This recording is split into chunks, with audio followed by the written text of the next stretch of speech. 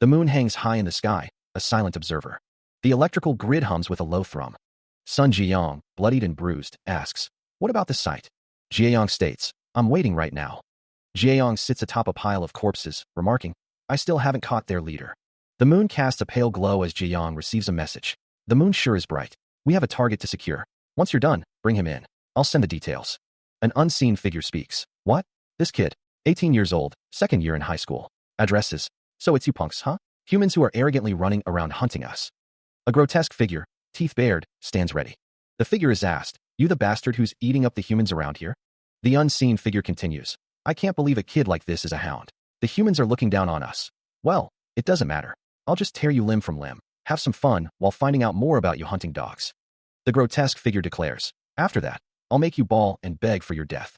A grotesque figure with sharp teeth and long, bony fingers looms in the darkness. A bloodied woman with blonde hair stares ahead, a single strand of saliva connecting her lip to the ground. "That's your plan?" she asks, before adding, "How interesting." A close-up reveals the extent of the woman's injuries, blood streaming down her face. A figure wrapped in bandages clenches a fist, the words, "I was floating," in a speech bubble. The grotesque figure's red eyes glow menacingly in the dark. The bandaged figure holds a sword, ready for battle. The text bubble reads, "Thinking the same thing." A man with black hair and blue eyes stares intently, wearing glasses and a suit. The name Cha Hyun-sung is displayed prominently. Cha Hyun-sung is bloodied, his glasses slightly askew. One man tells another, "I'll forward to next week too." He is bloodied, a trickle running down his cheek. The building looms in the background, stark and unforgiving. A voice demands, "Why are you so late?" The man scolds, "I told you to come straight here quickly after school ends, didn't I? Think I'm just talking nonsense, do you?" Cha Hyun-sung apologizes, "I'm sorry, uncle. My friends called me over." The man retorts, "Friends? What? You sure have an easygoing life, huh?" A voice narrates, "Here's someone who's struggling to raise his nephew when it's not even my duty." The man demands, "Oi, give me the bank book your mother gave you." A voice says, "Left something for her fucking child before she kicked the bucket." Huh. The full moon hangs in the sky. The building stands silent in the night. A voice narrates, "This is my usual day." Cha Hyun-sung lies on the floor. A voice narrates, "After my mom passed away a long time ago, the same familiar routine that repeats itself every day. Dad disappeared before mom's death." A voice laments, "I can't even remember his face or voice anymore. Sometimes he tries to remember what his dad said before leaving in his dreams, but then he either can't hear his voice or forgets after he wakes up. His dad's back was always warm and soft for him, over his back. He'd look at him with a smile. Like a person who could do anything. He wanted to become like him." The city looms, a concrete jungle under a dim sky. A webmail notification appears on his phone. 483,500 has been deposited by Jo Hyo-hoon. As he thought, working on weekends isn't enough. He needs to find work for the weekdays as well. How long does he have to live like this? Struggling every day just to barely survive. Will there ever be a moment he can dream of a future? Someone. A woman glances back, a flicker of fear in her eyes. Excuse me, that strange man is forcefully following me. Just somehow, please. Help me. Help me. What's this? Why? Why me of all people? What can someone like him do?" He remembers the moment he came across someone who was suffering for the first time. From that moment onwards, his life turned into a living hell. The moment Hyun-sung gathered up the courage to help someone for the I'll help you. In this neighborhood, there's no one out at night. I'll report this to the police right now. Let's get out of here first. By any chance, is that person still following us? Hello? He is on the phone, a thoughtful expression on his face as he reflects on the past. A monstrous transformation begins, the red background emphasizing the shift. A monstrous hand emerges, stained with blood. A monstrous figure speaks, "You're really kind. I mean it. There's not a lot of people like you these days." A monstrous arm is shown, the transformation progressing. The monstrous transformation continues, red eyes glaring. The monstrous transformation continues, the body contorting. Cha Hyun-sung's face is shown in shock, his eyes wide with horror. A figure stands over a body, the scene bathed in darkness. Don't take it to heart. On a night with such a bright moon, a group of monsters gathers under a full moon, their silhouettes menacing. A monstrous face speaks, "Had I not starved, we can't control our hunger." A monstrous scream echoes through the night. Blood splatters across the scene, a grim prelude to the transformation consuming him. What? The question echoes in his mind as his eye widens in disbelief. What exactly are those monsters? The thought claws at his sanity as monstrous figures loom in his vision. Tears stream down his face. Why did it turn out like this? He just wanted to help. Yet where did he go wrong? Family. The word hangs in the air, a distant memory. Friends. Even a future dream that anyone can have, now seems impossibly out of reach. The monstrous figures return, a horrifying reminder of his current state. I've never had any of these. The realization hits him, a cold wave washing over his soul. Hyun-sung remembers his father's words. Dad's leaving soon. There'll be many difficult times in your life from now on, and people will give you pain and suffering too, sometime in the future. A comforting hand rests on his head. Because you're having such a hard time. The monstrous mouth gapes open, a terrifying symbol of his transformation's completion. He thought, if there's a time he can't bear it anymore. In that moment, his features began to twist. His face contorted into a monstrous visage, teeth sharpened to points, eyes burning with crimson light. He vowed to kill each and every one of them. The transformation continued, his hands becoming claws, his body shifting into a grotesque parody of its former self. The monstrous face, a mask of rage and hunger, filled his vision. His body completed its metamorphosis, a towering figure of muscle and bone, dripping with blood and malice. The transformation was complete. His face, a grotesque mask of rage, is dominated by crimson eyes and a maw of jagged teeth. Blood streaks down his distorted features, a testament to the monstrous change consuming him. Someone watches the transformation, uttering in disbelief, "Wah, what this kid?" The transformation twists him further, his features becoming increasingly inhuman. The voice echoes, "Wasn't human." Reality itself seems to crack and shatter around him, the force of his transformation ripping apart the very air. The world explodes in a torrent of red, mirroring the rage that consumes him from within. A guttural snarl tears from his throat. "What are you bastards?" The monstrous figure, now towering and muscle-bound, reflects on his plight. "What happened to me? I may not know anything." His red eyes burn with a chilling resolve. "But I know well what I have to do." The monstrous Cha Hyun-sung vows, "I'll kill all of you." His fist clenches, a crimson gauntlet dripping with the promise of violence. He stands amidst a scene of carnage, blood splattered across the walls and floor, his body now a grotesque parody of its former self. The darkness seems to pulse, a silent testament to the transformation that has taken place. Amidst the shattered remains of the city, a figure stands drenched in crimson, their presence a stark contrast to the desolation. Nearby, another figure sits, observing the scene with an unreadable expression. A disembodied voice echoes, questioning the nature of the bloody figure. A human. The voice continues, wondering if the figure was responsible for the carnage. Did he do all of this? The beasts wouldn't eat each other. Sun Jieyong watches the scene unfold, her expression thoughtful. Does that mean that Guy considers beasts as enemies? A bloodied fist clenches, a silent testament to the violence that has transpired. Drawing on a cigarette, the woman's voice cuts through the silence. "If you're a human, I need to take you with me. But if you're a beast, I have to kill you, HM." The woman looks up, her gaze intense. "Oi, what do you want to do?" The bloody figure stands amidst a backdrop of red, their eyes glowing with an unsettling intensity. A sword, slick with blood, stands as a grim reminder of the battle. The woman's voice echoes once more, laced with anticipation. "Is that your answer?" A crimson gradient fills the void. She stands amidst the carnage, a blood-soaked blade held high. Jieyong's yellow eyes gleam with manic delight. The hunter's voice drips with dark satisfaction. "I like it."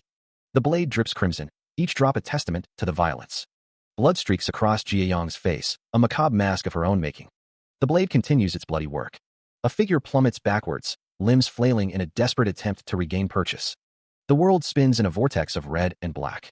Stone shatters under immense force. A monstrous visage, eyes burning with malevolent intent, looms over the fallen. A pristine white shoe descends, crushing the prone figure beneath. "You gotta cooperate," the hunter says, her voice devoid of sympathy. "Even if you didn't want to, you're already involved in this situation." She stands over the defeated figure, a sword pointed downwards. Sun Jieyong wonders aloud if she should have started with her introduction. Smoke curls around her as Sun Jieyong declares, "I'm Sun Jieyong." Blood stains her clothes and the ground beneath her feet. Sun Jieyong states, "Let's have a long chat later."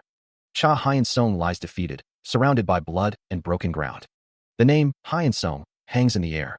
It feels suffocating, a crushing weight on his chest. His whole body feels like it's on fire, an unbearable inferno consuming him from within. A desperate plea echoes in the darkness. "Someone, please." Cha Hyun-sung's eyes snap open, wide with shock and pain. He lies in a hospital bed, hooked up to machines, the sterile environment a stark contrast to the fiery pain he still feels. The ceiling lights cast a sterile glow on the room. A hand reaches up, pressing against the smooth surface. He finds himself lying in a bed, his eyes wide with confusion. It's intact. What happened? A blurry haze fills his vision. A grotesque image flashes through his mind, a monstrous figure dripping with blood. His eyes widen in horror, a strangled gasp escaping his lips. A fit of coughing racks his body. Tears stream down his face as he struggles to breathe, his body slick with sweat. A figure approaches the bed. "You okay?" He looks up, his voice hoarse with confusion. "Who are you? Where is this place?" The figure in the suit responds, his face obscured by shadow. "I see you don't remember. Don't worry, we're at the hospital. We're going to protect you. You can call me director." The director stands tall, his gaze steady and observant. Cha Hyun-sung, still recovering, looks at the man. "Djar, Hector, are you a police officer? He asks. The director turns his head slightly, his expression serious. No, I'm not with the police. I am a civil servant, but the work I do is a bit different. A hand rests on the side of the hospital bed. The director continues, we're fighting against those beasts. Cha Hyun-sung looks down, a flicker of confusion in his eyes. Beasts? He wonders. The director's expression darkens. They were once humans too, but now they're monsters that we fight. Right now, there's two things I can tell you. The director's face is juxtaposed with grotesque images of the beasts he speaks of. A stark declaration hangs in the air, beasts kill and eat humans. A horrifying transformation unfolds, a human contorting into a monstrous form. A chilling revelation, and you can transform into a beast. The sterile, empty hallway of the hospital stretches into the distance. The director is asked if he was successful. The director replies that he was not, adding that the person in question doesn't even remember yesterday's incident, let alone his ability. The director states that for now, they need to give him time to calm down. The director orders someone to be put in charge of that kid's protection. The director looks off to the side, contemplative. A voice orders this matter to be assigned to Team Leader Yoon. The camera pans across a dark city street. Team Leader Yoon, drinking from a can, seems surprised. The scene shifts to an investigation site. A voice tells someone to step back a bit, adding that the site is under investigation. Team Leader Yoon looks on. From below, a voice requests cooperation at what is implied to be a crime scene. A man and woman in suits stand together, observing the scene. The man's expression is one of concern. Outside, a lone figure stands with their back to the viewer, the building looming behind them. A close-up reveals a figure with glowing red eyes, their expression intense and menacing. The air crackles with unseen energy. A bloodied face is shown in gruesome detail, the damage severe. A figure stands over a fallen body, the scene stained with blood. A voice, filled with rage, shouts, "This bastard!" The figure with glowing red eyes is shown again, their gaze burning with fury. A figure crashes through a wall, debris flying in all directions. The sound of destruction echoes through the air. The figure stands tall, their expression a mix of anger and determination. The force of the blow sends a shockwave through the air, the impact reverberating against bone. Hurling backwards, the figure crashes to the ground in a cloud of dust. His hands slick with crimson. The man wondered, were the people of his kind killed by someone like this? This alleyway was probably their eating grounds. Exactly what sort of punk? Did humans do this? So brutal. For humans' usual method of handling things, it's too violent. Almost as if it's someone like us. This. A figure with crimson eyes and jagged teeth stares out, their skin cracked and blackened. He is a really interesting guy. The office hummed with the quiet industry of its workers. The mop glided across the floor, erasing the day's grime. Hyun-sung was informed that the food for seat number 65 was ready. He responded with a curt, "Yes, sir." The last few days had been full of unknown incidents, but he was back to his daily life. Those people did say they'd contact him again. What could they want from him? He didn't want to experience something horrible like that again. He was told to enjoy his meal. Hyun-sung ate his meal, lost in thought. A figure in a cap questions why someone would ditch school to come to work. The panel introduces Lee Yun-bai. A character in a suit and cap sits in a chair. A street scene is depicted. A male character asks if someone was so sick they couldn't read text messages. Someone states that the battery died. A character wonders how much money they would lose if they rested for a day, thinking they should at least earn some money part-time. A figure asks, "Do you smoke?" Lee Yun-bai is asked why she would smoke, followed by a question about why it smells like cigarettes. The smell is lingering, someone notes. Lee Yun-bai says she was cleaning the smoking area, and someone thinks she's strange. She looks concerned, thinking about someone who ditched school and didn't even pick up her calls. The bespectacled youth wonders if someone is in some trouble. A stern warning echoes, "Better not tell anyone what you're involved in. You might know this, but I'll still say it." Someone thinks to themselves that they can at least warn them so they can avoid those monsters. The youth wonders how they would identify the beasts when they look like humans, thinking that searching uselessly will only get them death. If something happens, even if you say you can handle yourself. A woman with blonde hair asks if someone is confident that they can protect the lives of those around them. The youth looks tired. The city bustles with activity. Someone thinks about how they know well how Yunbai has been, and that they are just tired. They didn't want to worry her for no reason, so don't overthink. If it's enough to cause worry. Someone says that they could at least tell them. She thinks to herself, calling someone an idiot. Lee Yunbai walks through a crowded street. The city stretches out before them, a maze of buildings and bustling figures. A hooded figure stands with their back to the viewer, the city looming in the background. The smell of drugs and alcohol hangs heavy in the air. Lee Yunbai remarks on the nasty chunk, stating that no matter how hungry she is, she doesn't want to eat something like that. As he thought. The hooded figure despairs, realizing they can't find it this way. A person sits with their hands clasped tightly. The hooded figure wonders if the person they are looking for is avoiding them, or if they have not woken up yet. They thought it would be easy to find a guy that left such a huge trace. Another view of the city, this time from a lower angle. A person's feet are seen standing in a doorway.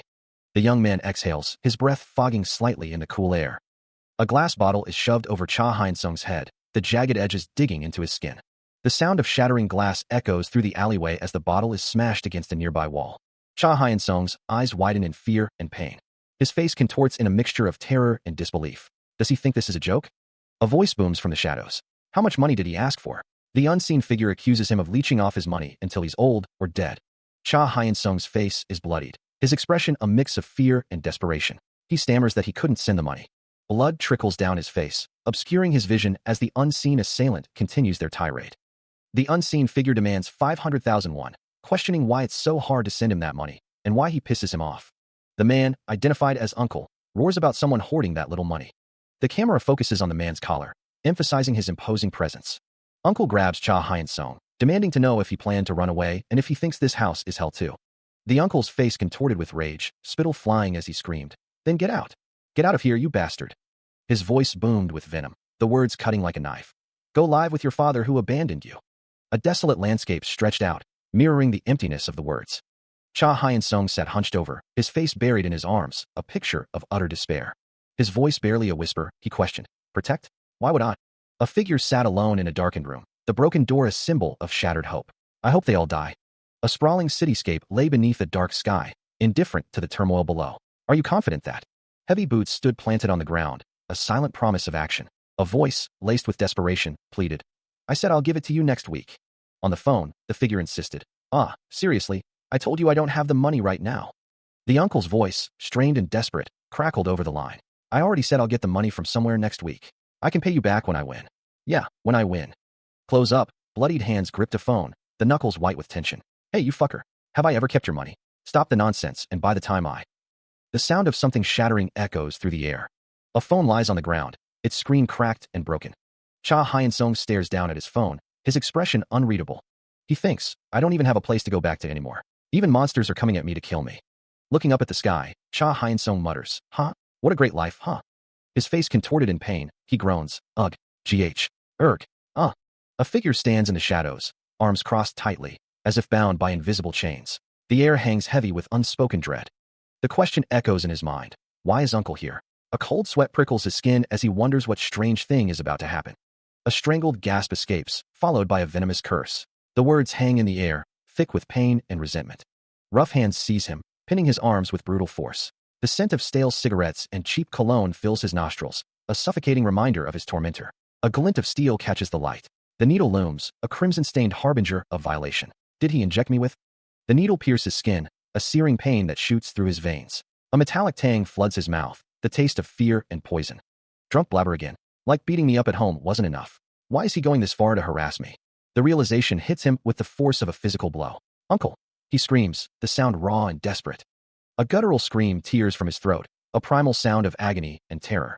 His face contorts in unimaginable pain, eyes bulging, skin slick with sweat and tears. The world dissolves into a kaleidoscope of blood and horror. "I'm sick of this. Not anymore." He is being consumed by a dark, viscous substance, the tendrils wrapping around him like grasping claws. His eyes widen in terror, pupils shrinking as the horror of the transformation takes hold. The dark substance continues to spread, partially obscuring his features as the change progresses. A cloud of dark energy billows, a harbinger of the monstrous transformation to come.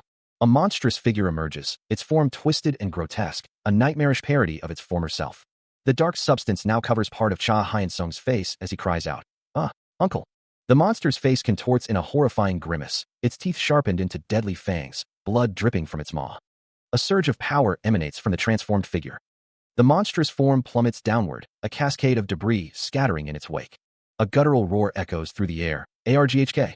The transformed uncle lies prone on the ground, defeated but still monstrous. The uncle's hand, now grotesquely transformed and slick with blood, hangs suspended in the air. He coughs violently, the sound raw and ragged as his body continues to contort. Tears welling in his eyes, Cha Hyun-sung pleads, "WH, why, Uncle? ST, stop this. Uncle, you're not a monster." The transformation intensifies, a horrifying close-up of flesh and bone twisting into something unnatural. The air crackles with crimson energy as the monstrous change accelerates. A blinding light erupts, obscuring the grotesque details of the metamorphosis. Blood splatters outwards in a terrifying explosion of gore and transformation. The uncle's monstrous form is now fully revealed, a grotesque parody of his former self, dripping with blood. The transformation continues to warp and distort his body. The monstrous uncle looms, a terrifying figure of blood and rage. A clawed hand, now fully transformed, clenches in anticipation. The transformation reaches its horrifying climax, a crescendo of blood and monstrous power. The monstrous form of the uncle contorts, his body a grotesque parody of its former self. A primal roar tears from his throat, a sound of pure, unadulterated rage and pain. His face, a mask of horror, is a twisted reflection of the man he once was. He bellows, his words laced with venomous hatred, blaming everything on the protagonist. The uncle's voice echoes with accusation, claiming even his mother's death was Hyeonsung's fault. Consumed by guilt, the uncle wants to end it all. He reflects on the pain he has endured, wondering if it's all his fault. A desperate thought crosses his mind. Could he fix everything by simply ceasing to exist? Meanwhile, Cha Hyun-sung, bloodied and shaken, stares blankly ahead, the weight of the accusations heavy on his shoulders. Was it all his fault? Team leader Yoon and Lee Yunbai watch with concern, their expressions mirroring the gravity of the situation. A figure with crimson eyes and a sinister smile reveals a monstrous claw, hinting at a new threat. They lie prone, their body contorted in an unnatural angle, a dark skirt barely covering their legs. Monstrous shadows claw at the air around them, their jagged teeth and empty eyes promising only pain. Blood coats their body, a crimson tide washing over their skin and clothes, a testament to unseen violence. They clutch their head, fingers digging into their scalp as if trying to contain the storm raging within. A scream tears from his throat, a raw, guttural sound of pure anguish that echoes in the void. A shattered window, the jagged edges of broken glass reflecting the chaos within. Confined, a figure sits hunched in a prison cell, the bars casting long, oppressive shadows. A close-up reveals a bloodied face, the eyes wide with terror, the mouth agape in a silent scream. A monstrous visage, teeth bared and eyes burning red, declares, "I don't know." The bloodied face, contorted in confusion, whispers, "I thought about it so much. No matter how much I think about it, I just don't get it." The bloodied face, now twisted in rage, cries out, "Why these shitty things only happen to me? Why everyone wants to beat me up and kill me?" The bloodied face, a mask of desperation, demands, "Tell me." He stands over the mangled figure, his eyes burning with rage. A gurgled, pained sound escapes the figure beneath him. Wah! The air crackles with tension as the figure above looms, his silhouette a dark omen against the crimson backdrop. Blood drips from his clenched fists, staining the ground. His red eyes glow menacingly. He demands, his voice a guttural growl, "Answer me." The figure below struggles to speak, each breath a ragged gasp. The enraged figure screams, "Talk. Give me an answer." His voice booms, laced with fury. "What did you fucking dig?" The scene is a macabre tableau of violence, the figure standing over his victim, demanding answers amidst the carnage. A strangled cry tears through the air. "Gallard." The tortured figure's scream echoes, a desperate plea lost in the darkness. "Oh."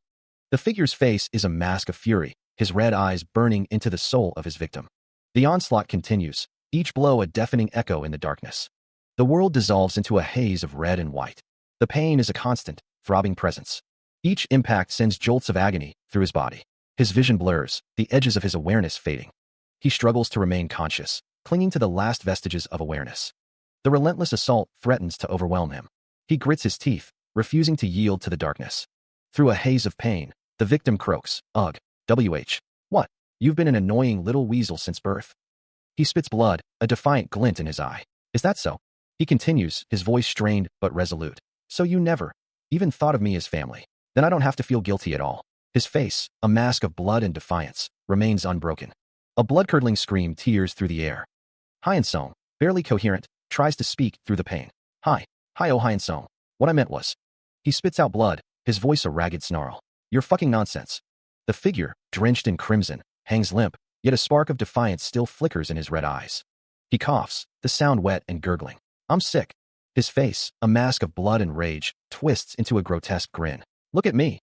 He strains against his restraints, his voice rising in a desperate cry. "I'm right here." Elsewhere, two figures stand silhouetted against the backdrop of a full moon, their purpose unknown. The tortured man, covered in gore, stands tall, his body a canvas of suffering.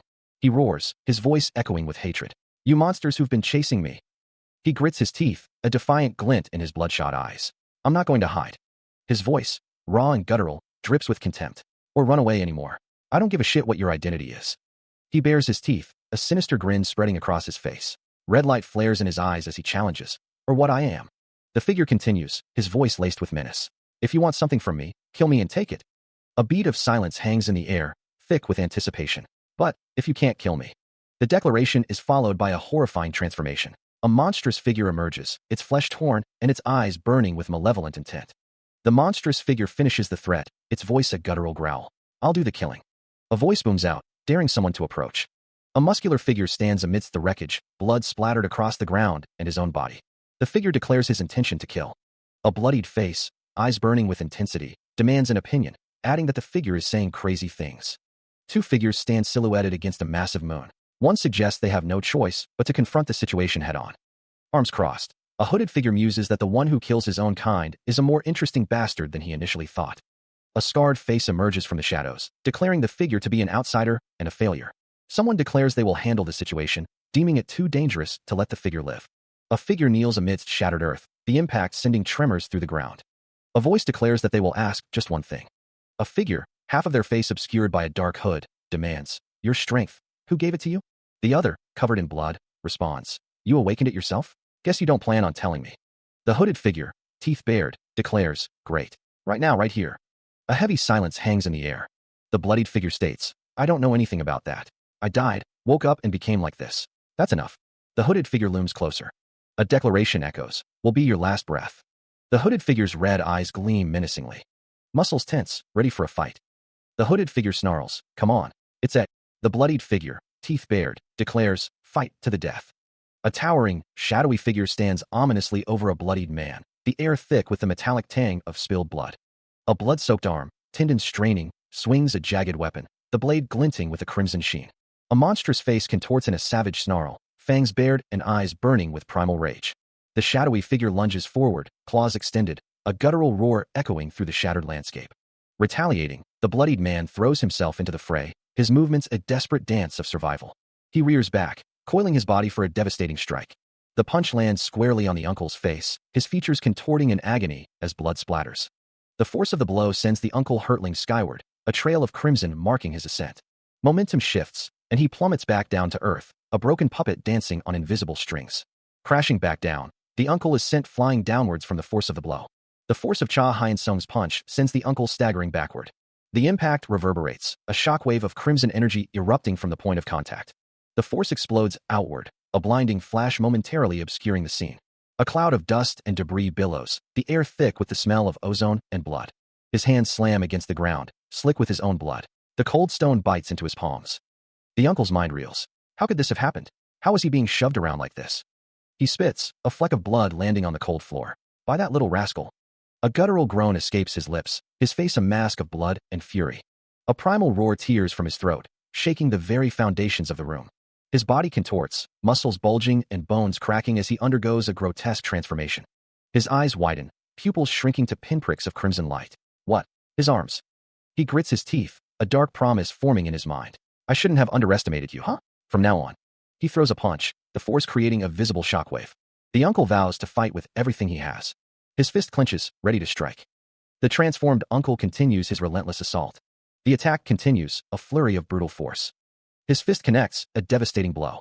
Cha Hyun-sung cries out, the pain searing through him. The openings in his attacks have disappeared, leaving no room to counter. He thinks, I can't face them head on. I need to find an opening. The uncle stands tall, an imposing figure. His fist is ready for another strike. The uncle continues his relentless assault, each blow a hammer strike. The force of the blow erupts, a crimson explosion of power. The attack continues to pulverize, sending shockwaves through the air. A fleeting glimpse of a figure appears amidst the dissipating smoke. The uncle is hurled backward, a grotesque figure drenched in his own blood. Gasping, the uncle coughs up a mouthful of crimson. The uncle grits his teeth, thinking, to hell with the opening. There's not even enough time to dodge. These damn monsters, using that cheap technique. He continues to think, wait, those guys last time also transformed their arms. Can they transform their body as they please like a weapon? His eyes narrow, a sinister thought forming. Perhaps. The uncle's voice booms, come out. He continues, I know you're not dead from this. What you doing? That spirit you had before, were you faking it? The uncle's voice drips with malice. It's useless trying to run away now. The smell of your blood is everywhere. A chilling chuckle escapes him. Fufufu. Using such shallow tricks, I see. He plummets from above, a dark figure against the bright sky. The uncle's voice booms, filled with malice. There you are. The uncle's face contorts in a sneer, blood dripping from his wounds. You moron. Attacking from midair. He continues his taunt, his voice dripping with arrogance. Can't even dodge now, can you? It ends now. The uncle's body descends, a weapon in his grasp. He speaks with a mocking tone, almost demonic senses. Huh. Can't dodge or run away. As expected of you monstrous punks. The uncle's arm is outstretched, ready to strike. He continues, a sinister edge to his voice. But you see, didn't you forget something? I'm. The uncle's weapon gleams, a deadly extension of his will. His hand clenches, ready to unleash a devastating blow. The uncle's face is a mask of fury. So what? He finishes his taunt, his voice laced with venom. You blockhead, attacking midair. Go ahead and dodge it, you shithead. He unleashes a torrent of maniacal laughter, his claws dripping with crimson as he continues his assault. The laughter intensifies, echoing with a savage glee as the attack continues without pause. A close-up reveals the horrifying details, blood splattering, claws tearing, a relentless barrage of violence. The uncle's laughter continues to punctuate the brutal scene, a soundtrack to the ongoing carnage. His hand, now a grotesque weapon of claws and blood, strikes again and again. The uncle's face, contorted in a mask of savage delight, looms over the scene of devastation. The claws, sharp and merciless, continue their bloody work. Another close-up of the uncle's face, a portrait of pure, unadulterated malice. The uncle, battered and bloodied, gazes upward, his expression a mix of pain and defiance. His injuries are severe, but his eyes still burn with a fierce intensity. Blood and debris litter the ground, a testament to the brutal fight that has just concluded. The air hangs heavy with the metallic scent of blood and the acrid smell of ozone. The scene reveals the extent of the devastation, with bodies strewn across the battlefield and the landscape scarred by the conflict. A heavy silence descends, broken only by the distant sound of wind whistling through the ruins. Despite his injuries, the uncle declares, his voice raspy but filled with a chilling conviction, I'm the winner.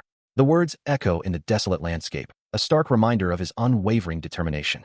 He stands tall, his muscles straining against his torn clothes, a testament to his raw power and resilience. The red in his eyes burns brighter than ever. A grimace contorts his face as he feels the full extent of his injuries. It feels like all the bones and muscles in my body are being ripped apart, he thinks, the pain threatening to overwhelm him. He grits his teeth, fighting through the agony. Is my body at its limit because of all the injuries? Damn it. Now of all times, he curses inwardly, but a flicker of determination remains. There's still. A figure stands silhouetted against the horizon, their features obscured by the shadows. That dangerous-looking punk, the uncle thinks, his gaze fixed on the newcomer. Jo Hyo-hoon smirks, his eyes glinting with amusement. Quite an amazing power, kiddo, he observes, his voice laced with a hint of mockery. But looks like another fight might be a bit too much, huh? The uncle scowls, his eyes narrowing. Bullshit, he snarls, his voice dripping with contempt. I can handle the likes of you with a single finger. Jo Hyo-hoon's expression softens, a hint of concern flickering across his face. I just wanted to have a chat, he says, his tone conciliatory. I wanted to see what kind of guy treated his own kind as enemies. I understand that you're angry, but how about we stop this here? He listens to Jo Hyo-hoon's offer, the words echoing in his mind. With that power, he'd get enough acknowledgement if they joined hands. The uncle considers the proposition, the weight of his decision heavy on his shoulders. A hollow laugh escapes him. The uncle scoffs at the idea. The uncle's expression hardens, his muscles tense. He's covered in blood and sweat, his body a testament to the battles he's endured. Jo Hyo-hoon watches, his expression unreadable. He thinks to himself that the chance to scout the uncle is gone. The uncle declares that he would rather die than join hands with punks like Jo Hyo-hoon. The uncle's face contorts in anger, his teeth bared. He realizes that conversations don't work with Jo Hyo-hoon. His eyes gleam with a sinister light, a mask obscuring his features. He asks to have some fun. The uncle thinks to himself that he has waited for this moment. He can't keep going against those humans anymore. The uncle wonders if he should try showing his true form after so long. A blinding light erupts from the uncle, signaling a transformation. His eye glows with an ominous red light, blood splattering around him as his transformation intensifies. Jo Hyo-hoon watches the uncle's transformation, a cigarette dangling from his lips. He thinks to himself that the uncle is pretending like he's strong, acting up when his opponent's just a kid. The uncle declares that he's not going to hide or run away anymore. He doesn't give a shit what anyone's identity is. He vows to kill each and every one of them. The uncle stands amidst a pile of bodies, blood splattered everywhere. A voice echoes, questioning if he really said what he did. His eyes glow a menacing red. He retorts, asking what it matters if he did. Someone notes the fierce gaze he possesses. The uncle is seen standing in a destroyed area, his body heavily scarred. A voice comments on seeing him in real life. A man with slick-back white hair smirks, calling the uncle a manly guy. The uncle, his torso visible, is told that the speaker now understands why the old man with the mustache assigned him to the uncle. He's told he did a lot and should take a rest, as the adults will clean up. The man declares that from tomorrow, he will be the uncle's teacher. The man stands close to the uncle, who is covered in blood and looks exhausted. The uncle, his face bloodied, simply asks, "What?" Meanwhile, a tall building stands, the exterior of the National Security Office, Special Operations Bureau. A figure stands silhouetted against a bright window, looking out. Inside the National Security Office, Special Operations Bureau, a group of people are gathered around a table. The scene opens on the Special Bureau Director, a stern-faced man with slicked-back black hair, identified by the sign below him. Next, Special Bureau Manager Hong Yunji is shown, a woman with flowing red hair and a composed expression. The scene opens on the Special Operations Bureau, a clandestine organization operating in the shadows. Through their vast information network, they had discovered a boy capable of transforming into a beast, despite being human. The boy, Cha Hyun-sung, stood before a towering, muscular figure, a stark contrast in size and power. Cha Hyun-sung. Considering his strategic value, the boy seemed a perfect fit for the Special Bureau, and they planned to nurture him as a talent. Hong Yunji spoke, relaying that she heard he didn't have a guardian. She suggested moving him to headquarters under their care. The director cautioned that nurturing him at the HQ could expose the location of the facility. He added that even if his reasoning was intact, his instincts were still that of a beast, and they should keep in mind that unexpected events may occur. He wondered how they would handle him if he went out of control. A man assured them that they didn't need to worry about that. He would have the best agent accompany him. It felt like ages since he last came to school. Not that Cha Hyun-sung was interested in studies or anything. Oh, isn't that Hyun-sung? He stares blankly ahead, his expression unreadable. A sudden impact rocks him. His glasses fall to the ground. Two classmates approach. One of them says, "Yao, it's been a while, huh? Great to see you, Cha Hyun-sung." The scene shifts to a long hallway. A voice echoes, "Ignoring my calls. Not coming to school." Another voice replies, "I thought you tried to commit suicide again. Should you worry your friend like that, huh?" Hyun-sung thinks to himself, right, this is how it was. This was my life. I forgot about it." A monstrous figure looms, as a voice questions, "Did he always look so weak?" One of the classmates waves, a sinister shadow looming behind him. A hand grips another's wrist tightly. Hyun-sung adjusts his sleeve, his expression shadowed. He stares off into the distance, a flicker of something unreadable in his electric blue eyes. A voice booms, laced with fury. "Are you crazy? Hey, is this fun to you?" The voice continues, rising to a shout. "Well, huh?" Fists clench, knuckles white with rage. The unseen aggressor taunts, their voice dripping with disdain. "Having fun now, huh? Beating up someone weaker than you like this?" The speaker's face contorts in fury, the air crackling with suppressed violence. A twisted smile plays on the unseen character's lips. "You always seem to be enjoying it. But you see, I don't know what that feeling is." The voice takes on a chilling tone. "So, I'll try to feel it and find out for once." The hands tighten, a silent promise of pain. The unseen character muses, a hint of understanding in their voice. "I wondered why those oldies were making me go through this trouble. So this is why they called me." A strange energy pulses, a prelude to something unknown. A blonde-haired figure appears, their voice sharp and accusatory. "Have you lost your mind?" The white fabric of a shirt stretches taut across a shoulder, a bold red stripe accentuating the curve of the arm. The background fades into shadow, leaving the focus on the implied motion of the unseen figure. Sun Jieyong grabs someone's arm. Lee Dongwoo is asked what he is doing. Another man asks why he is trembling and making a fuss. Someone notices their arm.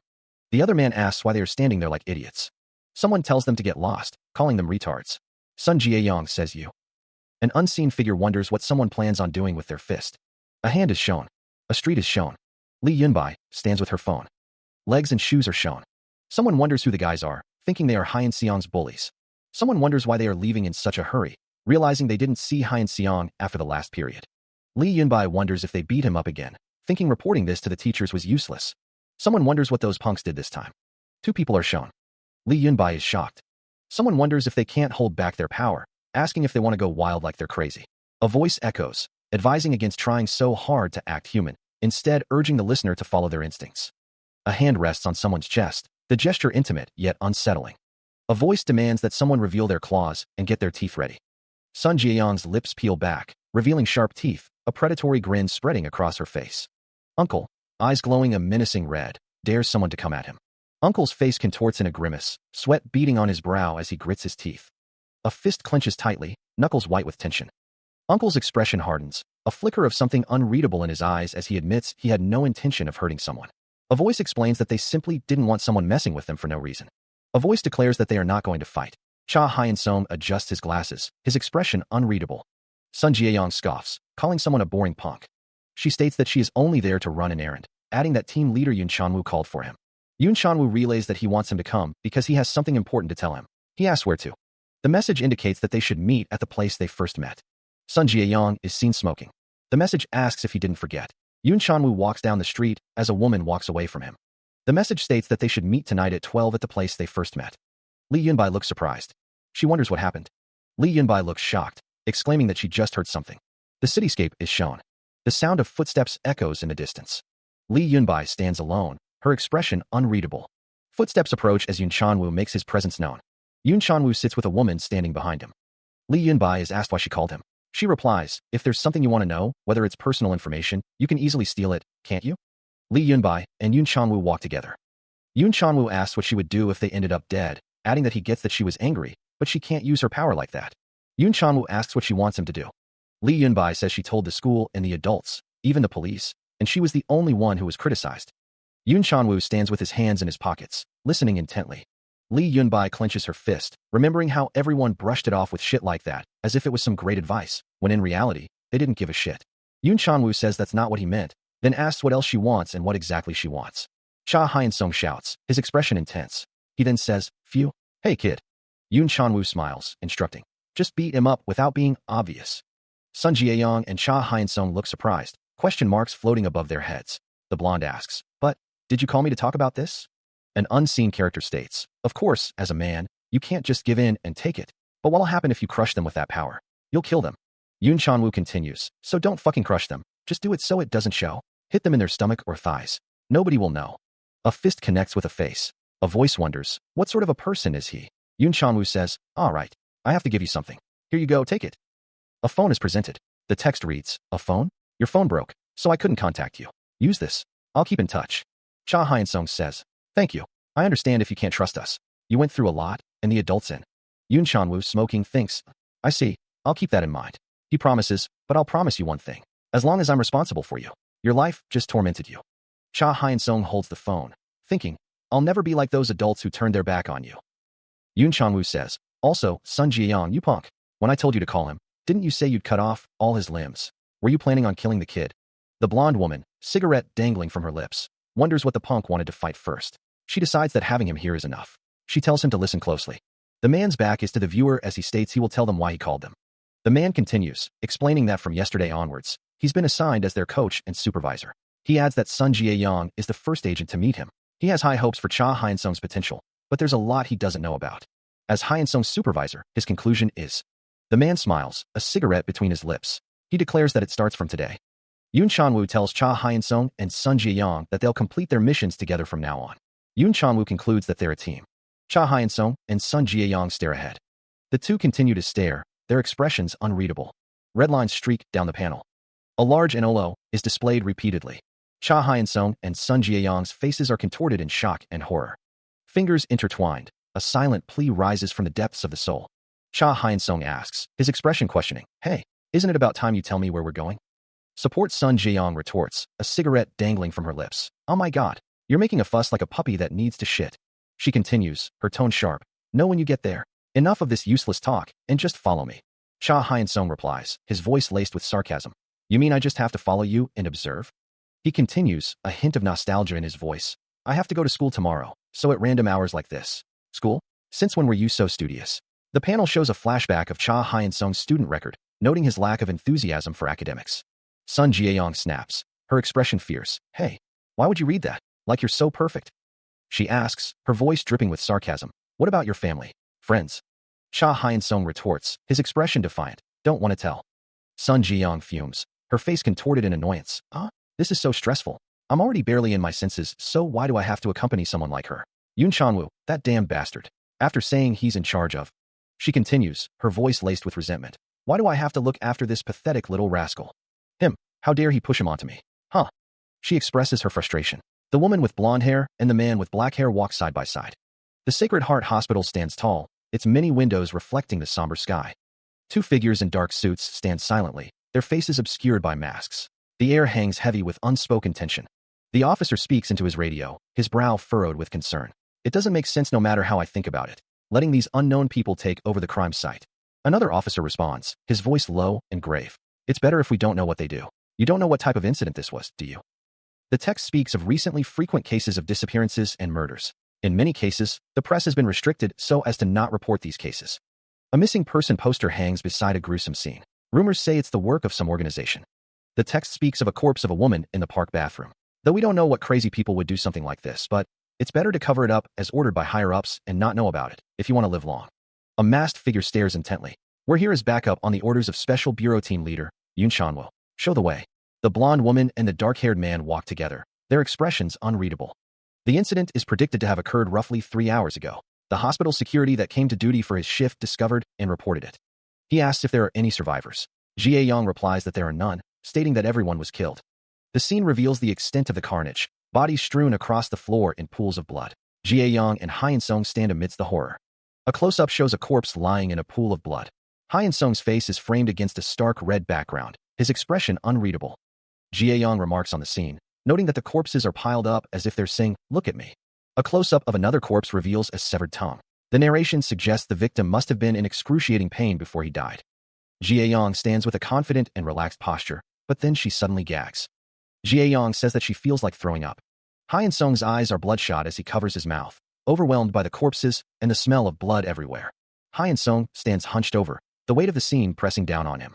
The narration suggests that the killers didn't kill their victim at once, but took their time playing with him. It seems those punks were quite. Hyeon-sung says that he can't take it anymore and needs to stay outside until he catches his breath. He reflects that she never said it was this sort of work. The scene shows the room full of corpses and blood. A child clutches a woman amidst a scene of carnage, blood splattered across the walls and floor. Hyeon-sung's face is etched with a deep, unspoken sorrow. A voice echoes, filled with a mother's love and concern. "You have to live earnestly even without mom, okay?" A young boy stares ahead, his blue eyes wide with a dawning horror. A voice pleads, "Come here. Can you hold mom's hand for a bit?" The boy refuses, his face contorted in anguish. "Why would you say that? Are you dying, mom?" Hyeon-sung's hand reaches out, as if grasping for something lost. "You see, Dad." The boy recoils, his face flushed with a mixture of grief and terror. He ran away. The boy's face is stained with tears. "Felt like it would really be the end if I heard mom's words. Like that, I kept running away, constantly. Until now." A voice echoes in his mind. "I thought I'd forgotten. I thought it was all in the past. All this again, why?" Hyeon-sung's eyes widen, a wave of suppressed memories crashing over him. A voice cuts through his reverie. "Phew. What? You're whining now." The investigation drawing to a close, Sun Jiang stands with her arms crossed, awaiting further instructions. The scene shifts to a gruesome display of carnage. The punks responsible didn't even bother to eat their victims, nor did they erase their traces. Jiayong considers the scene. It was likely a trap to lure them out, a crime scene designed to draw them in. She scoffs, finding the humans pathetic. "What? Pathetic humans?" Tears welling in his eyes, Cha Hyeon-sung responds, "Yeah, they're pathetic." Jiayong, cigarette dangling from her lips, listens as he continues. "Not a single one of these corpses fought back against the beasts." Hyeon-sung's eyes widen behind his glasses, his voice rising in anger. "Fucking cowards." Jiayong turns to face him, her expression unreadable. The air crackles with unspoken tension. Hyeon-sung's voice trembles with emotion as he accuses, "You. What do you know about these people?" His face contorted with rage, Hyeon-sung shouts, "All of them just got killed trying to hide or run away. These people." Jiayong retorts, cigarette still clenched between her teeth. "Stop spitting nonsense like that. Right? Without your power, you'd be pretty much the same punk as them." Hyeon-sung's eyes burn with conviction as he declares, "I'll say it again and again. Humans who don't fight." A fist clenches, knuckles white with fury. A silent promise echoes in the air, they don't deserve to live. The city skyline erupts in a cataclysmic explosion, the shockwave rippling through the concrete jungle. The sound of destruction reverberates, a deafening roar that drowns out all other noise. Standing amidst the ruins, a figure surveys the devastation, their silhouette stark against the smoke-filled sky. A voice, laced with contempt, cuts through the silence. Do they truly crave battle so much? Then, he'll give them what they desire. But he's not going with them. Turning his back on the group, he walks away, a solitary figure consumed by his own dark purpose. A sneer twists his lips as he spits out the words, "I despise you. Stop me, chase me, kill me, do whatever you want." The metallic tang of blood fills the air. He smells it, the scent of those who orchestrated this carnage. He'll end it. Them. He'll end them with his own hands. His face contorts in a mask of pure, unadulterated rage, a storm brewing behind his eyes. At any cost, he will have his revenge. A voice booms, filled with an unknown cost. The building stands silent, a fence surrounding the perimeter. A voice barks, "Stop stuffing yourself, you pig." The man with slick back hair wonders how food goes down at times like these, even when those hounds could come at any moment. He curses, asking why they are being so cheap with food. He recalls crushing that hospital like Hyungnim said, but questions why they are luring in those hounds. One of the men states that they can't find those punks, those little rats, so they make them come to them. Another man wonders if they capture even one pushover, they'll find out about their home base or something. A door creaks open. The man with slick back hair is asked if that is, by any chance. Another voice tells him to stop fussing, asking if he has ever seen a hound blatantly come in through the front door. A hand reaches out and opens the door. The man with slick back hair wonders where that guy gets that energy. His knuckles white, Cha Hyeon-sung winds up a devastating punch, the air crackling with the force he's about to unleash. The punch lands with a sickening thud, followed by a brutal flurry of blows that send the antagonist staggering.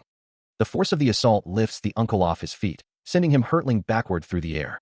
In the background, shadowy figures watch with detached interest as the brutal scene unfolds. The uncle's face contorts with rage as he spits out a question. The bastards who killed the people at the hospital? You're. The assault continues, each blow a hammer strike against the uncle's rapidly failing defenses. The uncle's voice drips with venom as he accuses, the one who killed your own people in this region, aren't you? He confirms his own guilt with a simple, yeah. His fist clenching, the uncle declares, I killed them all. Fueled by the confession, Cha Hyun-sung's onslaught intensifies, his face a mask of righteous fury. The words hang in the air, a promise of retribution. And now it's your turn. The final blows rain down, each impact echoing the weight of the uncle's sins. The uncle's body begins to writhe, a grotesque metamorphosis seizing control. His frame contorts, bones cracking and reforming as his muscles swell to unnatural proportions. The transformation intensifies, the uncle's features twisting into a monstrous parody of his former self. Veins bulge beneath his skin, pulsing with dark energy as his humanity fades. His eye, now a bloodshot crimson orb, glares with primal rage, a window into the beast consuming him. Teeth sharpen into jagged fangs, a horrifying grin spreading across his face as the transformation nears completion. The uncle is gone, replaced by a hulking monstrosity, a creature of pure rage and violence. But Cha Hyun-sung shows no fear, meeting the transformed uncle's monstrous form with a furious assault.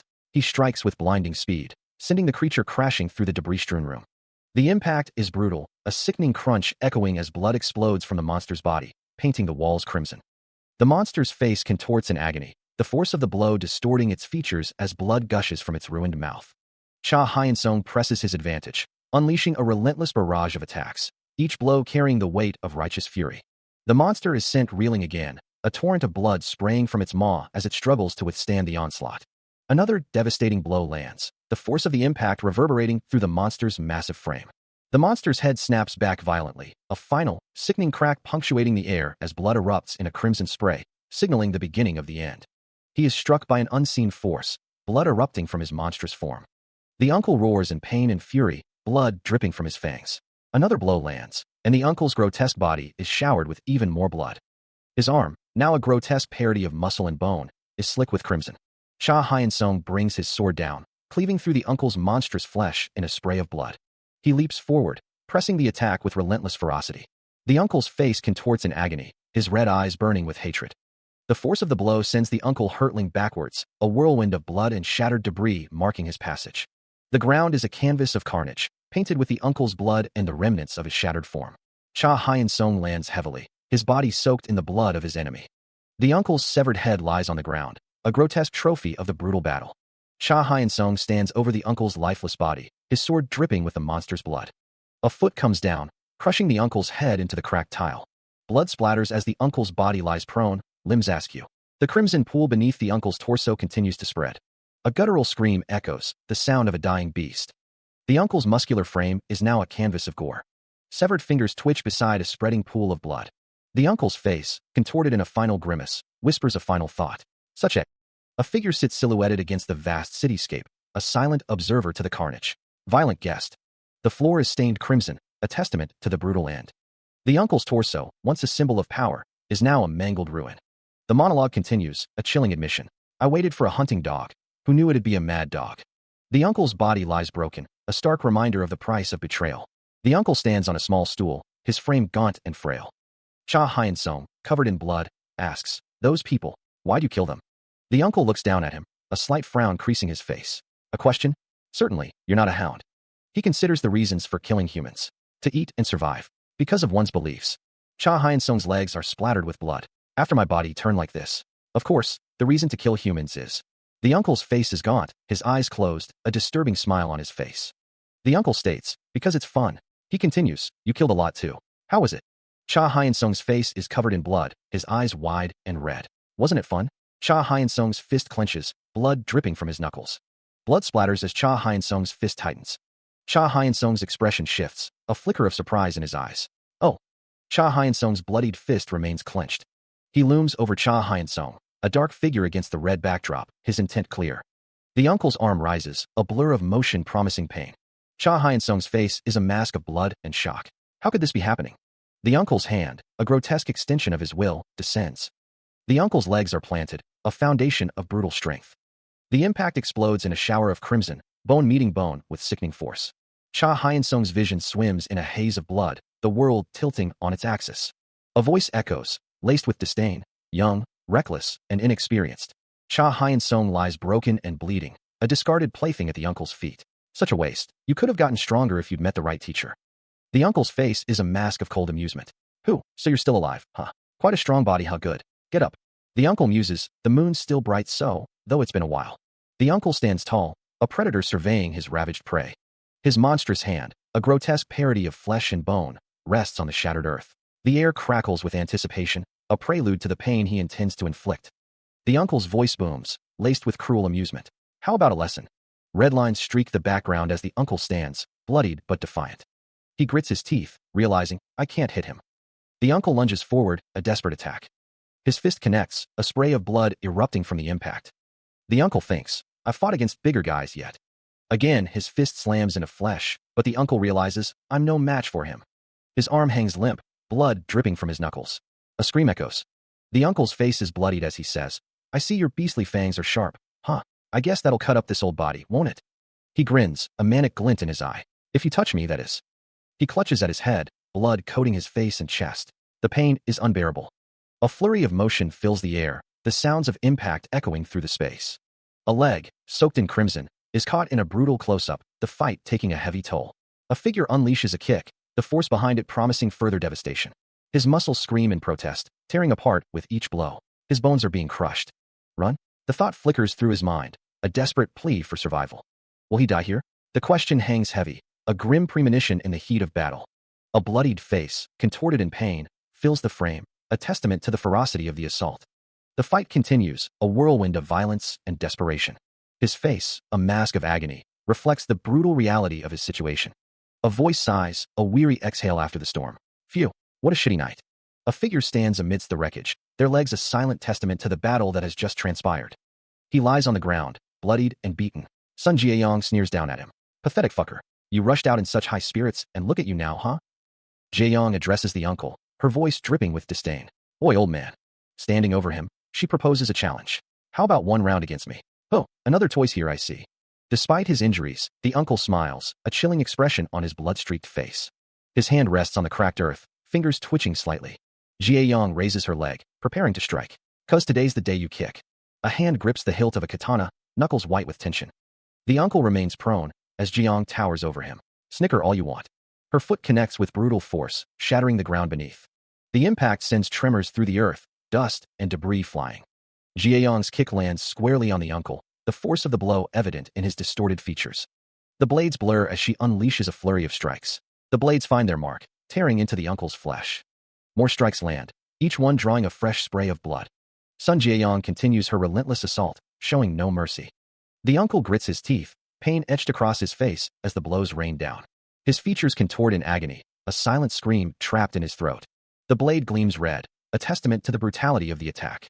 Another strike lands, driving the uncle further into despair. Meanwhile, Jae-yong presses her advantage, her movements a whirlwind of deadly precision.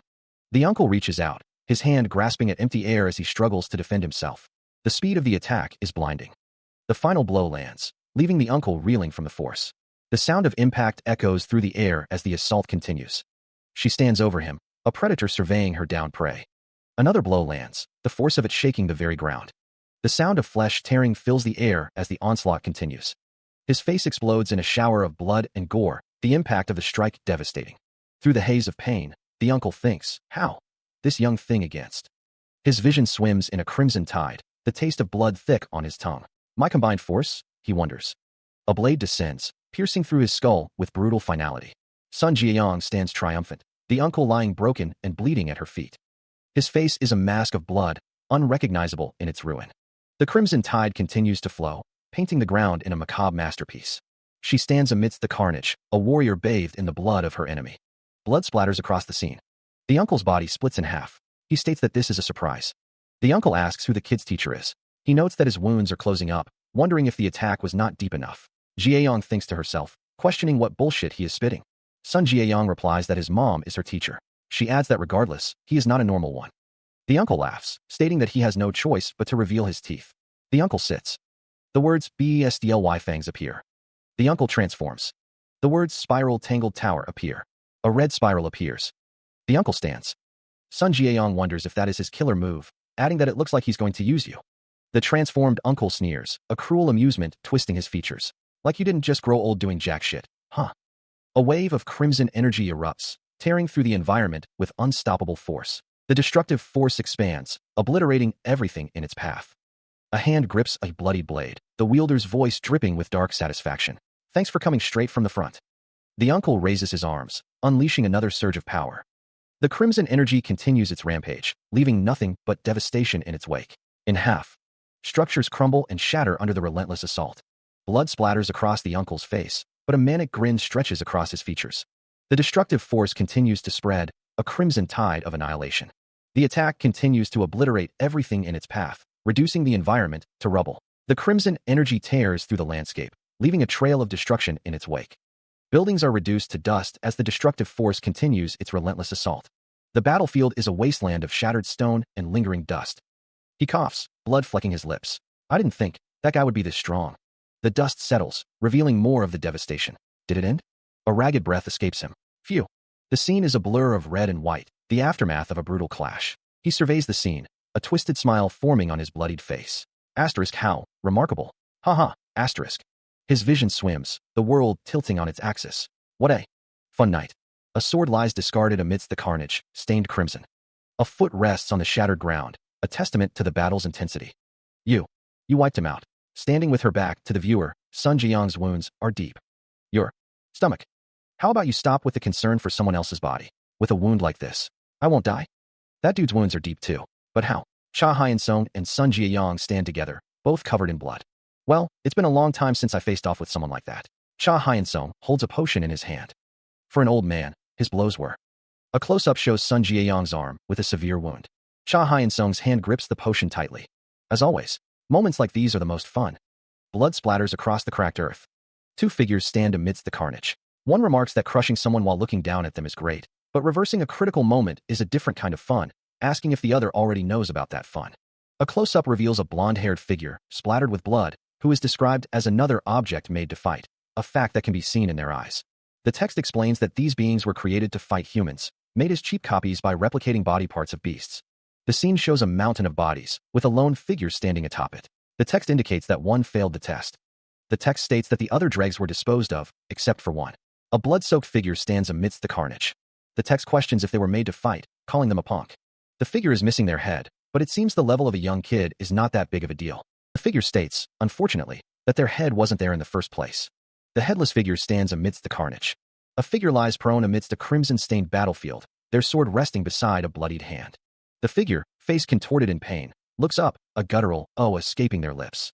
Thrown backwards by an unseen force, the figure is a whirlwind of blood and broken armor. They are sent hurtling through the air, a trail of debris marking their violent trajectory. Bottom text present, a voice booms, taunting the fallen warrior. What's wrong? You don't seem to be the same as before. What? Did having your arm cut off and your stomach pierced weaken you? A snarl tears from the figure's blood-soaked face, teeth bared in a feral display of defiance. Bottom text present, the figure explodes into action, a crimson burst marking the unleashing of their pent-up rage. The burden of pain. A blade flashes, arcing through the air with deadly intent. Isn't that light?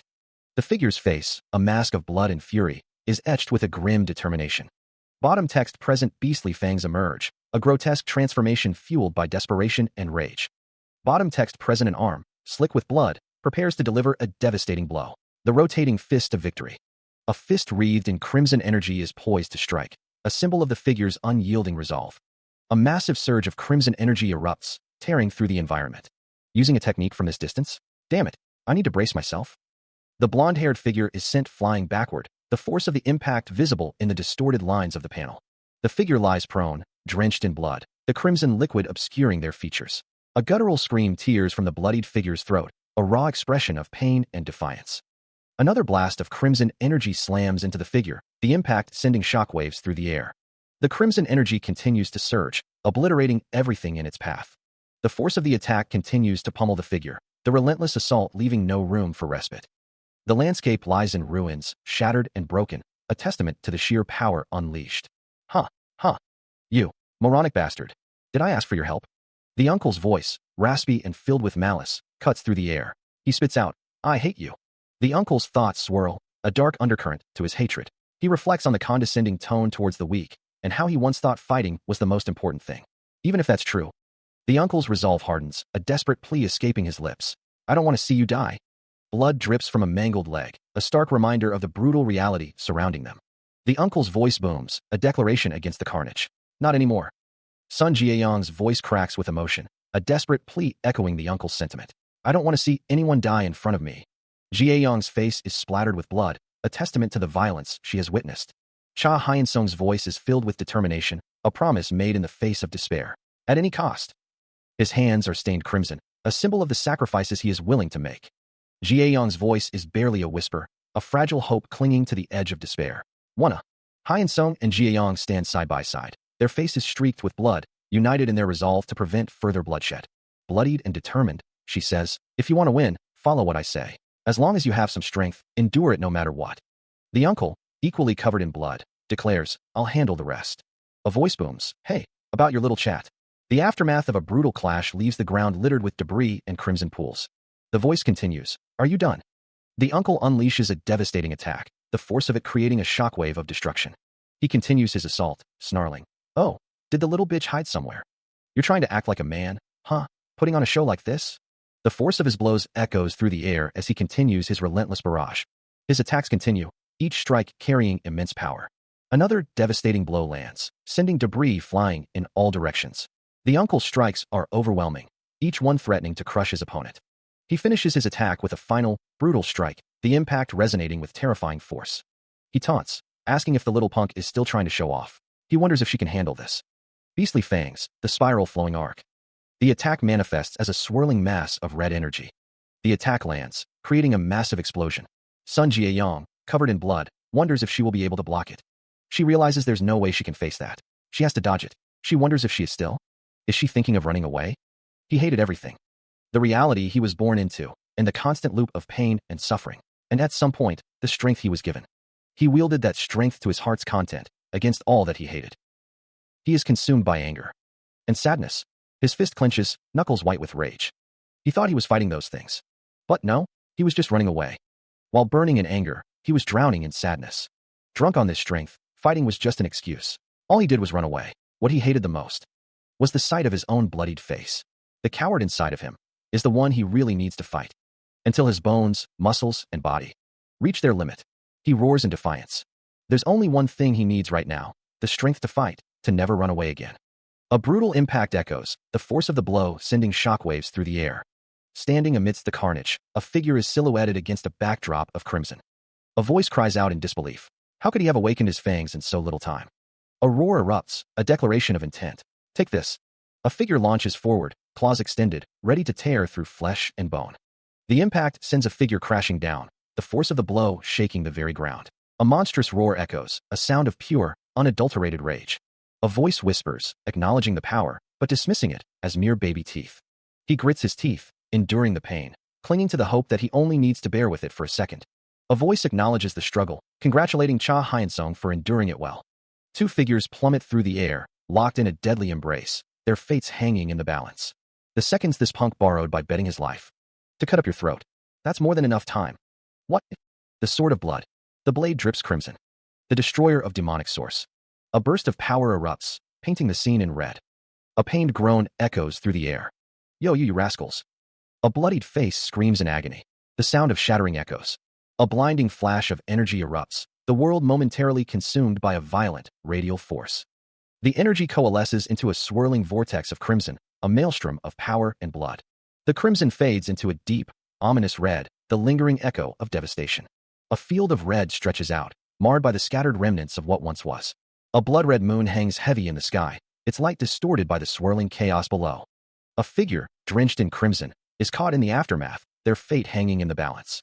The world is reduced to a visceral tableau of blood and shattered fragments, a testament to the sheer force unleashed. He wished for infinite strength, for a body that was unbreakable, and fists with eternal power. But as time passed, his body weakened, as did his fists. Because he was human, but one day, that man came to him. The body he desired, and the strength he hoped for. The man offered, I can give you everything you want. Drink my blood. And then all he wanted would be in his hands, an immortal body, and eternal strength. The question hung in the air, the price? And he would live as a human. All of it. Ah, so this is what it's like to give it all up for power. At the end of the chase for strength, parents, friends, wife and kids, he even gave up his humanity. And he guesses this is the price for the strength he gained. A weak, blood-soaked laugh escapes him. It sure is useless, huh? Strength barely lasts for a decade. A cloud of dust and debris fills the air, the aftermath of a devastating attack. Wither after 10 days. Two figures lie amidst the rubble, their bodies covered in blood. Cha Hyun-sung's face is streaked with crimson as he wonders if it's really the end. Did they win? He guesses they did. Cha Hyun-sung whispers a thank you for helping him. If it wasn't for her, he'd be dead. Sun Jie-yong, lying beside him, groans. It doesn't make a difference anyways. Jie-yong's eyes are glazed over, her blonde hair matted with blood. Hey, Cha Hyun-sung. Cha Hyun-sung's blue eyes are barely visible beneath the blood and grime. A bloodied hand flicks a lighter to life. He sits beside Sun Jie-yong, both of them covered in blood. She holds a lighter to a cigarette. Sun Jie-yong exhales a plume of smoke. She states that after a fight, she needs to light one up, asking if he wants one too. Jie-yong continues, explaining that the old man started talking nonsense, so there's nothing to hide now. She asks if he remembers asking about her family before. A hand grips a bloodied sword. A voice declares that they don't know anything about that, only that they were made to fight beasts.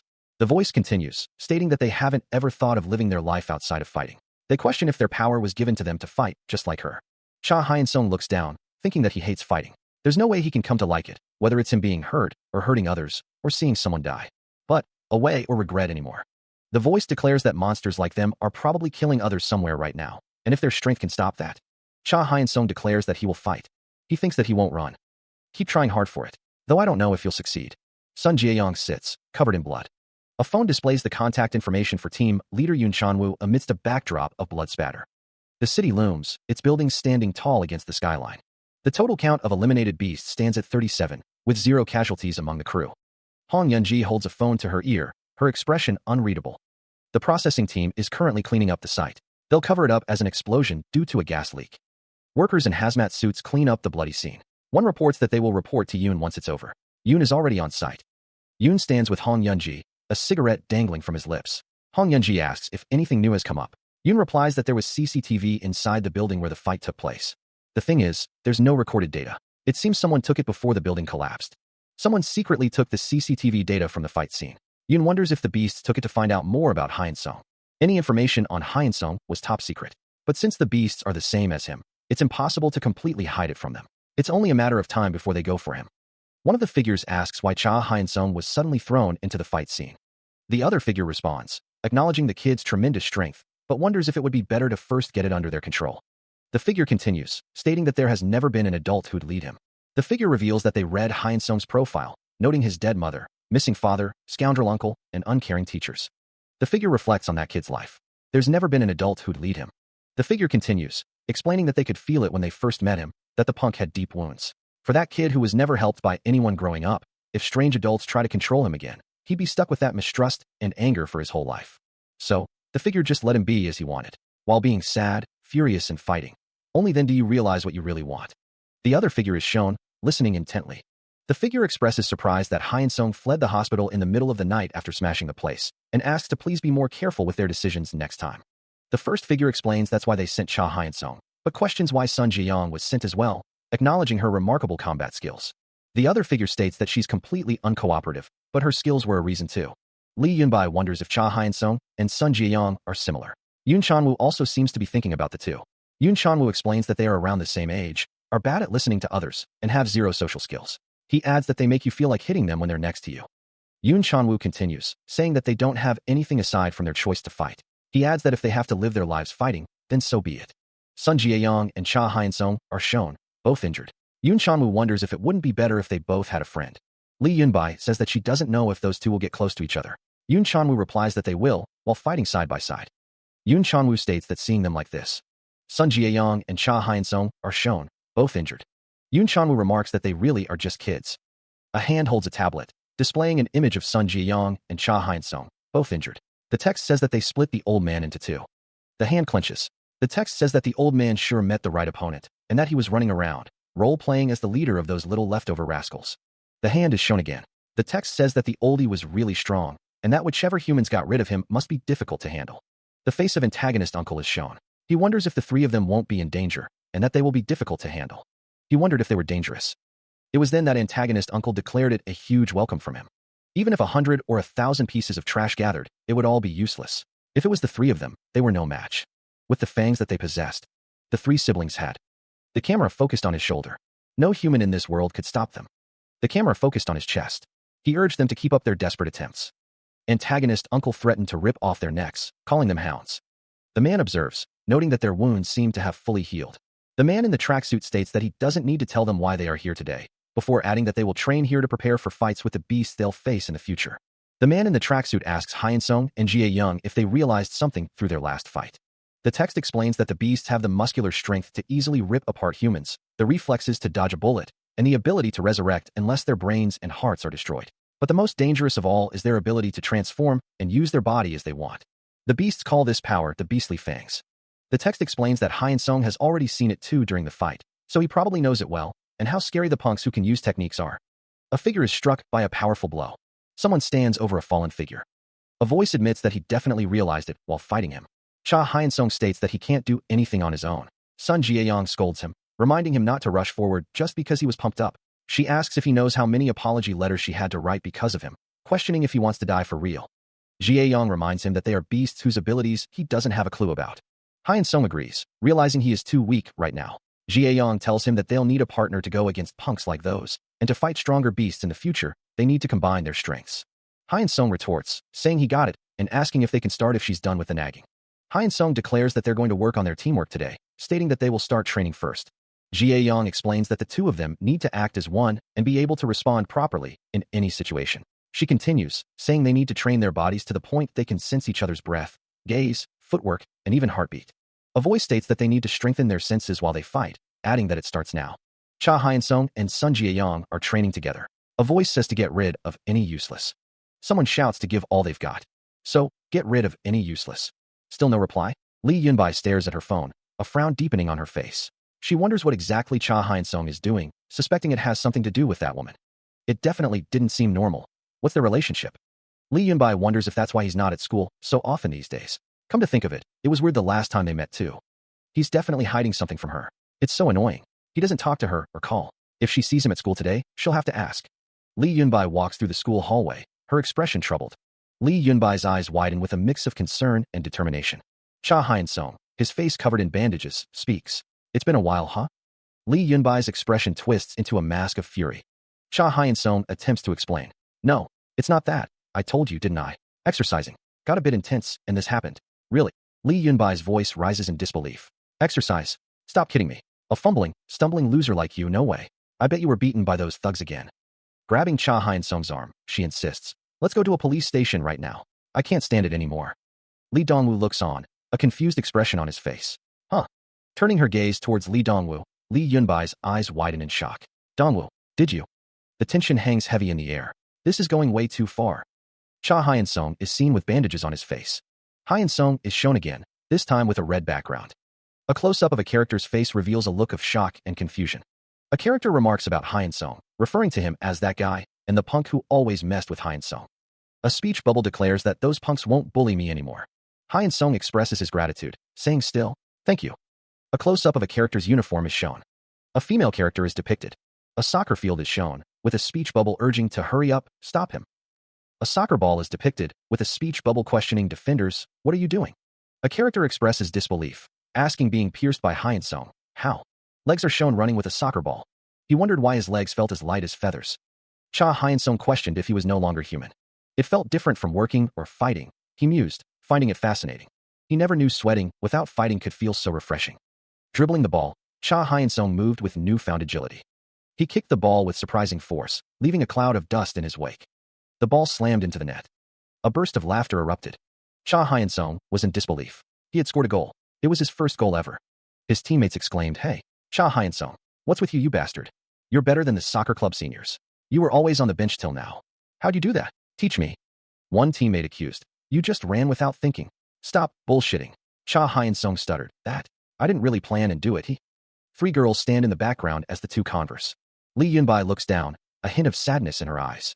She wonders what changed Cha Hyun-sung so suddenly. Yunbai's hands rest in her lap. Cha Hyun-sung looks at her, a puzzled expression on his face. It's like she's a different person now.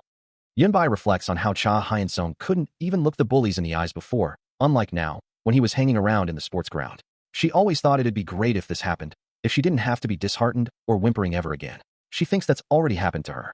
Cha Hyun-sung asks if she'll never tell him what changed her like this so suddenly. He wonders if she'll ever tell him. Cha Hyun-sung's expression is serious. Yunbai apologizes, explaining that she's been a little strange lately. She didn't contact him or come talk to him. Yunbai reflects on how it was hard for her, but she started getting over it by now. She knew he'd worry if she told him that. That's why she couldn't tell him. Yunbai says that she didn't want to upset Cha Hyun-sung and apologizes. Cha Hyun-sung asks if she's really sorry. Yunbai looks up at Cha Hyun-sung, who is asking her if she really is sorry. She speaks with conviction, emphasizing her sincerity. Yeah, Ray, I really mean it. A beat of silence hangs in the air, punctuated only by the unspoken tension. For real, I'm telling you, if you really want to apologize to me. Lee Yunbai looks up, her expression hopeful. The question hangs in the air, a plea for connection. You can spend a day with me, right? She had asked to spend the day together, but why would she insist on coming downtown? They could have just met at the PC cafe they usually go to. Did she have something to do here? Oh, you're here early, huh? He glances down at his phone, lost in thought. He stands, waiting. Cha Hyun-sung. Footsteps approach. He's been so busy these days, yet he managed to come. Sun Jae-young asks if he didn't have some secret appointment today. Sun Jae-young asks what he wants to eat, stating she's hungry. She then asks if he didn't have lunch. Cha Hyun-sung wonders if she is asking him to choose the menu. He thinks about what would be good, as he's barely ever eaten out before. He then thinks about what tasty food they can get, since she said she was hungry. Cha Hyun-sung points at the sign for the Beardo's sausage soup, advertising it as tasty and nourishing. Sausage soup? A monstrous face looms, its red eyes glaring. Cha Hyun-sung, looking slightly disturbed, asks if she doesn't like it. He then suggests stir-fried pork. He wonders about soybean paste stew or spicy sausage stew. He considers spaghetti. Sun Jae-young says she knows a good restaurant around here and tells him to come on. The restaurant, Mika. They're here at the restaurant Yunbai mentioned, but Cha Hyun-sung says that's not bad. He wonders what these dish names are, saying he's seeing them for the first time in his life. He squints at the menu, looking overwhelmed. Steam rises from a cup on the table as Cha Hyun-sung declares he'll place the order. A waitress approaches the table. Sun Jae-young tells her they'd like to order, requesting one brunch plate. The waitress smiles, suggesting that if they're getting the brunch plate for both of them, they should get free drinks. The waitress wonders if they are ordering the couple's meal. Jae-young thinks to herself that she doesn't mind ordering a couple's meal. She wonders if it will make it too obvious to Hyun-sung from the very start. She thinks that they are just having a meal together, so casually. Hyun-sung waves his hand, stating that they are just friends and that a couple's meal is not necessary. A chibi version of the waitress thinks that couple meals can only be ordered by couples.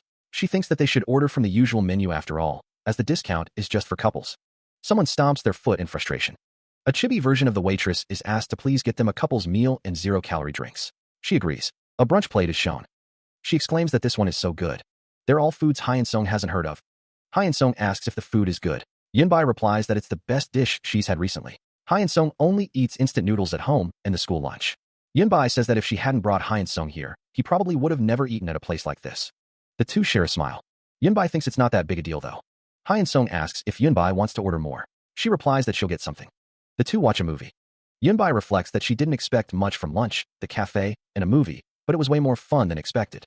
Yunbai notes that this is a re-release of an old movie, and the MC is being separated from his mother. Yunbai thinks it's a bit sad. Is Hyun-sung enjoying it? A hand rests on a car seat. A girl reacts in disbelief. He's already crying? A man wipes his eyes, tears streaming down his face. It's sad, but is it that bad? His eyes are red. A hand reaches out. Even before, Hyun-sung. What are you teaching the kids? A woman looks at her son's face. Chanyang, are you okay? Look at mommy. Let's get you to the hospital, HM? A man apologizes. This punk never listens to me. Hey, you punk. Cha Hyun-sung. Be quick, apologize to madam. Don't you know orphans without parents' guidance can affect our kids too? Why won't you speak up? Chanyang made fun of you first for not having a mom or dad. He even took your pencil case and wouldn't return it. Please move him to a different class. He even hit first, so why won't you say anything? It's not like they listen if I say anything. The young girl listens, her expression thoughtful. Adults wouldn't listen to what she has to say, they'd just tell her how she's wrong. Why speak up? It doesn't matter. Tears stream down his face. He remembers his dad saying, I'll listen to you. Walking through the town, the young girl reflects. Humans have to get angry if they're angry and cry if they're sad. The one who's hurting the most isn't the one crying, but the one who can't cry. She continues her walk, thinking, so, you too. Get angry if you want to and cry if you want to. No matter what others do or say. A hand reaches out, offering to listen. Tears fall onto the tiled floor, each drop a silent testament to his pain. A choked sob escapes him. He cries, his face contorted in anguish, tears blurring his vision. A pained groan. He's always been like that. It's not like he's without tears or without words. Hands reach out, offering comfort and solace. The young girl's expression softens. He's just never had someone by his side. A hand gently reaches out to wipe away the tears he always sheds alone, wondering when the desire to do so first came. And tears streamed down his face. The smile that would come on his face without realizing when he saw her smile that others didn't notice. I want to tell you that. I want to be with you even in the future. I hope you'd say it. That you're thinking the same thing as me. I'll love you forever. The city street stretches out before him. I'm going home first. Huh. I'm tired from all the walking around the whole day. See you tomorrow. Oh, okay. Bye. I had fun today. What happened? She didn't even say much. Is she mad because I kept crying through the whole movie? What do? I came here to make her happy, but I think I just made her mad again. But why'd she hold my hand? Her shoes stand on the cracked pavement. Her heart pounds in her chest. Lee Yunbai berates herself for her actions, her heart pounding in her chest. A flashback shows their hands intertwined, a silent promise hanging in the air. Cha Hyun-sung's face is etched with shock, tears streaming down his face. Was he mistaken about something? Yunbai reflects on her embarrassment, realizing that leaving so suddenly was also weird. Should she at least call Cha Hyun-sung and tell him now? No, she thinks, am I crazy? What am I thinking? Tomorrow at school. What should she say? Hyun-seong probably knows by now, right? Sweet. A lone figure sits in an empty auditorium, the silence amplifying their thoughts. So sweet. My head's a mess. A flashback shows a bloody scene, a stark contrast to the budding romance. Cha Hyun-sung reflects on his feelings, thinking he was just a crazy hound. Is going on a date with the girl he likes while hiding his identity in the middle of it all, for humans. Sweet. It's great seeing the budding romance between teenagers. But when they're young, they don't know that's when you're the happiest. So, the moment of tearing flesh is imminent, the anticipation hanging thick in the air. A grotesque face fills the frame, its teeth bared in a predatory grin, blood splattering its pallid skin. Its red eyes gleam with a savage hunger. Just the torso remains, a canvas of carnage. Blood paints the pale skin, veins stark against the crimson tide. The fabric of its clothing is ripped and torn, a testament to the brutality inflicted. The thought of their faces being ripped apart is getting me excited. Whatever. The school looms large. Lee Yunbai thinks to herself, Cha Hyun-sung didn't come to school again. Lee Yunbai reports, yeah, I asked the teacher earlier. Apparently, he said he couldn't come for the whole week. A student with glasses speaks. She thinks, ugh, I was going to settle it once and for all today, and now it's hard to meet him, and he doesn't even come to school. Nothing changed, did it? Two students gossip. So, how was your date yesterday? Yunbai, did you confess? How far did you guys go? Flew. Lee Yunbai exclaims, what? Go where? What are you saying? Another student replies, nothing happened. Hiram you. Don't you dare spread any nonsense. A student asks, excuse me, I'm looking for someone. Could you help me? The student stands next to a girl with long white hair and red eyes. The figure gazes off to the side, a flicker of concern in their red eyes. Lee Yunbai wonders what's going on with her. She thinks she looks like some young lady from a web novel. Someone suggests that since they're trying to find someone, they should try the faculty office. Lee Yunbai wonders about the faculty office. They explain that the faculty room has record files on all students, and they can find them using their photo on the student profile. The silver-haired girl exclaims that she didn't know about that, and thanks Lee Yunbai so much. The figure from the first panel thinks to herself, for what? Lee Yunbai thinks to herself that she should quickly tell Doojun Appa and Sung Bin, because she's grateful to her. She thinks, I won't make it hurt. Lee Yunbai is being watched by a menacing figure. The figure from the first panel thinks to herself, seems you've gotten a lot better. A man with a scar on his cheek encourages someone to keep working hard to maintain those moves from before, saying that the techniques are improving a bit. A woman thinks to herself that it's about time to leave. She then wonders how about they end this here. A man is shown in a fight, covered in blood. The figure with light hair and sharp teeth complains that someone moves quickly and always slows them down. Cha Hyun-sung asks who took the lead and got hit instead of him, wondering about the point of being fast if they can't strike a fatal blow. One of the figures on the ground calls the other a dying bastard, while the other tells them to take a shower, clean up the place, and go home. Cha Hyun-sung asks if there's a problem. A hand holds a phone, and a voice says hello. A man with white hair says he's tired and questions someone's sense of emergency. Cha Hyun-sung thinks to himself that if he keeps getting beaten up like this every day, before he fights the beasts, he might just, after turning all of his own kind into his enemies. The man with white hair wonders who's calling, saying no one else would call. He asks what the caller wants, and says he'll keep it short. A voice says, see, I'm at your school. A message appears on a red background, stating, let's meet up and have a chat. Also, don't bring the hounds with you and ruin the fun, if you plan some other shit. Cha Hyun-sung, eyes burning red, snarls into his phone, I'll kill. A library is splattered with blood, the scene eerily silent. A bloodied hand clutches the floor, the silence broken only by the distant sound of fluttering wings. A series of internal monologues echo. What is this? What's happening? A grotesque figure, drenched in blood, stands amidst the carnage. A girl sits amidst the blood, her expression blank as she wonders, what are all these monsters? Tears stream down her face as she utters, HNG. A desperate plea echoes, everyone's dead, the teachers and the other kids, they're all, anyone, help. A voice responds, "Don't worry." A figure looms over the girl, stating, "We won't kill you." The monstrous figure from before is shown again, as a voice explains, "They're just vermins my sis created. They're hungry now, but they'll calm down once they eat your friends, so you'll be fine." The figure smiles, revealing a sinister truth. "You don't know anything about us, do you? Well, it's just as you see. We're monsters who eat humans." She is covered in blood, tears streaming down her face. "Monsters? Why would you do this?" She whispers, her voice trembling. A man smiles serenely, his eyes closed. As a favor, he thinks. The girl from before is shown again, her expression distraught. Above her, the words hang heavy. "For one of our kind, your boyfriend." A blood-soaked scene unfolds, the horror amplified by the chilling message. "Asked us to kill everyone at this school." The school looms in the distance, silent and ominous. A man stands amidst a scene of carnage, bodies strewn across the floor, the air thick with the metallic scent of blood. A guttural sound echoes through the silence. "Ugh." A man's eyes glow with a sinister red light, his face etched with a mixture of pain and regret. The bloody scene is revisited, the words now a haunting echo. "He killed everyone. More blood, more death." The words reveal a cruel manipulation, just to call me here. They had nothing to do with this. Two figures huddle together, a bittersweet memory surfacing. "For the first time, I had friends to laugh with." The man with the red eyes clenches his fist, his voice laced with anguish. Damn it all. "I'm sorry." Cha Hyun-sung's face contorts in anguish, a wave of guilt washing over him. "All because of me," he cries out, his voice thick with despair. A heavy silence descends, broken only by the protagonist's ragged breathing. The world seems to fade into a crimson haze. His eyes snap open, now burning with a malevolent red glow. A question claws at his mind. If they target everyone who's related to me? The name echoes in the air, Yunbai. A distorted image flickers on a screen, revealing a monstrous visage. Though the vibe's a bit different, it's clear, this is your boyfriend's real identity. What's all this? The question hangs in the air, unanswered.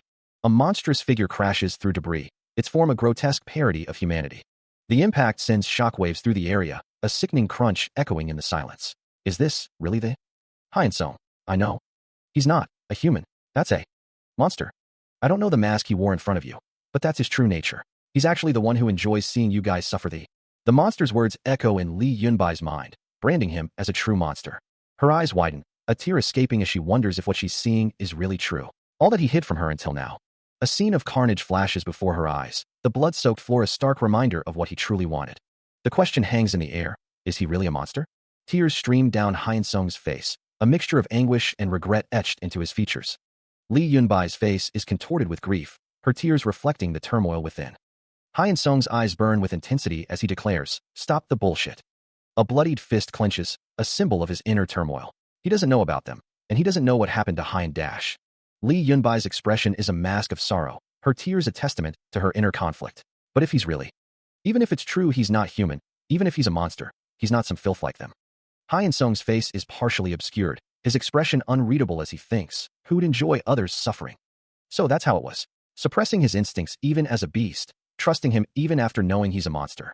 She looks up at Hyun-sung, his expression unreadable as he towers over her.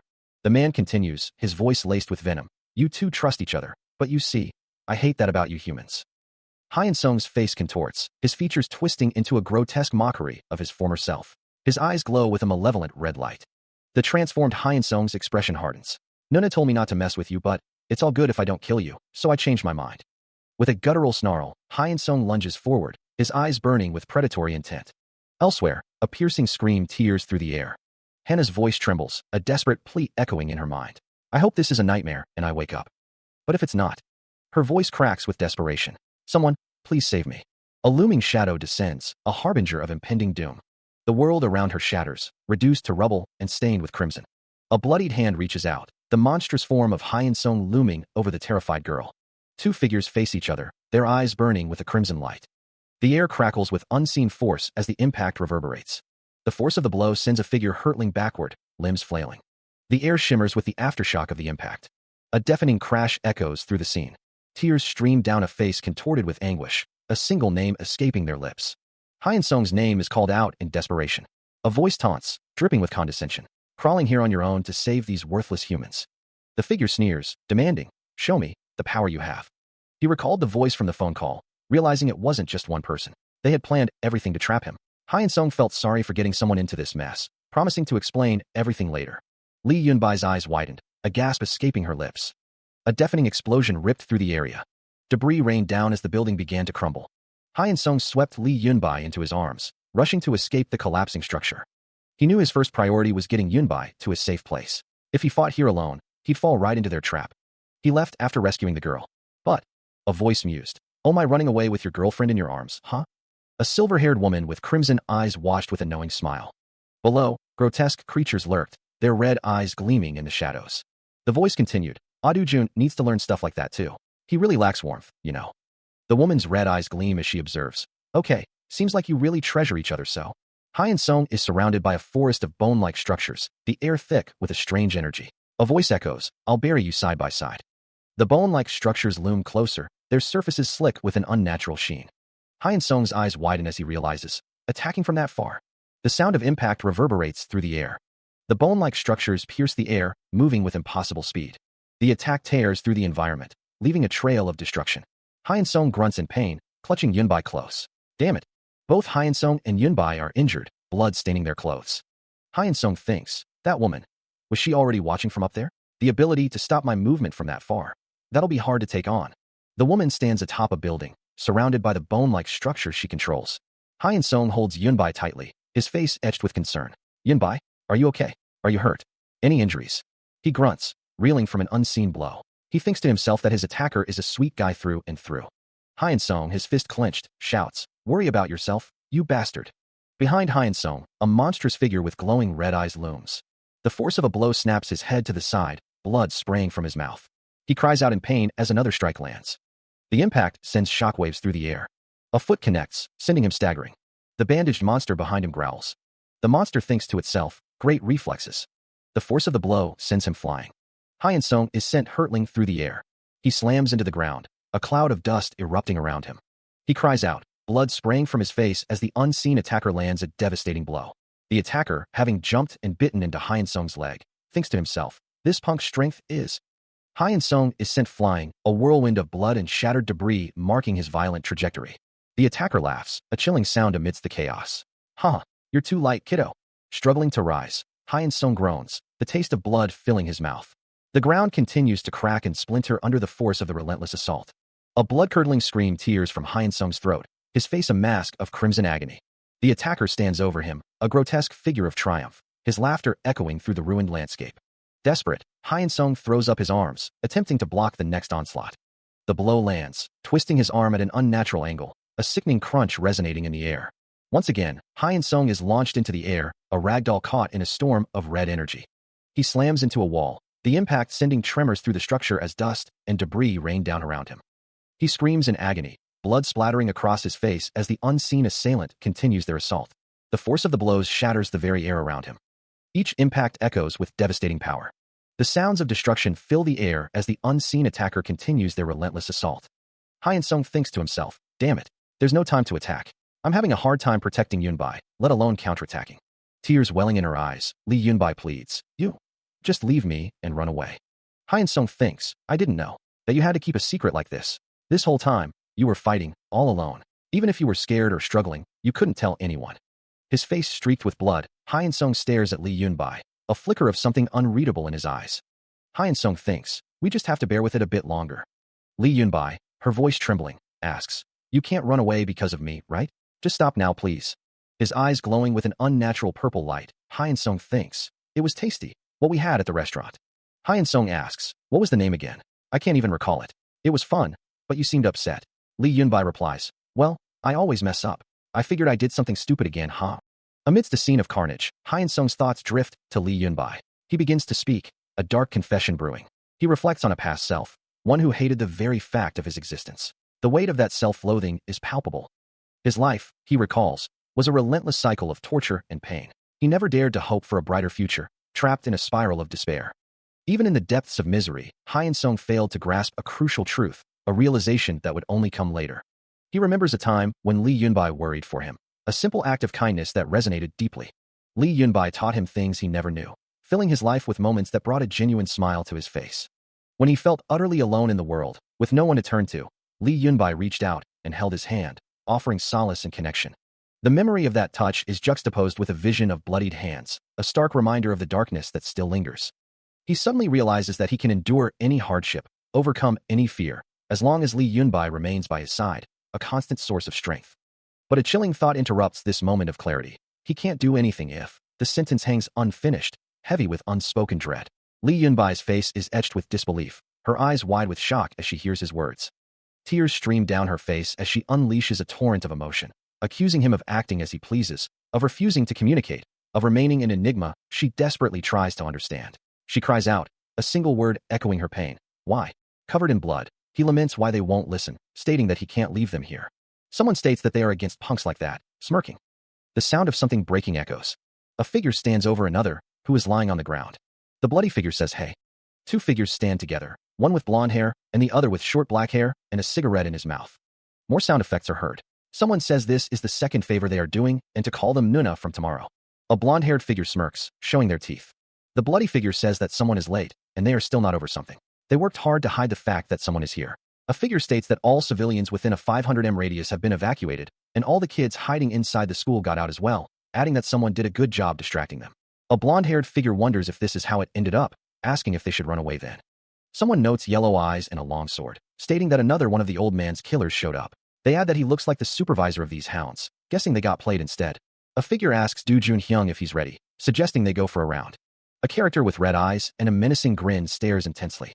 A voice booms, declaring that these are the best opponents to have fun with, at least on one thing. A declaration echoes, signaling the start of something.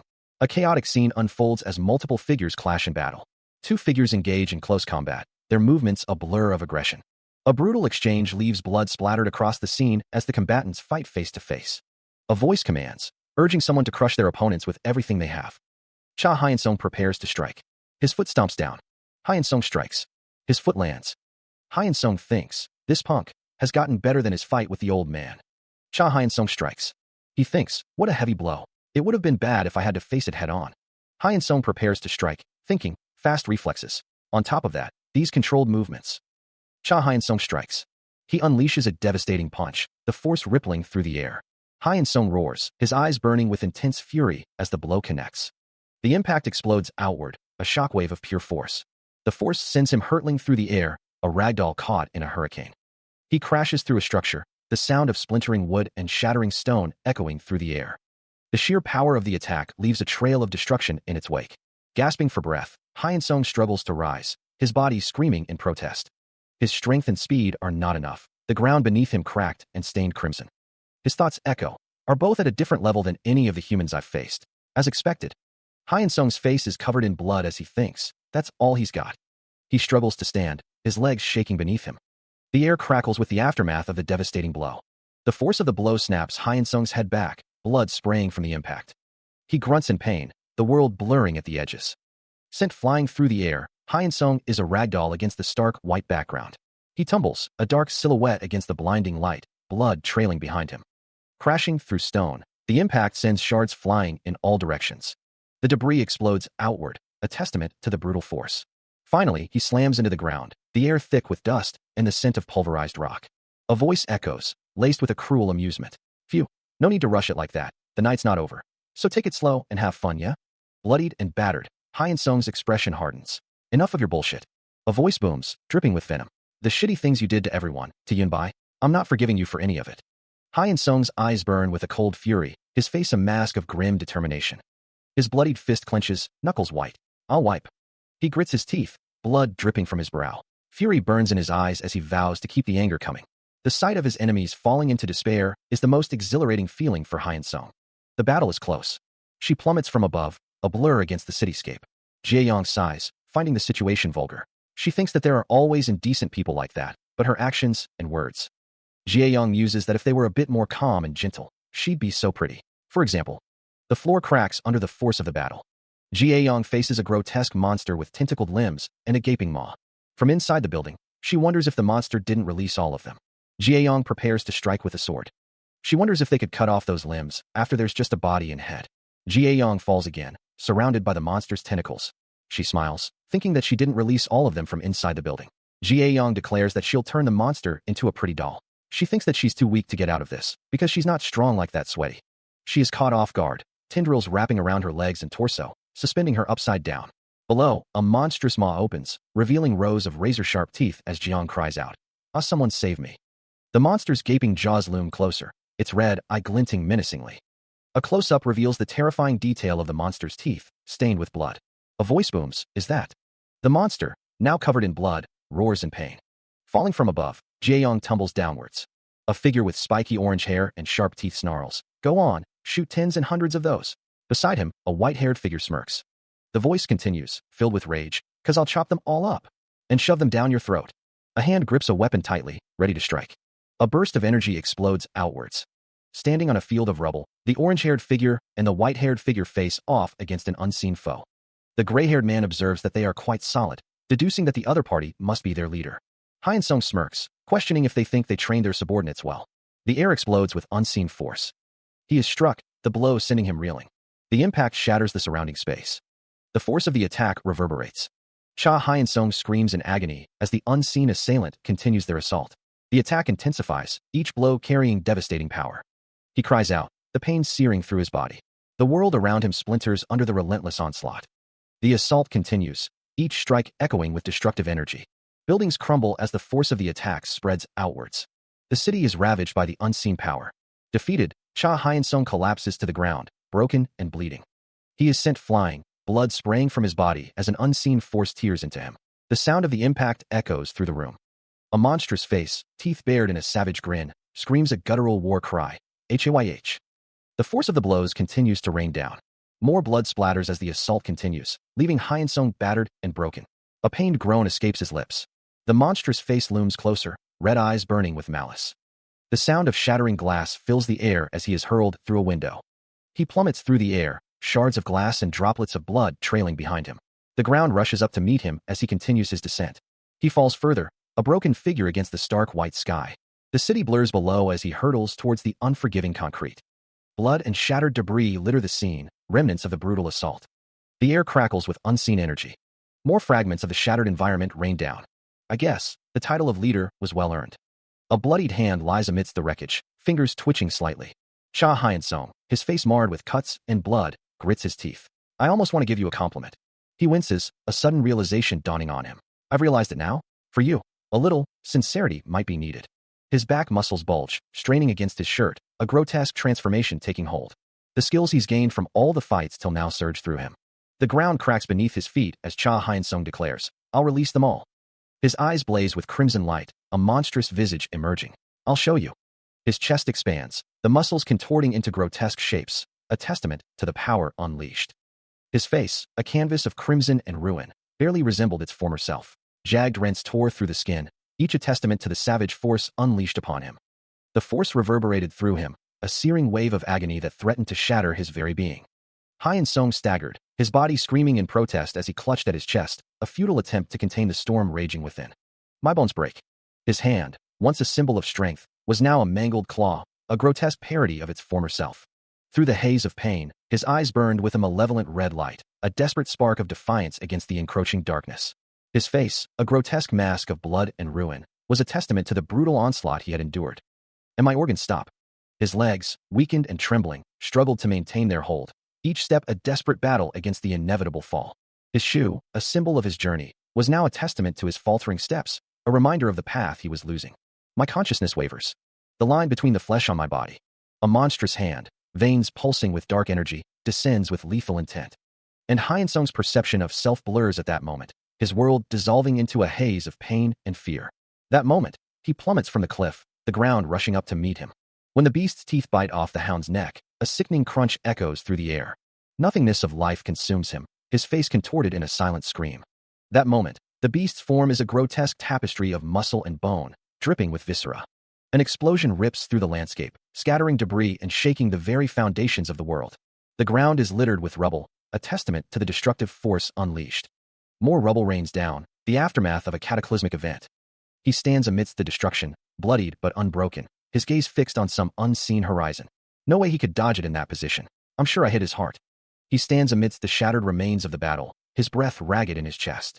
Where did he disappear to? The beast blood inside you is definitely powerful. Speed and regeneration. You have all of those. He walks forward, his expression grim. But that's it. Just a human with a beast's body. Remember this in your last moments. The fangs of the beast who abandons humanity and craves blood. Right now, you're just a human. A blade drips with fresh blood. The blonde-haired woman grits her teeth, muttering that the enemies just won't end. The red-haired woman stands, covered in blood, her sword held low. A mass of tentacles rise, as a voice laments the difficulty of getting close to her. A voice notes that regenerating the tentacles takes up energy, and that staying away is safer but won't knock her down completely. The speaker resolves to end it with this. The blonde-haired woman stands tall, her expression determined. A monstrous form rises, letting out a guttural groan. The word "Black" explodes across the panel, accompanied by a splatter of blood. A chaotic scene of blood and destruction unfolds. A close-up reveals wide, fearful eyes. A bloodied leg stands firm as a voice declares that the cocoon rips, and the butterfly emerges. The words "beastly fangs" and "scent," chasing butterfly, hang in the air. A grotesque figure stands amidst a crowd, connected to a higher entity by thin, red tendrils. Bloody limbs lie scattered on cracked earth. A voice whispers, "I like humans." Red eyes gleam with malice. Fangs glint as the speaker declares that others are weak and easily scared, but admits this is the first time meeting someone like you. The words, "will be my favorite doll," appear, punctuated by a red heart. A blonde-haired woman, stained with blood, is described as totally mental. A close-up of a torso and legs. A voice declares they don't sway that way, suggesting others instead. A stark "nope" fills the panel. A character with long white hair and sharp fangs smiles menacingly. A close-up of a skirt and legs. A voice promises they won't let go, and that it won't take long. An abstract image of figures in a chaotic scene. A figure plummets through the air, surrounded by debris and a red haze. The words "just let" are visible. The text reads, "Just let me have your body," accompanied by a red heart. A figure in a suit stands with their head tilted back, a red effect surrounding them. A red effect fills the panel. A figure falls through a cratered landscape, the words "just let" echoing from above. A figure clutches their chest, exclaiming, "URGH." A figure wielding an axe grits their teeth, the text indicating, he's heavy. His strength is on a different level now. He's stronger. A figure reflects, "Cian Bin was always smart. I should have sent him to college." The figure then thinks of someone named Hannah, noting she was popular wherever she went. A figure yells, "But a guy like me." The text reads, "had zero talent." A muscular figure stands with their back to the viewer, veins pulsing with power. The figure thinks, "I realized only after I got this body. The only thing I'm good at is." A monstrous figure, eyes burning crimson, declares his purpose: hitting, smashing, and killing others. Beastly fangs tear through the air, a prelude to devastation. The poisonous spirit of the demonic bull amplifies the assault, a wave of destructive energy unleashed. The force shatters everything in its path, a relentless onslaught. The attack intensifies, a blinding flash of power. The ground cracks and splinters under the immense pressure. Waves of energy ripple outwards, leaving a trail of destruction. The man lies defeated amidst the rubble, a testament to the attack's overwhelming power. He groans, blood streaming down his face, the pain searing through his body. His ribs cracked, he struggles to comprehend the source of such devastating power. Is that this guy's power? Amidst the shattered remains of the environment, he fights to stand. He stands, legs braced, against the backdrop of utter annihilation. A bloodied fist slams into an unseen target, the force of the blow promising devastation. The impact unleashes a shockwave, the air itself cracking with violent energy. Blood and pulverized matter erupt outwards, a crimson spray painting the air. The force continues to expand, a wave of destruction radiating from the point of contact. The shockwave intensifies, a cataclysmic burst of energy that shatters everything in its path. A fresh wave of blood and debris is ejected, a testament to the brutal power unleashed. The air shimmers with raw power, the very fabric of reality seeming to tear under the strain. The shockwave continues its relentless expansion, a harbinger of utter annihilation. The destructive force slams into a nearby building, cracks spider-webbing across its facade. The building groans under the immense pressure, its structure buckling and collapsing. The building explodes in a cloud of dust and debris, a monument to destruction reduced to rubble. The aftermath is a scene of utter devastation, the air thick with dust, and the silence broken only by the sound of falling debris. The force of the blow rips through flesh and bone, sending a spray of blood into the air. Armor cracks and splinters under the immense pressure. A guttural scream tears from his throat, the sound swallowed by the echoing destruction. Agony contorts the uncle's face, his eyes burning with a crimson light as his teeth bare in a feral snarl. The world blurs into streaks of red and black as he is hurled backwards, a broken ruin against a backdrop of shattered stone. The impact sends shockwaves through the air, the force of it enough to level mountains. He tumbles through the air, a ragdoll of flesh and bone, the ground rushing up to meet him with brutal finality.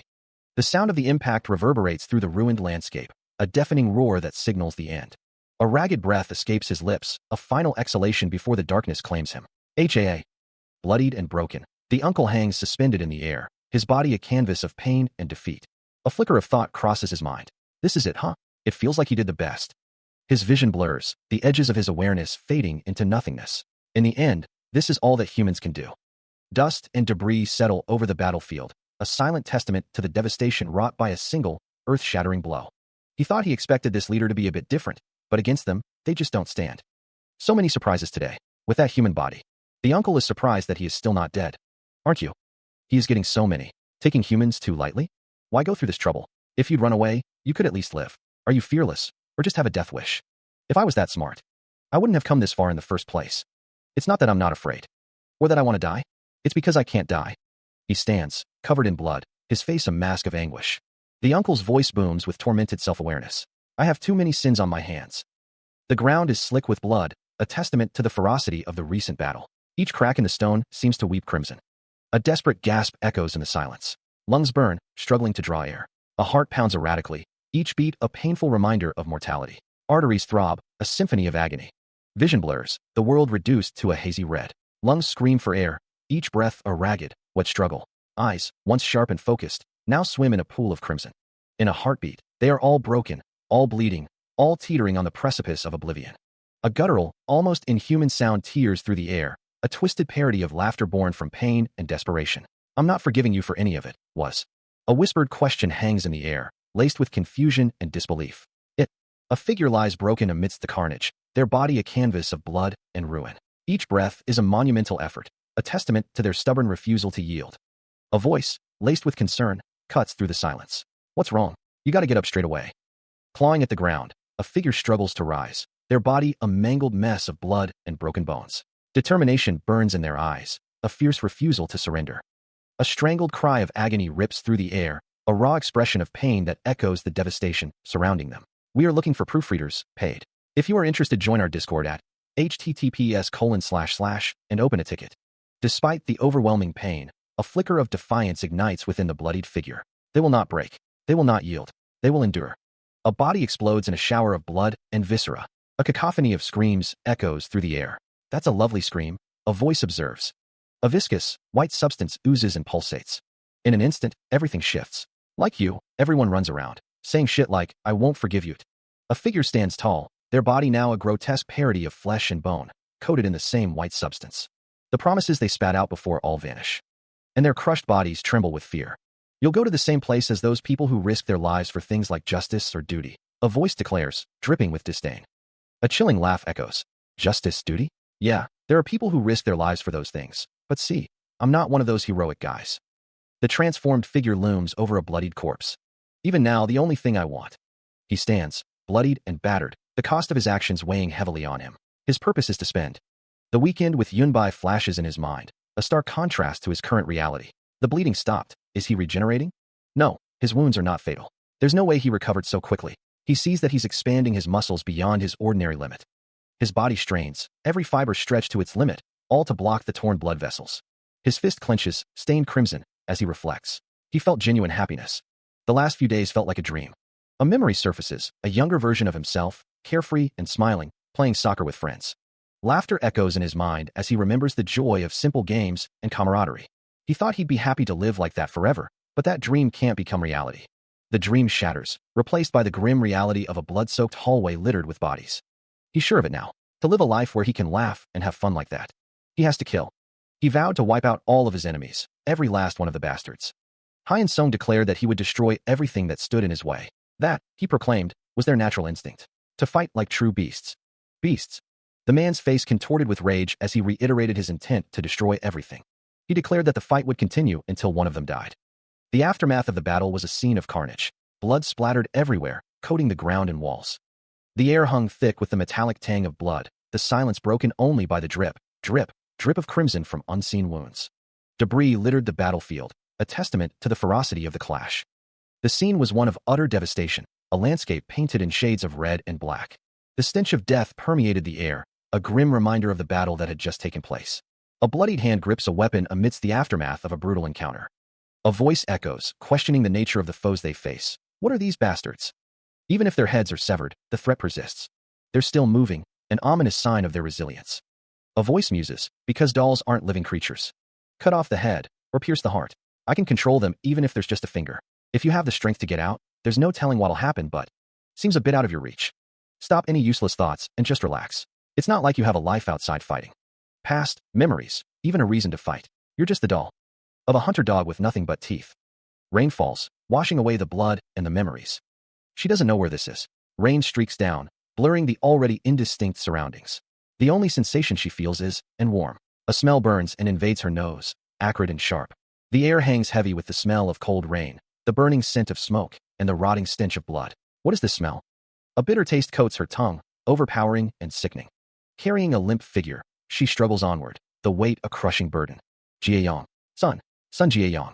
The name surfaces from the depths of her fractured memory. Sun Jieyong. What's that? The name feels foreign, yet familiar. My name? Who is he? Confusion clouds her mind, the questions echoing in the silence. No need to listen to her. The voice whispers in the back of her mind, insistent and cold. No matter how others see you, whatever nonsense they spit out, the words are a mantra, a shield against the world. Find them as you live. The command resonates, a purpose taking shape amidst the chaos. Live however you want.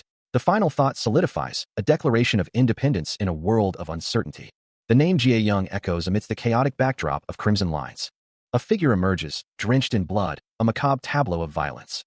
The words blood of sword are emblazoned across the scene, a stark declaration of purpose. Distorted shapes writhe, a visual representation of inner turmoil. The phrase, the corpse mountain, blood rain hangs heavy in the air, a grim omen. Crimson eyes stare out, reflecting a question. So what if I don't have a past?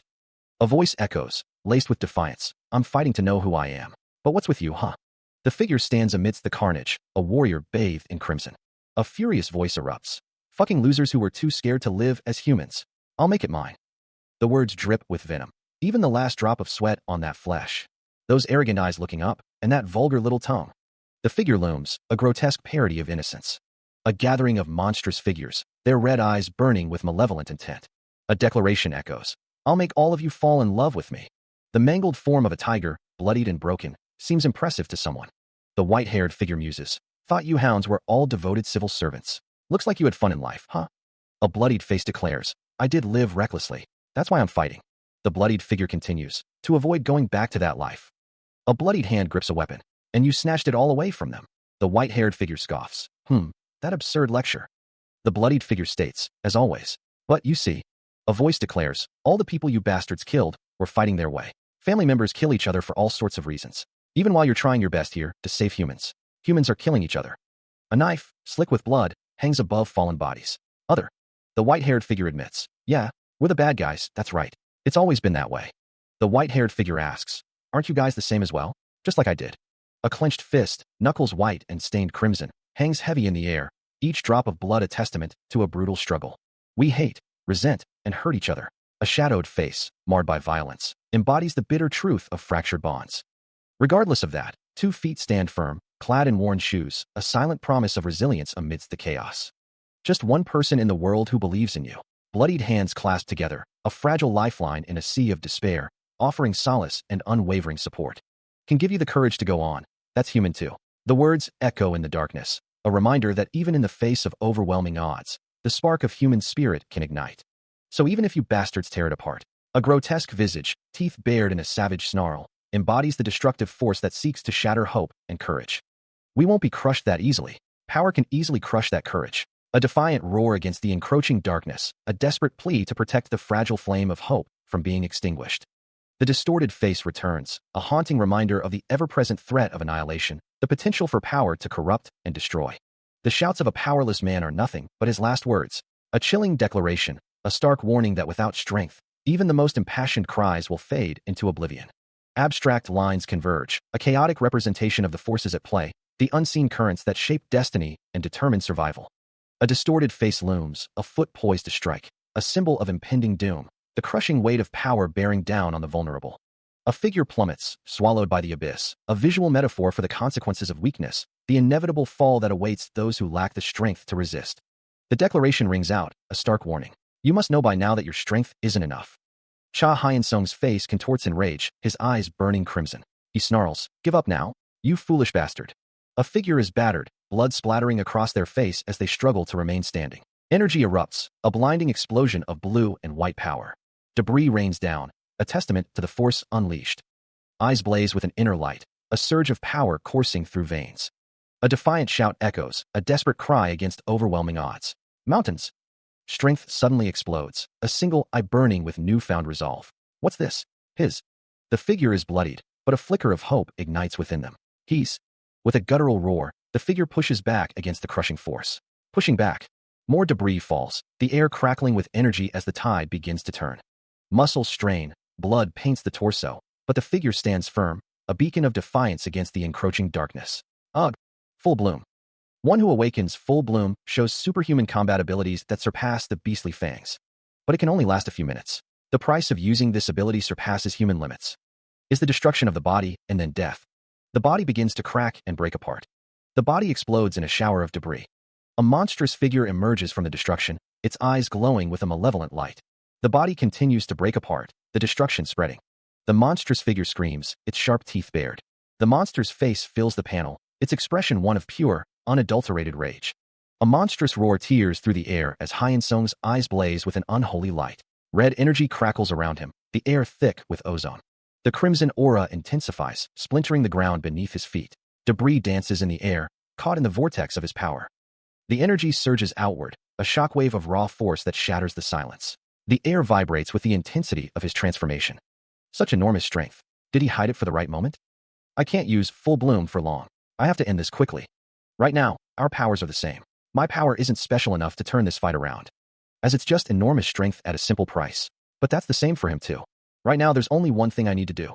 Using every last drop of my strength, the red energy coalesces, forming a terrifying corona around him. His features twist into a grotesque mask of rage and desperation. To kill this bastard. The final surge of power erupts, a blinding flash of crimson that promises devastation. The air crackles with lethal intent. Jae-young stands, her expression grim as she recovers from the recent battle. Hyun-sung is happy to see her face. He notes that she is bluffing because he took a little nap and lost. The ability to transform freely makes him a difficult opponent in a physical fight. A monstrous form of the enemy looms, a testament to his transformative abilities. Hyun-sung asks if she is still not dead, wondering if the core will be a headache. Jae-young asks what the core is, recalling the fight with that old man. The text explains that he got up just fine after they cut off his head, which is usually the core. But he collapsed after they destroyed the whole body. Finding the core is the key. Just because the vital points aren't the core doesn't mean they can't kill them. Jae-young says that they have to get them to reveal where the core is, wondering if there might be a way. Jae-young asks if he has a plan. Hyun-sung doesn't know if it'll work. But either way, they need to give it a try. A glimpse of the enemy's legs, a reminder of the formidable foe they face. The text says that he'd rather not be buried with you. Figures stand silhouetted against the sky, filled with swirling dust and debris, their expressions unreadable as they survey the scene. The white-haired character squints, the dust clouding their vision. They mutter that they can't see because of the dust, but the dolls can't move without them controlling them.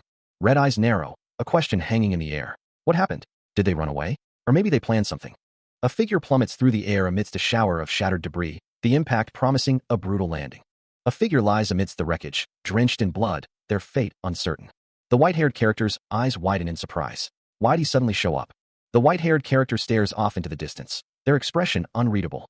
A blood-soaked figure observes the scene, muttering that the guy is definitely stronger and better at tackling. The blood-soaked figure grits their teeth, realizing they want to get through the dolls and come at me. But a wall of spears rises, a silent threat against any who dare approach. A figure stands with outstretched hands, a dark aura emanating from their form, ready to unleash their power. A bloodshot eye glares with intense fury, promising retribution. Tendrils erupt from the ground, snaking around an unseen target with alarming speed. The tentacles tighten their grip, a blinding flash of energy erupting from the point of constriction. The earth cracks under the immense pressure, the tendrils digging deeper into their captive. A voice cackles, dripping with malice. Even with that strength, your movements are shit. A strangled groan escapes the trapped figure, a desperate sound of pain and frustration. The voice continues, laced with cruel amusement. Using all your tentacles? Really? Trapped, huh? I mean. The figure is completely ensnared, a grotesque cocoon of writhing tendrils stained crimson with blood. The taunting voice echoes, dripping with satisfaction. You're really trapped, huh? The tendrils tighten further, their grip unyielding, a macabre display of power. A white-haired figure gazes down at their captive, a predatory glint in their red eyes. A gasp of surprise, a flicker of realization in the trapped figure's eyes. A sharp, echoing crack resonates through the air. A blood-curdling scream tears through the air as the figure is assaulted by a barrage of grotesque tentacles. The tendrils tighten their grip, crushing the figure within their grasp. What? He picked up the whole thing. Did he get trapped by the vermin on purpose? Red eyes blazing with fury, the figure vows. I'll smash you on the ground and crush you. The figure spits out their contempt. seething with rage at the filthy tentacles. In a desperate cry, they call out, Nuna. The sound of a powerful impact echoes. The force of the blow sends the figure hurtling through the air, a trail of blood marking their violent trajectory. Spinning wildly, they continue their uncontrolled flight. A pained scream escapes as the inevitable collision draws near. Another deafening crash reverberates as debris explodes outwards. The figure slams against a stone wall, the impact leaving a crater in its wake. A brutal clash unfolds as one figure violently seizes another, the impact echoing with raw force. A voice cries out, laced with concern, Nuna, are you okay? A command rings out, wake up. A separate voice observes, back to your original form, I see. A figure leaps into the air, a crimson spray painting the scene. A voice drips with sarcasm, of course, you had to go save your sister. A voice taunts, you with all I've got, you can probably dodge it easily. The speaker continues, a sinister edge to their tone. With your ability to turn formless, my fist will just go through after all. A voice challenges, how about you splash around this time too? A declaration of intent, laced with malice. So, I can turn this bitch into a bloody pudding. A voice spits out, you nasty fucker. The air crackles with unseen energy, the prelude to a devastating impact. The clash explodes, sending shockwaves through the surroundings. A whirlwind of violence erupts, splattering the surroundings with crimson. Songbin's voice cracks with urgency, screaming, Co? Songbin, just get away, Nuna. If you. He grits his teeth, knowing he must dodge the incoming attack. Dodge it, I'll find my way out. Oh, okay. Songbin's thoughts race. Songbin's not like Dujun Appa. He won't last after facing that attack head-on without his beastly fangs. A desperate thought surfaces. Is Appa still fighting with the leader of these hounds? This is bad. These bastards are worse than. The figure, head wounded and bleeding, questions, these bastards. A tense silence hangs in the air. Wait a minute. The figure, drenched in blood, demands, where's that woman? A voice, laced with pain, whimpers, you're hurting my feelings now. A bloodied eye stares blankly. Already? Is that how weak your feelings were? Well, it doesn't matter. A declaration echoes, from now on. A figure, consumed by rage and covered in blood, stands amidst the carnage. Injured and vulnerable, the figure lies amidst the bloodied aftermath. A declaration rings out, promising a love so sincere it will lead to death. Why? Why did this happen? Why am I here facing this punk's attack head-on? And why is Nuna at the mercy of that woman? With our beastly fangs, that punk couldn't handle me. That woman couldn't even come close, Nuna. Yet by joining hands, how? Did they drive us into a corner? Ugh, GGRH. Lost. Go. Get her. Get. You vulgar, filthy, shitty doll. The figure reflects on being called a doll, one without memories, who only knows how to fight. And today, the figure's will hardens. A brutal thought surfaces, to have someone's face ripped apart. The figure thinks of themselves as a vulgar, filthy, shitty doll. The figure commands someone to stop barking that nonsense. The figure's thoughts turn violent, fueled by rage. Standing amidst a pool of their enemy's blood, the figure is unyielding. A pained gurgle escapes the figure's lips. The figure thinks, no, they can't take any more of this. Any longer, and their body will be crushed. The figure considers using their fangs and letting the attack pass through them. With their abilities, they wouldn't have a single scratch, but if they dodge his attack, that bastard's fangs. A desperate vow echoes amidst the chaos. He will not allow his sister to be harmed. He grits his teeth, knowing he can't hold out much longer. Death looms. A chilling thought surfaces. Will he become like those wretched scumbags? A shadowed figure wonders if they will turn into a rotten piece of flesh. He vows that it's not happening at any cost. He urges Nuna to run away, promising he'll understand if it's her. Fragmented thoughts drift. Co? Song. Bin. A bloodied figure desperately pleads to be saved. A desperate plea echoes in the darkness. I don't. He doesn't want to die. A quiet resignation settles in. Don't. A soft voice begs to be left alone. A trembling hand offers a blister pack of pills, a whispered please. Escaping their lips. A blood-red eye stares out, filled with an unyielding intensity. A violent burst erupts, splattering the surroundings with crimson. A pained cry echoes through the destruction. A scream of agony tears through the air, painting the scene with more blood. The carnage continues, leaving a trail of blood and ruin. A desperate voice cries out, pleading for Du Junhyang. Another voice joins the chorus, begging Du Junhyang for help. A figure stands amidst the chaos, drenched in blood. A bloodied hand grips a weapon, a threat echoing. You better move. The destruction intensifies, leaving nothing but blood and debris. Eyes glowing with fury, a voice declares the taking of countless human lives. A final, defiant statement rings out. Get out of my way. More valuable? This is the path you chose. So now pay the price for it. A bloodied hand clenches, a silent question hanging in the air. Choice? The monstrous figure's voice booms, filled with raw desire. If I had that. The creature's eyes glow with an intense, malevolent light, its face contorted in a savage snarl. A blood-soaked fist tightens, ready to strike with brutal force. The air crackles with violent energy as the unseen blow lands. The monstrous figure is sent crashing to the ground, limbs flailing amidst the debris. The force of the impact sends shockwaves rippling through the air. A guttural groan escapes the monster's bloodied maw. Uck. A chilling realization dawns. I see. The creature's eyes burn brighter, a horrifying truth revealed. We're the same. Another brutal strike connects, sending blood and debris flying. A desperate denial echoes, laced with a hint of fear. Even if that's true. No. The monstrous figure's blood-soaked teeth are bared in a savage snarl. A guttural promise echoes. If that's true, it's even more important that. The figure roars, a declaration of unwavering resolve. We fight till the end. Screaming, the creature's single eye blazes with unnatural light, its body slick with gore. A crimson blur, the figure lashes out with savage force, the air itself cracking under the strain. The scream intensifies, a raw, untamed sound ripped from the depths of its being. Oh, the sound reverberates, a sonic boom accompanying the figure's relentless assault. Attacking with unrestrained fury, the monster sends debris and blood erupting in a chaotic spray. Ugh! The sound echoes through the battlefield, a testament to the sheer force unleashed. Ugh! The sound reverberates, a symphony of destruction accompanying the figure's rampage. A bloodied hand, claws extended, reaches out as if grasping for something just beyond reach. The impact sends a shockwave of blood and debris, painting the scene with violence. A mortified expression twists the monster's face, a chilling contrast to the rage that fueled it moments before. The monstrous figure, dripping with crimson, demands, "Do you get it now?" Everything he had done until now. The figure continues, "Do you realize the weight of your actions?" Still spitting that nonsense. His rage intensifies, the monstrous form declaring, "Crushing all that we detest. That's our instinct," he roars, the words echoing with primal fury. "And what I detest the most right now." The monstrous face contorts in fury. "Is the bastard who made Yunbai cry you. I won't let her shake in fear again. I won't let her cry again." Tears stream down Li Yunbai's face as she thinks, "If I could see Yunbai smiling again." The monstrous figure continues his tirade. "Anyone who stands in my way, I'll rip you to pieces. Those are my..." The monstrous fangs gleam in the darkness, a promise of violence. "Beastly fangs. Sole conqueror of..." The words "conqueror of thousands" loom above a monstrous figure, its red eyes burning with malevolent intent. A maelstrom of violence erupts, splattering blood and shattering the earth. Debris rains down amidst the carnage, each fragment stained crimson. A guttural scream tears through the air, the sound of pure, unadulterated rage. The monster's face fills the vision, its glowing eyes and razor-sharp teeth promising only death. The scream intensifies, a deafening roar that echoes through the shattered landscape. The sound of the scream reverberates, a chilling testament to the monster's power. A beam of light pierces the darkness, illuminating the devastation left in the monster's wake.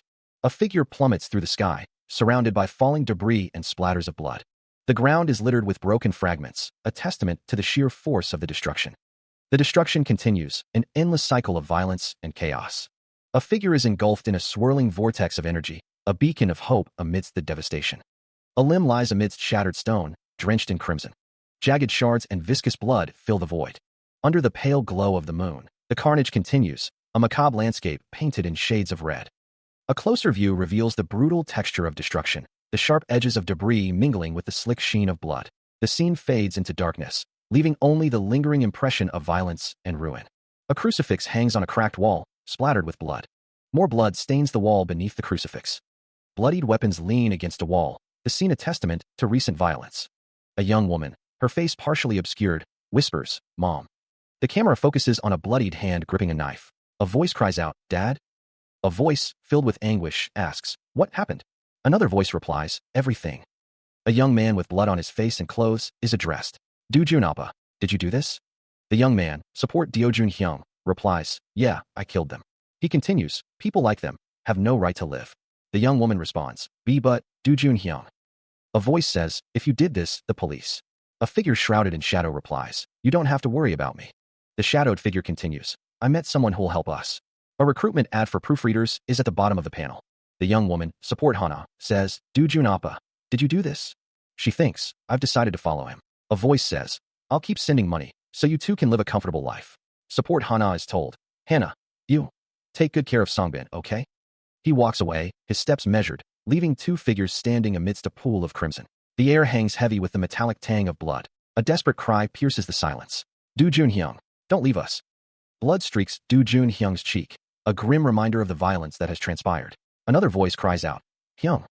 A horrifying tableau of blood and carnage fills the space, a testament to the brutality of the scene. A hollow voice echoes in his mind. So this is it. In the end, a body lies amidst a splatter of blood, a stark image of death and destruction. Du Junhyung's thoughts are heavy with resignation. This is my fate. You won and I lost. The scene is a macabre painting of blood and despair. This is how it ended up. His mind drifts to those he leaves behind, brother and sister. A distorted image flickers, a haunting reminder of what was lost. A bloody hand clutches another, a desperate plea for connection amidst the carnage. A soft sound escapes Du Junhyung's lips, a final breath or a whispered goodbye. HM. A voice echoes, wondering what happened to those little rascals. A bloodied man stands amidst the carnage, a grim testament to the violence. A voice declares, dismissing the attackers. Away, those punks. A voice acknowledges, I see. A close-up reveals a man's face, etched with a mixture of sorrow and resolve. A voice whispers, I'm sorry. 3 figures huddle together, seeking solace in a desperate embrace. A gentle voice promises, I won't ever say that I'll leave you again. So stop crying, HM. A hopeful voice pleads, let's stay together, the 3 of us. A resolute voice declares, no matter what happens. A determined voice vows, I'll protect you. Cha Hyun-sung stands amidst the destruction, his body battered and his arms gone. It's over. If that last attack didn't work, he'd be finished. Still, somehow they won. It's a relief. Jae-young asks what the hell he is doing. Hyun-sung says he can't do it because his arms fell off, asking her to light it up for him. Jae-young retorts, asking if he thinks his arms are okay, telling him to stop smoking for God's sake. Hyun-sung says that her lungs will kill her before any beast does, adding that he inhales smoke because of her all the time. Jae-young replies that he's nagging because he thinks she saved him. Huh?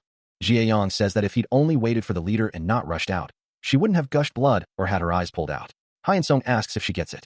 Hyun-sung says that they said they were his friend, and Jae-young asks if he's talking back, asking if he has a death wish, before apologizing. Well, that last strategy. Jae-young says it wasn't too bad considering he came up with it. A voice declares that they will let someone off this one time, because it worked because they endured till the end. Hyun-sung, covered in blood, states that they both did it together.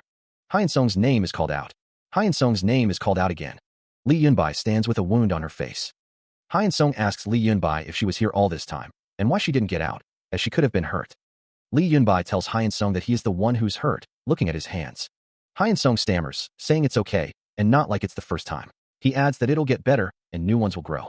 Lee Yunbai simply says, oh. Hyun-sung trails off, then says he forgot. A voice states that they are used to this stuff, so they didn't realize. It is revealed what Yunbai was dragged into today. She sat amidst the carnage, a lone figure amidst the fallen. It was horrible and cruel, even for one who fights these monsters. A face, stained with blood, stared blankly ahead. He probably looked like a gruesome monster too.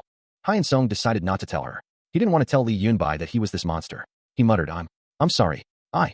Hyun-sung held Lee Yunbai close, his face stained with blood. Hyun-sung looked surprised. Yunbai? Right now. He thought it was unbelievable. Hyun-sung was covered in blood and could barely stand up. So you won't tell me? Lee Yunbai thought, idiot. Lee Yunbai smiled gently at Hyun-sung. Hyun-sung asked, it was hard, right? Lee Yunbai responded, yeah, but I'm okay. He lies on the ground, covered in blood. Hyun-sung says that he is all okay now. Lee Yunbai looks down at him. Hyun-sung is carried by Lee Yunbai. She notes that the support team will be there in 15 minutes.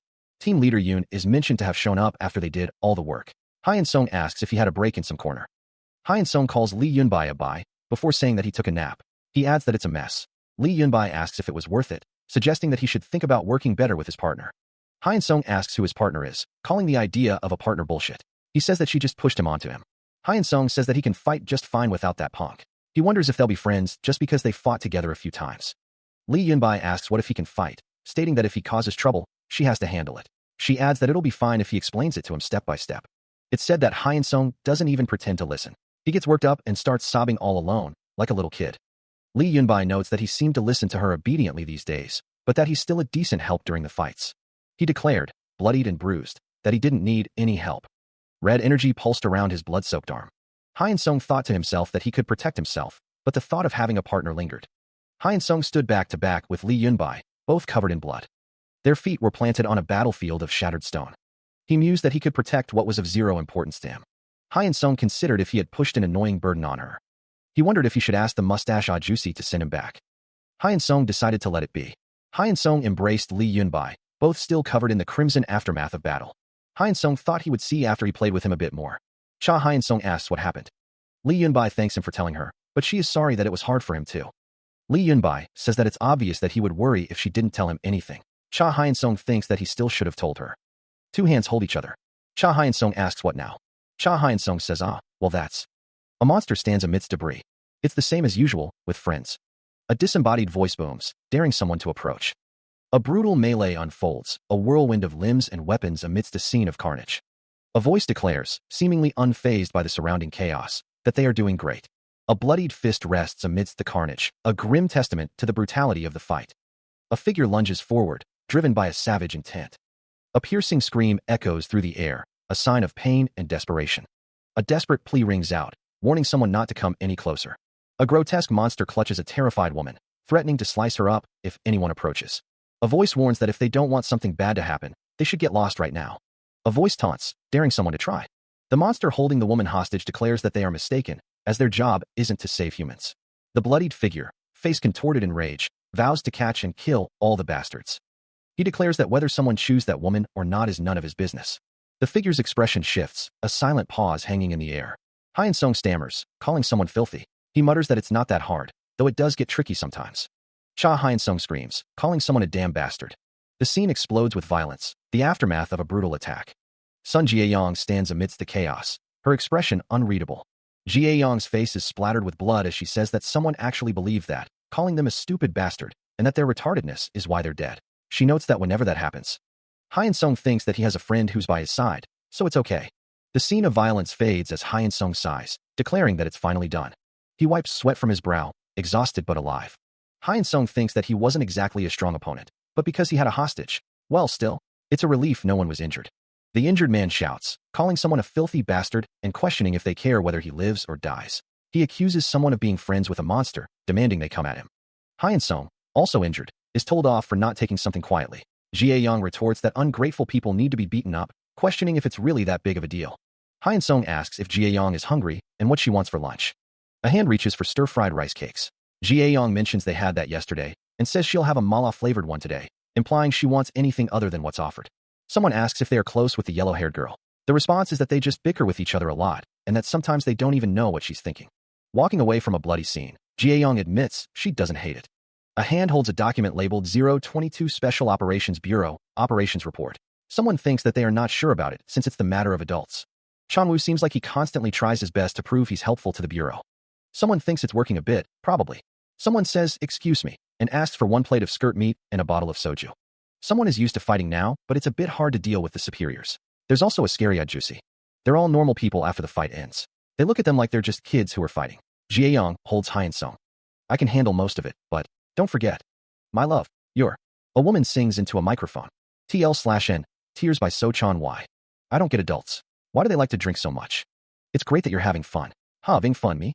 Yes, seems fun to me. Look, Hyun-sung, while talking about them. You've been constantly smiling. Ray LOY. You did good today, too.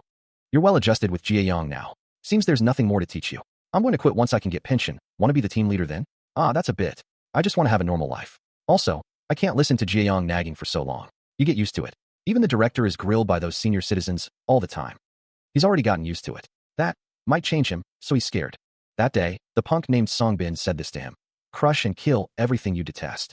A grotesque face grins, teeth bared in a horrifying display. That's our natural instinct. And then he sacrificed himself. To protect his sister. He easily could have dodged it if he wanted to. As he said, if he acted on his beastly instincts, he wouldn't have sacrificed himself. He was trapped in his plan, the moment he threw himself in the trap to protect his family. But the emotion he felt was the thrill of killing that punk. After that, he kept thinking about it. Maybe that day, the one who was closest to being a beast was probably him, is what he thought. At that moment, the words Chan Woo-hyung had spoken echoed in his mind, a sentiment he couldn't quite grasp. Chan Woo-hyung's voice was calm, yet filled with an unwavering conviction. To Chan Woo-hyung's words, "You'll realize it soon." He simply nodded, hoping that day would come. The city stretched out beneath a star-dusted sky, a silent witness to his internal turmoil.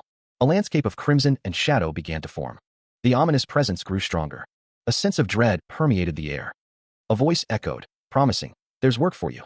The landscape twisted into a grotesque mockery of life. A whisper slithered through the darkness, "Whose?" A single red eye pierced the gloom, a voice croaking, "Master." His fist clenches, blood dripping from the knuckles. A voice echoes, demanding, "Can you do it?" A grotesque mass of red eyes and writhing tendrils looms, a silent, watchful presence. Blood streaks down his shoulder, a grim testament to the unseen struggle. Hong Yunji stands before a screen, the image displayed remaining unseen. Yoon Chanwoo observes a corpse. The text bubble reads, is the corpse of the beast killed in the last operation? The corpse is shown in more detail, covered in blood. The text bubble reads, after catching it while trying to transport beast blood, the hostage was rescued and the mission was completed by killing all of them. Yun Chan was eyes widened slightly. He thinks, that tattoo. The camera zooms in on the corpse's back. The text bubble reads, it's exactly the same. The tattoo is shown in detail. The text bubble reads, as that guy's back tattoo. Yoon Chanwoo reports, after searching the dead beast's corpse, we found a business card among his possessions. The business card reads, Club Bleed. The text bubble reads, the place written on the business card is. The text bubble reads, the target of the next operation. Yoon Chanwoo and Hong Yunji stand side by side.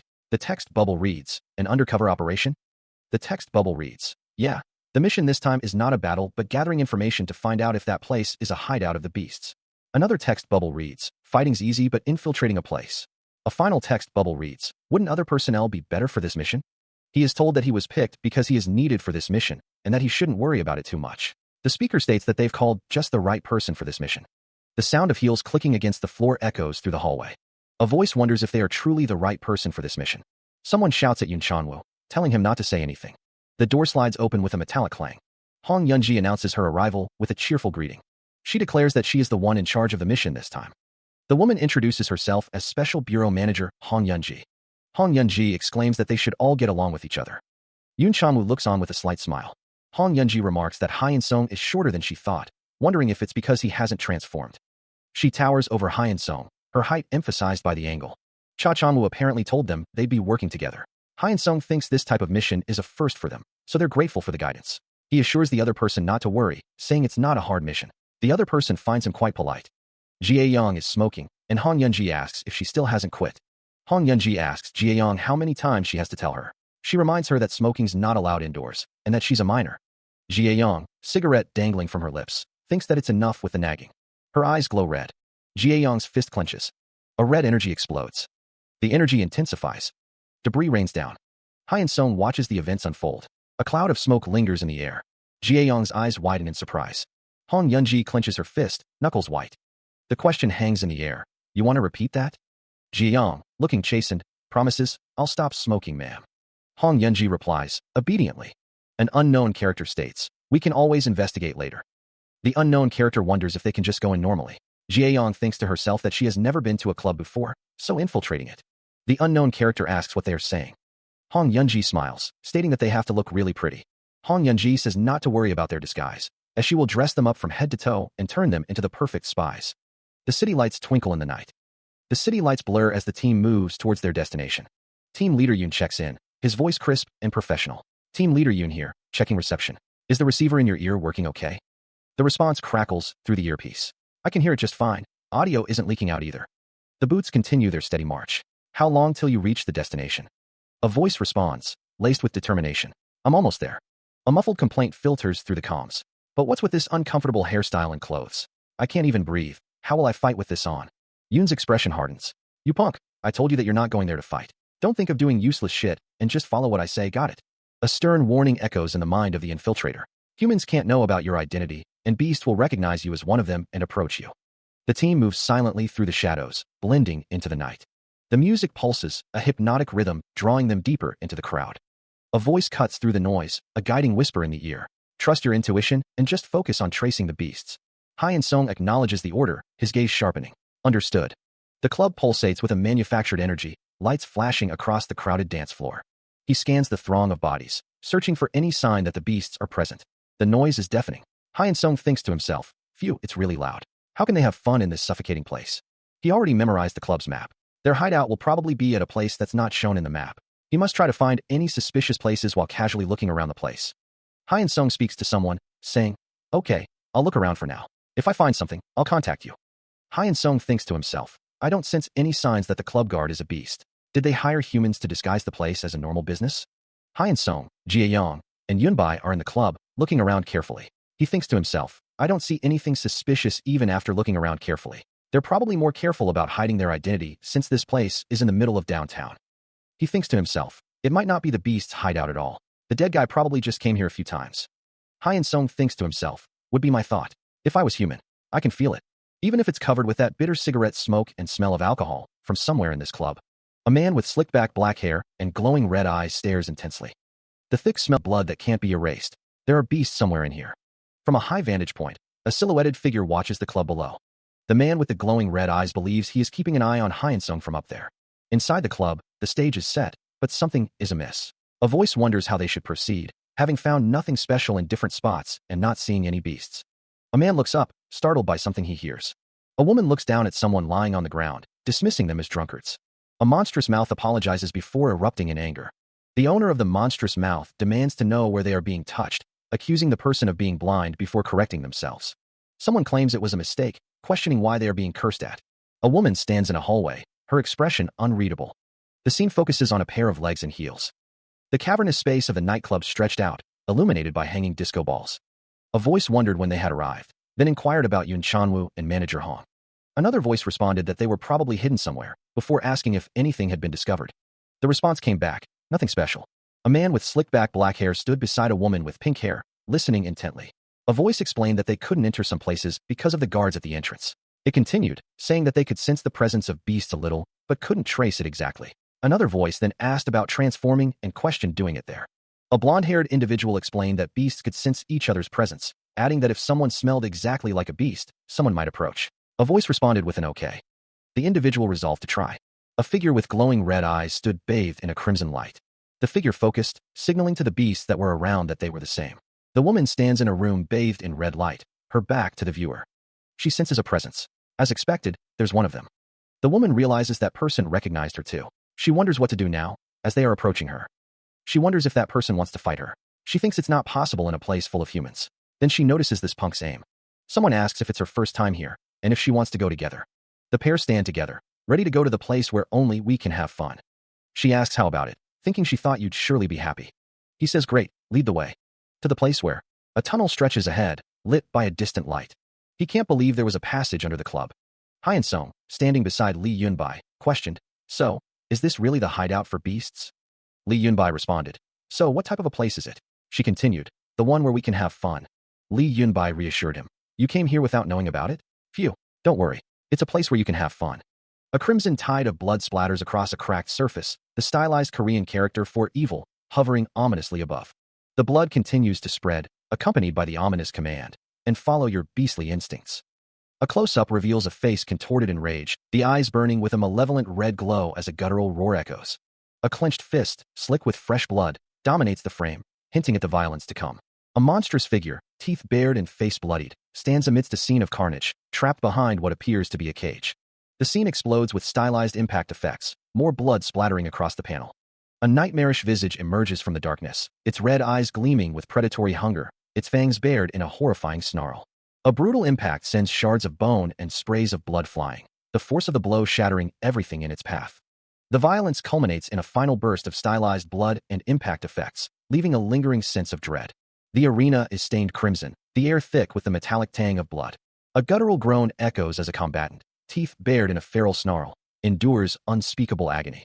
A limb, slick with gore, twitches spasmodically against the blood-soaked ground. A face, contorted in a mask of pain, is painted with the crimson spray of violence. Another limb, severed and broken, lies amidst the carnage, a testament to the brutality unfolding. The red-eyed man watches the carnage, a flicker of something unreadable in his gaze. What? He wonders. His brow furrows, a hint of annoyance in his expression. What's with these bastards? He thinks, observing the fight. The battle rages on, a whirlwind of claws, teeth, and blood, as the combatants tear into each other with savage abandon. More blood splatters across the ground, painting a gruesome masterpiece of violence. Within themselves? The narrator questions. Elsewhere, a sterile hallway stretches into the distance, the fluorescent lights casting a cold, clinical glow. Hyun-sung stands in a room, the air thick with tension. What should I do now? He muses, his mind racing. Seems team leader Yoon and manager Hong are still gathering intel. Sun Jae-young holds a cigarette between her lips, a contemplative expression on her face. Cha Hyun-sung just left with the beast he lured in. They definitely went to the beast's secret hideout. I'm at a loss. I can't just rush through the guards. Isn't there another way in this building to enter that place? This infiltration mission is just not for me. Phew, how annoying. A hand holds a cigarette. Won't someone show me the way? A gruesome scene unfolds, splattered with blood and gore. The carnage continues, a visceral display of violence. Impact lines suggest a powerful force. The aftermath of a brutal encounter, limbs scattered amidst the blood. A final burst of gore, the scene ending with a violent flourish. A monstrous figure, covered in blood, stands amidst the carnage. Its red eyes gleam with a savage intensity. A figure is surrounded by shadowy entities, their red eyes piercing the darkness. The text indicates they are trying to release something within this arena, but without killing each other. The text speaks of instinctive violence and brutality, carelessly unleashed. A towering, muscular figure, drenched in blood, stands amidst the wreckage. The text suggests that those outside would become targets of the Special Bureau. The floor is slick with blood, a testament to the brutal conflict that has taken place. A scene of carnage unfolds, the aftermath of a fierce battle. The text reiterates the attempt to release something in the arena without fatalities. A figure stands in contemplation, the text indicating a need to return and report about this. A caricature proclaims the end of the match, declaring a sole final winner. Two figures stand silhouetted in a doorway, the text musing about standing in the ring. The text speaks of presenting the champion's glorious award. A figure laments being unable to go against all these punks, deciding to leave as Chan Woo-hyung suggested. A bare foot rests on a cracked surface, perhaps a sign of the arena's decay. Two figures stand before a doorway marked B1, the text proclaiming today's trophy. Naked and bloodied, the victims are herded forward, their bare feet slapping against the stone floor. A proclamation echoes through the chamber. One pack of healthy, fresh humans. Terror grips one of the victims, her eyes wide with fear as a strangled sob escapes her lips. A blood-soaked hand looms large, a silent invitation to carnage. The text urges, rip them apart in one swing, or take your time enjoying the meal. A monstrous voice booms, as the winner wishes. A towering figure, drenched in gore, stands in the center of the arena, its red eyes burning with bloodlust. Be drunk on the blood, my brothers. Another victim is dragged away, leaving a trail of blood in their wake. The air crackles with anticipation as a voice declares, the Real show begins now. The monstrous figure grins, its teeth like jagged knives. The sound of shuffling feet echoes through the arena. The crowd roars with bloodthirsty intent. Kill them, tear them apart, pull out their insides. A lone figure stands at the edge of the carnage, his back to the viewer, a silent observer of the unfolding horror. He scoffed, a low sound rumbling in his chest. He couldn't let it end smoothly, huh? His red eyes gleamed with a predatory light, teeth bared in a chilling grin that stretched too wide. It always turns out like this. Inside a tiled bathroom, a voice echoes, demanding an answer. One woman asks why the other wants to know, the second retorting that she told him to stop calling her. A woman's face is shown, uttering a confused huh. A woman stands in the bathroom, her back to the viewer. The woman groans in disgust. One of the women exclaims that it's nasty, suggesting they leave. A woman stands in the bathroom, looking down. A woman covered in blood speaks, her words slurred. A disembodied voice declares that the basement is her playground. The blood-soaked woman continues to babble incoherently, begging to live. A body lies sprawled on the tiled floor, surrounded by a pool of its own blood. The scene is filthy and irritating. A high-heeled shoe descends, the pointed heel grinding into a bloodied head. A figure crawls through a narrow opening in the floor, disappearing into the darkness below. The woman's eyes narrow, her expression hardening. That fucker wasn't bullshitting. A long, dimly lit corridor stretches into the distance, the perspective drawing the eye towards a vanishing point of unknown horrors. Do I really need to crawl through this dusty shithole? So now, who should I eat first? The soft, plump woman for the last. Should I taste the fat man first? Wah. Oh. A monstrous figure descends upon a screaming man, claws outstretched and eyes burning with malevolent intent. A bare foot presses down on a head, the scene awash in blood. A figure plummets from the ceiling, descending into the unknown. A vertical beam of red energy explodes, shattering the surroundings. Debris rains down, a testament to the destructive force unleashed. A figure with glowing red eyes is asked if they are a champion, but the question hangs unanswered. A bloodied man, his face contorted in pain, is asked who he is. A grotesque face, eyes burning red, looms large, declaring that they were excited by the prospect of having the most fun here. A monstrous figure stands over a fallen form, expressing disdain for the squabbling of others. The back of a figure is shown, the question says who, hanging in the air. A woman with long hair declares that it's time to get rid of these childish matches and have a real fight. The woman smiles, revealing sharp teeth, as she anticipates the coming battle. A monster's face fills the frame, declaring a bet on those humans, while another wonders where the little kid popped up from. He wonders why anyone would want to know, stating that the winner gets it all, and he just has to win and become champion. Someone declares that they need to stop them from being killed, believing that what they are about to do should work, and wonders how he will show up. A silhouette stands in front of a series of screens, the air thick with anticipation. A figure with glowing red eyes is shown in close-up, their expression unreadable in the darkness. A man with green hair and glasses expresses confusion, then understanding. A message from the host is announced in bold letters. The text declares that only the strongest one gets the winner's title, and the champion and the challenger will decide the winner with their own might. A grotesque figure with a bloodied face exclaims, "What's this?" as a man below smiles, stating that it worked and he now just needs to use this as an excuse to take those people away. The scene is littered with blood and debris, hinting at a brutal battle. A figure stands in a bloody landscape, as someone thinks that this stupid, fearless rascal just got their power, so they can't keep themselves. A monstrous figure with glowing red eyes and tentacle-like hair is shown in close-up, as someone thinks that they are shitting in excitement. A character declares that they will make someone regret this, as someone else declines an offer, stating that they have had enough regrets for a lifetime. Hyun-sung clenches his fist, his expression dark. He thinks to himself, I'm busy, so how about speeding up a bit? The monster replies, sure. The monster roars, I'll crush that tiny head. The monster is struck. The monster is grabbed, and it says, Oi. Hyun-sung asks, were you just? Hyun-sung continues, acting like a champion with this strength. Hyun-sung says, how pathetic. The monster is struck with a devastating blow, its body erupting in a shower of blood. The force of the impact sends the monster tumbling through the air, debris scattering around it. He stands over the fallen beast, a red aura crackling around him as he prepares to strike again. The monster's body is a mangled mess, blood and gore coating its form. A guttural cry of pain escapes the monster's throat as it reels from the attack. Gurg! The air is thick with the stench of blood and the dust of shattered stone. With a swift, brutal kick, Hyun-sung sends the monster flying once more. The monster's clawed hands flail uselessly as it crashes through the ruined landscape. Hyun-sung watches, his expression grim, as the monster struggles to rise. Another devastating blow lands, and the monster's body explodes in a fresh eruption of blood. The sound of the impact echoes through the desolate landscape. The monster's face contorts in a mask of rage, its eyes glowing with a malevolent red light. The arena floor is torn apart, the air thick with the dust of shattered stone. A figure plummets into the newly formed crater, a testament to the battle's ferocity. Debris rains down, the echoes of destruction still ringing in the air. Silhouetted figures loom in the background, their red eyes gleaming with an unsettling intensity. Terror grips the faces of onlookers, their expressions mirroring the brutal reality of the arena. The red-eyed man stands amidst the wreckage, surveying the scene with a cold gaze. A body lies motionless, bathed in blood, the grim consequence of the match. The announcement booms, the match is over. The red-eyed man's expression is unreadable, his thoughts hidden behind a mask of indifference. The sounds of the arena fade, replaced by the sterile hum of a nearby gym. A piercing scream echoes, a stark reminder of the violence that has just transpired. The man with the cigarette exhales a plume of smoke, his mind wrestling with the implications of kidnapped civilians forced to fight in an underground arena. She observes that someone looks like they got involved in something. The man sits on a bench, his posture suggesting a heavy burden. Hong Yunji didn't expect that kid to be more of an act first, think later type, jumping into a life-threatening situation willy-nilly. If people's lives are at stake, he'll do anything, though he releases chaos wherever he goes. He gets her point, seeing that's why she didn't want him involved, manager. The little ones are working so hard. Hong Yunji stands next to the man, her expression thoughtful.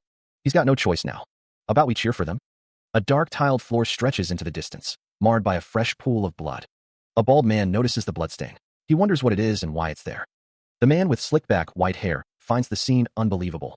A figure with long, red hair fumes, thinking about how they told them to clean up properly. A man in a suit stands with hands on his shoulders. The scene shifts to a room with pipes and lights on the ceiling. A character reacts with disgust. A man lies on the floor, unmoving. Hong Yunji asks if someone is copying her. The man in the suit responds, confirming that they can hear her and asking if anything special happened yet. A CCTV has been recording this side for a while now. A figure with long black hair hopes they haven't been caught. A man assures someone that they can rest assured, as he already took care of that. The man sits, his gaze fixed on the device in his hands. The device displays a Discord server invite, promising a graphic designer position. The man states that they won't be able to find them through the cameras, as the CCTV will show the recording on repeat. He figures they could drag it to 10 minutes max, but they're not idiots, so they'll realize this soon. Hong Yunji smiles, declaring it simple enough, and that she'll leave the cameras to the man. All seems good so far, he thinks, but this punk, Hyun-sung, has grown so much. Hyun-sung's murderous rage the first time they met was superficial and just a reflection of his unstable emotions. He was like a toddler venting out his anger. The man can't believe that guy's murderous look is so calm now. He didn't become arrogant, just controlled his emotions. He grew, and will keep getting stronger. He'll surpass me in no time, the man thinks, adding that he's looking forward to it. The device screen shows a scene of violence. What's this? The person groans, struggling against their restraints. She mutters about how tight it is in here. She wonders when this will end. Someone stands near a vent, listening. She wonders if it is ending, noting that it's kind of noisy. Someone wonders what that punk is doing there. A figure stands in a destroyed area, looking ahead. Someone stands over a body, declaring, "See that, you fuckers." Someone declares, "I'm the winner." Someone says, "Now I'll do as I wish." A commanding voice declares a sinister intention, to take away those humans and feast on them. The declaration is met with shock and confusion. Whispers erupt, questioning the speaker's motives. He'll take them away, not kill them here, one voice wonders. Another voice cuts through the murmurs, questioning the disruption to the planned entertainment. What about the show then? A sharp retort silences the complainer. Shut up, you punk. A booming voice proclaims dominance. You said it. Everything as the winner wishes. The figure emphasizes their claim, pointing forward with unwavering confidence. I'm the winner. A figure emerges from the shadows, their eyes glowing with an ominous red light. The camera pans out, revealing an arena filled with anticipation and unease. Frustration simmers beneath the surface. Damn it, a voice mutters. These bastards are chatting with each other now. The figure considers a drastic measure. It's not going as planned. I gotta quickly get out of here. Red eyes narrow with a chilling resolve. I guess I'll just have to. A sinister thought takes shape. Wipe them all out, huh?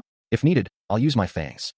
A heavy silence descends, punctuated only by the sound of shifting weight on the cracked arena floor. Hyun-sung's voice cuts through the tension. Enough. The air crackles with anticipation. Hyun-sung stands firm, his back to the stands, awaiting the response. The silence stretches, thick with unspoken challenge. The arena looms, a silent witness to the impending clash. A voice, laced with amusement, echoes through the arena. Your demand is indeed the right of a winner. The voice continues, a hint of steel beneath the surface. But taking the prize away is against the rules here. A red glint pierces the shadows, the speaker's gaze intense. The voice rises, a challenge hanging in the air. Want to assert your claim as the winner here? The figure steps forward, the challenge laid bare. Prove it with your strength. The voice concludes, a final, stark condition. By knocking me down. Hyun-sung stares ahead, his expression unreadable. The camera focuses on the jacket that Hyun-sung is wearing. Red Eyes asks, his voice echoing, if he is the manager of this place. He then asks if he should knock him down. Hyun-sung confirms with a simple, yeah. Red Eyes continues, stating that if he wins, he can do as he wishes. Red Eyes tells Hyun-sung that it's all up to him, whether he kills the humans or saves them. What is? Red Eyes shouts, this bullshit. The monsters roar, demanding to watch human flesh being ripped apart. They ask what the hell he is blabbering about. Red Eyes commands them to knock it off and just bite off the humans' necks. Red Eyes shouts to start the show, then tells someone to shut up. Red Eyes declares that they came to watch his traps. A massive structure looms, its purpose unknown. A horde of beasts, their eyes glowing with malevolent intent, stand ready. Yet they stopped. So many beasts stopped at his one command. He's different. From all the beasts I've fought till now. They stopped. Uncontrollable craving. Pride in their power, violence, bloodthirsty madness. Those were the common instincts I felt from the beasts I fought. But I don't feel any of those from him. The cold, heaviness, and darkness. A monstrous maw, lined with rows of razor-sharp teeth, fills the frame, promising violence. There's nothing complicated to consider. The only option is to crush the opponent. His eyes burning with crimson intensity, the man prepares to unleash his power. Everything will go his way. The man's gaze pierces through the arena, his intent as sharp as the fangs he revealed moments ago. If the opponent is even capable of standing against him. His red eyes narrow, a silent command to remain calm amidst the brewing storm. He prepares to release the body's tension, ready to demonstrate his strength. The man proposes a casual one-on-one, a deceptive invitation to a brutal contest. His legs tense, coiled springs ready to unleash devastating force. He centers himself, finding a point of stillness within the impending chaos. The arena awaits, a silent witness to the clash that is about to unfold. The air crackles with unseen energy, the very atmosphere charged with impending violence. He delivers a devastating punch, connecting squarely with the other man's face. The force of the blow sends debris flying as the impact reverberates through the surroundings. A figure is struck with tremendous force, the impact sending shockwaves through the air and scattering debris. The relentless assault continues, each blow carrying the weight of a collapsing building. The force of the attack sends a figure hurtling backwards, a ragdoll tossed by a hurricane. From a low vantage point, a figure struggles to regain their footing, the air thick with the scent of ozone and blood. The battle descends into a whirlwind of motion, limbs blurring as combatants clash in a desperate struggle for dominance. A face contorted in pain or fury, the eyes burning with a primal intensity. A body plummets towards the unforgiving ground, the impact promising a brutal awakening. Standing over the fallen, a figure looms, their silhouette a testament to raw power. Close up on a face etched with defeat, the eyes glazed over with the sting of failure. Another body crashes to the earth, the sound echoing through the desolate landscape. A devastating blow lands, sending debris scattering across the battlefield. The fist, clenched tight, continues its brutal descent. The force of the impact sends the figure hurtling backward, a cloud of dust erupting around them. The sound of the strike echoes through the air. The attacker's boots crunch against the shattered ground, each step deliberate and powerful. A close-up reveals the face of the attacker, antagonist strong, his red eyes burning with fierce intensity. The figure crashes into the ground, the impact sending tremors through the debris-strewn landscape. The body lies still amidst the wreckage, a testament to the sheer force of the blow. He's quick and ferocious, leaving no openings for his opponent. He's strong. The assault continues, each strike carrying the weight of overwhelming power. Another blow lands, further devastating the already battered figure. He is struck with tremendous force, the impact sending shockwaves through his body.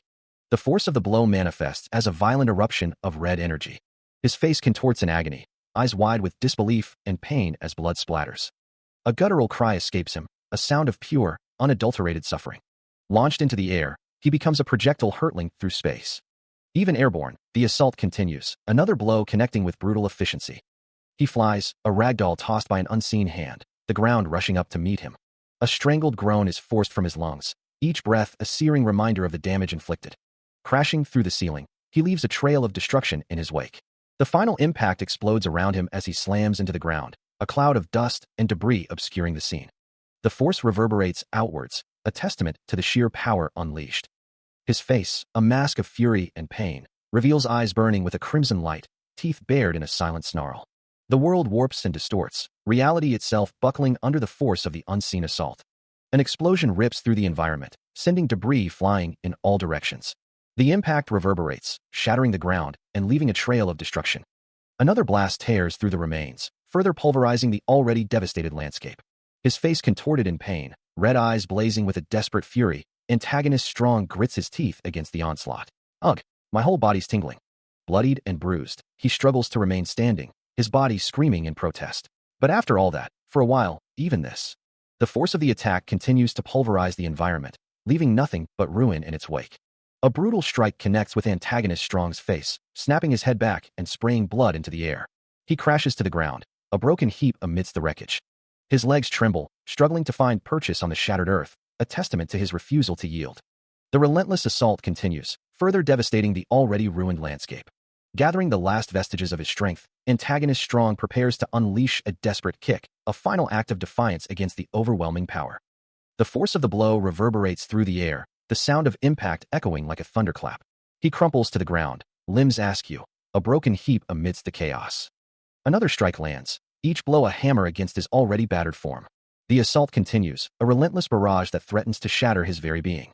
A fist, a brutal instrument of destruction, hurtles towards him, promising further agony. The impact sends blood spraying from his mouth, a crimson testament to the savage beating he endures.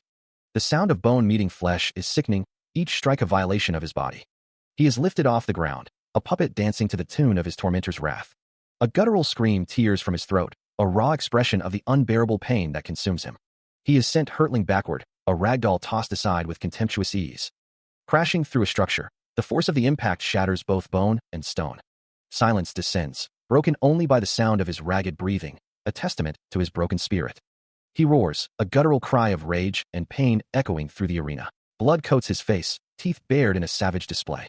The arena around him begins to buckle, the supports groaning under immense strain. He is sent hurtling through the air, a dark silhouette against the collapsing structure. The arena continues to disintegrate, chunks of stone and metal raining down.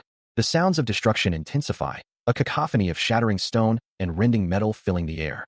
From above, the arena resembles a shattered ruin, dust and debris swirling in the aftermath of the devastating blow. Blood and debris litter the ground, a testament to the ferocity of the battle. Lying amidst the wreckage, antagonist Strong is a broken figure, bloodied and defeated. That was risky. A gaping hole marks the center of the arena, a void where solid ground once stood. It would be a big problem if the last fatal blow hadn't worked as expected. He felt something weird, a sense that with every blow landed, something fell out of place. It was as if the arena itself was mocking his efforts, the shattered remains of their battle a testament to the futility of his attacks. Each step forward felt like a futile attempt to crush something that simply refused to break. No matter how much he beat him up, the opponent remained standing. The opponent's gaze was unwavering, a silent challenge that fueled his frustration. The question hung in the air, a desperate plea for an end to the relentless struggle. Are you done? How many times had he knocked him down? The question echoed in his mind, each repetition a reminder of his failure. He was like a robot, an unfeeling machine that absorbed every blow without flinching. That couldn't feel anything. The arena walls, once symbols of strength, now lay in ruins, mirroring his own shattered resolve. The red haze of battle blurred his vision, a constant reminder of the unending struggle. The scene is a macabre tableau of death, the remains of something or someone barely visible amidst the darkness. He steps into the room, his shoe sinking slightly into the crimson-soaked floor. Damn it, Hyun-sung thinks, his expression grim. He can't believe there's a place like this in the club's basement. even if it's just in case. The stench of death hangs heavy in the air as Hyun-sung stands amidst the carnage. The air stinks of the rotting smell of corpses, a reek that clings to the back of the throat.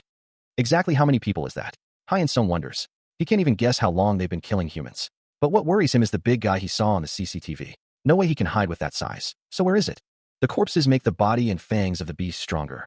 It stinks of the charnel house, a place where death is not an end, but a resource.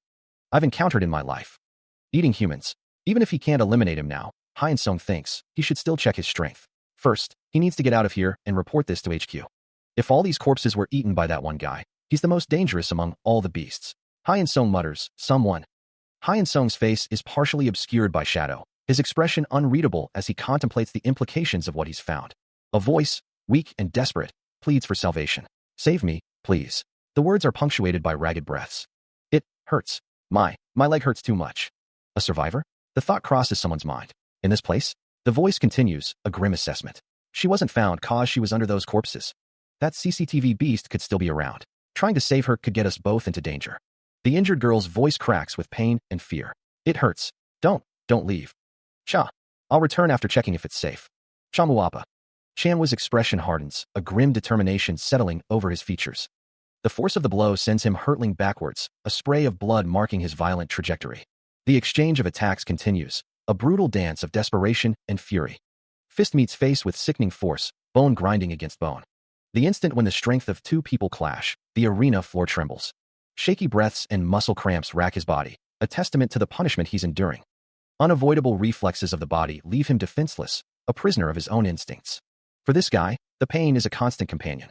These things don't exist, he thinks, clinging to a desperate denial.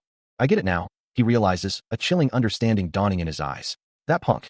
Can't, he grits out, a desperate mantra against the encroaching darkness. He can't feel pain, a hollow victory in a meaningless battle. If this continues, he thinks, he'll be knocked down first. He needs to settle this before that happens. He's putting every last drop of his strength into this single blow. His beastly fangs are ready. Blood streaks down his face and body, evidence of the brutal exchange. The sound of impact echoes through the arena.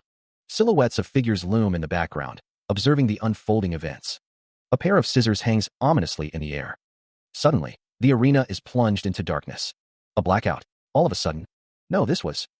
A device sits on the floor. It was done by Chanwo. What's this now? Where'd the humans go? A man utters a confused sound in the darkness, wondering what is happening. Another voice calls out, Oi. Tears stream down a man's face, his expression a mask of fear and confusion. A woman urgently says, Follow me if you don't want to die. The fire safety sprinklers activate, drenching the area. A woman exclaims in frustration, Ah, foo. My phone. A man urges, Hey, let's get out.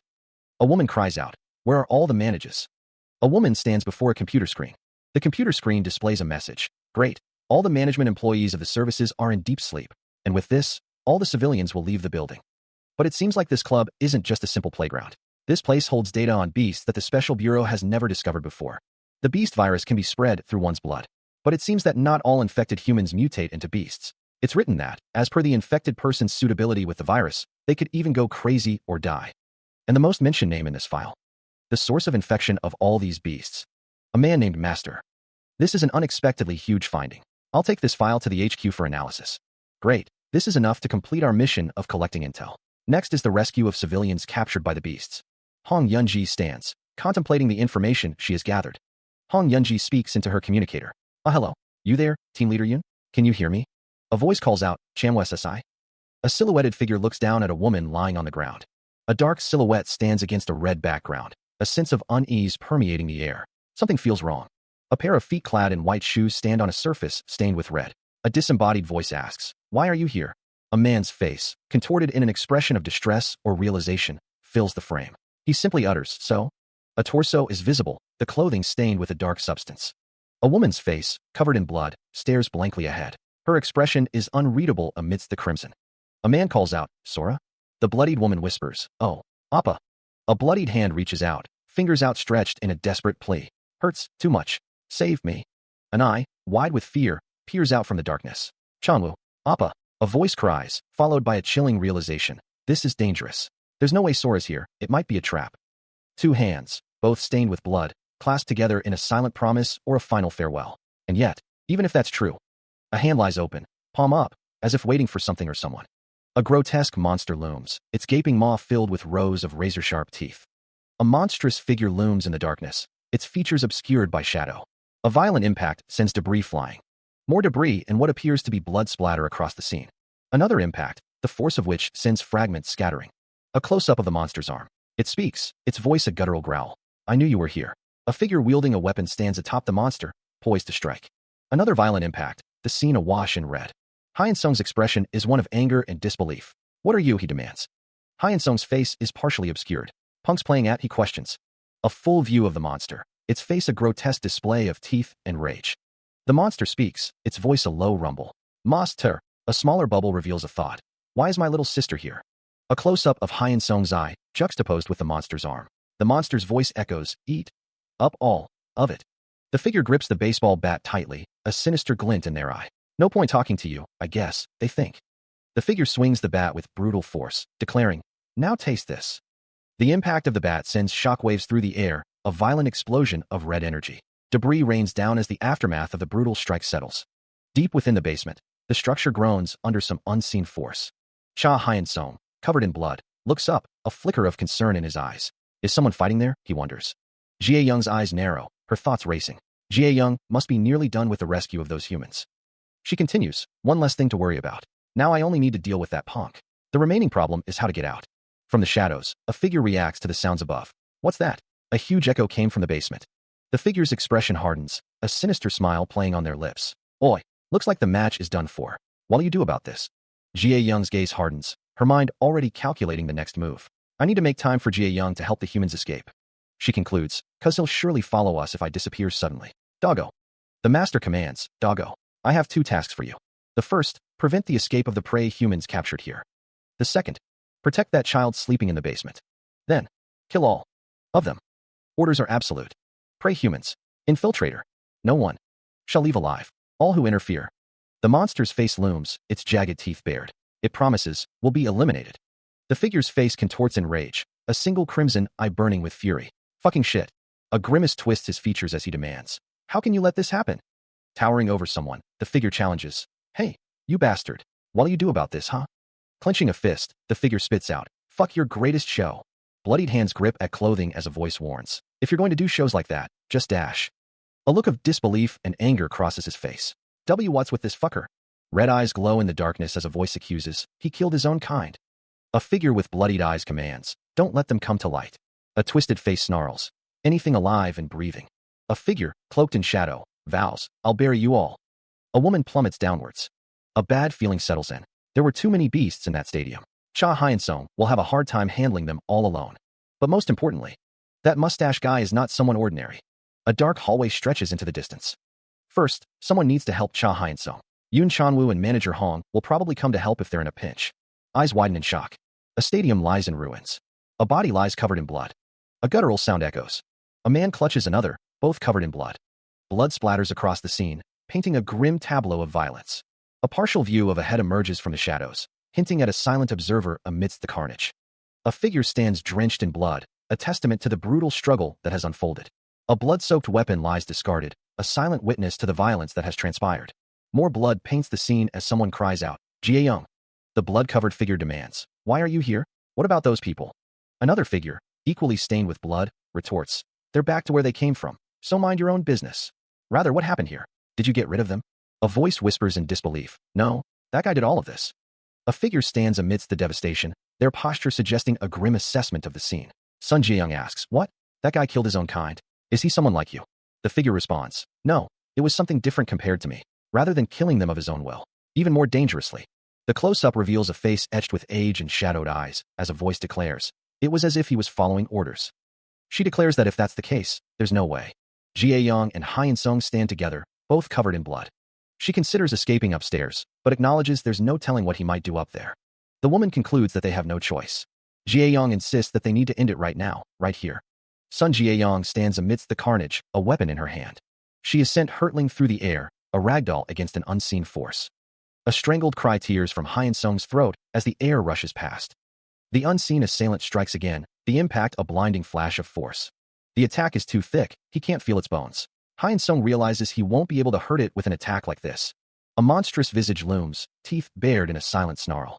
Another blow lands, and another strangled ooh escapes his lips. The force of the impact sends tremors through his body, each strike a hammer blow. A guttural groan escapes Hyeonsung as he crashes against the unseen barrier. The monster stands tall, a silent predator surveying its prey. He's using up too much energy to attack because of the weight difference. Hyeonsung needs to get a swift attack and a strong hit. Hyeonsung's eyes widen, a flicker of determination igniting within them. Ch. Amidst the wreckage, a bloodied woman lies prone, her expression a mix of pain and desperation. She reaches out a blood-soaked hand, calling out, Chanwoo. Her voice is weak, barely a whisper against the backdrop of destruction. A monstrous roar echoes through the scene, followed by a guttural cry, no. Sora. The sound is filled with rage and a desperate plea. A stark warning flashes across the scene. Run. The message is urgent, a desperate call for escape. A cloaked figure looms in the background, their presence adding to the sense of impending doom. The monster unleashes its fury, the force of its attack sending shockwaves through the debris-strewn landscape. Its foot crashes down with earth-shattering force, pulverizing everything beneath it into a cloud of dust and shattered fragments. The impact reverberates through the air, a deafening boom that drowns out all other sounds. The ground trembles as the monster continues its relentless assault, each blow carrying the weight of untold destruction. Wielding a crude weapon, the monster prepares to deliver a final, devastating strike. The monster stands triumphant over its fallen prey, its shadow looming large against the backdrop of carnage.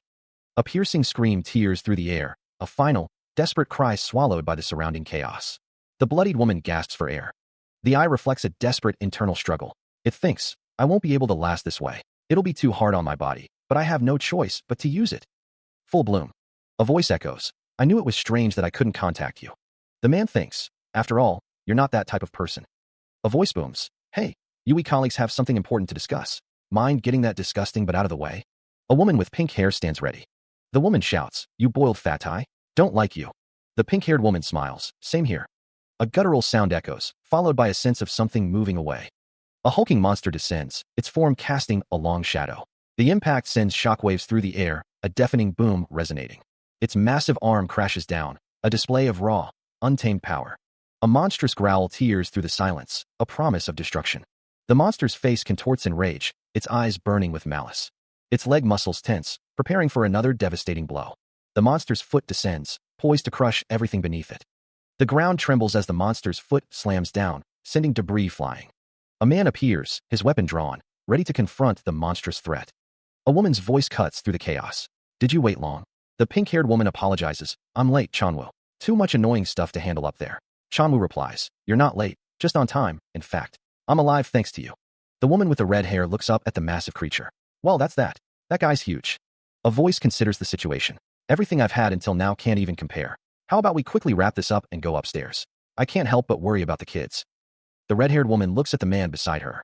The monster's maw gapes open as a voice says, but before that, I'll have to entrust the support team with a civilian. A civilian? Was someone still left?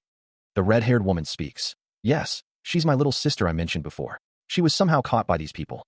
The man, covered in blood, carries a woman on his back. Sora tells him, get on my back for now. Sora looks forward, determination in her eyes. Yes, of course. Chanwoo's eyes narrow as he asks, what are you talking about? He seems confused. The monster's teeth are bared. A voice responds, right now there's... The man is covered in blood, his expression grim. Chanwoo asks, huh? A voice answers, no one beside you. A voice echoes, filled with betrayal. You said you'd protect me. A second bubble follows, dripping with venom. You liar. A figure stands silhouetted against the darkness, the accusation hanging heavy in the air. Everyone died because of you. A lone figure, stained crimson, stands in the void. A mournful voice whispers, Dad and me too. A single eye stares out, wide and unfocused. A thought bubbles to the surface. I'm dreaming. This is a dream. A monstrous maw filled with jagged teeth grins in the darkness. A voice, cold and cruel, declares, yes, it is. This is your nightmare. The words beastly fangs and Delphic body and mind of darkness appear, scrawled in blood-red letters. A gruesome tableau unfolds, a scene of carnage and despair painted in shades of red and black. Abstract symbols writhe against a crimson background, pulsing with an unseen energy. The symbols intensify, now splattered with fresh blood, a chaotic tapestry of fear and dread. A face emerges from the darkness, streaked with blood and tears. A shuddering breath escapes their lips. A strangled gasp, a desperate plea for air, ugh each. Her expression contorted with rage, the woman's eyes burned with a crimson intensity. She towers over Yoon Chanwoo, her voice a venomous lash. Chanwoo, what's wrong? The air crackles with unspoken threat. The tension builds, a prelude to violence. A swift, brutal motion. The strike lands with devastating force. Her fist clenches, knuckles white with fury. How annoying. I don't have time for this shit. Spitting with contempt, she unleashes a torrent of abuse. You round-ass fatso. The punch connects, a sickening crunch echoing as blood explodes from the impact. The force of the blow reverberates. Her eyes widen, a flicker of something unreadable in their depths. A desperate plea escapes her lips. You can't kill me. She stood, a crimson-haired figure amidst the carnage, the air thick with the metallic tang of blood. A voice echoed in her mind. I ate a lot. Master told me. The lives she consumed, a crimson eye reflected, were all. A monstrous visage erupted, teeth like razors and eyes burning with possessive hunger. Mine. A grotesque heap of crimson matter lay congealed, a testament to the lives devoured. Her red eyes widened, a chilling resolve hardening her features. So, I won't die. A face contorted with malice, a promise whispered on the wind. Until I kill everyone. The world shattered, explosions ripping through reality, each blast a scream of destruction. The ground buckled, the air crackled, and the echoes of annihilation reverberated through the void. The cataclysmic forces unleashed a symphony of chaos, each note a testament to the power unleashed. Amidst the maelstrom of destruction, figures danced like shadows, their forms barely visible through the inferno. The final crescendo of devastation, a world consumed by fire and fury, a testament to the promise fulfilled. She is struck with incredible force, her body contorting violently as she's sent hurtling backward. The impact explodes in a shower of blood and debris, the air thick with the scent of ozone and pulverized stone. Feathers and shards of something unknown scatter as she is flung further, a blur of motion against the crimson-tinged backdrop. A strangled cry escapes her lips, the sound swallowed by the roaring in her ears as pain lances through every nerve. The world slams into her, a crushing weight that steals her breath and threatens to shatter her bones. She crashes through something solid, the sound of splintering wood and tearing metal, a symphony of destruction accompanying her descent. The ground itself cracks and splinters under the force of the impact, a testament to the sheer power unleashed. More debris explodes around her as she continues her uncontrolled trajectory, a ragdoll tossed by an unseen hand. Each collision sends fresh waves of agony through her battered form, the taste of blood and dust coating her tongue. Amidst the wreckage, a figure stands, silhouetted against the crimson light, a harbinger of devastation. The air crackles with residual energy, a silent promise of further violence to come. She is sent crashing through another barrier, the world a kaleidoscope of pain and destruction. He cries out, a guttural ACK, escaping his bloodied lips as an unseen force slams into him. The impact sends a shockwave of crimson erupting around him, the force threatening to tear him apart. The blow connects, flesh tearing and bone cracking under the assault. The world distorts into a blur of red and black, the sheer violence of the attack overwhelming his senses. Blood sprays like a macabre fountain, painting the air with the evidence of the brutal beating. He is launched through the air, a ragdoll tossed aside by an uncaring hand. His face, a mask of blood and pain, contorts in a silent scream. Crashing down, his body slams against the ground, the impact sending tremors through the shattered earth. The ground splinters and cracks beneath him, a testament to the force of his fall. He lies broken and bleeding, a crumpled heap amidst the ruins. Debris litters the landscape, a silent memorial to the savage onslaught. The crimson pool beneath him spreads, staining the ground with the indelible mark of violence. Shattered debris litters the ground, the remnants of a violent impact. A trail of destruction leads deeper into the unknown location. A burst of energy or force has ripped through the environment, leaving a gaping hole. Blood splatters against a wall, painting a gruesome picture of the recent struggle. The devastation continues, with more blood and debris scattered across the scene. The air hangs heavy with the metallic scent of blood and the acrid smell of destruction. A section of brick wall remains, a stark contrast to the surrounding chaos. Dust and smoke linger in the air, obscuring the full extent of the damage. A figure stands amidst the carnage, drenched in blood, their expression obscured by the shadows. Cha Hyun-sung's voice, strained and ragged, cuts through the silence. Oi, Cha Hyun-sung. It won't end this way. Dragging this out is only exhausting us even more. Hyun-sung's bloodied face is revealed, his eyes burning with a grim determination. Yeah, I'm aware of that. In the end, there's only one way. The ruined stadium looms in the background, a silent testament to the battle that has taken place. Dust and debris hang in the air, the aftermath of a cataclysmic event. A blinding red energy explodes outward, shattering what little remains. A figure plummets downwards, caught in the shockwave of destruction. The air crackles with residual energy, the devastation continuing to unfold. The sword, a silent witness to the carnage, stands as the instrument of annihilation. Of blood, the blade is stained crimson, a testament to its deadly purpose. A cloaked figure stands amidst the ruin, revealed as the destroyer of demonic source. The sword pulses with a radiant, unholy light, its power resonating through the ravaged landscape. The blade unleashes its fury, a torrent of energy obliterating everything in its path. The air shimmers with heat and distortion, the echoes of destruction reverberating outwards. A monstrous visage, dripping with blood, emerges from the chaos, a testament to the sword's effectiveness. A final, agonizing scream pierces the silence, the sound of defeat and utter annihilation. Cha Hyun-sung's name echoes. He plummets from above, a desperate cry of now, tearing from his throat. The transformation begins, bones contorting and flesh warping. Hyun-sung's face twists into a monstrous visage, fangs erupting from his gums. The fangs, glistening and sharp, are the weapons of a soul conqueror of thousands. Red energy explodes outwards, shattering the surroundings as the transformation intensifies. He roars, a guttural promise. Fucking take this. The monstrous form takes shape, a grotesque parody of its former self. The transformation nears completion, the air crackling with dark power. The sound of bones cracking and flesh tearing fills the air. The monstrous transformation continues. The transformation is complete, leaving behind a terrifying beast.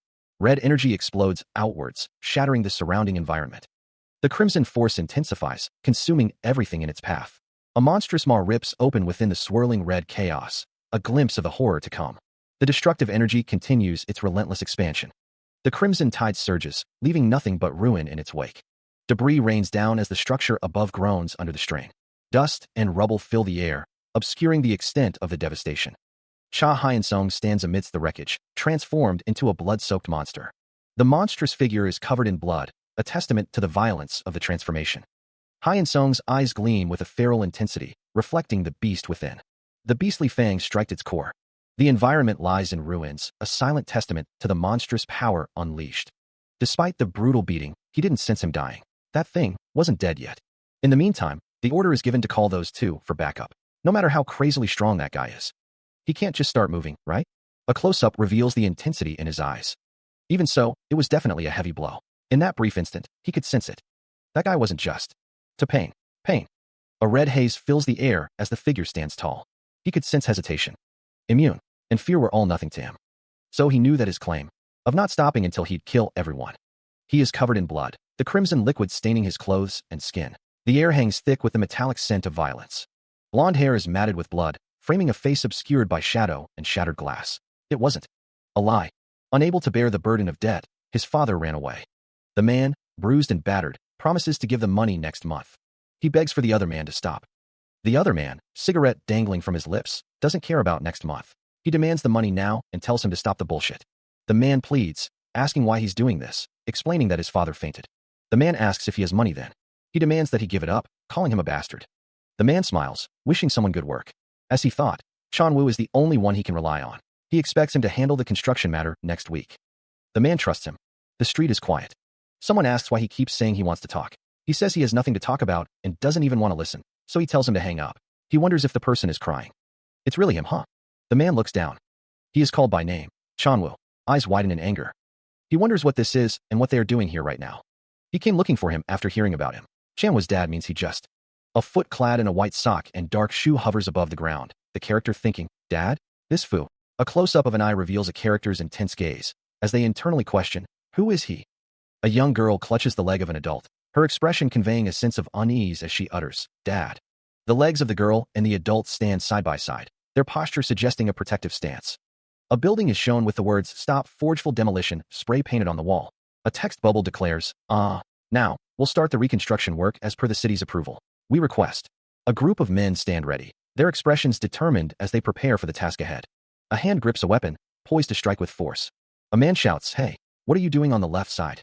Block them from getting to the equipment. An injured man lies on the ground, his face bearing the marks of a struggle. A text bubble commands, Drag away all the bastards who cross the line. A close-up of a face reveals intense anger, as the character yells, Get lost, you bastards. A bottle of alcohol sits on a table next to a glass. A voice screams, I'll kill you. A man with an elaborate tattoo covering his back lies in bed with another person. A voice demands, Why are you doing this to us? Another voice retorts, You shitty thugs. A man with a bandage on his face smokes a cigarette, asking, Can you even call yourself humans? A voice wonders if someone is awake and asks where they are going, demanding a cigarette. A door stands slightly ajar, with bags piled nearby. A man with a bandage on his face shouts, I said stop it. A person clutches their jacket, saying, My dad. Dad gave it to me. A voice responds dismissively, So what? A voice accuses, He bought your bag by stealing from someone, didn't he? A voice states that Chanwoo bit off Sangyeol's finger. Another voice adds that this is why they shouldn't accept kids from the orphanage. A voice remarks that of course the parents would abandon a kid like that. The girl stares with tear-filled eyes. A voice threatens, demanding they get lost or face death. The man's face is filled with rage. A voice asks what her name is. The girl sits, looking dejected, while the man sits beside her. The man stares intently, a toothpick between his lips. The girl's eyes are filled with tears. The man speaks of her mother's liver hurting, noting she's going through a lot. He asks if she lives in the neighborhood, to which she replies, yeah. The man advises her not to go around getting beat up, telling her to fight back, even if she has to hit their head with a rock. The girl stares blankly. The girl calls out, Appa. The zipper of a dark jacket is pulled up. A cabinet hangs on a wall. A woman and a man lie embraced in bed. A pair of eyes stare intently, as a voice whispers, thank you, Appa. The woman in bed looks up, questioning, huh? Chanwoo, are you smiling? Chanwoo, you know how to smile. A voice replies, I didn't smile. She urges, you smiled, show me. A rustling sound fills the room as a voice says, I'm going to sleep. Chanwoo asks, why should I stop smoking? Chanwoo sits, a cigarette held loosely between his fingers. A voice says, doctor said that mom got sick because she breathed in a lot of dirty air at the factory, and cigarette smoke is way worse for her. A young girl sits on the ground, looking down at her hands. Chanwoo raises his hand to strike the girl. I bet your liver will rot too if you don't quit smoking, she says. He retorts, you annoying, you rude little rascal, telling me what to do. The girl cries out, why'd you hit me, you shithead? He shouts, his voice laced with fury. You tiny brat, wanna die? The man scoffs, contempt dripping from his words. You punk. Punk. A single word echoes in the darkness. Nightmare. A vision of agony unfolds, sharp blades piercing through a mass of darkness, painting the scene with crimson. It's a nightmare. The pain he inflicted, the tears shed because of him, haunt his every waking moment. The sins he committed gnaw at him, a constant reminder of his transgressions. So he wanted to escape, to run away from others' gaze, seeking solace in oblivion. From the world around him, from himself, he desperately seeks an escape. It's a nightmare, all his life, a relentless torment that never ceases. Was a nightmare, but in that nightmare, a flicker of surprise crosses her face. Only the time spent with you, a bittersweet memory in the darkness. A muscular arm tenses, a silent promise of action to come. A bloodshot eye stares out, a silent promise echoing in the darkness. It gave him a reason to live on. Crimson lines streak across his vision, a torrent of memories flooding back. A fist clenches, knuckles white with the force of suppressed rage. Blood splatters across a face, a mask of violence and pain. The crimson stain spreads, consuming everything in its path. A violent spray of blood paints the scene, a brutal reminder of past actions. A woman with crimson hair stares wide-eyed, a silent scream trapped in her throat. The memories surge, a tidal wave of guilt and regret. He remembers it all now, all the sins he committed. His back is turned, a silent vow etched into his posture, and the reason he can't die. A bloodied face emerges from the darkness, a whispered promise escaping his lips. He won't forget it ever again. Thank you. The woman with crimson hair smirks, her eyes glinting with malice. Your fangs dig through people's memories, huh? Sorry to say this, but your judgment was wrong. Ho! A monstrous face contorts in disbelief, its fangs bared in a silent roar. How? My beastly fangs can't be known. They might be true for other humans, but they are not prey. They are hounds who'll bite off that throat. The painful memories you showed won't crush us. Rage. A bloodied face contorts in fury, eyes burning with an unnatural blue light. They'll just put us into a rage. A visage, drenched in crimson, stares out with a grotesque grin. A voice, laced with anguish and fury, echoes, questioning why his foes remain unaffected by his monstrous power, why they refuse to succumb to their nightmares. A hand grips a sword, the weapon glinting ominously in the dim light. The memories he pulled up. The pain, resurfacing with brutal force, leaves him feeling like utter garbage. But more than anything, the memory of that child, unearthed by his disgusting fangs, surfaces. Is something I just can't tolerate. Eyes blazing with an unholy light, the figure's face is a mask of blood and fury. A voice seethes with rage, declaring, you fucking insect. The words are followed by a surge of power, a declaration of full bloom. Crimson energy explodes outward, a violent bloom of power and blood. A hooded figure emerges from the chaos, shrouded in shadow, their face obscured. A voice booms, filled with manic glee, proclaiming, King of Mountain. KK. He.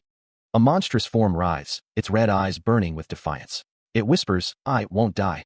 The voice declares, a chilling possessiveness lacing its tone, because all human lives are mine. Standing atop a mound of debris, the red-haired figure tilts their head, a hint of amusement in their voice. Is that so? Eyes gleam in the darkness, observing the carnage. A voice muses, let's see with just a look over the corpses. I see you ate a lot over time. The figure clenches a fist, their expression hardening. Roughly 100 no. The figure's voice echoes, a question hanging in the air. Is it around over 1,000? Then, a fist clenches, each knuckle adorned with a letter, spelling out love. Regardless of how many lives they devoured, a voice echoes with dark intent. The speaker's crimson eyes gleam, teeth bared in a predatory grin. They'll just crush them until none are left. A wave of destructive energy erupts, tearing through the very fabric of reality. The force intensifies, leaving trails of crimson in its wake. The destructive wave continues its relentless advance. A blinding flash of red consumes everything in its path. The world is painted in shades of destruction, the air thick with the scent of ozone. The energy spirals outward, a vortex of annihilation. A final burst of power obliterates all that remains. The echoes of destruction reverberate, a testament to the speaker's overwhelming might. They unleash a monstrous roar, their form contorted into a nightmarish visage of claws and teeth. The air cracks with the force of the unseen blow. The attack connects, sending a figure spiraling through the air amidst a shower of blood and splintered debris. The force of the impact sends shards of debris flying in all directions. A strangled scream tears through the air, a testament to the brutal assault. The victim is launched further, a ragdoll tossed by an uncaring hand. Guttural sounds of pain echo amidst the chaos, each one a testament to the devastating power unleashed. The onslaught continues, a relentless barrage of destruction. The very ground seems to buckle under the weight of the assault. Debris rains down, a grim reminder of the carnage wrought. The figure plummets through the air, a broken form against a backdrop of destruction. The source of the devastation looms, a crimson silhouette against the storm of blood and ruin. A crimson mask, teeth bared in a silent scream. A primal roar tears through the air, a symphony of agony and fury. A figure lies broken amidst a sea of blood, their form obscured by the carnage. Jieyong passed out, claws pierce through flesh, driving into her heart. The talons sink deeper, a brutal violation. Strength failing, the last vestiges of hope dwindle. Only one desperate gamble remains. A bloodied visage, a testament to the ferocity of the battle. Red hair flares like a dying ember, fueled by a desperate surge of power. A vow of savage retribution echoes, a promise to tear the enemy apart. Rage contorts the features, a mask of fury etched in blood and desperation. A final, agonizing scream rends the air, a testament to the brutal cost of survival. A devastating blow lands, the force of the impact echoing through the ruined arena. His body a wreck, the fighter acknowledges the damage, but the thought of giving up is not an option. He must cut off his opponent's throat. Even if it's only for a short while, he needs to keep going. The arena lies in ruins, a testament to the ferocity of the battle. A bloody impact leaves a crimson stain on the shattered ground. Debris litters the battlefield, a silent witness to the carnage. Amidst a burst of energy, the fighter stands bloodied but unbowed. The intensity of the fight reaches a fever pitch. His body broken and bleeding, the other fighter struggles to remain standing. The ruined arena is a graveyard of shattered stone and spilled blood. The fighter is surrounded by destruction, yet his resolve remains unbroken. The battle's aftermath is a scene of utter devastation. A voice, strained and pained, whispers an apology into the void. Crimson stains paint a gruesome portrait, the aftermath of a brutal clash. Bathed in the dim light of the ruined arena, a bloodied figure stands amidst the rubble. A voice booms out, laced with malice. "We made you wait." A twisted laugh echoes, a chilling symphony of pain and perverse joy. I'm dying of joy." A woman's voice cuts through the chaos, filled with desperate concern. "Gaeong, wake up." She's conscious, but her condition's really bad. A desperate question hangs in the air. "Where is he?" Another voice answers, dripping with venom. "The guy who made you like this." The arena floor is a canvas of carnage, painted with the crimson hues of battle. A figure stands silhouetted against the devastation, a lone warrior amidst the ruins. A vortex of blood and shattered stone, a testament to the ferocity of the conflict. A single word hangs in the air, "Doggo." A chilling revelation unfolds. This child's a vessel that holds a human's pain, rage. Contempt and malevolence coalesce, a promise of future vengeance. Someday this strength will come looking for you too. A figure shrouded in shadow clutches a heart-like object, the fate of a child hanging in the balance. If the vessel is destroyed, all that's inside will lose its home.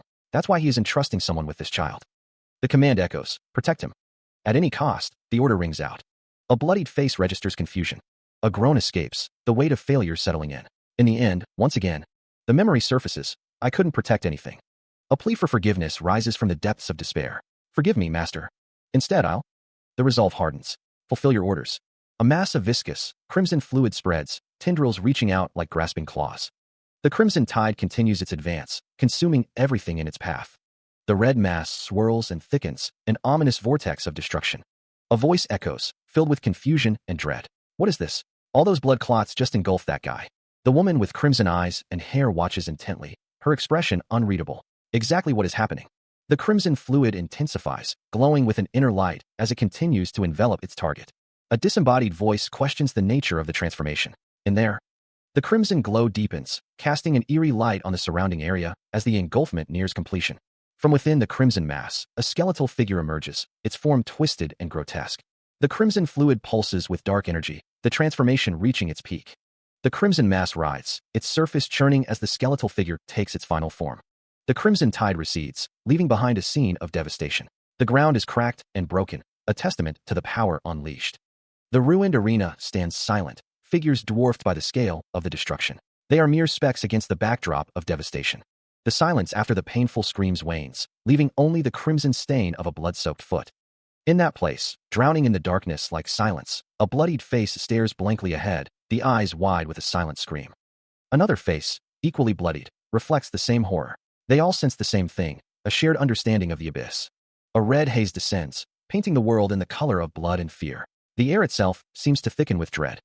A monstrous form takes shape, its flesh a grotesque tapestry of crimson and shadow. The silence is broken only by the imagined sound of its rasping breath. The unavoidable stare of a scene of carnage, a tableau of blood and bone. The air hangs heavy with the metallic tang of death. A skull emerges from the darkness, its empty sockets promising oblivion. The final face of despair. Death. His body felt heavy, each movement an agonizing effort. The pressure in the air was pressing down on his whole body, making it difficult to breathe. In the frightening silence, a figure loomed above him. It felt like they were the only ones on Earth, isolated in this moment of dread. Damn it, he thought, frustration boiling within him. He needed to be ready, but his body just wouldn't move as he wanted. How will he? All crew members, pay attention. Take your positions as per my orders. Cha Hyun-sung and Sun Jae-yong, keep your distance and stay back. Don't interfere until I give you orders, and save your energy. Team Leader Yoon, you'll cover him from the back. The moment there's a crack in his defense, you guys jump in for the attack. A foot steps forward, ready to advance. Jae-yong declares, going to take him head on. The arena lies in ruins, a testament to the battles fought within its walls.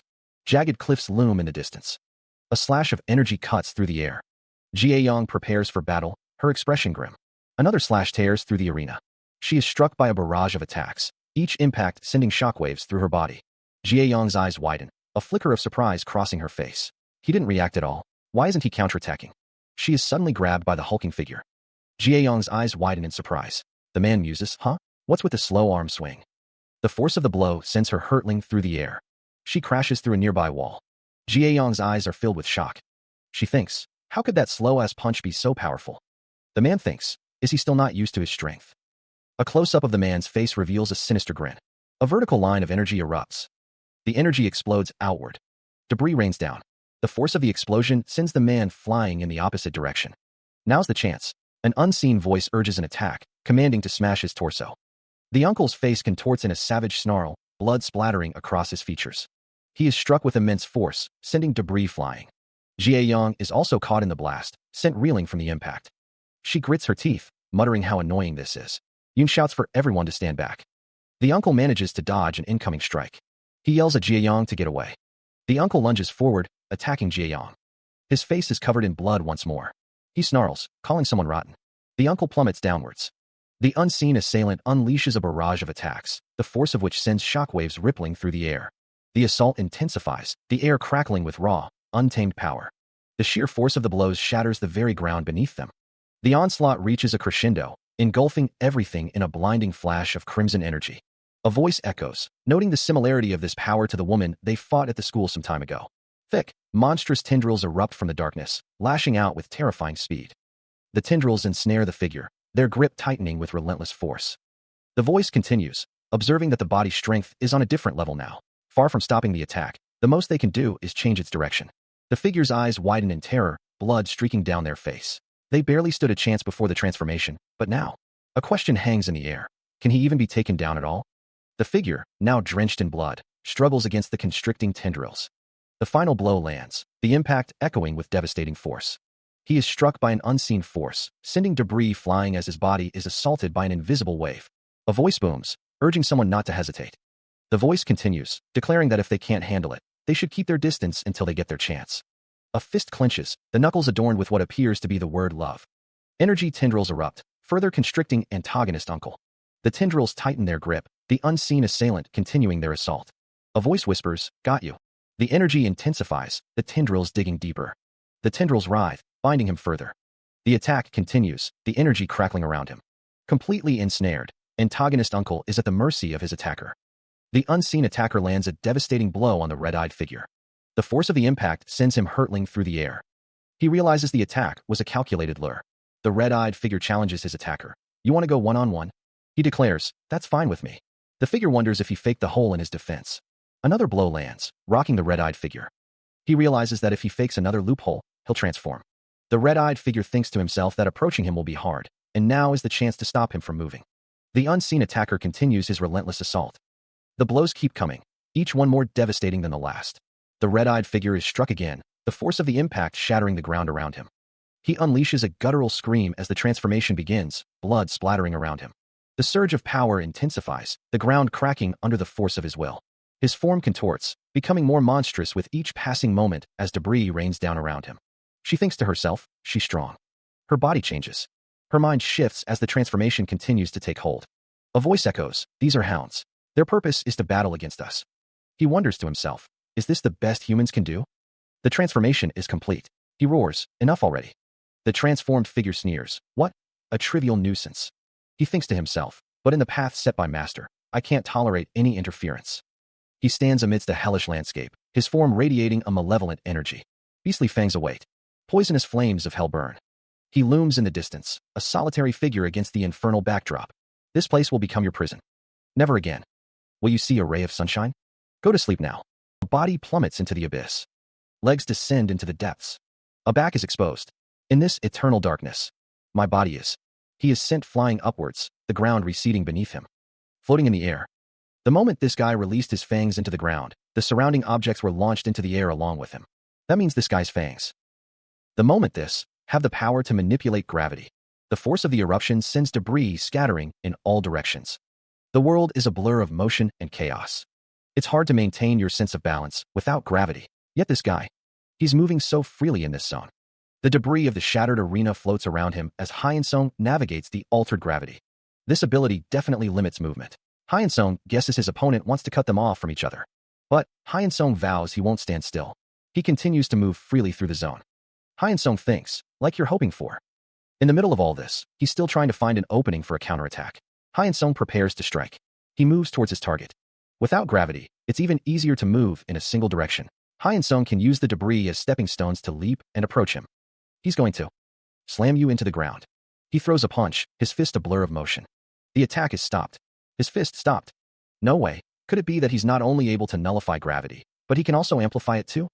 A counterattack comes in a flash. Hyeonsung is sent falling backward. A dark figure looms. Ugh. But still, it's nothing more than the wriggling of a bug. The figure stands menacingly. Bullshit. And quit jabbering, you bastard.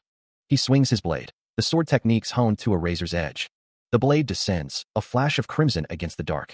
The sword cleaves through flesh and bone, a spray of blood painting the air. The descent continues, the blade unstoppable. The sword completes its gruesome task, bisecting the body with brutal efficiency. A horrifying tableau of carnage, the bisected torso a testament to the blade's power. But he thinks. The figure with red eyes declares, mine is sharper. The bisected remains plummet towards the depths below. The figure with red eyes grins. A surge of crimson energy erupts, the air crackling with unseen power. A figure plummets from above, a dark silhouette against the ravaged sky. The ground cracks and splinters as a dark void yawns open, a silent testament to the devastation. A figure stares in stunned silence, the weight of the moment etched on their face. Red hair whips in the wind, framing a face streaked with blood and fury. Support Sun Ji-young clutches her arm, her expression a mix of pain and grim determination. You'll be outside his attack range at this distance. You did well, Ji-young, she mutters, acknowledging her own efforts. Ji-young looks down at the carnage. You guys truly fought well, so rest now, she whispers, her voice heavy with sorrow. A figure clenches his fist, his face a mask of resolve. From this point onwards, leave the fighting, he declares, his voice firm despite the surrounding chaos. The red-haired figure stands amidst the destruction, their gaze fixed on an unseen point. Team Leader Yoon's face is marred with blood. Team Leader Yoon, the target's strength is way beyond our expectations, he says, his voice strained. The red-haired figure's eyes narrow, a chilling determination hardening their features. If we don't stop this guy from going up, this city will turn into a sea of blood. So, they say, their voice low and dangerous. The red-haired figure's eyes burn with intensity, their face a mask of grim resolve. We need to put an end to this, Right here, right now, they vow, their voice echoing with deadly intent. Even if it means dying, he vows to fight on. They're approaching, dodging his attacks. Is it possible they're predicting his movements based on the subtle shifts in his hands? What remarkable reflexes! A voice echoes as the red-haired figure faces a shadowy opponent. Even so, the battle continues. The shadowy figure declares, "You can't escape the darkness." The shadowy figure stands tall amidst the destruction. The shadowy figure taunts, "Trying to launch us into the air again, huh? We're not falling for the same trick twice." The red-haired figure shouts, "Here I go." A sword stands bloodied. Debris flies through the air. The red-haired figure launches a kick. The red-haired figure yells, "HYH." A fist clenches, ready to strike. The red-haired figure stands amidst the destruction, ready for the next attack. He plants his foot, leveraging the shattered ground for purchase. The skeletal figure with red eyes prepares to meet the attack. Adjusting his stance, the red-haired figure remains focused. He notes that his opponent is using the crushed debris from the ground for footing. The red-haired figure already predicted this would happen. The red-haired figure thinks, "Great, I'll put you right to sleep." The sound of impact echoes through the arena. His leg connects, sending a shockwave through the debris. The force of the blow explodes outward. The skeletal figure's face is contorted in a grimace. He thinks, "You think it's a pathetic defense? If you're that confident." The red-haired figure prepares to strike again. "Then stopping this should be a piece of cake for you." Muscles tense, the red-haired figure is ready to unleash another devastating blow. The red-haired figure's voice booms, echoing with newfound resolve. He vows to dedicate every moment to his opponent's demise. Crimson energy flares around him, the air crackling with raw power. His muscles bulge, veins throbbing as the transformation intensifies. The figure's declaration rings out again, a promise of relentless pursuit. The energy intensifies, coalescing into a blinding aura. Debris floats around him, caught in the vortex of his escalating power. The figure reaches a critical point, his form radiating an almost unbearable heat. He has reached full bloom. The power continues to surge, threatening to overwhelm his very being. The transformation culminates in a blinding flash, the words "Dragon of Light" appearing as a testament to his newfound strength. A monstrous visage fills the frame, its crimson hair flowing wildly as its red eyes burn with malevolent intent. The monster's arm, stained with blood, twitches with anticipation. The unknown monster swings its blade, a crimson arc cutting through the air with deadly speed. An explosion erupts, sending shockwaves and debris in all directions. Fragments of stone and metal are hurled skyward, propelled by the force of the blast. The monster's face, contorted in a savage grin, looms closer. The blade descends, a blur of motion promising destruction. Another explosion rocks the area, the ground trembling beneath the force. The unknown monster's sword crashes down, unleashing another devastating explosion. The final explosion sends a wave of heat and force outward, the air crackling with energy. The onslaught continues, a devastating blow crashing into the monster. The force of the impact sends it reeling, crashing down amidst the debris. A brutal kick connects, further driving the monster into the ground. Another strike explodes against its form, a maelstrom of blood and shattered stone. A fist slams into the monster's flesh, the sound echoing through the desolate landscape. The assault intensifies, another blow landing with bone-shattering force. A final, devastating kick sends the monster spiraling, the air thick with dust and blood. A hand clamps down on the monster's arm, a vice-like grip that promises more pain. The monster is struck again, a crimson spray painting the ground as it struggles to stay upright. It coughs, a thick gout of blood splattering from its lips. Irk! A glimpse of the monster's true face emerges from the carnage, a skull-like visage etched with malice. The final blow lands, and the monster collapses, its body crashing to the ground in a heap. A crimson energy blade tears through the air, aimed directly at the downed monster. The energy connects, ripping across the monster's flesh and sending sprays of blood into the air.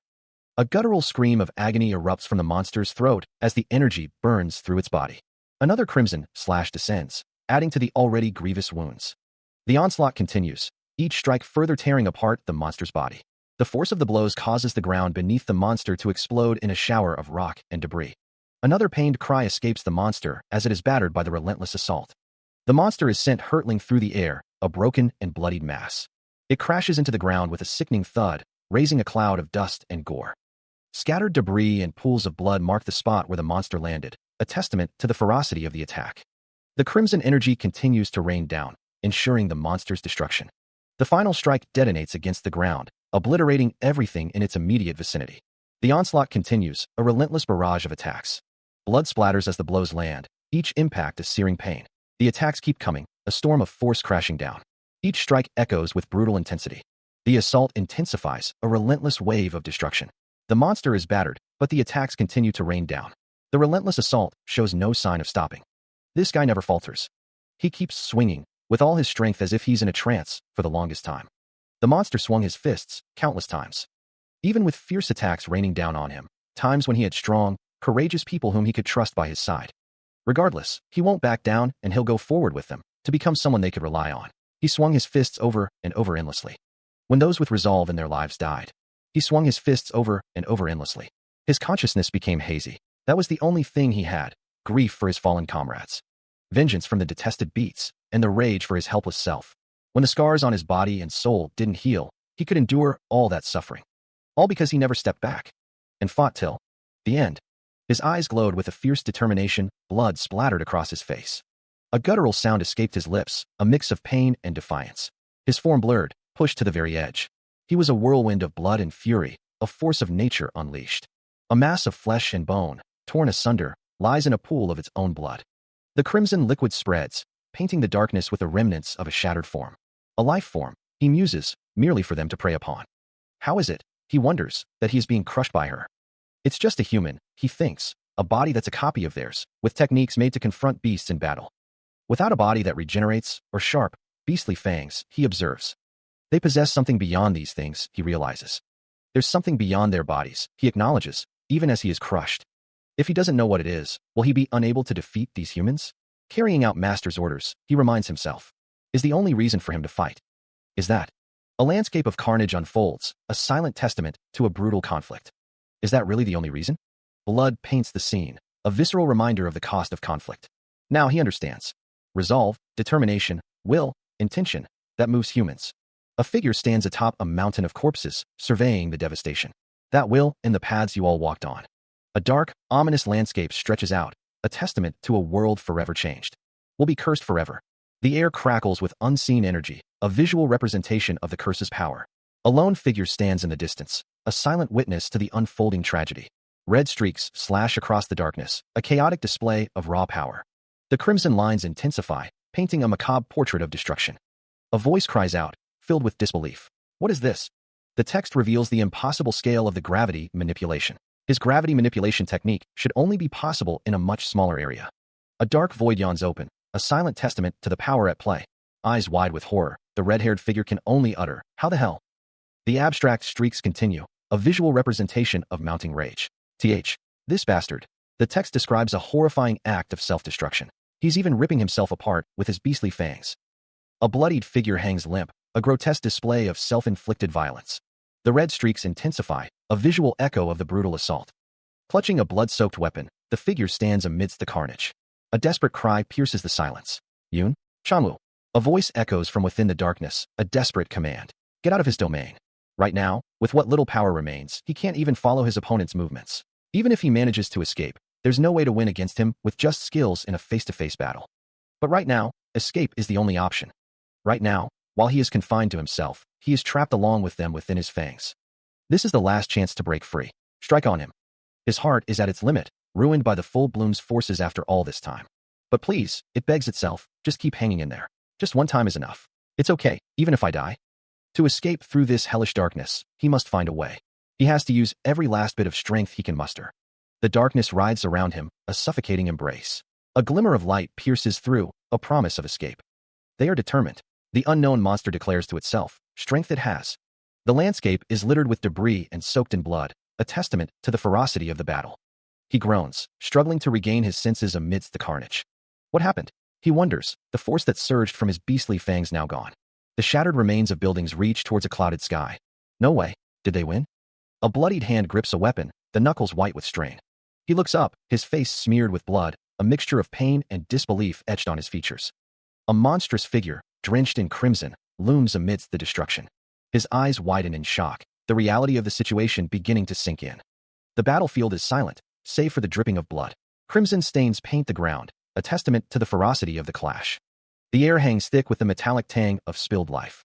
A figure stands amidst the carnage, drenched in the gore of victory or defeat. Every surface is slick with blood, reflecting the dim light in grotesque patterns. A bloodied face emerges from the shadows, eyes glowing with an unsettling intensity. The scene is a macabre tableau of destruction, a canvas painted with violence. A guttural groan echoes through the desolate landscape, a sound of pain and exhaustion. Darkness descends once more, obscuring the full extent of the devastation. The bloodied figure remains, a solitary sentinel in a sea of red. A voice whispers, a chilling declaration. It's over. The same voice continues, a promise of finality. Your desperate struggle will also be buried in this darkness with you. Helplessly, without any meaning. I pledged I wouldn't run away. I resolved to fight till the end. But in the end, I'm in this state. I couldn't do anything. You're wrong. Sure, you're strong. So much that even all of us together can't beat you. But all those lives that could have been taken by you today, we protected all of them. What's the value of those lives you saved when they're just weaklings who can't even protect themselves? What you just said is the answer. Stupid bastard. Because they're weaklings who can't protect themselves.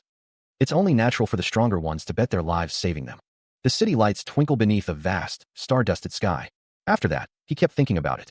Maybe that day, the one who was closest to being a beast was probably me, is what he thought, as he stood on the rooftop with another figure. A cigarette smolders between gloved fingers. Cha Hyun-sung asks, give me your hand. A hand extends, palm up. Huh? My hand. Why all of a sudden? The flame of a lighter flares, searing the outstretched hand. Hyun-sung shouts, it burns you. The lighter's flame continues to burn the hand. The other figure exclaims, ow ow, that hurts so much. Yeah, you're angry cause it burned you. Since this is the main culprit, should we just smash it? Hyun-sung retorts, huh? What are you saying? You burnt me, not the lighter. The darkness looms. Hyun-sung is asked to take a look at the city, a place filled with people they must protect. These are just normal people, but the beasts they've fought until now walk these streets normally, just like them. A monstrous figure looms, its red eyes burning with an ancient malice. Whether something changed them, or they were evil from the start, those guys made a choice. The choice to hold this fire in their hands, and to live as beasts who'd hurt humanity. Powers are just the fire. Whether you're consumed by that power and turn into a beast, or become a human who helps others, depends on your will. But his will isn't as strong as theirs, nor does he have the cool-headed judgment like Ji-young. Without this strength, he's just nothing but a weak-ass kid. He gazes up at the night sky, lost in thought. That's why I have expectations from you. Right now, you can understand the suffering faced by the weak and the responsibility of the strong.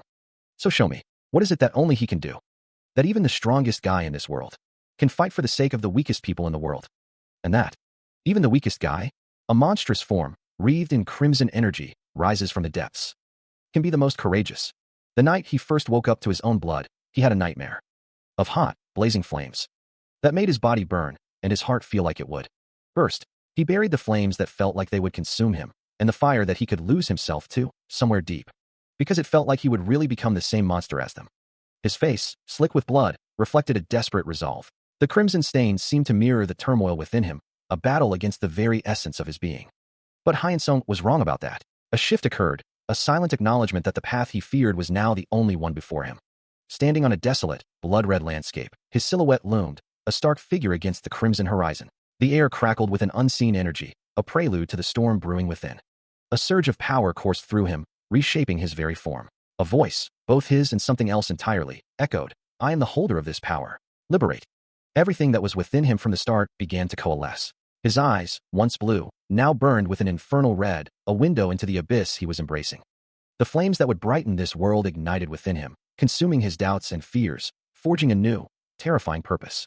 A blinding white light erupted, a cleansing fire that purged the remnants of his former self, leaving behind only the raw, untamed power. The light intensified, a supernova of transformation, scattering the last vestiges of humanity and ushering in an era of monstrous potential. From the blinding light emerged a hell-like darkness, a void where only power reigned supreme, and the whispers of the abyss echoed in his soul. Ancient symbols, etched in crimson, manifested around him, each a testament to the dark pact he had forged, a gateway to unimaginable strength. The world twisted and contorted, reflecting the metamorphosis within him, a descent into the depths where the line between man and monster blurred beyond recognition. The symbols pulsed with malevolent energy, binding him to his new reality, a terrifying testament to the power he now wielded and the price he had paid to obtain it. He stands amidst a pool of his own blood, the shadows rising to meet him. The shadows whisper, a chorus of his own darkness. He feels himself being lifted, pulled from the depths of his former self. A voice echoes, a declaration of what is to come. You. His hair cascades down his back, lengthening as his form contorts. A question hangs in the air, a desperate plea. What exactly are you? His arm shifts, bone and sinew twisting into a monstrous claw. A realization dawns, a grim acceptance. Is this it? So it was something like this.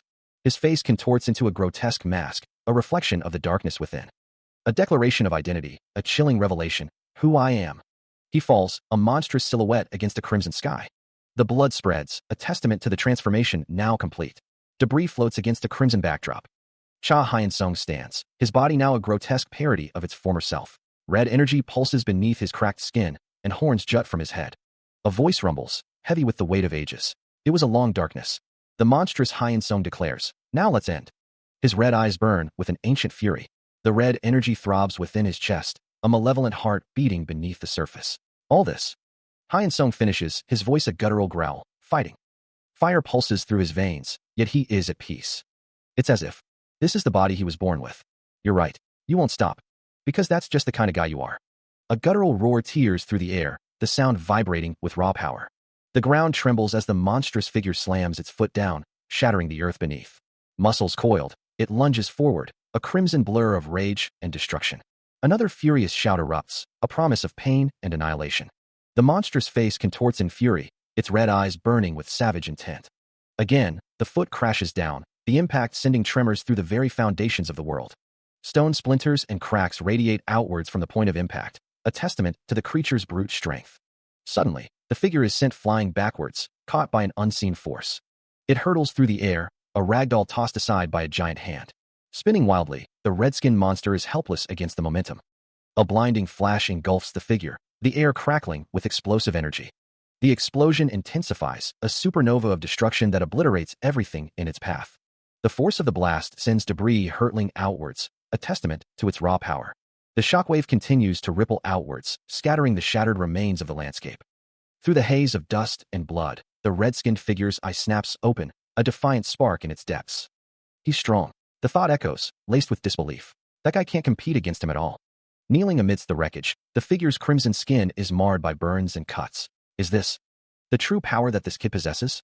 The question hangs in the air, heavy with apprehension. Despite the devastation, the figure's torso remains largely intact, a testament to its unnatural resilience.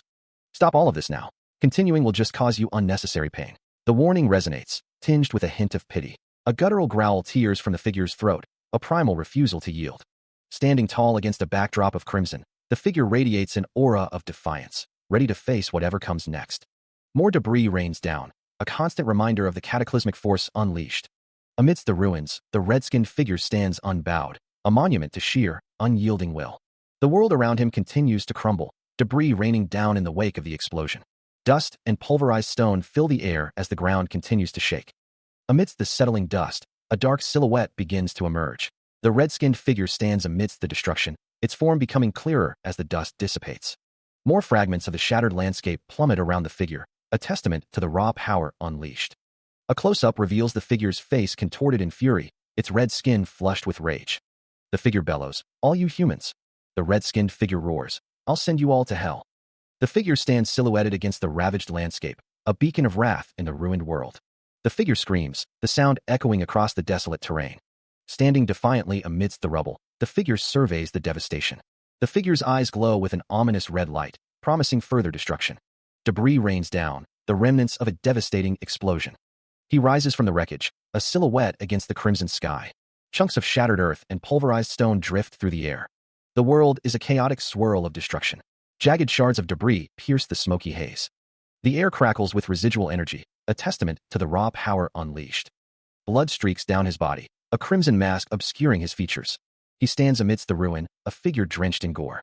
A pool of blood spreads beneath his feet as he struggles to comprehend the devastation. What happened? He groans, senses reeling from the impact. Senses. Beastly fangs. And that guy's beastly fangs are engulfed in darkness. The soul of a beast that has been polished vigorously. The world warps and distorts, a canvas of crimson and shadow reflecting the turmoil within. A voice echoes, a declaration of will against the encroaching darkness, whatever blocks my path. A monstrous form takes shape, a grotesque parody of flesh and bone, bathed in the lurid glow of the internal storm. But how? The question hangs in the air, a desperate plea for understanding amidst the chaos. How come you? The words are laced with confusion and a growing sense of dread. A monstrous silhouette emerges from the depths, a terrifying manifestation of the inner beast. Are letting out such an excruciatingly painful scream? The question is a torment, a recognition of the agony consuming him. The darkness deepens, a suffocating abyss threatening to consume all that remains. Are emerging from the depths of his heart, the source of the corruption revealed, a festering wound at the core of his being.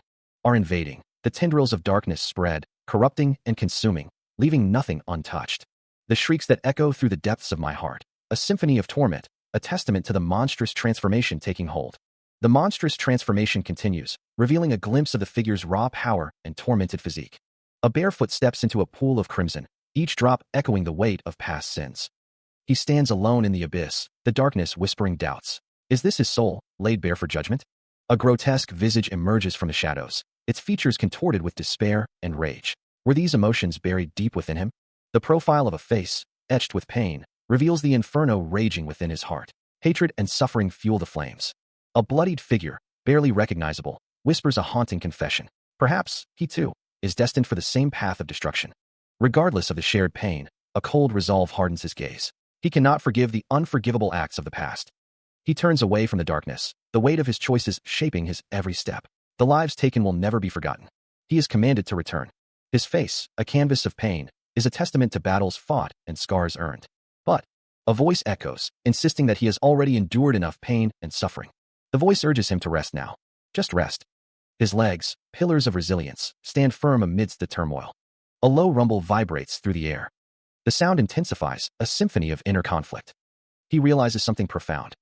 The reason why this strength was given to him. Humans. The word beasts hangs in the air, heavy with despair that permeates the hearts of all. A blinding light erupts, scattering debris in its wake. From the depths of an encroaching darkness, swirls of crimson and ebony intertwine, a chaotic dance of opposing forces. Light splinters through the darkness, casting fractured shadows across the void. Light is bringing my. The vortex of red and black deepens, a swirling abyss of unknown potential. A shadowy figure emerges from the chaos, its form indistinct and ominous. Calling. A final surge of light pierces the darkness, leaving a trail of ethereal residue. The scene is silent, the air thick with the dust of destruction. Debris rains down, the remnants of a battle that has reshaped the landscape.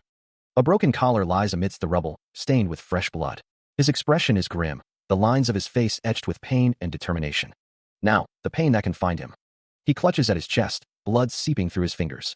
Or at least, a gaping hole pierces the ceiling, a testament to the raw power unleashed. The building stands in ruins, a skeletal frame against the sky. He stands amidst the destruction, his gaze fixed on the heavens. You can be at peace. Not in the darkness, but in the light. It's a relief, she's still breathing. Jia Young's body was made by copying a beast's body. With her life force, she can definitely recover. His vision blurring, he thinks it's over for his right eye.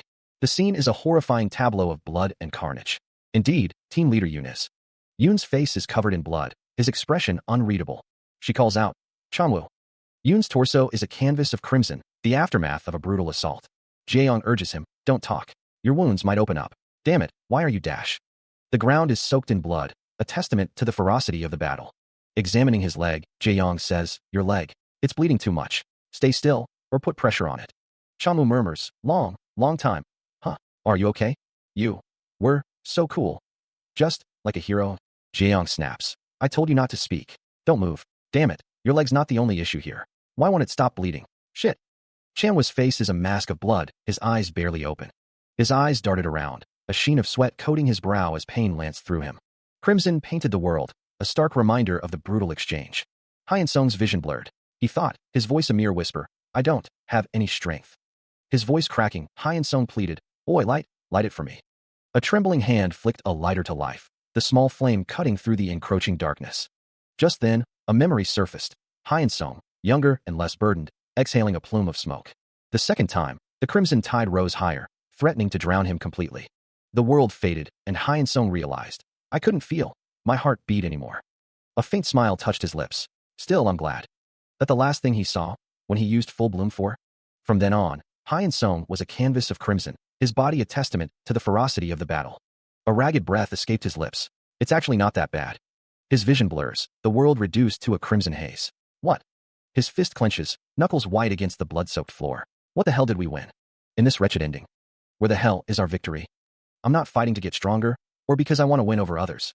I just didn't want to watch someone endure pain and suffering helplessly. I didn't want to lose the people close to me in vain, right in front of my eyes ever again. But in the end, this is what it has come to. Once again, in the end, I still lose. His bloodied eye stares blankly ahead, reflecting the crushing weight of defeat. He seems taken aback by something, his brow furrowing slightly. What? You'll become a team leader soon. Jaeyoung retorts, a hint of defiance in her voice, a thug like you. Hyeon-sung sighs, the weight of the past heavy on his shoulders. Fu, why are you talking about the past now? I even made time to come all the way here for your birthday. He offers a sheepish apology. Hi, Sorry, I still can't believe. Jiayong points out, you're a police officer. Still, it looks like the work suits. Hyun Sung acknowledges, you're even getting promoted. Well, there's just not enough people. Jiayong's expression turns somber. Isn't there anyone you can rely on? Many get hurt or die while fighting Bia suspects. Hyun Sung's gaze drifts downward, a deep sadness in his eyes. No matter how good people come in, they all leave in the end. Even if we fight every day, the number of criminals doesn't decrease. Innocent people still fall prey to them. At times like that, I sometimes wonder. Jiayong's voice is barely a whisper. If my job even has any meaning. Hyun Sung reassures her, his voice firm. I don't think your job is meaningless. The camera pans to a building with a sign that reads, Mrs. Pizza.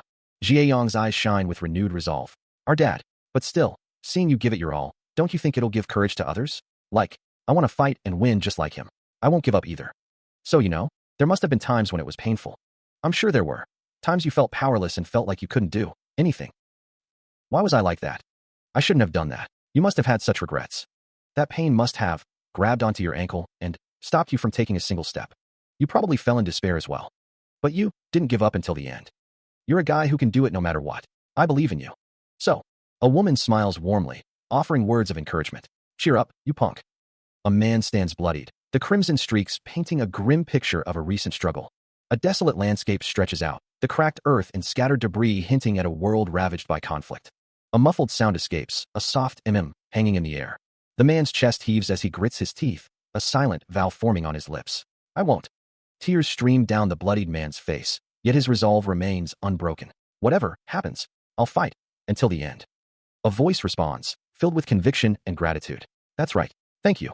A cigarette hangs loosely from bloodied lips, a fragile symbol of defiance amidst the carnage. A lone cigarette drifts in the darkness, a fleeting ember against an infinite void. A gradient of light and shadow, a subtle shift in the atmosphere. A stark ceiling, a mundane detail in a world of chaos. Empty stadium seating stretches into the distance, a silent audience to an unseen drama. Blood splatters across the cracked ground and up the stark white walls, painting a grim tableau of the recent battle. With blood and tears flowing, a silent vow echoes in the aftermath. A figure stands amidst the carnage, their form drenched in crimson, a testament to the brutal struggle. Someone meets their end, a stark reminder of the stakes in this relentless conflict. Figures stand amidst the pools of blood, their white suits now stained with the grim evidence of the fight. A fist clenches, knuckles white with determination, a symbol of unwavering resolve. Still, he has to fight, the thought echoing in the silence. Whether his blood and tears dry up, the fight continues. He won't give up till the end, because that's all he can do as a human. Thanks to someone who showed that to him, the bloodied figure remembers. He'll keep going forward, no matter what. The figure collapses against the wall, a trail of blood marking their descent, but their spirit remains unbroken. Blood paints a gruesome tableau across the cracked earth. A figure lies prone, limbs askew, the victim of a brutal assault. The sun shines brightly over an empty basketball court. A weathered hand grips a baseball tightly. A voice notes that someone is finally catching the ball properly, and that their arm looks almost healed. A man with glasses holds a baseball glove, remarking that his arm healed a long time ago. A woman with a baseball glove states that her body is stronger than one might think. The woman's companion observes that her recovery rate wasn't ordinary, suggesting she's ready for a comeback into daily activity. A peaceful park scene unfolds, with people strolling and enjoying the day. The woman from before is seen in profile. The man with glasses gazes at the sky, remarking that it feels like a long time since he last did this. Jiayong and Hyun Sung sit together on a park bench. Jiayong says that they spend their days rolling around in gutter-like places and wonders if humans have any idea what they go through. Hyun Sung replies that they're not supposed to have an idea about it, and that it's their job to protect them from those beasts and fights. Hyun Sung asks what Jiayong's deal is with that annoying tone, and if she's trying to lecture him now that he's a bit stronger. Jiayong asks why he always hears something twisted, and if he's okay. Hyun Sung thinks to himself that something changed inside him. Hyun Sung thinks back to a time when he was able to endure this pain. Hyun Sung thinks that if it was the younger him, it wouldn't have been easy to accept this incident. Hyun Sung recalls the moment he opened his eyes with the new power awakened and felt like something. Hyun Sung thinks that it's not that he's not sad, and that if only he had opened his eyes a bit earlier. Jiayong says that she thinks about that too, but nothing will change. Even if he says he regrets it, he knows he needs to think about what he can do moving forward. Hyun Sung reflects on what he learned from someone, his body bearing the marks of hard-won lessons. He learned a lot, getting stronger and enduring. He thinks of the person to whom he owes so much. Hyun Sung walks with Sun Jiayong, thinking he could also learn from her. Someone expresses gratitude, saying that thanks to another, they got their life back a few times. They are always grateful for that. Because all of them fighting together is the reason. He is alive until now. A hand clenches tightly. Hyun-sung looks determined. He thinks to himself that if he were to fall to his knees at this point, he knows what he would say. The memory of a voice echoes, urging him to smile a little more. The memory continues, the voice taunting him, calling him a punk. Jae-young's eyes are shown. The memory of Jae-young continues. Jae-young responds with a soft, yeah. She recalls that he'd pretend to be all cool on his own again. Jae-young is shown, and smiles take over Hyun-sung and Jae-young. Because even after departure from this world, people behind have to keep living. With the strength to fight and the courage to grow. We take a step forward. A text box floats against a pale sky, reading, AS that path. Hyun-sung stands beside Sun Jae-young, the city skyline blurred in the background. A stark white text box declares, IS the future that those left behind need to pass through. A gradient of gray fades into the distance. The muscles of a broad back ripple in stark contrast. A close-up reveals a stern face, etched with deep lines. A speech bubble hangs above a metallic structure, its contents unreadable. A sterile room is illuminated by a fluorescent light, a speech bubble trailing off with, you know. A figure lies in a hospital bed, bandages covering their face. They say, thank you for visiting me here, but... A bandaged arm lies still. A voice wonders how long the injured person will keep sobbing. A man carefully slices an apple, his expression unreadable. Jae-young questions if the other person had training this month, and if they should be skipping a promotion assessment. Tears stream down Hyun-sung's face as he says he took a leave. A voice laments being hurt and unable to work. Another voice wonders how a soldier can be so faint after being crushed to the bones. Hyun-sung tends to Jae-young, who is lying in a hospital bed. Jae-young wonders if her kids are growing up well, lamenting that she can't go home at all. Hyun-sung thinks about his mom looking after Sarong, and how she can even run errands on her own now. A cityscape stretches out under a bright sky. An elderly woman holds a young child in her arms, both smiling. Hyun-sung exclaims over his little kid, wondering who she takes after being so pretty. Jae-young kisses Hyun-sung on the cheek, telling him that he's pretty too. The woman with the bandage on her face murmurs, honey. A man's face fills the frame, his expression troubled as he asks, leave this job? A disembodied voice acknowledges, you're having a hard time too. You're busy enough with your work and you look after Sarang. Hong Yunji gazes out the window, her thoughts heavy. But I'm always out for work and don't show my face. Once in a while, I'm barely hanging on to my life and worrying you. Yunji's expression softens with regret. That's why I'm always sorry. To you and to Sarang. The scene shifts to a simple bed. A voice echoes, Yunji, when you left the military and joined the special. A man sits with his hands clasped, his face etched with worry. Services, I honestly wasn't looking forward to it. You could get hurt, or even die. I understood that someone had to do this work, but I wished you didn't have to do it. Yunji's expression hardens, a hint of defiance in her eyes. So I asked you if you didn't have to be beside Sarang, and this was your answer to me. The man's face is shadowed, his expression resolute. In this world with those monsters, she can't be safe. Even if I die, I'll fight for the world my child lives in. Is what you said. After I heard that, this is what I thought. The man's face is filled with pride and love. I married a cool, amazing woman. A muscular man stands, his physique imposing. The red-eyed woman reassures someone, telling them they don't need to be sorry. Her face, marred with bandages, is shown in a close-up. Hong Yunji smiles, declaring that she indeed chose the right husband. A close-up reveals a bandaged arm. The man sits by her bedside, listening intently as Yunji expresses her pride. Meanwhile, a tall building stands bathed in sunlight. Elsewhere, a figure sits in a darkened room, analyzing data on a computer screen. The analysis of the data that Manager Hing got from the last mission is complete, and the figure intends to send it immediately. The figure communicates with someone, referring to them as Master. The Master murmurs in understanding. He stated that they would meet soon. A badge with the number 13 is displayed. Moving on to the next news story, a man stands before a screen. Last week, the ground floor of a club building in Gangnam, Seoul, collapsed, forcing more than 50 people to evacuate. It is difficult to determine the truth. Nearby residents have evacuated to prevent secondary damage, and officials are investigating construction officials. A few months ago, a similar gas explosion at a high school near Bucheon City, Gyeonggi-do, killed dozens of students and staff. However, the families of the victims didn't respond to requests to speak with them, making economy. 740,000 people in their 20s and 30s are just taking time off last month, the most ever. For the urgent missing persons and non-respondent murder cases, the police expanded the number of investigators and formed a case response team for their plan to launch a 24-hour emergency system. Police Chief Shin Hee-moon reported that to prevent the increasing violent crimes and safety accidents, the police, in cooperation with fire authorities, have expanded management personnel. Missing persons figures nationwide rose 20% than last year. Moving on to the next news. Morning at 2 a.m., a couple in their 30s was found dead in Yeosan, Haemun, Gyeongnam. As expected, everyone is distressed. Even if any information about the beasts is restricted, the incidents can't be hidden. The man declares that he has the power to sense beasts, adding that the Special Bureau's employees are doing their best to face them head-on, but that they are just killing the enemy right in front of their eyes. A scene of carnage unfolds, with bodies strewn across the floor, stained with blood. The narrator laments that they can't save the people who lost their lives to beasts. A figure contemplates the situation, realizing that they'll just endlessly chase the beasts in the sea of blood they create. They decide that they need some sort of method, a more radical solution. A lone figure sits on the floor, facing away from the viewer. Cha Hyun-sung calls out, labeling someone a punk. A voice questions if the news is so interesting. The voice continues, asking if the news is even more interesting than spending time with their girlfriend. A character responds, saying that the other is so mean. A voice complains that it's already hard enough to meet, adding that they even came all the way to this nasty room.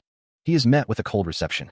Jae-young scolds him for watching the news, remarking on his sour expression. Cha Hyun-sung chuckles nervously, explaining that the incident he was involved in was being broadcast, so he couldn't help but watch. Jae-young crosses her arms, retorting that he must be busy all the time beating up those monsters, while she's just an ignorant brat complaining about it. Hyun-sung acknowledges that she is busy and tired too. He explains that's why he waits patiently, worried and enduring it when he misses her, but asks if she can't just focus on him at least whenever they're together. Hyun-sung continues, stating that for him, the time with her is the most relaxing, so he must have been absent-minded. He asks if his time with her is the most relaxing. Jae-young giggles, saying she'll forgive him then. Hyun-sung expresses his gratitude. Hyun-sung asks what she did to relax after last week's work. He then explains that he played catch with Gaeong in the park, got some fresh air, and had a chat. Jae-young's expression darkens as she asks if he was with another woman. Jae-young accuses Hyun-sung of saying he was working and didn't meet at all, yet after work, he laughed, chatted, and got some fresh air alone with his female friend and had a fun date. Hyun-sung explodes, yelling the word work. He insists that it was for a work meeting. Jae-young accuses him of being lovey-dovey with someone else, questioning if he enjoyed it. The tension hangs heavy between them. Jae-young smirks, stating that he did enjoy it. She asks Hyun-sung to grant her a wish as an apology. Hyun-sung's expression is unreadable. Jae-young laments that she couldn't have fun with him for the past weeks. She tells him to make up for the lost time. Jae-young asks him to hold her. Jae-young lies on the bed, looking up at him with pleading eyes. Her legs are bare, the sheets rumpled beneath her. Hyun-sung sits on the edge of the bed, contemplating her request. Hyun-sung's face flushes with a mix of surprise and discomfort. Jae-young sprawls on the bed, her expression unreadable. Being with me that much? She asks. Jae-young's inner monologue reveals a complex mix of vulnerability and suspicion. Oh, why you want me to hold you, huh? Over there? Lying there. Do you need to be held? That blanket smells of lawn. As I thought, you don't like me anymore, do you? Of course you don't. After all, you're all grown up and have a... Hyun-sung sits up, his expression strained. Hold you. I'll hug you. I said I'll hug you. His thoughts drift to another. All right. Yinbai. A new dessert cafe opened up close to here. Hyun-sung's eyes widen slightly, a flicker of guilt crossing his face. Hyun-sung's expression softens, a hint of longing in his eyes. I mean, before too. She's made me hug her before, but... He embraces Jae-young, a complicated mix of emotions swirling within him. This makes me feel a bit different. Bare feet shift beneath the covers. Hyun-sung speaks softly. I like that we're together. The morning light streams through the window. A soft murmur escapes Jae-young's lips. Huh. Hyun-sung's eyes snap open. Wait, did I just sleep? It was so comfortable like this that I didn't even... He wonders to himself. Doing? Is she asleep? Jae-young lies still, her dark hair spread across the pillow. Her eyes flutter open, and she asks softly, Hyun-seongi, do you like me? Hyun-sung's eyes widen slightly. He smiles gently at her. Anything in the world. The sheets are rumpled and soft. Jae-young's hand rests on the covers. Her eyes closed. Jae-young savored the moment. A beat of silence. Hyun-sung pulled her closer, deepening their kiss. His chest rose and fell with each breath. A voice boomed, shattering the peace. Here I come. The voice continued, laced with anger. Oi, Cha Hyun-seong. I'm here. Why the hell are you trapped in this tiny room without a sound? Hyun-sung and Jae-young broke apart, startled. Hyun-sung's eyes widened, a flicker of unease crossing his face. Both of them flushed with embarrassment and surprise. Fangs glinted in the light as the newcomer grinned. She paused, a strange expression on her face. Oh. The voice, now laced with a hint of apology, called out. Hey, I'm really sorry. Hyun-sung is interrupted by Jae-young, who shouts for them to take their time and not mind her. She insists that it's not what he thinks. A voice echoes, mentioning the next operations meeting. A man with glasses questions why he wasn't called beforehand if it was that. He explains that he didn't have any work today, so he was just resting at home. Another voice chimes in, stating that they just got the orders not long ago. They were close, so they came to tell Hyun-sung, not knowing someone would be there. Jae-young, with a lollipop in her mouth, listens intently. Hyun-sung looks down, a slight blush on his face. Jae-young insists that they didn't mean to interrupt them. She explains that when she saw them taking off their clothes, biting and sucking, she was just flustered. She tells him to just tell Hyun-sung what he came here for. The voice continues, stating that it's nothing that complicated to say. Actually, it has nothing to do with Hyun-sung, but he came because he felt he should tell him. He adds that this time around, he He's in charge of it. The voice declares that the mission is alone. The man with glasses agrees, stating that it's to guard a VIP, though it's a hassle. The voice ominously states that the target is. The scene shifts to a closed door. Someone calls out, "You." The camera focuses on bare feet. The voice continues, calling out, "Yunbai." Yunbai's eyes widen. She asks, "What?" A month passes. The tragedy at his former school was shown in the press as a gas explosion, but the truth about the incident was hidden. The incident was hidden. After that, he could return to his normal life, but he won't return to school. That incident happened because those guys chased him to the school. If he returns to school now, it will happen again. He doesn't want any more innocent people getting swept into this mess. He'll find his own way to stop this fight. Until they can meet with smiles again. It's understandable from Hyun-sung's perspective, and he didn't want to be involved in a similar situation again either. He longed for a normal life, a normal, everyday life. That's all he wanted. The teacher's voice echoed. "Okay, I taught you this rule last time, right? Then let's see." The teacher continued writing equations on the chalkboard. The teacher's voice boomed. "Right. The new transfer student. Do you want to try and solve this here?" Hyun-sung stood in the classroom, observing the scene. He thought, "That's the normal day I wished for, so how the hell did? How would things have turned out?" A woman with blonde hair and glasses looked on, her expression unreadable. "This punk entered my daily life." The empty hallway stretched before him, a symbol of the path not taken. He sits across from his teacher, who says he was worried if he'd be able to adjust at first. Seeing him now, the teacher admits he didn't need to worry. His grades are good, and he seems to get along with others. Hyun-sung assures him that he's doing good, and that everyone's nice. He just needs to study as he always used to. The teacher expresses his relief. He says that Yunbai has always been a model student, so there was nothing huge to worry about. Hyun-sung's eyes widen slightly. The teacher notes that she was close to him in his previous school, right? It looks like she's still having a hard time adjusting to school. The teacher thinks that maybe she's like this because she grew up without a mother, and asks that he please take care of her. Hyun-sung agrees. The teacher says he tried a one-on-one talk with her parent, but it was quite difficult. Of course, as the homeroom teacher, it's only right he take care of and guide such a student. But still, for Jae-young, he's her closest friend. Hyun-sung says that he understands what the teacher is trying to say, and that he'll try and pay more attention to her. Jae-young asks why they are in the same school. She already told him it's to protect him from beasts. What other way is there when you're locked up at school for 10 hours a day? Hyun-sung says okay, he gets it. But she shouldn't dare cause trouble at school. Jae-young says that if he wants her to do nothing, she's all for it. Jae-young thinks that she won't worry. She'll be a rat near a cat, not a squeak. The sound of chalk scratching against the board fills the classroom, a stark contrast to the soft snores emanating from the back. A student sits upright, seemingly attentive, while another slumps forward, fast asleep. The English teacher's face contorts in silent fury. Not a squeak. Bullshit. Everyone's staring, she thinks, her anger simmering. Oha! The English teacher's totally mad. The teacher's voice rises, a sharp edge cutting through the classroom's quiet hum. Oi, oi, wake up. Oi, Sun Jae-young. Oi, you punk. Her thoughts race, justifying her rising anger. I can understand you being bad at studying. I can even bear not concentrating on class. The teacher's internal monologue continues, fueled by indignation.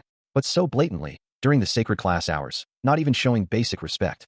The teacher's anger reaches a boiling point. As an educator, I can't forgive you. Oblivious to the storm brewing above, Sun Jiang remains slumped over her desk, lost in slumber. The teacher's eyes narrow, a storm of fury gathering within them. She grips a rolled-up book, her knuckles whitening. The teacher's grip tightens on the makeshift weapon, the rolled-up book creaking under the pressure.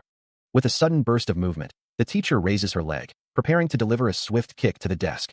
The teacher's foot hurtles towards the desk leg, the impending impact promising a rude awakening. The teacher's voice drips with venom, a promise of pain hanging in the air. Is this a surprise attack? I'll pierce your throat. The sound of a brutal strike echoes through the classroom. The teacher's arm is raised, the force of his blow still lingering in the air. Another sickening crack resonates as the attack continues. Her eyes widen in disbelief and pain as the impact registers. A bead of sweat trickles down her cheek, her expression a mask of shock and agony. The teacher's face is contorted in rage, his teeth bared in a savage snarl. The classroom is thrown into chaos, students scattered on the floor in the wake of the brutal assault. A voice whispers, "Oh." A student's eyes bulge in terror, her mouth agape in a silent scream. Two students huddle together, one murmuring an apology. The other student places a comforting hand on her shoulder, her face etched with concern. Panic erupts as Miss Mi-jam faints, collapsing amidst the pandemonium. She is startled awake by a loud voice. Someone yells at Miss Mi-jam to wake up. Sun Jae-young, looking confused, wonders if the bell rang. She asks the class president where they smoke. A narration box states that all the speaker wanted was a normal and peaceful daily life for their school life. The other students surround the unconscious Miss Mi-jam, concern etched on their faces. A narration box questions what will happen to it. Meanwhile, the moon hangs high over a dilapidated cityscape. A voice confirms something is right. The speaker continues, stating that they even went to the school to say to take care of her. A man with a cigarette in his mouth stares intently. The man asks if the other went for that personally. He continues, stating that the other is already busy and could have sent any underlings. The man responds that brother must have wanted to get some fresh air and experience those teacher-parent meetings. He adds that at a glance, they're quite similar with slit eyes and shitty personalities. The man tells the other to shut up, calling him a punk. He muses that it's a bodyguard mission. The man, revealed to be uncle, tells the other to see, brother. That bastard opened his eyes. 3 figures stand over the captive. The camera focuses on the thick ropes binding his wrists. Huffing and puffing, the captive struggles against his restraints. An ugh escapes his lips as the ropes dig into his skin. The captive's eyes dart around, trying to assess his situation. Did you have a good sleep? A close-up reveals the captive's face, etched with a mixture of pain and defiance. Oi, Mr. M. Sweat glistens on his brow as one of the captors leans in. How about we have a chat? The camera focuses on the captive's bound feet. Mr. M's face contorts in rage. Hello, you bastards. Do you know who I am? Mr. M spits out his defiance. You messed with the wrong person, you fuckers. One of the captors looms over him, a sinister smile playing on his lips. Who are we, huh? Even a dreg like you must have heard about us. A hand, shrouded in shadow, holds a lit cigarette. An eye, wide with fear, reflects the word hounds. Silhouetted against the night sky, several figures stand guard over the captive. He pauses, sweat beading on his brow. Mr. M croaks, I have a condition. See, call my lawyer. He continues, his voice trembling slightly. Hey, let's strike a deal, huh? Mr. M's eyes dart around, desperation etched on his face. You need information, don't you? He insists. You don't plan on killing me either, dash. Mr. M's face contorts in a mixture of fear and defiance, blood trickling from his mouth. The moon hangs heavy in the sky, casting long shadows across the industrial landscape. Shipping containers loom like silent monoliths, dwarfing the figures below. 2 shadowy figures stand with glowing eyes, their intentions unclear. A gruesome image of a mangled face, a stark reminder of the stakes. He stands in the dimly lit room, the red circle on the floor casting an ominous glow. Mr. M's voice cuts through the silence, laced with defiance. How dare you? A voice echoes from the shadows, the speaker unseen. The demand hangs in the air, heavy with menace. Negotiate with us. The scarred face of the unseen figure emerges from the darkness, contorted in rage. The voice snarls, dripping with contempt. You fucking insect. A voice cuts through the silence, declaring that enough is enough. The man, his face bruised and bloodied, introduces himself as John Chan, asking if his captor understands the situation. A heavy boot descends, the unseen interrogator pressing down. The unseen figure emphasizes the gravity of John Chan's current position. Blood stains John Chan's torso. John Chan, his face a mask of pain and confusion, desperately asks why this is happening. The unseen figure recounts John Chan's history, stating that he is 47 years old and sent his wife and middle school-aged son to Australia. The interrogator continues, revealing that John Chan operates multiple restaurants and hotels in Busan and Incheon. The unseen figure presses John Chan to recall a particular detail. The club named Bleed stands as a central location. The club is disguised as a legitimate business on paper, but in reality, it's a front for exploiting clueless humans. The usable humans were selected. The business ran by throwing the humans over to the beasts. A woman walks away, leaving someone kneeling behind her. As expected, it didn't make sense that mere man-eating monsters have such a large-scale facility. It was impossible without someone helping them. A bloodied face is shown as a voice snarls. How should I chop you up, you fucking rat? A man begs, please spare me. I die. I'll do whatever. A voice demands, you say? Then tell me, without leaving a single detail. A close-up of a character's face is shown. A silhouetted figure with glowing red eyes stands ominously. The bloodied man declares, Master that you know. He had never met the master in person. He only ever received enormous amounts of cash and information related to the setup and management of the facilities used by those beasts.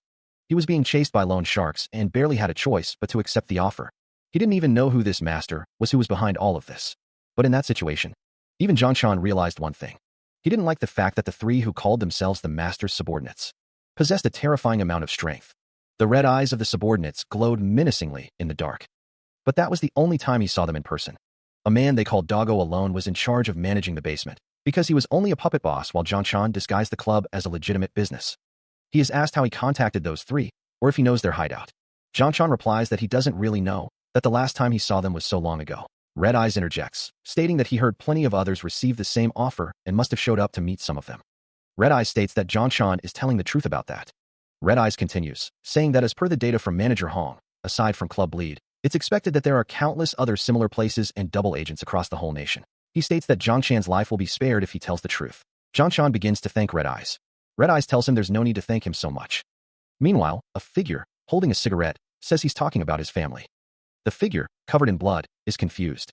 The figure is still covered in blood. The figure asks his brother what the next plan is, as he holds a lighter. A voice declares that they must kill all the other rats the master mentioned. Only then will they be able to step on their master's tail. Blood splatters across the scene. The voice continues, stating that Mr. Director will probably relay orders after that. A full moon hangs in the night sky. The figure, antagonist Red Eyes, simply replies, yeah. The figure looms, declaring that it'll be a bloodbath. The sun shines brightly in the sky. The camera pans down to a city street, lined with buildings and shops. A voice states that they hear the sound. The figure listens intently, his brow furrowed in concentration. The noise of the crowded city fills the air, the voice and laughs of the passers-by creating a cacophony of sound. People walk along the street, going about their daily lives, oblivious to the danger that may be lurking nearby. Even the sound of their breathing and heartbeats can be heard. That's why he can feel it. The air crackles with an unspoken tension, the silence broken only by a stark declaration that there are no beasts in this street. The man with the glasses, his gaze sharp and unwavering, speaks of a peaceful city, a place where fights are absent and harm is non-existent. Hyun Sung's words take on a darker edge as he adds, with a hint of challenge, that this peace holds true only if you didn't exist. A flicker of disbelief crosses his face as Hyun Sung questions how this could be, given that every detail of his being was crafted to perfectly mimic humanity. The problem, it seems, lies in an excess of perfection, a complete lack of irregularity, and an unervingly uniform breathing and pulse rate. Hyun Sung's eyes narrow, a predatory glint entering them. There's no way he wouldn't realize someone like that's lingering around him. A fist clenches, knuckles white with suppressed tension. The question hangs in the air, what will you do? Are you going to beat me to the punch now that your plan's all messed up? A simple, chilling denial echoes in the silence. Not really. The orange-haired figure smiles, a disarming innocence in his expression. He declares that he has no plans of doing that, Mr. Hyun Sung. This stores. Hyun Sung stands beside the orange-haired figure, the contrast between their appearances heightening the sense of unease. Hyun Sung's voice drips with a mixture of annoyance and disbelief. Are you a little kid? I can't believe I'm starting to come across kids as well. He raises an eyebrow, a flicker of annoyance crossing his face. Huh? What's with that tone? The red-haired figure's gaze intensifies. Even though you were smaller than me, not so long ago. The words hang in the air, heavy with unspoken history. Hyun Sung's expression hardens. It right? I'm not here to fight. So, he glares, his eyes narrowing behind his glasses. Can you stop making that face as if you're about to catch me? The figure's voice drips with venom. You people killed my friends, my comrades like they were dogs. Did you think I'd offer you a cup of tea? Hyun Sung's eyes narrow. If you came to chat with me after all that, are you going to fight with me right here right now then? The figure's expression softens slightly, a hint of calculation in their eyes. Sure, with your strength, killing me might be pretty simple, but wouldn't the precious lives of people of this city you're protecting be lost once again? If so, this will keep going on and on.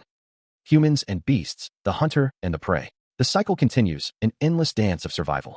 The fight between these two has been going on since long before they were born, an ancient conflict echoing through the ages. With countless humans getting killed to kill one beast, and thousands of corpses piling to protect one human, the cost of this war is immeasurable. In that battlefield, an existence like you shows up, a beacon of hope amidst the carnage. The figure looms, a titan among mortals. You might just be the strongest among the beasts, an existence that might win against all those beasts. A bloodied path stretches across the ground. The voice echoes, stating that it's impossible to protect all humans, even for one person. The more both sides fight, the more humans will be swept into the conflict and die. And at last, a cityscape is seen through a narrow opening, the sky above stained a fiery red. A figure kneels on the bloodied ground, head bowed in defeat or prayer. A voice booms, declaring that atop the whole world turned into ashes, only one will remain. Hyun Sung, his gaze intense behind his glasses, asks, is that a threat? A close-up shows the sharp lines of a jacket collar, the fabric a stark contrast to the fiery backdrop. The red-haired figure, a slight smile playing on their lips, replies, I'm just telling you the truth. The red-haired figure continues, their expression hardening. If you save one, we'll kill 1,000. You're fighting to protect humans, right? You don't want that happening, do you? Hyun Sung's eyes narrow, his expression unreadable. What do you want? What did you want to say to me? Another close-up of the jacket collar, this time accompanied by the word coexistence. The text below speaks of wanting the storm and commotion that will arise in that process. The red-haired figure states, their gaze unwavering, to be managed by the one who understands both the perspectives of humans and beasts the best. The two figures stand facing each other, the red-haired figure's words hanging in the air. None other than you. Against a backdrop of a clear blue sky, a question hangs in the air. Coexistence? With you people? Cha Hyun Sung peers through his glasses, his expression unreadable. The unseen speaker declares that he doesn't understand what Hyun Sung is plotting. A second voice responds that they completely understand the response. The orange-haired man asks if delaying the explanation is fine, if they'll just listen. A voice emphasizes the importance of understanding each other's points of view. Another voice adds that humans are bound to see them as crazy monsters because of their hunger. Two figures stand close together, their conversation unheard. The orange-haired man states that they think the same. He then asks if he should tell them an interesting fact. A voice responds, "Actually we."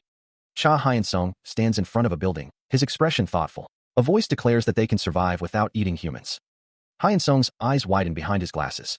Beasts are born from humans who have received blood from the master. Are physical.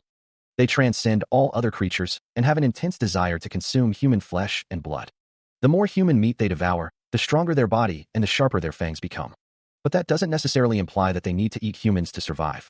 As long as they suppress their desire to consume human flesh, they can survive just fine on normal plants and animals. Humans are an extremely addictive and natural favorite food, I guess. So, they murder another life form even though it's not necessary for their survival. Of course, it won't be pleasant for the humans who are being. Aren't you the same?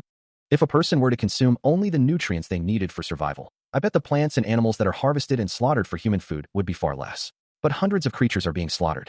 For humans, when you think about it, they're eating a more ethical number than them. So, you're saying humans are the problem? Are you trying to finish off humans for the sake of other creatures? Is that it?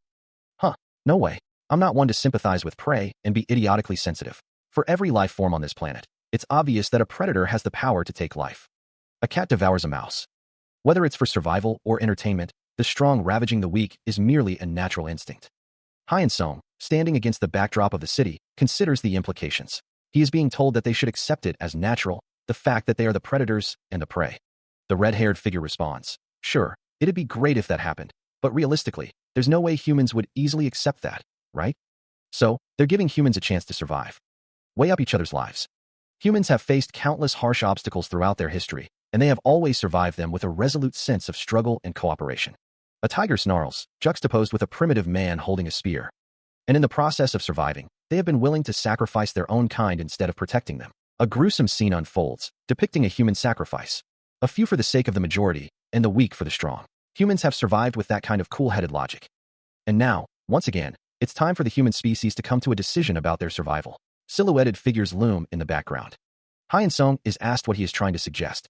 He narrows his eyes, demanding, "What the hell are you people scheming?" The red-eyed figure raises 3 fingers, offering, "We'll give you 3 months."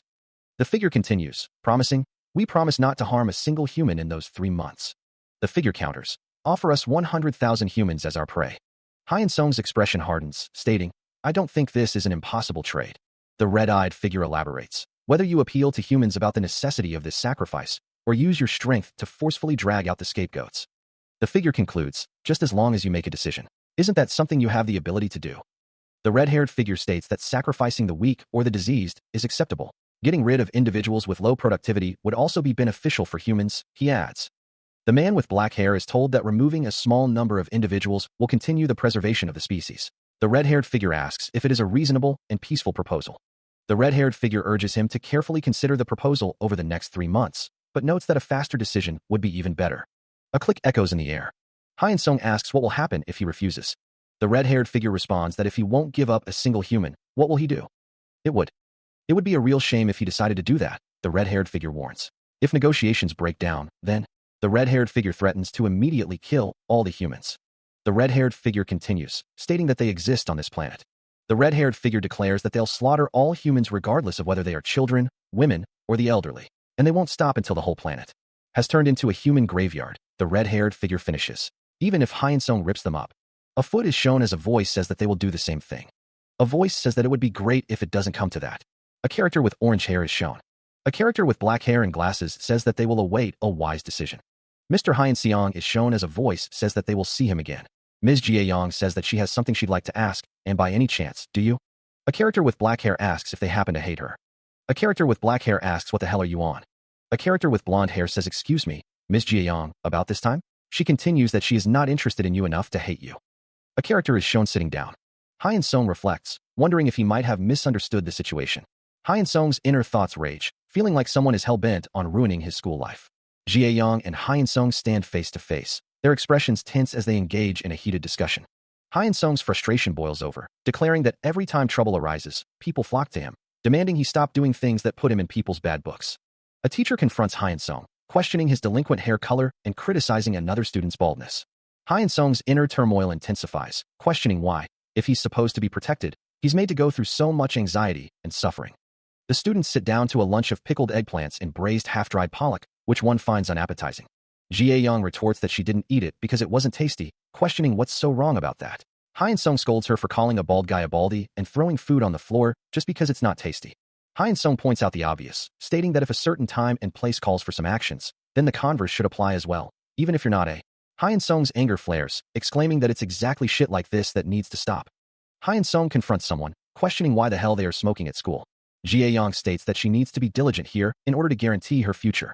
Hyun-sung assures her that she can survive. The man with blonde hair thinks to himself that he needs to survive in the future by eating and fighting. Lee Yunbai wonders about the future. The blonde-haired man calls out to Yunbai, asking if she doesn't think something strange.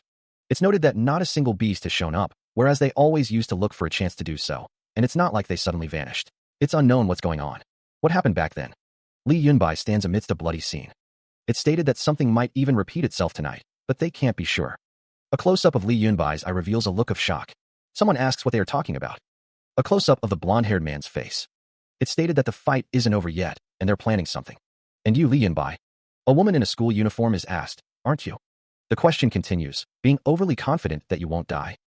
Yunbai's name appears in a speech bubble. A girl asks if the other is being too confident that she won't die.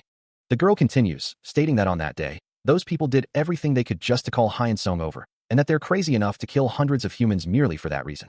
The girl with black hair asks if Yunbai really thinks nothing will happen just because they've been quiet for a while. She then states that she's not guarding her because she doesn't have anything else to do. Yunbai responds that she's doing it because they could kill her at any time. The girl with black hair tells Yunbai to stop it, that day. The girl continues, stating that ever since she started fighting beasts, they've never been this quiet, and that every time humans let their guard down, there's a bloodbath. The girl with black hair tells Yunbai to enjoy her life, while she can because she probably won't have long to be worrying about stupid things. She then tells her to shut up, that she doesn't want to hear it, and that she doesn't want to be involved in her fights. Yunbai exclaims that it's a childish tantrum, and that this is a matter of her survival. The girl with black hair states that no matter how much Yunbai ignores it, she won't be able to escape when it all finally blows up. Yunbai wonders what exactly is going to happen. Unless either humans or beasts are completely annihilated, an endless war will start. Hyun-sung thinks about the situation, wondering about the 100,000 humans. They said if they reject their offer, they'll immediately start a full-scale war. He couldn't make a decision on his own, so he's here to tell Mr. Director. Hyun-sung thinks this is quite a reasonable offer. What? Loss of life isn't the biggest harm in the fight between humans and beasts. It's actually the terror and unrest caused by people when they find out an unknown enemy is hiding among them. One beast can kill hundreds of humans, but the chaos caused by the destruction of our rules-based society can kill thousands. If you think of it like that, 100,000 humans is simply the price of peace. Hyun-sung asks the director what he is saying. More than 300,000 people die every year in this nation. Using the unhelpful people in society to secure a safe future or endlessly battling with beasts who are determined to destroy everything. Isn't it obvious? Hyun-sung asks which is the wiser choice. The director states that's probably what the rulers of this nation will say. Rulers of this nation will say. Hyun-sung and the director stand face to face. Hyun-sung asks if that means he doesn't think that way. The director asks if he thinks that way. Mind 100 people being sacrificed, I can't tolerate the trade of even one person. Agreeing to such a thing would reduce humans to being livestock forever. During our numerous battles with beasts over these last 20 years, we were always inferior to them. Not because of their strength, but because of our lack of strategy. He stood beside his uncle, the dim light casting long shadows across their faces. The air hung heavy with unspoken tension as the older man spoke of the need for a weapon only beasts possessed. The uncle continued, his voice a low rumble, emphasizing the necessity of decisive action to fulfill their grand vision, even if it meant destruction. He added that the supreme central role is being played by the master. A figure with pale pink hair and vacant red eyes stared blankly ahead, a voice echoing in their mind, noting that their unity was absurdly weak compared to others. Hyun-sung's uncle asked if they needed a central figure, his gaze intense. The uncle continued, stressing that without such a weapon, they wouldn't be able to stop them. He insisted that before anything else, they needed to unite everyone, no matter the cost. The uncle reiterated that the supreme central role was being played by the master, adding that someone may not want that to happen. Meanwhile, a hooded figure walked down a long, sterile hallway, their footsteps echoing in the silence. A man with slicked-back black hair and crimson eyes greeted the approaching figure. "You're here." From the shadows, a voice inquired, "Is everyone inside?" A hand, clad in a dark sleeve, reached out and opened a door with a metallic click. A voice stated, "They're all waiting." The hooded figure stepped through the doorway, disappearing into the light beyond. A pair of intense blue eyes, framed by long, dark lashes, stared out from the darkness, hinting at the power hidden within. A voice booms, declaring that someone has finally arrived. A muscular man sits flanked by two women. It's been 2 years since they met at the club, or so one voice recalls. Another voice responds, lamenting that it's been quiet without Mubwang. A woman with tattoos stands in a doorway. Someone calls out to Wayan, greeting her after a long time. Another voice, seemingly belonging to a child, greets her as auntie. Daeun, a young man with orange hair, offers someone some cake. Daeun declines sweets, stating his dislike for them. Mubwang chides him, warning that eating sweets all the time will rot his teeth. Daeun retorts that it's so tasty. A sound effect echoes. A voice remarks that someone must have done the task that master assigned. A voice instructs others to get ready to follow through with the plan anytime. A voice declares that the next 3 months will decide the fate of humans and beasts.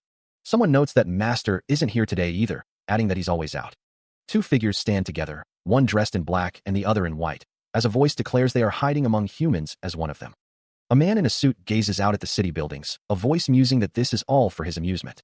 Daeun is told that when things get tough, someone else will take the lead, so there's nothing to worry about. He expresses curiosity about Hein Seong. A voice reports that he finished off the old man, Dejun, and even Doggo. A character with orange hair is shown as a voice states that if it's true, he's the strongest guy anyone has ever encountered. He's completely aware of his own strength now and is no longer the kid who couldn't even handle his own power. A red background fills the panel as a voice says, rather, presently. A monstrous figure with red markings is shown as a voice admits they are not sure they could beat him. A hand clenches tightly as a voice questions if he is for real and if he is really that strong. Wayan is asked to do a favor. A monstrous face is shown as a voice pleads to be allowed to fight that guy right now. Hong Yunji is told to endure it, and that she doesn't need to get worked up, as it will happen soon anyway. A pair of legs is shown as a voice declares that the war has already started. A pair of black shoes stands on a tiled floor. The only thing left, it seems. A man with a neatly trimmed beard and glasses stands before a crowd of men in suits. The only thing left is to see who pulls the trigger first. Lightning flashes across the stormy sky, illuminating the turbulent sea. The ship cuts through the raging waves, battling the elements. One of the crew members questions if the situation makes sense. Another crew member wonders how an object right in front of them could just disappear. One of the crew asks if the radar picked it up. Another crew member confirms that the radar picked it up and that there is no mistake. The crew is told to get back to their positions quickly and not let their guard down. The crew is informed that this is not a drill and that all hands are needed on deck. The order is repeated, all hands on deck. The crew is ordered to put on their RFID and rush to their positions.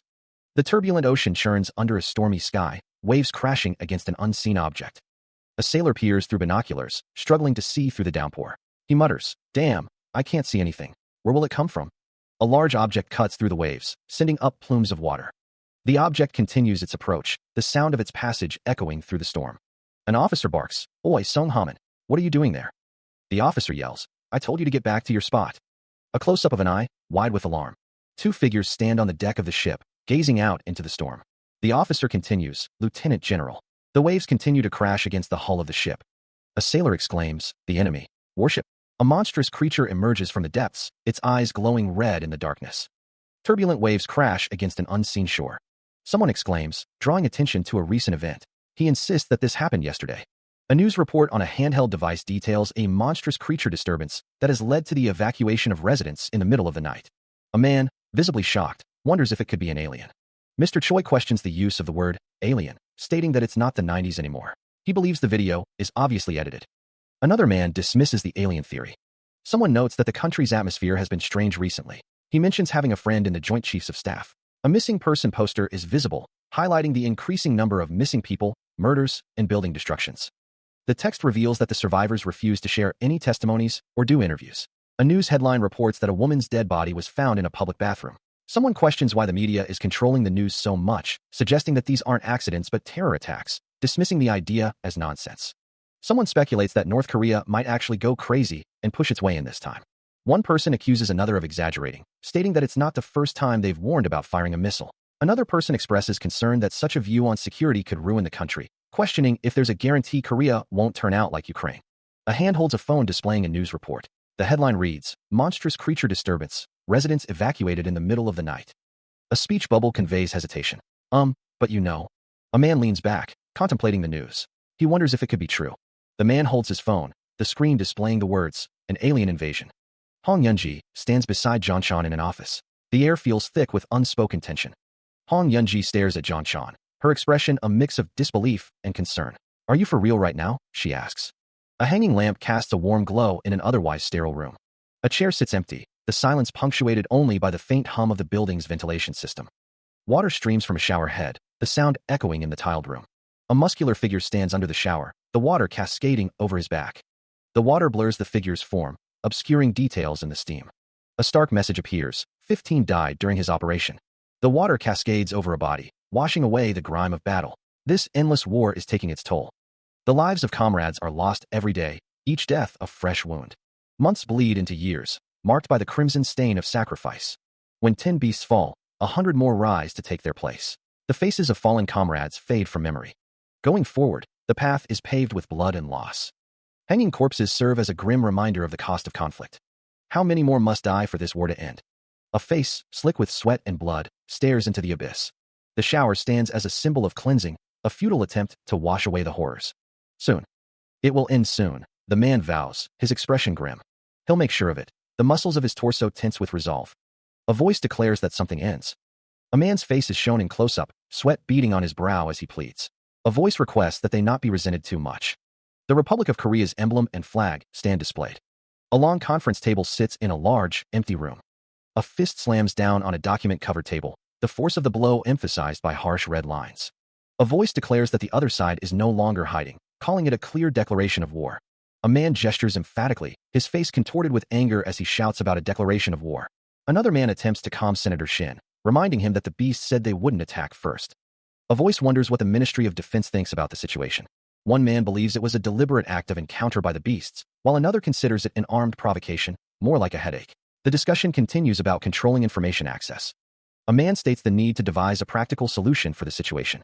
He asks what the director of the Special Bureau thinks about the situation, especially regarding measures against the beasts. There's still a month left as per their conditions. Until then, they will not proactively attack. Beasts instinctively have fanatically violent urges. In general, it cannot be compromised with or controlled. To an end, they will attack, for sure. But the person called Master is controlling them all. Since he was the one to propose a deal to us, he would never break it and attack first. That is, if he himself doesn't declare all-out war. But once the time limit comes to an end, one asks if they need to take out that Master first then. The other responds that it should be the Special Bureau's main job. Shin states that they haven't been able to track his current location. Not a single beast or co-conspirator knew of the Master's movements, so the Special Bureau was formed years ago. Does it make sense for you to not even know the enemy's identity? The man looks down, contemplative. It seems no one has a clear solution to this. Isn't it about time to start thinking about it seriously? The suggestion of sacrificing 100,000 people hangs heavy in the air. The weight of the decision presses down on those present. The silence stretches, thick with unspoken fears. The voice explodes, incredulous. 100,000 people? Are they seriously considering accepting such a deal? It's utterly ridiculous. The man's face contorts in anger, his words laced with disbelief. Another voice counters, arguing that such an act would be akin to selling out their own citizens for the sake of survival. He warns to be careful with their words, questioning what they even mean by sell. The man's expression is strained, desperate for an alternative. Does anyone have another way out of this? A somber voice echoes, filled with dread. If the beast encountered in the club incident were to resurface, it would be a literal disaster. How many of them are there? Where are they? They're completely oblivious, aren't they? A grim warning is issued, a vision of devastation accompanying the words. See what happens if they become the whole nation's enemy. The voice emphasizes the scale of the potential loss, stating that thousands, not just hundreds, would perish. The only other choice besides accepting this deal is war. The discussion continues, the weight of the decision pressing down on them. She's right, war is not an option. Then 100,000 is not a big deal. But how would they convince the citizens to support this? Wouldn't the public's opinion be pretty divided on who should get to live? The men at the table discuss the potential backlash from the decision. One suggests providing benefits and compensation to the bereaved families. Senator Shin asks if there are any objections to the proposal. He hesitates, acknowledging that it might be too much of a critical agenda to decide right now. However, given the urgency, he suggests proceeding if no one objects. The atmosphere is tense as the group awaits a response. A figure sits in a chair, shrouded in shadow, their thoughts unknown. Hands rest on the table, a book lying between them, a silent decision looming. Antagonist red eyes stares intensely, the red in his eyes burning brighter. He thinks of that deal. A voice booms, filled with urgency and command. You must not accept it. The man sits at his desk, his expression unreadable as he listens intently. A voice booms, questioning how they can suddenly reject everything. Another voice demands a brilliant solution. The figure bows his head, the weight of the situation pressing down on him. A voice commands the Special Bureau director to speak. The man states that there is only one method, addressing the president. The announcement is made. The Republic of Korea's seal displayed prominently. The existence of beasts is revealed to the citizens. Simultaneously, a war footing is declared to all military headquarters to maintain readiness for battle at all times. Designated defense contractors are ordered to immediately begin production of munitions to supply the military. After completing this whole process within 48 hours, start a war that won't. A man's gaze hardens, his expression resolute. Until we've annihilated every last one of them. When war breaks out, a pointer indicates key regions on a strategic map. The regions you see here. A man's face is etched with anticipation. To be the paths that the beasts will use to intrude. We plan this operation based on the information we secured from people who've been cooperating with the beasts. Figures gather in a desolate urban landscape, their purpose shrouded in secrecy. But the beasts won't have shared key information about the battle because of the possibility of spies.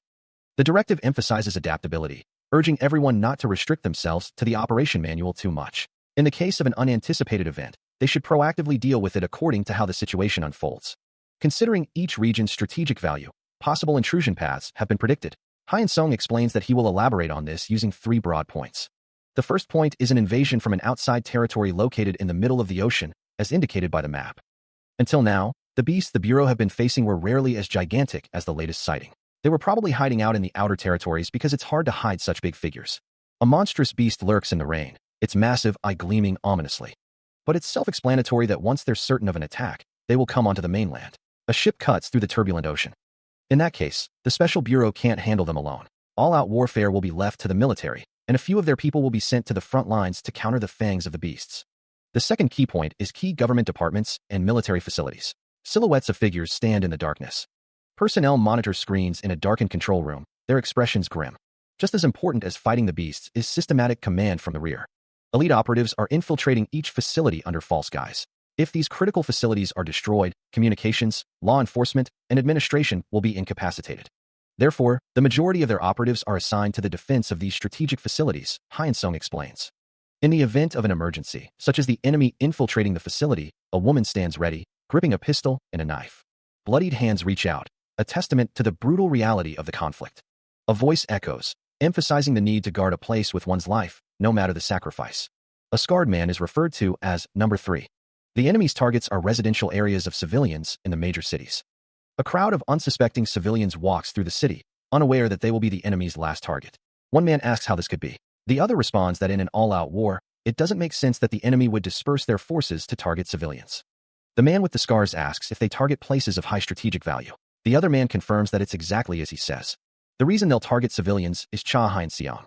Cha Hyun-seong stares intently, his expression unreadable. It's because of your existence. You're the biggest. But despite the possible threat to the beasts in this war, that's why they'll attack civilians in the rear to get you off of the front lines. He stands amidst the wreckage, the shattered window a stark reminder of the dangers ahead. The thought crosses his mind that this could all be a trap, meticulously planned to lure him into the enemy's grasp. The scene of carnage is familiar. The blood-soaked floor and scattered debris speak volumes about the enemy's brutal methods he knows all too well. The man with the slicked-back hair expresses his honest opinion, stating he would rather Cha Hyun-sung join forces with the military to fight on the front lines. He believes Hyun-sung's strength would be a great help in blocking the enemy's main forces. The man acknowledges the force that humans possess, a force that can be used to protect and defend. He states that he bets that's true. Hyun-sung considers the implications of the escalating war. Once war breaks out, there will be fights everywhere. The fiercer the battlefield, the more his strength will be needed. Because wherever he is in this battle, his strength will be required. Hyun Sung declares that he possesses the strength to reverse the status of battle in any situation. The man with the slick-back hair acknowledges the grim reality. Countless people will die. Hyun Sung thinks of the soldiers fighting on the front lines, his special bureau comrades, and the weakest people who lack the strength to protect themselves. The man with the slick-back hair stares intently, a cigarette dangling from his lips. His gaze is unwavering, his expression unreadable. Hyun Sung states that's why he must act. Hyun Sung declares that he has no choice but to protect the weakest people. He observes, noting that someone has grown up a lot. Hyun Sung offers his thanks, addressing everyone present. A call to action rings out. Join forces and fight. The man's face contorts in rage as he shouts. The man demands to know if someone is blabbering in their right state of mind. The man questions how they will manage the backlash from the beast's existence, adding that the idea of a battle is crazy. A figure in shadow looms, their features obscured by darkness and tinted glasses. The figure continues, adding that they are secretly infiltrating other agencies with Special Bureau agents. He states that he will gladly take the punishment, but only after the war is over. The man questions if they are trying to strengthen the Special Bureau's influence using this situation, calling it a coup d'etat. The man shouts that he wouldn't have even fought until now if he merely wanted that. The two men look on with concern. A voice declares that they stood on the corpses of their comrades, even after throwing away the lives of his juniors as if they were dogs.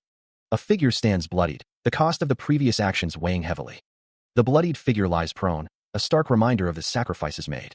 It is because that's his duty and his responsibility. To make the sacrifices that he's made. Even if it's an everlasting war with no end. Is the duty you entrusted to me? I can't tolerate using the lives. The man's expression hardens, a conflict brewing within. Of the people we are meant to protect as a bartering tool. Our duty is to prioritize the lives of this nation's citizens over anything. A clenched fist tightens, knuckles white with strain. No matter how ugly and despicable the means, if the survival of this country is at stake, he is obligated to do whatever it takes. But for the country's survival, if they abandon the citizens they are meant to protect, they abandon the lives of people and even the last bit of their humanity. The man in the suit straightens his tie, his expression grim. He doesn't believe any citizen would follow and trust a nation that survived like that. Everyone. The man with the beard and glasses looks up, his gaze intense. If the survival of this country is at stake, he is obligated to do whatever. Let's do what is required of us. A table laden with food sits untouched, the silence heavy with unspoken tension. The woman speaks, her voice laced with frustration. She's telling someone that she just went crazy, questioning why he would tell her off when she's not even the one who did it, and asks if they are listening to her. Jungmin's name echoes in the air. A man sits at a table, picking at his food. Someone asks him why he is so distracted. A screen displays a stark warning. This is not a drill. The message repeats. The man in the military uniform stands before a podium. As of this time, the Blue House declares emergency martial law for the entire country. The public is advised to remain calm, return to their homes immediately, and follow the instructions of local police. Two men look up at the announcement with concern. Selective service members and reservists 20 years of age and older are instructed to report to the unit notified by the mobilization order. A man and woman look at a phone, their expressions grim as they read the news. For those of you who are at home, please be prepared with minimal clothing and food, and be prepared to move to an evacuation zone that will be reported shortly. Two people watch the announcement on television. Repeat, this is not a drill. The creature is heading north toward the capital. A girl sits at her desk in a classroom, her eyes wide with fear as she listens to the announcement. Two girls react to the news, their faces a mix of shock and disbelief. One utters, "Wah, war. Citizens, please stay calm." Two people look up at a billboard displaying the same message. Two people embrace, seeking comfort in each other's arms. A person sighs, their shoulders slumping with resignation. A voice thinks, so this is what it's come to, huh? Anyhow, they sure are stubborn about the weirdest things. A character with orange hair says, well. A character stands with their hands in their jacket pockets. The character with orange hair says, I wish you good luck, everyone. A sea of cars stretches as far as the eye can see, trapped in a seemingly endless traffic jam. The sounds of horns blare as people begin to exit their vehicles, their voices rising in frustration and alarm. A police officer shouts through a megaphone, his voice echoing through the gridlocked streets. The road ahead is blocked due to an accident. Please get out of your cars and walk. A frantic voice cries out, Mom, get out of the hospital right now. Leave Dad to the employees there, and come quickly. A man with glasses clutches his phone, his face etched with worry as he speaks urgently into the receiver. The sound of a foot hitting the pavement resonates, a sign of the growing exodus from the stalled vehicles. A woman sighs, her expression conveying a sense of resignation. The thought bubble above her head reads, this is a fucking mess. A woman stands amidst the chaos, her expression unreadable as she surveys the scene. A foot rests on a table, a moment of casual disregard amidst the unfolding crisis. A crowd gathers, their faces a mixture of concern and morbid curiosity. No wonder, one person remarks, after all, nobody expected this to happen. The blonde woman's expression hardened. If the beasts attack them in this chaos, it's over for them. With everyone scrambling about, it'll be a complete massacre. Cha Hyun-sung urged, so move fast, Yunbai. The other woman struggled to keep pace. Why you walk too quickly? That the beasts will attack it. Sun Jieyong stated, we don't have a choice. The Special Bureau doesn't have the time to be driving us around right now. She continued, that's why I told you to improve your stamina. You're the weird one for being fine after running for 2 hours. Hyun-sung worried, Mom and Dad, they're in the countryside. Will they be okay? Hyun-sung thought, the countryside has less people, which makes it better than this place. Because the less important a region is, the less likely it is. You need to stay safe. So it's dangerous to stay in a crowded city like this for too long, someone said. Hurry up, I'll support. Sun Jieyong yelled, you. Hyun-sung's expression was grim. Hyun-sung thought, Hyun-seong. Someone exclaimed, when the hell is the ambulance coming? Another person cried, oh my goodness. She's a mom to a baby. A voice trembled, there's someone on the roof. The building's facade is torn open, revealing the devastation within. Hyun-sung clutches a woman tightly, shielding her from falling debris. Dust and debris coat the ground. A man cries out, his voice laced with desperation, honey. The air crackles with tension as Hyun-sung surveys the scene. Hyun-sung asks, Yunying, are you okay? The woman in his arms responds weakly, Cha, Changwook, I'm okay. A man observes, there's no visible injuries, but she seems dizzy from all that smoke. There could be brain damage, so get her treatment at the nearest evacuation site right now. Tears stream down the man's face as he asks, Did you save her? How are you fine after jumping off the rooftop? Hyun Sung urges, that's not important right now. Run quickly. The woman replies, oh okay. I understand.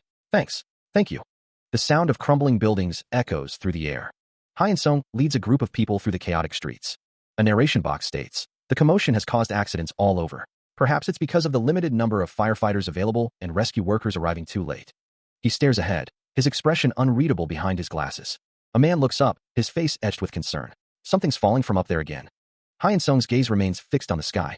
A fighter jet plummets from the heavens, leaving a thick trail of black smoke in its wake. The jet hurtles towards the evacuation zone, a dark silhouette against the orange sky. A disembodied voice wonders, a fighter jet? The burning aircraft continues its descent, a metal bird consumed by fire. Hyun Sung's eyes widen in alarm. It's falling. The jet plunges towards the area where everyone has evacuated to. The fighter jet is moments away from impact, the ground rushing up to meet it. A pair of crimson eyes watches from the shadows, a sinister glint in their depths. The world erupts in a cataclysmic explosion. The city lies in ruins, the aftermath of the devastating explosion painting a grim picture of destruction. Hyun Sung's eyes widen in disbelief, a silent no, escaping his lips as the horror of the situation sinks in. The explosion rips through the air, a cacophony of destruction as buildings crumble and debris rains down. Screams echo through the chaos as people are caught in the blast, their terror palpable amidst the destruction. Smoke billows over the cityscape, a dark shroud obscuring the once familiar skyline, now marred by the gaping wound of the explosion. A lone figure mutters, this is such a... Their words lost in the overwhelming roar of the disaster. Standing on the edge of a rooftop, a figure surveys the devastation, their posture suggesting a detached observation of the unfolding tragedy. A distorted bubble proclaims, soothing sound, an unsettling commentary on the destructive symphony. A voice echoes in someone's mind. Had Mugwang seen this, he would have enjoyed it like a little kid. But Mugwang isn't proficient in psychological warfare, so I can't bring him here. From a distance, a figure gazes at the explosion, their expression unreadable as they witness the city's agony. Amidst the rubble, a figure lies bloodied and broken, a stark reminder of the human cost of the catastrophe. A muscular leg, seemingly detached from the surrounding chaos, stands as a symbol of resilience amidst the destruction. The look on their faces speaks volumes as they prepare for what's to come. Someone remarks on the scenery, perhaps with a hint of irony given the dire circumstances. The air defenses have been breached, prompting a furious outburst about the Air Force's actions. A hand slams down on the table, demanding everyone calm down amidst the chaos. In the face of the emergency, the order is given to stay calm and mobilize private medical facilities to secure rescued people. The chairman of the Joint Chiefs of Staff demands to know about the response to the advancing enemy force. It's revealed that the enemy was thought to be near the coast of Ulsan, but they are actually much closer. There's no going back now. The Special Bureau Director is told to guard the final line of defense with their life, and to be prepared. The Special Bureau Director looks on, his expression grim. A subordinate confirms that the 53rd Division is ready for combat. That's what the Special Bureau is for, a voice declares. The massive wheels of the tanks stand ready. Helicopters fill the orange sky, their rotors beating a thunderous rhythm. A convoy of tanks rumbles down the road, their presence a promise of force. A voice booms, commanding, troops in position, double-check your firearms, and strap on your magazines. Soldiers stand alert, their faces grim with determination as they prepare for the coming battle. The order rings out. Guide the civilians to the rear. All hands on deck, stand by for orders. Amidst the tanks, soldiers direct civilians to safety, their movements precise and urgent. A salute is given as the 126th Brigade commander announces, all units are now ready for combat. Sung Haman barks into the phone, his expression tight with urgency. The message is clear, artillery and mechanized infantry reinforcements. The voice continues, as well as Special Service Bureau agents are standing by for orders. A man in a suit stands with purpose, the tanks behind him a sign of the power he commands. He is hailed. Hey, you're a lieutenant. A stern voice cuts through the air. Aren't you the platoon commander? Why are you shaking so much? You'll make the soldiers nervous. Come back to your senses, will you? A subordinate stammers. Why yes, ma'am. I'm sorry. I'll focus now. The narrator observes. The soldiers and their commanders are all petrified. Their morale is important. Will they be able to fight like this, senior? The senior officer states, we have no choice because while they are soldiers, this is their first battle. The narrator continues, not to mention, for them, their opponent is an unthinkable and strange life form. Even more so, this is a first. Two figures stand silhouetted against a fiery horizon. One remarks, even for me to be seeing those creatures. A colossal, dark figure rises from the molten landscape, dwarfing everything in its path. Fear grips the soldiers as they gaze up at the monstrous entity. A guttural roar echoes across the battlefield. Muscles ripple beneath dark skin, a testament to unimaginable power. The lieutenant stands resolute near a tank, his expression a mask of grim determination. The air crackles with an ominous energy. Massive, skeletal claws descend from above, casting long shadows across the battlefield. A stern gaze pierces through the lens of glasses. The order rings out, report to headquarters. A voice echoes across the battlefield, a chilling command. Tell them that. The ground shimmers with an ominous, golden light, reflecting the impending conflict. Tanks line up, their cannons pointed towards the horizon, ready to meet the coming threat. The sky burns with a fiery orange hue, a silent witness to the battle about to unfold.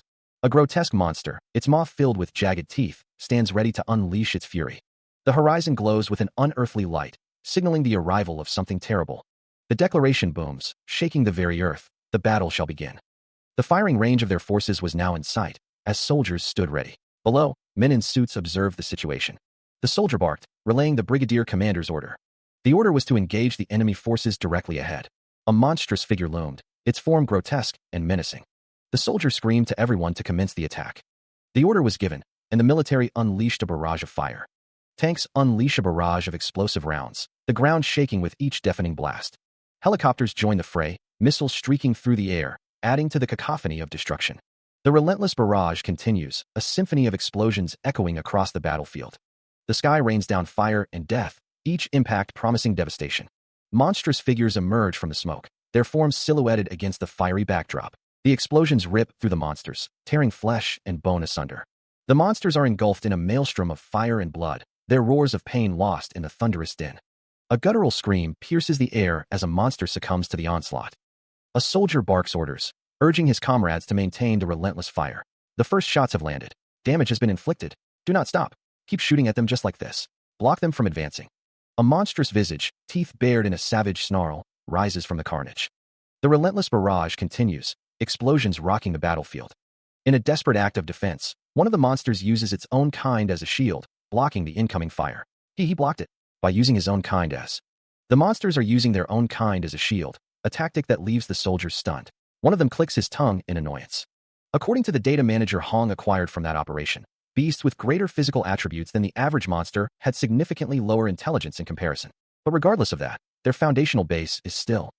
Something massive rises from the depths, churning the water into a frothy orange. A soldier's eyes widen in disbelief. What is that? It's pulling something out of the water. But if they can maintain their build, while having even the slightest part of human intelligence. That's. The creature, dripping with seawater, hoists a massive, cracked sphere above its head. The monster fully emerges, its grotesque form a nightmarish silhouette against the fiery sky. A disaster. The soldiers scream in terror, their faces contorted with fear as they witness the unfolding horror. The ground trembles as massive chunks of debris plummet from above, each impact sending tremors through the earth. The cascade of destruction intensifies, the air thick with dust and the scent of pulverized earth. A desperate order echoes through the chaos. Evacuate. The command is a futile whisper against the roar of the collapsing world. A colossal sphere descends, dwarfing the tanks and scattering the remaining soldiers like ants before a rising tide. The relentless barrage of debris continues, each impact a deafening reminder of the overwhelming power at play.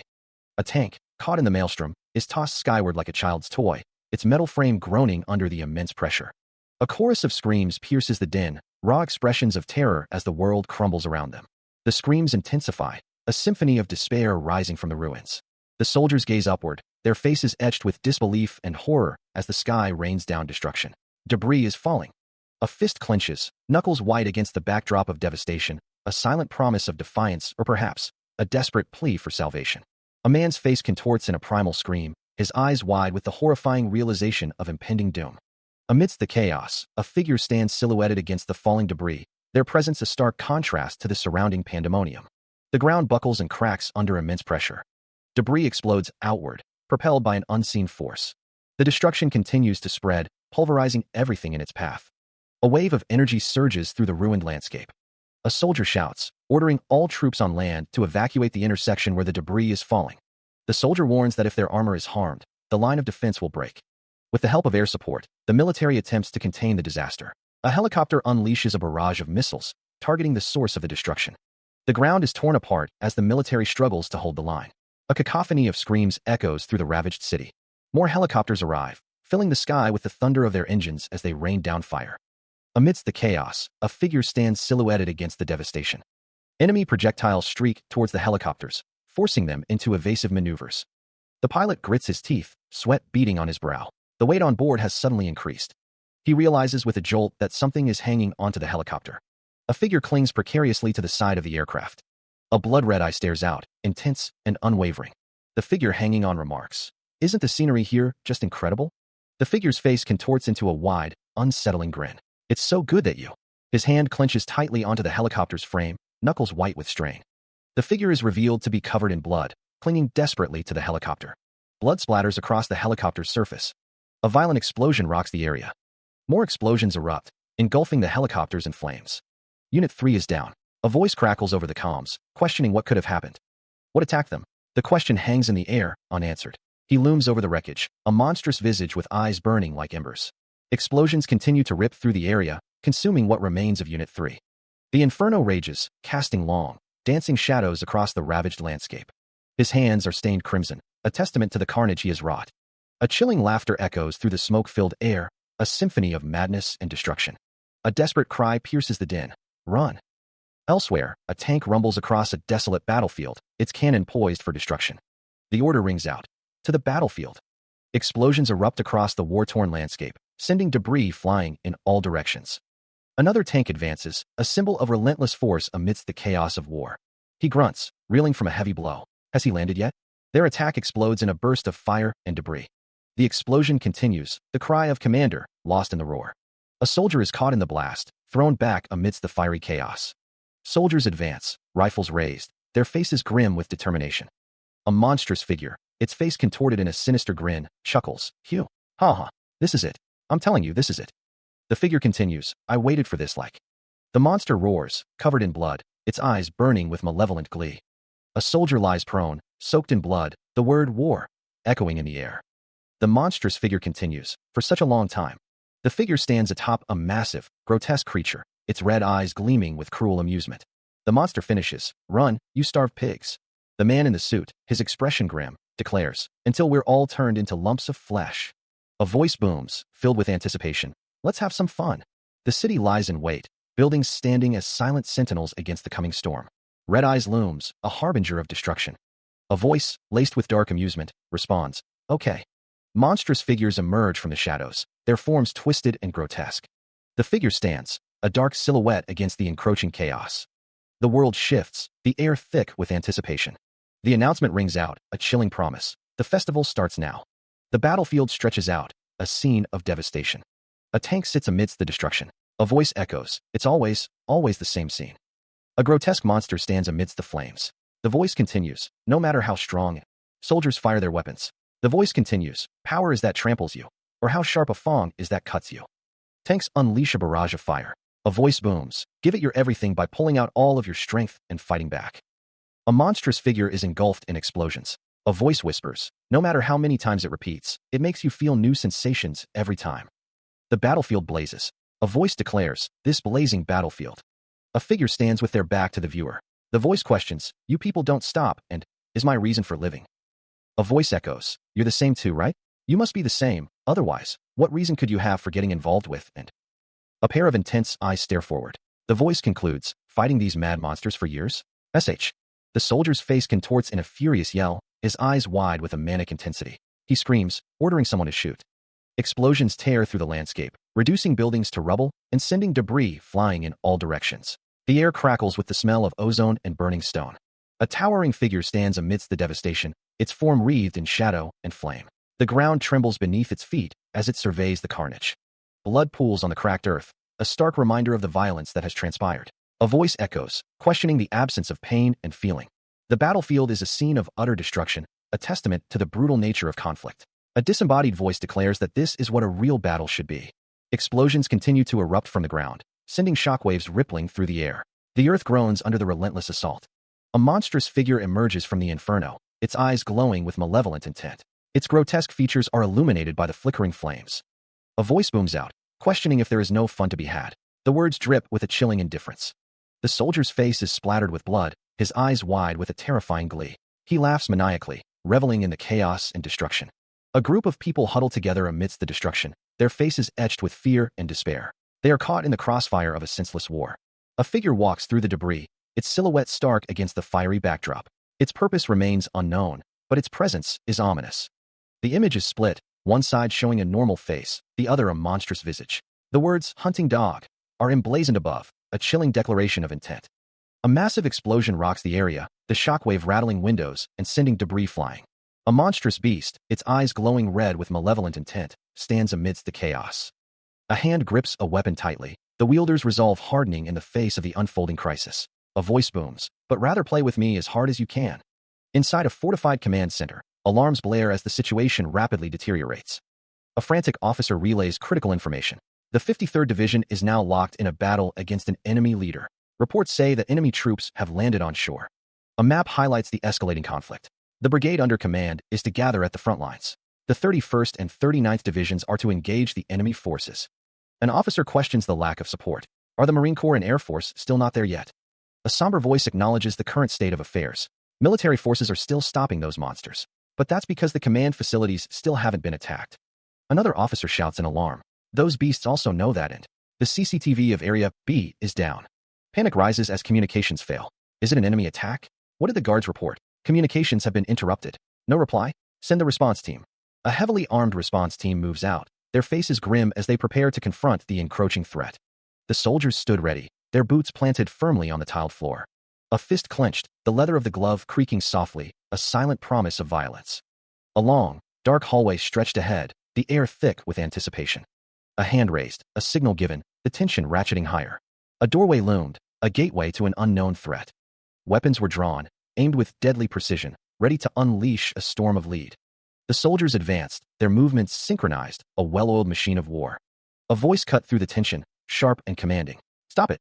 The woman's expression was grim, her eyes filled with a cold resolve. "It'll only cause unnecessary bloodshed." Suddenly, the air crackled with danger. Enemy attack. The scene dissolved into chaos, a gruesome tableau of fallen bodies and shattered dreams.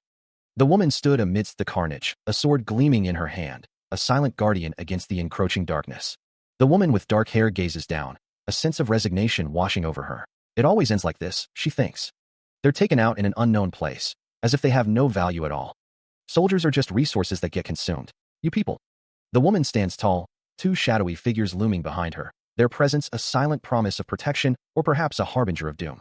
A figure with glowing red eyes emerges from the shadows, a chilling declaration echoing in the air. "And me too." Another soldier lies broken amidst the rubble, another casualty in this endless cycle of violence. Trapped beneath the debris, a soldier gasps for air, his lungs burning with each desperate breath. "I can't breathe." Bloodied and battered, a soldier struggles to speak, his voice a mere whisper amidst the chaos. So someone. From the heart of the destruction, a figure rises, silhouetted against the fiery sky, a beacon of hope or a symbol of defiance. With a voice filled with determination, the figure cries out, "It's okay now." A voice booms out, urging everyone to come out. Amidst the wreckage, a firefighter helps someone. The firefighter is told that they are still alive. He is asked if he is okay and if he has taken a break all day. He replies that he is fine and asks where he needs to go next. It's said that there are still people who couldn't evacuate as an explosion occurs. A man walks away from the scene of destruction. A man's face is shown in close-up. Debris falls from the sky. A man crawls through the wreckage. The man thinks about a bomb attack in a crowded place full of civilians, sabotaging firefighting, police, and public facilities. The man wonders how to put this, stating that it's like he's no longer a beast, but instead has become a terrorist. Two people stand amidst the destruction. One of the people wonders if this is enough, thinking that they'll have to fight him a few times to drain him of his strength. The figure with red eyes assures someone to have patience. They are steadily draining his energy. Thousands of civilians are stuck in a state of catastrophe.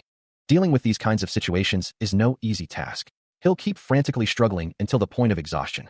The red-eyed figure reflects that the man has trained over the course of many battles. They wonder if they can exhaust him with just this much. The figure states that Hyeon Seong doesn't have a rival when it comes to fighting. Even if they were to all go against him now, they'd only be slaughtered. A figure reads a book, stating that this is not a battle, but a war. The red-eyed figure says that killing the bugs in front of your eyes may be a simple task, but the figure reflects that fighting to save a dying insect is not an easy task, no matter how strong you are. That's similar to what he's doing right now. The city lies in ruins, smoke and fire filling the sky. Moreover, the devastation stretches as far as the eye can see. A lone figure stands silhouetted against the fiery sky, gazing at the destruction. The figure reflects that a lot of humans might not have died had he not chosen war himself, seeing those humans burn like bugs in a fiery pit. He reflects on the nature of war, stating that it is something one cannot get used to, no matter how. The figure continues, musing on the many fights one wins or how much strength one possesses. It's said that war leaves scars in the mind that stay forever, and that no formidable enemy or battle can. That is nothing less. A grotesque figure appears, a visual representation of the horrors of war. Then true hell. The remnants of a meal lay discarded on the ground, a testament to their brief respite. A voice declared it was time to move on. Sun Jiayong stood with Weian, the weight of their journey etched on their faces. Weian questioned the need to move so soon, barely 30 minutes having passed since their last rest. She wondered if they could stay and rest a little bit longer, the darkness pressing in around them. Sun Jiayong, her expression firm, insisted they had to move during the night. She explained that the beasts would find them more easily in the daylight. A voice questioned their destination. Sun Jiayong acknowledged that heading towards Seoul, where the politicians were, would be the common assumption. But she revealed that the refuge was hidden away in an unknown area. A conference room, empty and silent, hinted at the powerful figures who once occupied it. The safest location, a VIP's secret safety refuge, was their destination. But a voice wondered if someone like them was really all right to be hidden away there. A somber expression graces her face as she reflects on the state of the world. A foot clad in a sneaker comes down hard, crushing a bloodied head beneath it. A guttural "huh" escapes someone nearby. The mangled face stares blankly, crimson staining the ground around it. Her eyes widen in horror, a silent scream building in her throat. Weian covers her mouth, her eyes darting around nervously. "Don't make any noise," she whispers. A hand rests on the hilt of a katana. "There's something here," she mutters, her voice barely audible. Heavy footsteps echo through the darkness. A soldier wonders what is happening. Monstrous figures with glowing red eyes descend from the sky, their silhouettes stark against the night. Below, a soldier braces for the coming onslaught. The soldiers stand ready, their faces grim. "What the hell is that?" one of them asks, his voice laced with fear. A soldier unleashes a torrent of gunfire, his scream lost in the roar of the weapon. The soldier continues to fire, the bullets tearing through the night as he desperately tries to hold back the encroaching darkness. A monstrous figure lunges forward, its grotesque features contorted in a savage snarl. The soldier recoils, his face splattered with blood, a grim testament to the ferocity of the attack. The guttural roar of the monster echoes through the battlefield, a chilling prelude to the carnage. The leader barks orders, his voice strained with urgency. "Don't stop. Hurry and retreat." The soldier's eyes widen in terror, his face a mask of blood and desperation. "Take the civilians and go, hurry." Gunfire rips through the night, the staccato bursts echoing through the darkened forest. The relentless barrage continues, each shot a desperate plea for survival against the encroaching darkness. Sun Jiayong's expression hardens. "Is that the sound of soldiers? Looks like they were unlucky. Once spotted, it's not likely that they'll be able to survive." The soldier grimaces, his resolve wavering. "We can't. If there's only a few of them, defeating them would be simple. But if we accidentally left traces of our presence at the scene, the rest of their pack might tail us." The monster stands amidst the carnage, its body slick with gore, a horrifying testament to its brutal power. A voice pierces through the chaos. "Snap out of it, Yunbai. This is a war, there's bound to be casualties. Attacks like that are happening all over this country." The soldier stares out at the ravaged cityscape, his voice heavy with resignation. "Just because we save one or two people doesn't mean anything will change." A voice echoes, warning that trying to save everyone will only lead to one's own demise. The voice continues, stating that the only way to survive this war is to abandon sympathy. Sun Jiayong acknowledges the point. The voice praises her strength and rationality, noting the many fights and battles she has endured. But still, the voice admits, there was an instance in which someone else risked their life to save hers. Sun Jiayong stands with a conflicted expression, her hand resting over her heart. The voice explains that it's because of their selflessness back then that she is even able to be here now. Sun Jiayong looks determined. The voice urges her to use her strength to help others in need, just like the people who helped her in the past. A scene of devastation unfolds, with smoke rising from the rubble. Limbs lie scattered amidst the debris, a stark reminder of the cost of the conflict. A figure lies amidst the carnage, bloodied and broken. A close-up reveals a leg, the skin marred with what appears to be decay and streaks of red. A woman's face is partially visible, her expression unreadable in the dim light. A hand, slick with blood, hangs limply against the backdrop of a fiery sky. A voice whispers, I don't like it. It's just a pair of oldies." A figure looks up, silhouetted against the light, at a much larger, looming presence. A dark void is pierced by streaks of light, like lightning in a storm. A voice declares, I'll just squash them." A man responds with a hesitant, "Ah." A furious voice booms, "Hey you balding stupid ass digs." A single, bloodshot eye stares out from the darkness, accompanied by the ominous words, "Where they?" A woman, her face contorted in rage, screams, "Hell are you looking? You fatty." A voice exclaims in surprise, "Hey girl? GGGG girl." A soft and youthful. A man, his eyes wide, gazes at a large figure, muttering, "Oh ho." A guttural roar echoes as a monstrous figure emerges, a blade clutched in its grasp. Its eyes burn with a malevolent red glow. The creature's maw opens, revealing rows of jagged teeth, ready to tear flesh. The blade gleams, promising pain. With a furious yell, a figure swings a massive blade, the steel whistling through the air in a desperate counterattack. A body lies prone, drenched in crimson. The air hangs thick with the metallic scent of blood. The monstrous figure's grip tightens around a neck, cutting off air. A desperate struggle ensues. Are you really that hungry to eat? A foot steps forward, ready to deliver a blow. Then here. The blade descends once more, the wielder screaming. Chew on this, you pighead fuckers. A blinding flash of light erupts as the monstrous figure is struck, blood splattering against the darkness. Another strike lands, the force of the impact sending shockwaves through the creature's form. The monstrous figure snarls, its red eyes burning with renewed fury. Gur, you little brat. The creature's voice booms, filled with malice. I'll shred you into pieces. The monstrous figure's clawed hand lunges forward, ready to tear through anything in its path. Sun Jiayong is struck, blood spraying as the force of the blow throws her back. Song Hamon's eyes widen in disbelief and anger. He grits his teeth, a snarl forming on his face. You're. The monstrous figure towers over the battlefield, its silhouette a symbol of overwhelming power. Curse you. A surge of energy rips through the air, the force of it palpable. The attack hurtles towards an unseen target. It's coming towards me. Wei Yin's eyes widen in terror as the monstrous figure looms closer. Oh no. The monstrous figure's face contorts in a grotesque snarl, its red eyes burning with malice. I can't escape. The monstrous figure's jaws open wide, revealing rows of razor-sharp teeth. A sword lies impaled in the ground, stained with blood, a testament to the ferocity of the battle. Sun Jiayong stands defiant, her muscles tense and ready for the next attack. Wei Yin stares into the distance, her expression a mix of fear and determination. A body lies sprawled on the ground, limbs askew and blood staining the earth around it. A soldier, face smeared with blood, stares at the newcomers, his expression a mix of confusion and suspicion. He demands, what just happened? Who are you guys? Support Sun Jiayong, sword dripping crimson, responds to the soldier's question. You can just consider us as special workforce personnel. Who are you? Why are there military soldiers here?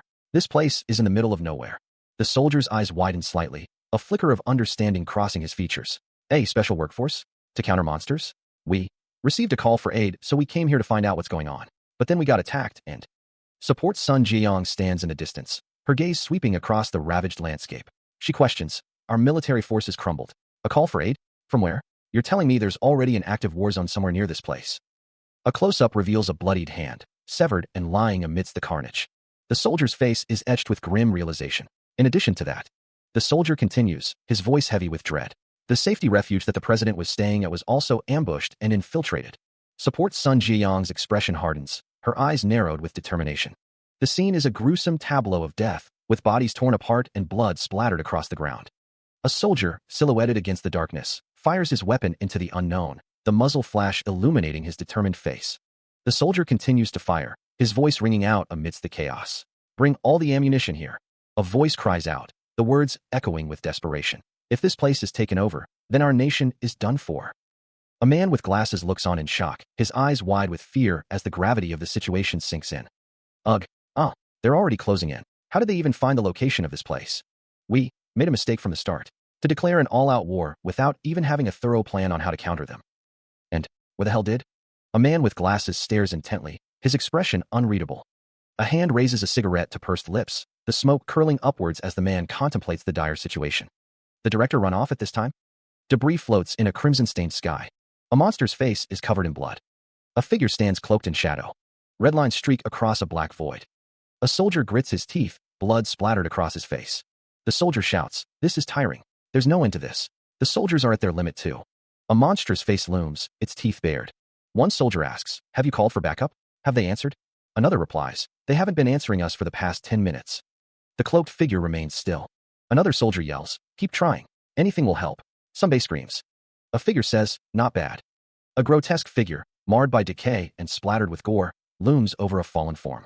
The air hangs thick with the metallic tang of blood and the cloying sweetness of death. The zombie-like figure, its voice a guttural rasp, acknowledges the fallen. You guys are not bad at all, it praises, the words dripping with a macabre respect. A close-up reveals the bloodied face of the deceased, a testament to the ferocity of the battle. A voice echoes, recounting, he kept trying to fight back, up until the very end. A lone figure stands silhouetted against the carnage, a weapon clutched in their hand. Impressive, the figure intones, their voice a low murmur. Such an impressive will to fight. A disembodied voice offers a somber farewell. He's in a better place now. He's done all he could while he was alive. The zombie-like figure's face fills the frame, its grotesque features a chilling reminder of the horrors unleashed. The stench of decay intensifies, a palpable wave of death.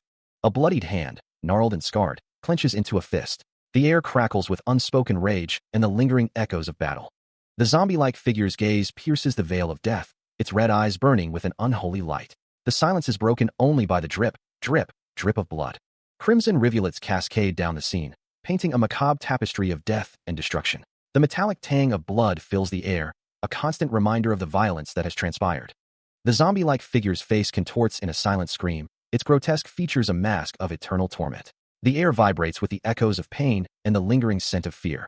The zombie-like figure's eyes widen in a silent roar, its gaze fixed on some unseen horror.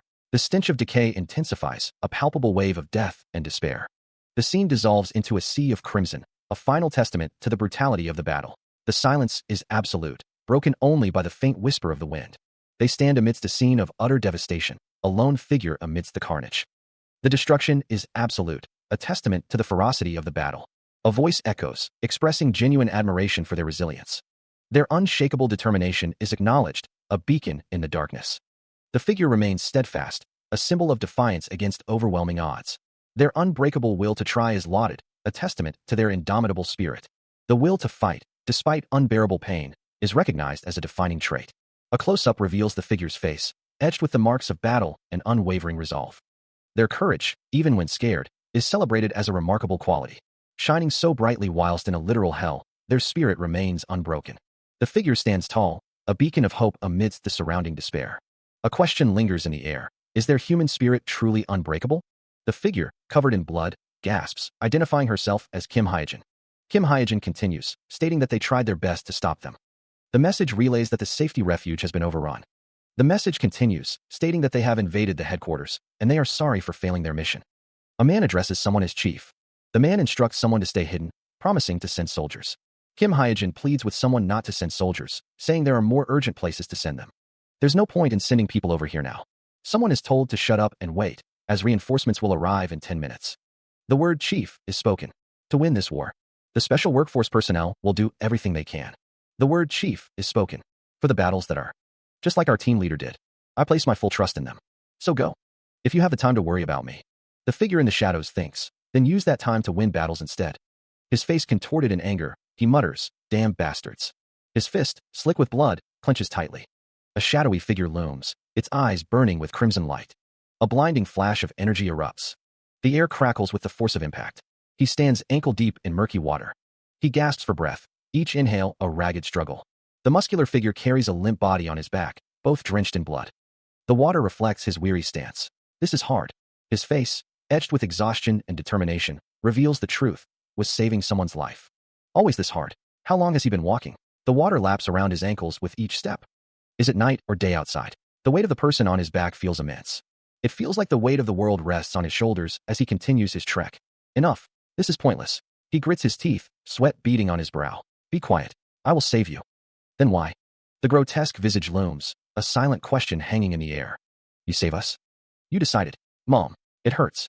Help me. You had the choice. Didn't my choice was to try to save everyone? I didn't want anyone to die. Save everyone. Then so far. Because of your choices and because of your methods. A shadowy figure looms, draped in what appears to be red tendrils. A voice echoes, accusing. You have stacked up a pile of corpses. The scene shifts to a hallway, now a charnel house, littered with bodies and splattered with blood. The voice continues. As you get stronger, and as you fight more battles. A figure stands with their back to the viewer, a grim silhouette against the backdrop of carnage. You leave a trail of corpses behind you, the voice accuses. Amidst the blood and ruin, a figure clutches another, a desperate embrace in a scene of utter devastation. You say you want to save everyone, but the camera focuses on a heap of lifeless bodies, a testament to the speaker's words. You don't actually care about any of their lives. A guttural scream tears through the silence. No, I've been fighting so far for. The accusatory voice returns, relentless. You want to keep fighting. A single eye, wide with horror, stares out from a face stained with blood. The voice concludes, a chilling pronouncement. You can't save anyone. The sound of a scream echoes. The scream intensifies. A desolate, rocky landscape stretches out, barren and unforgiving. A faint, ragged breathing can be heard. A face emerges from the darkness, eyes burning with an unnatural, crimson light, gasping for air. His breath comes in ragged gasps, each exhale a desperate plea for calm that goes unanswered. Is this all just a dream? When did he fall asleep? He doesn't even remember fainting from fatigue. That nightmare. It was nothing but images of endless suffering and pain. Of people crying and dying. He can't get them out of his head. Could he have done more? If he had done something differently? If he could have saved more people? Is everything really his fault? His body trembles, a silent testament to the turmoil within. The floorboards creak beneath his weight, each step a heavy echo in the oppressive silence. Someone's there. He thinks there's no time to be contemplating this. If it's an enemy, he'll kill them. That's all there is to it. His red eyes glow with determination. He'll try to save anyone he can. In this hell, any person would do just that. It's obvious. A knife plunges into flesh, blood splattering across the scene. We are human. There. It's all done. Although this is just a temporary treatment, the wound is wrapped, so it should be a little better. He felt a lot better already, thanking the other person. The soldier asked, "Squad leader, would you like some water?" The elderly folks over there. Huh. Sun Jieyong drank some water. What is with that expression? Can't afford to give some water to the person who saved your life? Yun said, no, it's nothing. You can drink as much as you want. One of the chibi characters wondered if she always talked like that, or if her personality was just weird like that. The other responded that they had no idea how she was raised because every word she spits out. Sun Jieyong exclaimed that she could hear everything. Another character noted that they would use up all the food they've stockpiled. She rummages through a bag, her brow furrowed in annoyance. This is so annoying, huh? The little girl clutches a stuffed animal, tears welling in her eyes. My chocolate bun. Who the fuck took it? The girl sniffles, her shoulders shaking with suppressed sobs. Jieyong looks on with a mixture of pity and concern. I'm really sorry. I haven't eaten anything since yesterday. Tears stream down the girl's face as she clutches her stuffed animal tighter. An older man, his face etched with worry, speaks softly.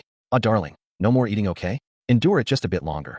Another voice chimes in. We are really sorry. We won't even look at it again, so please forgive us. The man adds, wait, no, I'm not that mean dash. Jieyong glares at the group, her expression hardening. Damn, she is literally trash. A soldier nearby mutters. I can't believe she treats children and the elderly like that. Jieyong's eyes narrow. Fuck it. I get it. Hey, here, eat as much as you want. She thrusts a handful of rations towards the girl. The older man tries to refuse. No, you don't need to do this. We really won't take any more of your food. Jieyong snaps. Shut up, I said it's fine. The older man hesitates, looking down. Jieyong offers something else. Excuse me. Here. The little girl looks up at Jieyong, tears still in her eyes. This is my favorite thing that I have on me right now. She extends the food, offering it to the little girl. The little girl clutches the food, her voice filled with gratitude. You saved us all, and even gave us food. Jieyong is referred to as Yuni. Doggo looks up, a hint of confusion in her eyes. Huh. Hey, why am I your Yuni? We just met, we are not close. Jieyong smiles softly. Well, since I received such a precious gift from you, I'll give you special permission to call me Yuni. Doggo's eyes widen in disbelief. Her expression hardens, a chilling rage replacing the gratitude. That bitch. I didn't know you could be like that. A soft smile graces a face, a sense of relief washing over them as they think she's finally realized it. Even in the darkest of times, she can always lend a helping hand, a soldier reflects, his gaze filled with admiration. Though individually weak and frail, they were able to meet such good people during their harsh journey, a voice echoes amidst the group.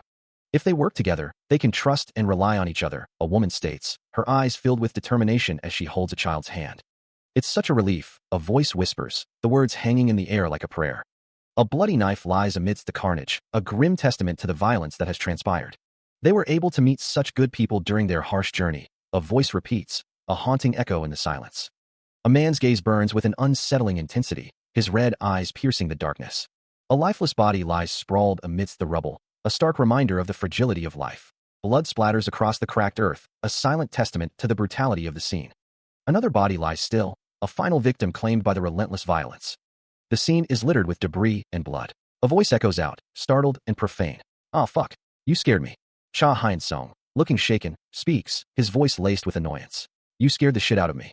He then asks, his tone shifting to curiosity and suspicion. Hey, who the fuck is that? Another figure responds, their face obscured in shadow. No idea, how would I know? They continue, their voice laced with concern. He saw everything. Should we attack him too? The first figure dismisses the idea. Nah, he doesn't look like he has any food on him. He adds, his voice tinged with disdain. He kind of looks like someone who's lost their marbles. Red eyes widen, bloodshot, and filled with a desperate sorrow. A voice whispers, barely audible, why would they do this? A wave of heat washes over the scene, the air shimmering with displaced energy. Two figures stand silhouetted against the red light, their intentions unclear. The red eyes widen further, a flicker of recognition mixed with horror. An explosion? Again. Explosions erupt in the distance, shaking the ground. The voice, strained with urgency, declares, it seems like it came from nearby. It might not be too late. There might be someone I can save. A foot steps forward into the light, the ground crumbling beneath its weight. A desperate cry echoes through the ruins.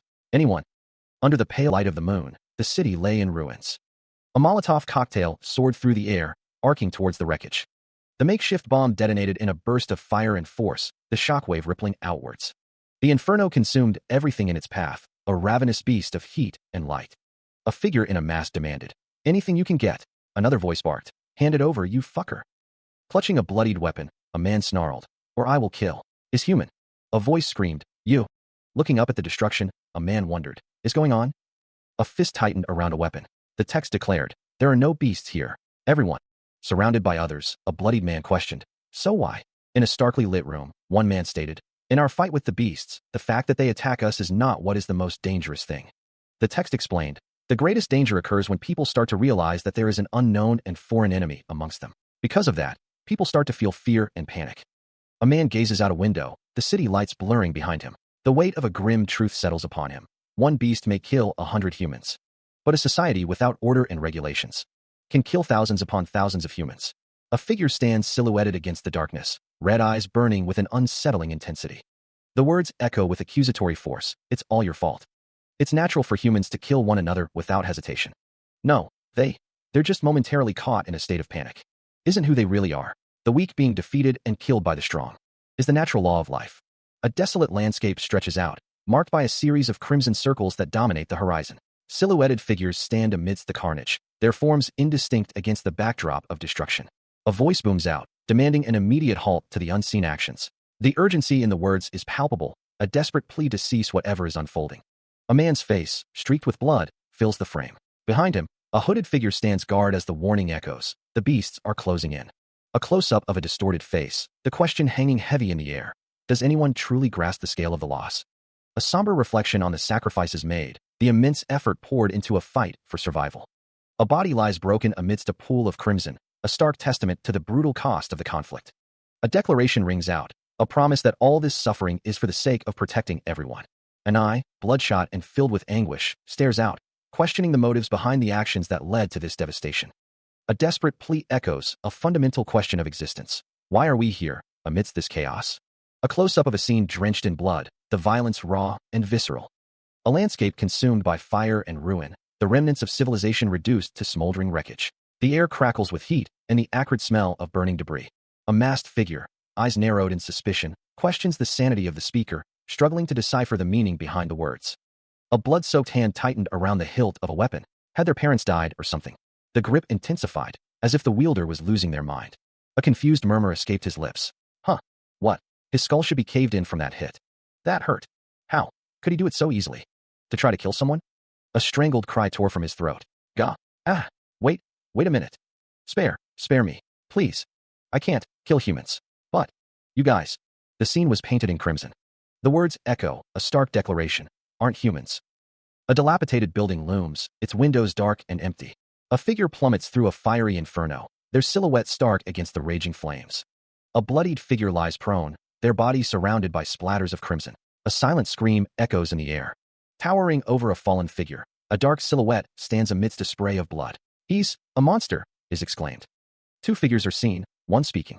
The ones we heard about on TV. A figure's face contorts in a desperate scream, the words bursting forth.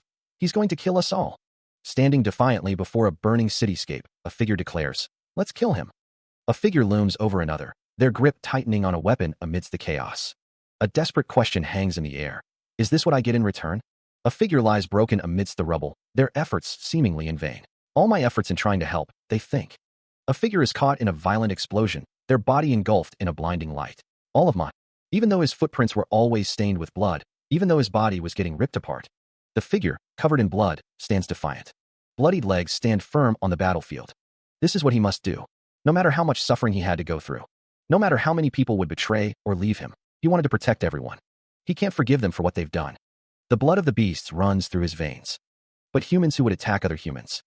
That's why, they are pieces of shit that are worse than the beasts. A minute, he screamed, sweat beading on his brow as he vehemently denied killing any humans, swearing to his innocence. He insisted that he just wanted to have some fun, that's all. His voice rising in desperation, he declared that he was not the one who ended their lives. The darkness parted, revealing a monstrous face with rows of razor-sharp teeth. The monstrous figure, eyes burning with crimson light, asks a chilling question. Fun? The figure continues, the question hanging heavy in the air. That was fun to you?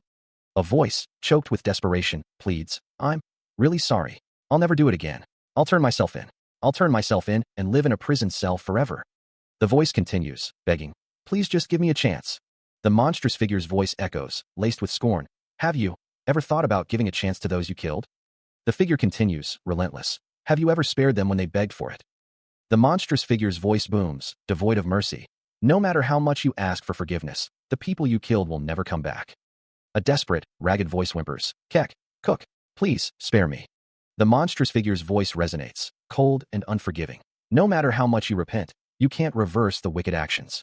The figure's voice drips with contempt. You've done trash like you. The monstrous figure's voice rises, a declaration of judgment.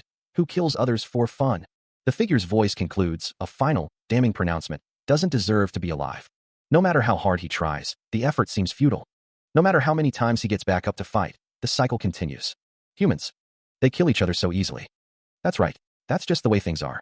They'll never stop. They'll just keep making the same mistakes. I'm sure there will be times when you feel powerless and unable to do anything. But I know you'll never give up. So I should just rip everyone here apart. I believe in you. A sense of desolation hangs in the air. The weight of his actions bears down on him. The world explodes in a violent eruption of rock and energy. Buildings crumble as the inferno spreads, painting the sky with smoke and fire. A hand, covered in grime and ash, lies motionless amidst the rubble.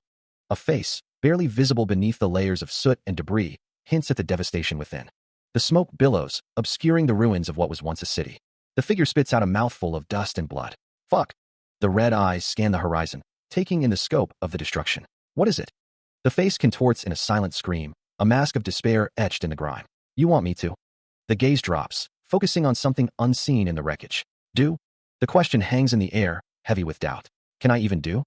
Kneeling amidst the ruins, the figure seems to shrink under the weight of the devastation. What the hell? Are you still? The voice is barely a whisper, laced with bitterness and self-loathing. Asking others to make your decision for you? If you had truly let everything go, you could have joined our side and worked with us. A voice echoes, dripping with scorn. You really are a stupid coward. The voice continues, a biting reminder. You said you'll save people. You said you'll save every single person. A figure plummets through the air, the ruined cityscape a jagged backdrop to their fall. The accusatory voice returns, laced with disbelief. Is this how you intend to achieve that? The voice taunts, a cruel edge to its tone. You'll fight off the beasts for the sake of humans? Take a look in the mirror. A close-up reveals the torso and legs of someone standing amidst the destruction. The voice whispers, a venomous judgment. Resembles a beast the most. A monstrous face fills the frame, a grotesque parody of humanity. The voice concludes, a final, damning pronouncement. Is you. The voice spits out a single word, dripping with hatred. Bastard. The voice continues, a litany of accusations. See, this is what I mean. You always spout nonsense about how you'll protect humans. The monstrous visage returns, its eyes burning with a malevolent red glow. But the only thing you are good at. Someone is diving headfirst into a chance to kill. They're almost past the last line of defense. The enemy is almost upon them. President, this place is done for. They have to escape, right now, immediately. But if they run away, the rest of the citizens. Everyone, calm down. Lead bodyguard. President, this place is done for. Let them act rationally. The enemy has not yet barged in through that door. But it won't be long, will it? Their military forces are almost annihilated already. And they're currently unable to make contact with outside divisions to ask for backup. So, it's just a matter of time until they breach this room, isn't it? But there's still one person left. The person who has faced the beasts multiple times stands in the hallway, flanked by others. The person who they've recruited to counter the beasts is discussed. Who's that? Is he alone? He seems relaxed. Well, whatever. Getting rid of one person is easy. If we get past him, we'll be able to reach the president, but he's the lead bodyguard. No matter how experienced or skilled that man may be. There is no way that one man. The aftermath of a brutal encounter is visible, bodies littering the floor. He will be able to handle all of this alone. Let's go. Soon, we'll be able to tear down the pillars of the nation. Sir, I understand that you feel an immense fear at the face of the beasts. A clawed hand reaches out from the darkness, its fingers gnarled and stained. The creature's form is only partially visible, obscured by shadow, but its intent is clear. Those beasts are always filled with rage, a primal fury driving their every action. A pair of blades gleam, poised to strike. They're cruel, a voice echoes, laced with a chilling certainty. And merciless, the thought continues, painting a grim picture of brutality. Red eyes pierce the darkness, burning with an unholy light. A A bald man with scarred skin looks up, a flicker of confusion in his crimson eyes. However, director, the man thinks, his gaze hardening with resolve. That man. Blood splatters against a red backdrop, a brutal reminder of the beast's merciless nature. The crimson stain spreads, consuming everything in its path. A mangled body hangs suspended, a grotesque testament to the beast's cruelty. The scene opens with a visceral display of carnage, the crimson hues painting a picture of merciless brutality. The bloody tableau continues, each stroke of red a testament to the savagery unfolding. From the darkness, glowing red eyes pierce the gloom, hinting at unseen figures lurking in the shadows. The crimson tide rises, a relentless wave of violence washing over the scene. The abstract violence intensifies, a chaotic symphony of blood and shadow. A lone figure stands amidst the carnage, motionless as the storm rages around them. Just stand there, the figure commands. Silhouetted figures emerge from the darkness, their forms indistinct but menacing. Come at me, one of them challenges.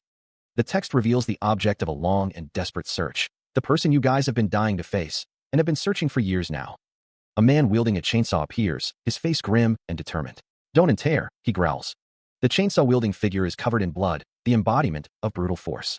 The scene shifts to a close-up of the bloody ground, the text declaring, is right here in front of you. A final, ominous word hangs in the air. Come.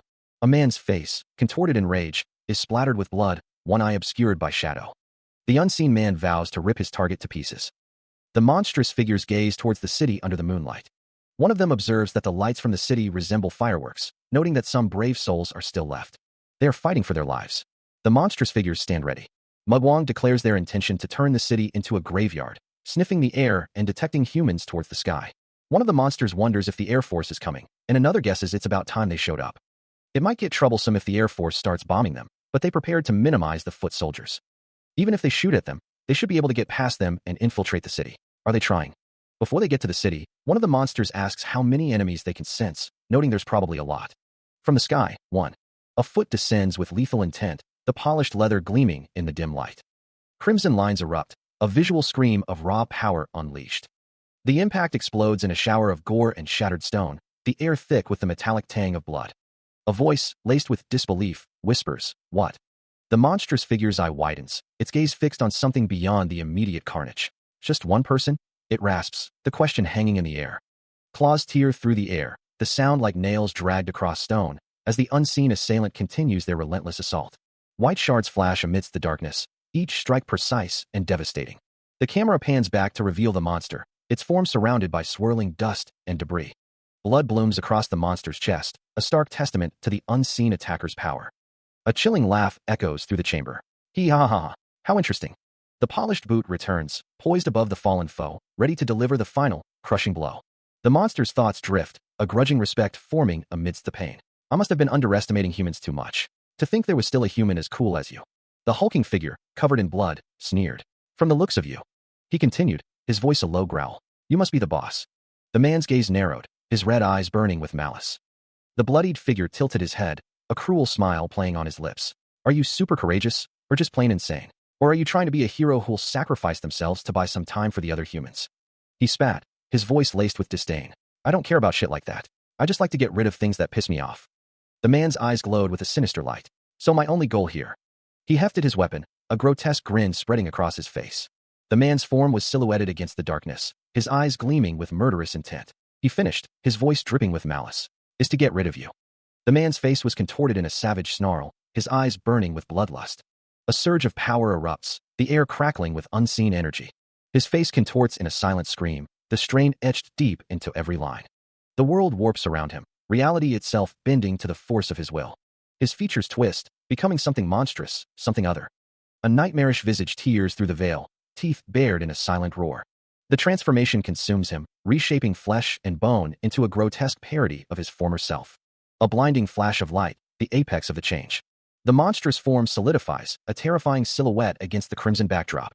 Standing tall, the transformed figure dominates the scene, a creature of nightmare made real. The monstrous face, a mask of rage and hunger, stares out with burning red eyes. Claws drip with unseen power, ready to rend and tear. His fists clench, veins pulsing with raw, untamed energy. Red energy crackles, filling the air with a palpable sense of dread. The monstrous transformation is complete, leaving a grotesque figure standing amidst the chaos. A voice booms out, commanding everyone to attack at once. Another voice shouts, warning not to give him time to run away. The transformed figure stands defiant, surrounded by unseen enemies. A thought bubbles to the surface. Is it time to run away? The transformed figure is obscured by a cloud of dust and debris. An unseen attacker yells at the transformed figure to stop trying to act cool. A voice snarls, declaring that the transformed figure is just food, like every other human. The transformed figure is battered and bruised, but still standing. He thinks, yeah, I'm a human who has lived every day. Hatred burns in his heart. Every day, he only thinks about how he'll kill those bastards. A voice booms, laced with menace. Run away? Listen here, you pipsqueak fuckers. The speaker's face, contorted with rage, is splattered with crimson. The voice taunts, dripping with disdain. What kind of cat would run away from a mouse? A brutal impact. Blood explodes in a shower of gore and shattered debris. The force of the blow sends fragments flying, painting the air red. Bone cracks under the assault, the sound swallowed by the roar in his ears. A bloodied visage, barely recognizable, struggles for breath. The world dissolves into a crimson haze, the taste of iron thick on his tongue. A single eye, wide with terror, reflects the brutal reality. The sound of impact echoes, a death knell in the silence. More blood splatters, each drop a testament to the savage attack. Another sickening crunch resonates, signaling the end. A sword glistens, slick with fresh blood. The metallic tang of iron hangs heavy in the air. The room is a canvas of carnage, splattered with crimson. The air smells of copper and death. A figure stands silhouetted in the doorway, a silent observer of the devastation. A voice echoes, laced with a hint of melancholy. Long time no. A figure shrouded in shadow replies, the tone laced with anticipation. See. Number 13's expression is cold, her eyes narrowed. Number 13. The woman's hand rests on the hilt of her sword, the metal cold against her skin. A voice drips with disdain. You've gotten a lot weaker. The voice continues, taunting. You can't even properly dodge an attack from a girl you killed with your own 2 hands. A bloodied face stares blankly, the eyes glazed over with pain and shock. Number 13's voice is laced with bitterness. I feel bad for those kids who died in vain for you. A pause, then, keep saying whatever you want. I have nothing to say to a woman who decided to betray humankind. A voice, calm and steady, replies. You haven't changed at all. That's good for me. She begins, her voice laced with a chilling familiarity. Since you're the same as I remember. Number 13 stands tall, her crimson eyes burning with an eerie light as she grips the hilt of her sword. The promise drips with malice. It'll be more satisfying to kill you. Cha Hyun-song, battered and broken, offers a hollow agreement. Sure, you're right. I always knew. His voice cracks as he speaks of their shared fate, that our hatred for each other would result in one of us dying. The sounds of a city consumed by flames echo in the distance, a chorus of despair. Heek, heek. Hyun-song's face contorts in agony, a silent scream trapped within his bloodied lips. A chilling realization dawns. This is just a dream. His eyes, wide with terror, reflect the burning cityscape. Yeah, this is just a nightmare. The world twists and distorts, a grotesque mockery of reality. Hyun-song plummets into the abyss, a silent scream lost in the inferno. The question hangs in the air, heavy with dread. How can a monster like that possibly exist? A cataclysmic explosion tears through the environment, sending jagged chunks of debris hurtling in every direction. A piercing scream echoes through the air, a visceral reaction to the overwhelming destruction.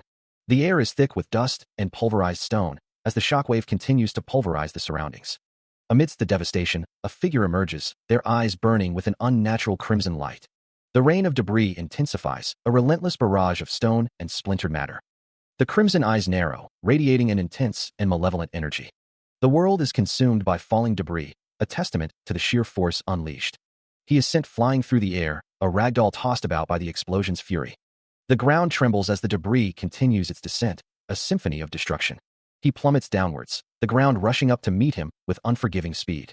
The force of the attack is undeniable. Hyun-seong's strength was known, but this is beyond expectation. The speaker acknowledges the immense power, a level they cannot even approach. Even Mugwang and Wayan together might not be enough to face this foe.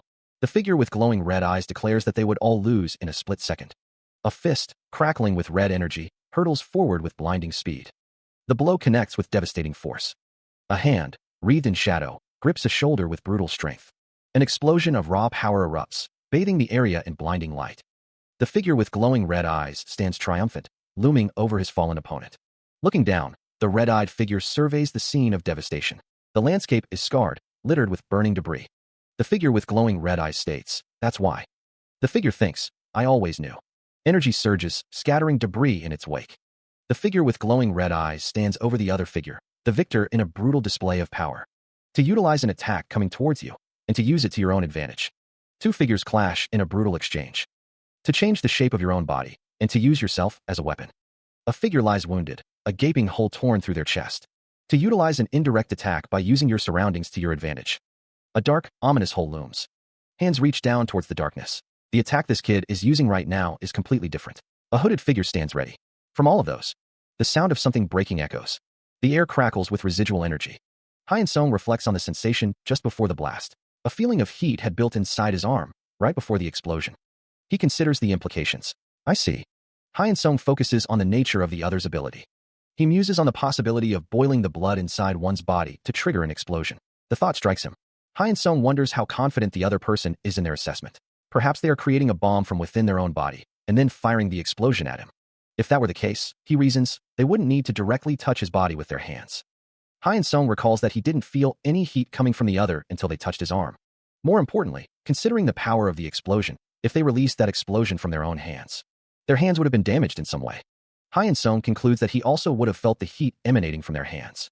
He acknowledges that the other is pretty sharp, even though he's not 100% right, and that he's learned a couple things here and there from all his fights. He stands amidst the wreckage, his gaze sweeping over the scene. Hyun-sung thinks, just because he knows about my ability doesn't mean he's figured out a way to counter it. A burst of energy erupts, scattering debris in all directions. Hyun-sung's eye twitches as he concludes, all I have to do is make sure your hands don't touch me. Then, more debris flies through the air. Hyun-sung declares, I'll just use this to beat the shit out of you. Hyun-sung, drawn in a chibi style, asks, huh? Are you for real? Hyun-sung is struck, the force of the blow sending him reeling. More debris is scattered by the impact. Hyun-sung's expression shifts to one of disbelief. What a simple-minded approach. But still, Hyun-sung thinks, if he continues to attack like this, while continuing to maintain the same speed and strength as before, a figure is held aloft, used as a human shield against an unseen threat. Then, a desperate thought. Maybe dodging is still possible, but it's too late. The figure detonates in a violent explosion. Gah. Ugh. There's no way. I'd lose that easily. The force of the blast sends shockwaves rippling outward. Please, help me. My stomach feels weird. The explosion leaves behind a scene of utter devastation. A human shield? It's not a human shield. This is a bomb. The city burns. The explosion rips through the environment, sending shockwaves and debris in every direction. The force expands, tearing apart structures and scattering rubble across the landscape. The blast reaches its peak, a cataclysmic eruption of energy and destruction. Coughing violently, a figure struggles to their feet. I'm sick of playing with these gross fireworks, they rasp. A voice echoes through the wreckage, laced with disbelief. Using an entire human to create a bomb and exploding it right in front of my face. The same voice, strained and weak, continues, has too big of an effect on my body, just like you said. A close-up reveals a face smeared with blood and grime, a testament to the brutal force of the explosion. A series of choked gasps and wheezes fill the air, the sound of someone fighting for breath amidst the chaos. Clawing at the debris, a figure struggles to pull themselves free. I have to get out of here, being stuck in the middle of this fight between monsters. A desperate cry rings out. I won't be able to. Eyes wide with terror, a face emerges from the darkness, a silent scream etched upon their features. A body lies broken amidst the rubble, a grim reminder of the explosion's devastating power. The sound of something powerful echoes. The monster-like figure declares that after all, it is a beast, a being that survives off the body and life of humans. The creature continues, stating that as long as there's a human it can eat, it will survive. The monster-like figure boasts that it can recover from something like this in an instant, then asks what Hyun-sung thinks. Hyun-sung remarks that it's simple and effective, isn't it? The monster-like figure continues, stating that even the effect the explosions may have on it, it can take tens, no, hundreds of them without a problem. The creature admits that it doesn't know if it's the same for Hyun-sung. The monster-like figure asks what Hyun-sung thinks, commenting on how smart it is of him to use humans to both attack and recover. Hyun-sung replies, of course. He asks if the monster-like figure doesn't know that the most important thing in a war is the supply and inventory you have available to you. The monster-like figure states that's why for it, this city. The creature declares that the city is a bountiful home ground full of food and ammunition. The monster-like figure thinks that having a long-term battle with her would be disadvantageous, knowing she'll just keep using the humans within this city explode and recover again and again. There is only one solution, to use a speed she can't dodge, a strength that she can't block, and then finish her off in one blow. The transformation begins, the figure growing in size and power. The transformation continues, the figure's form becoming more monstrous. He has to fight her in his most lethal form. And with that, the figure stands amidst the debris, a silhouette of power. He declares, I'll finish this fight. He knew you would resort to this. You don't want to drag this fight out any longer, huh? Teacher, you really are too mean to me. How do you expect me? The transformed figure descends, ready to strike. To win against that. Shit. Even this safety bunker. Sun Jiayong stands amidst the chaos, her expression grim. The situation is a mess, but no sounds of fighting can be heard. Maybe all the beasts that invaded this place were finished off. But no one is answering my messages. Is anyone there? If you hear this, please answer me.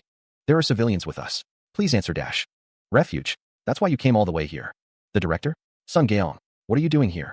Sun Jiayong exclaims. I was trying to take Yunbai to a place of refuge. Unfortunately, you came at a bad time. Listen carefully. There. It is a VIP room to the left of here. Take everyone with you and get in there right now. A voice calls out, inquiring. Are you fighting alone? How many enemies? I'll help. The focus shifts to a blade, identified as the Sword of Blood. A figure, eyes wide, utters a single word, what? A woman with blonde hair looks on, her expression unreadable. The word hangs in the air, this. The blonde-haired figure's face contorts in a scream, the words the Sword of Blood echoing in the background. A declaration rings out. This skill. The name of the skill is revealed, the Destroyer of Demonic Source. The power surges, a destructive force unleashed.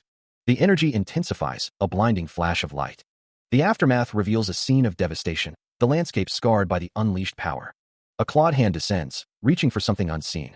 Debris rains down against a crimson sky.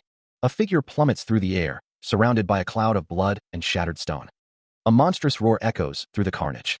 The creature grins, its sharp teeth glinting in the dim light, a single red eye burning with malice. A close-up reveals a face contorted in pain or terror.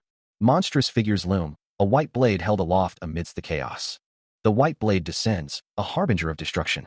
A monstrous face fills the frame, its features twisted into a grotesque parody of a smile. Another monstrous roar rips through the air, a sound of savage triumph. Hyeon-sung draws back his fist, a surge of power coalescing around his knuckles. The air crackles with anticipation as he prepares to unleash a devastating blow. The punch lands with earth-shattering force, the impact radiating outward in a blinding flash. Red Eye's face contorts in agony as the full force of the blow connects. The force of the impact sends Red Eyes hurtling backward, a ragdoll tossed aside by an unstoppable force. Debris explodes around him as he flies through the air. He slams into the wall with a sickening crunch, leaving a gaping crater in his wake. The sound echoes through the chamber, a testament to the sheer power of the attack. Dust and debris rain down as Red Eyes remains embedded in the shattered wall, a grim tableau of defeat. The air hangs heavy with the scent of ozone and pulverized stone. Hyeon-sung stands over his fallen foe, an aura of raw power emanating from his very being. His eyes burn with a cold, unwavering intensity. A close-up reveals the extent of Red Eye's injuries, bloodied, bruised, and barely conscious. His face is a mask of pain and disbelief. The shadow of Hyeon-sung looms over Red Eyes, a symbol of his utter dominance. The silence is broken only by the ragged breathing of the defeated foe. He raises his fist once more, preparing to deliver the final, decisive blow. The air crackles with pent-up energy, a prelude to the inevitable end. The sound of impact reverberates through the chamber, a deafening roar that signals the end of the battle. Another earth-shattering boom echoes through the air, confirming the devastating force of the final attack. Hyeon-sung stands victorious amidst the rubble, his chest heaving with exertion. Red Eyes lies motionless at his feet, a broken and defeated foe. He's really aware of his surroundings, never missing a chance, and definitely experienced in battle. But still, Hyeon-sung faces the monstrous Red Eyes, his expression grim.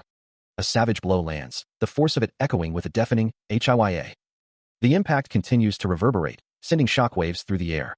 Hyeon-sung raises his weapon, preparing to deliver the final, decisive strike. The relentless assault continues, Red Eyes unable to mount any defense. The final blow connects, the force of it shattering the very ground beneath them. Red Eyes, battered and broken, manages to choke out a single word, "You're..." The defeated monster continues, quite weak. "You're not strong enough." A close-up reveals the brutal damage inflicted upon Red Eyes, his face a mask of blood and pain. Hyeon-sung declares, to finish off your opponent in one blow. With a final, devastating strike, Hyeon-sung ends the fight, leaving Red Eyes a broken heap. Red energy crackles through the air, leaving a trail of destruction in its wake. Amidst the rubble, a pair of feet stand firm, the silhouette of their owner obscured by shadow. A voice echoes through the devastation, filled with manic laughter. The destructive energy continues to surge, tearing apart the surroundings. Hyeon-sung's face is a mask of pain, bruises and blood marring his features, his eyes burning with a fierce red intensity.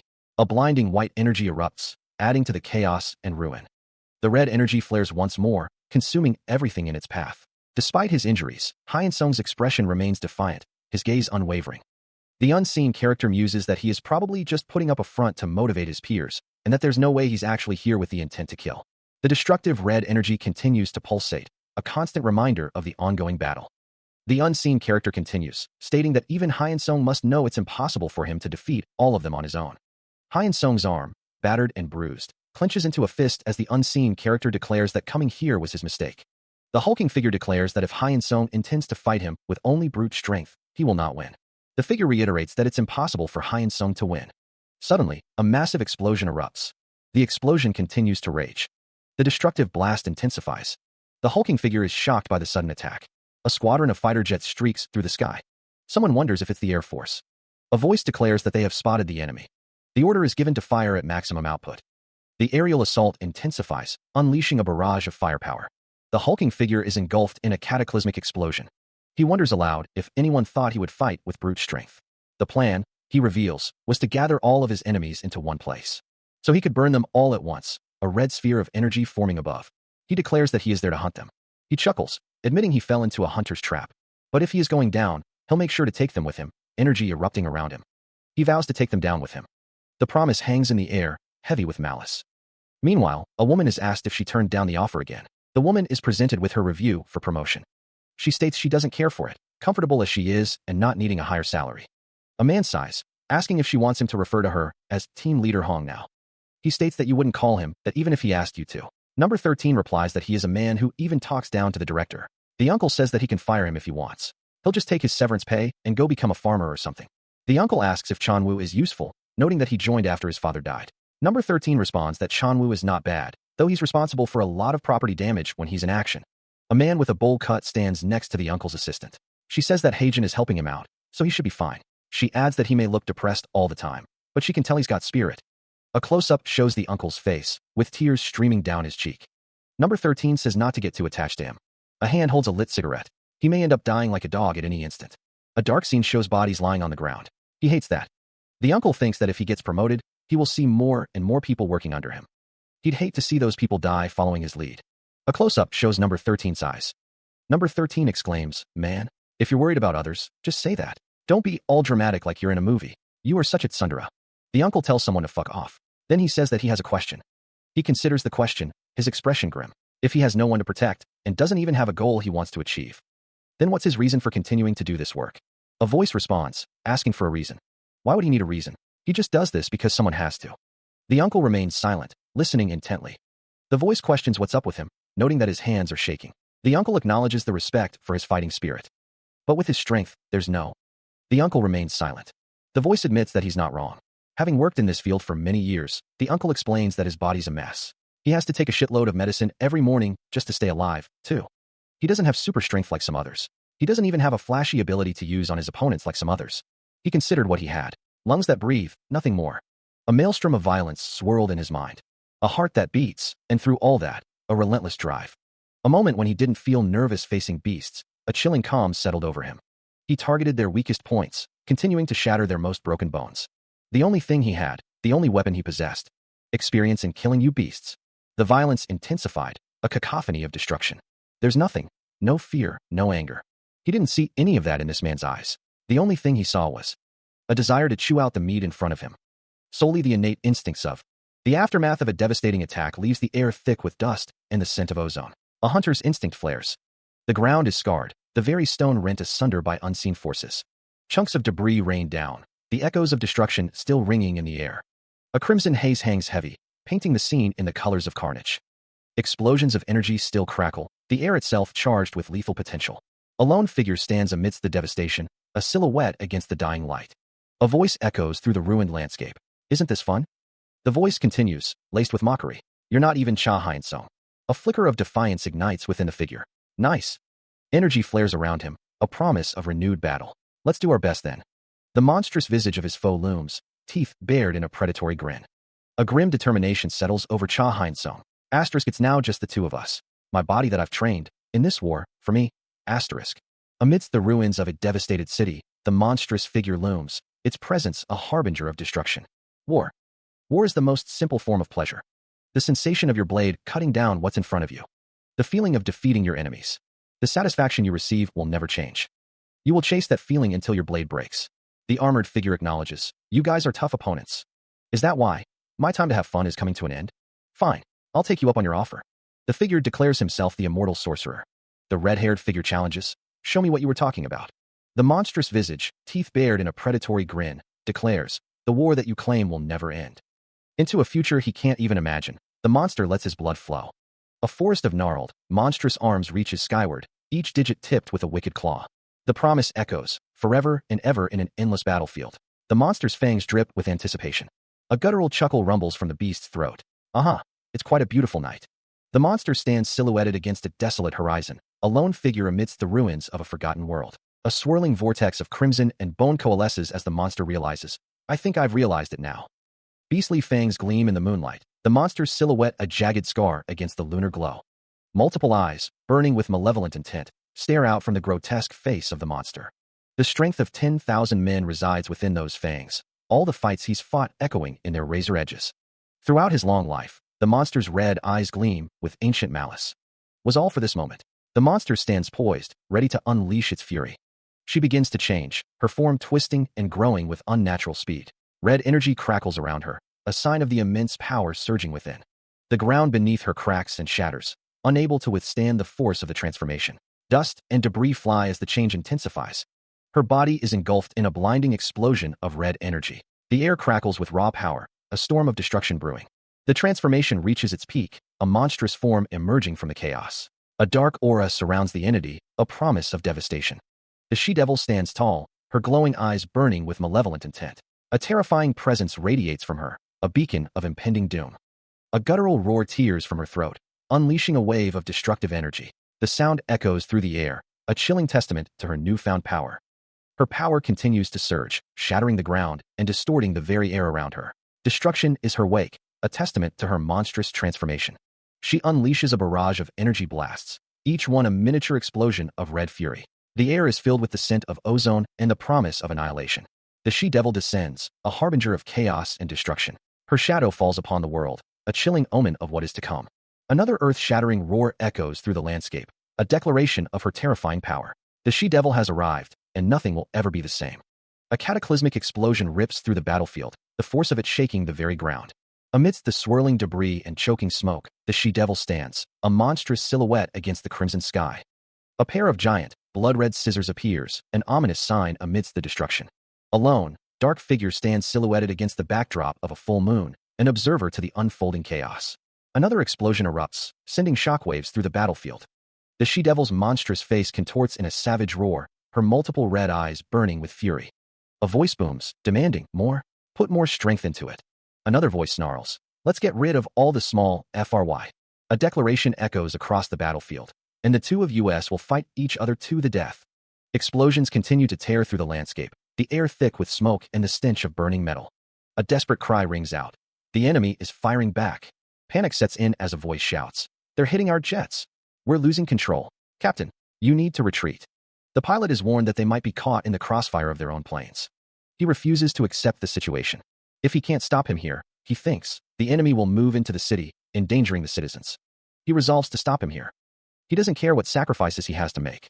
An explosion rocks the battlefield as a voice warns that they will still attack, regardless of whether they hit their own members.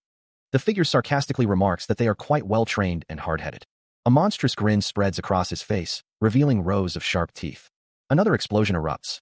Covered in blood, he stands amidst the chaos. He lets out a guttural scream. Is it rage? Or is it hatred? A voice echoes, demanding to know what drives them forward. Hatred, the basic emotion that makes humans fight, is offered as an answer. The figure admits to having lost those kinds of emotions a long time ago. He has killed people with his own two hands. He's had to walk across the corpses of his underlings. There is nothing left that can motivate him. However, he is killed. There were some kids who always tried to find meaning in battle and continued to work toward their future, if his life. All he's doing now is just repeating the same tasks he's done before. They can be used as a stepping stone for kids like them, then that's enough for him. A figure stands in shadow, contemplating his next move. A surge of power erupts. Red energy explodes outward, sending chunks of debris flying in all directions. The destructive force intensifies. A voice echoes, questioning, are you planning on self-destructing? The explosions continue to erupt. A sarcastic voice booms, how creative. The area is consumed by a cataclysm of red energy and splintered matter. The destruction spreads further, the air thick with the smell of ozone and pulverized stone. The explosions continue unabated, each blast more violent than the last. The relentless barrage of energy pulverizes everything in its path. Another massive explosion rips through the area, the shockwave rattling the very foundations of the world. The red energy pulsates, a sign of the immense power being unleashed. A final, devastating explosion obliterates everything, leaving only a void in its wake. From the heart of the destruction, a dark, tentacle-like figure emerges, writhing in the aftermath. Silhouetted against the pale moonlight, the figure stands as a testament to the destructive power it commands. His face, marred by blood and grime, hardens with determination. Why does he fight? He fights because he's an idiot. He's an idiot who doesn't mind throwing away his life, if it means he can protect the life of another. A shattered helmet floats amidst the debris, a silent testament to the cost of battle. And there are other idiots like him. His fist clenches, knuckles wide against the dark fabric. Idiots who won't ever give up or back down. The grip tightens, a silent promise of unwavering resolve. No matter what the circumstances are. He roars, "Captain, now!" His face contorts in a mask of fury, a single red eye burning with fierce determination. A primal scream tears from his throat, echoing through the ravaged landscape. He prepares to unleash his power, ready to face whatever comes next. The words "full bloom" materialize, a prelude to devastation. A blinding explosion of crimson energy erupts, consuming everything in its path. He clenches his fist, the power surging through him, ready to deliver the final blow. The words "Dragon of Light" appear, signifying the nature of the devastating technique. Energy crackles around his hand, a concentrated force of destruction waiting to be unleashed. The attack slams into its target, the force contorting their face into a mask of agony. A guttural scream tears from the target's throat, a sound of pure, unadulterated pain. The impact pulverizes everything in its immediate vicinity, leaving nothing but shattered remnants in its wake. The light intensifies, a supernova of destructive energy. The scream continues, a desperate plea lost in the face of overwhelming power. The target's mouth is stretched wide in a silent, agonizing shriek. The attack subsides, leaving behind a scene of utter devastation, a testament to its terrifying power. A voice questions, "Teacher? That's a funny title." A figure demands, "So, what is it exactly that you want from me?" The figure states, "For now, just know that I have a plan. I'll come back to search for you sometime in the future. Until then, have fun and enjoy." A voice echoes, followed by a somber reflection. "The strength you've obtained by throwing away humanity." A towering, muscular figure stands amidst a scene of destruction. A voice declares, "Thoroughly enjoy the war that you so love."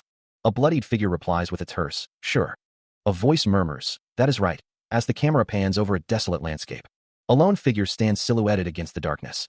A voice muses, "I'm content as long as I'm able to see this kind of scenery. This is enough for me." The absolute fear that arises from humans as they walk along the fiery path of war. The scene is obscured, a dark and indistinct tableau. The devastation they experience is enough to leave one content. A figure's face is partially visible, etched with weariness and perhaps a hint of satisfaction. A sigh escapes, followed by a hollow, mirthless laugh. Someone reflects that they knew this would be fun.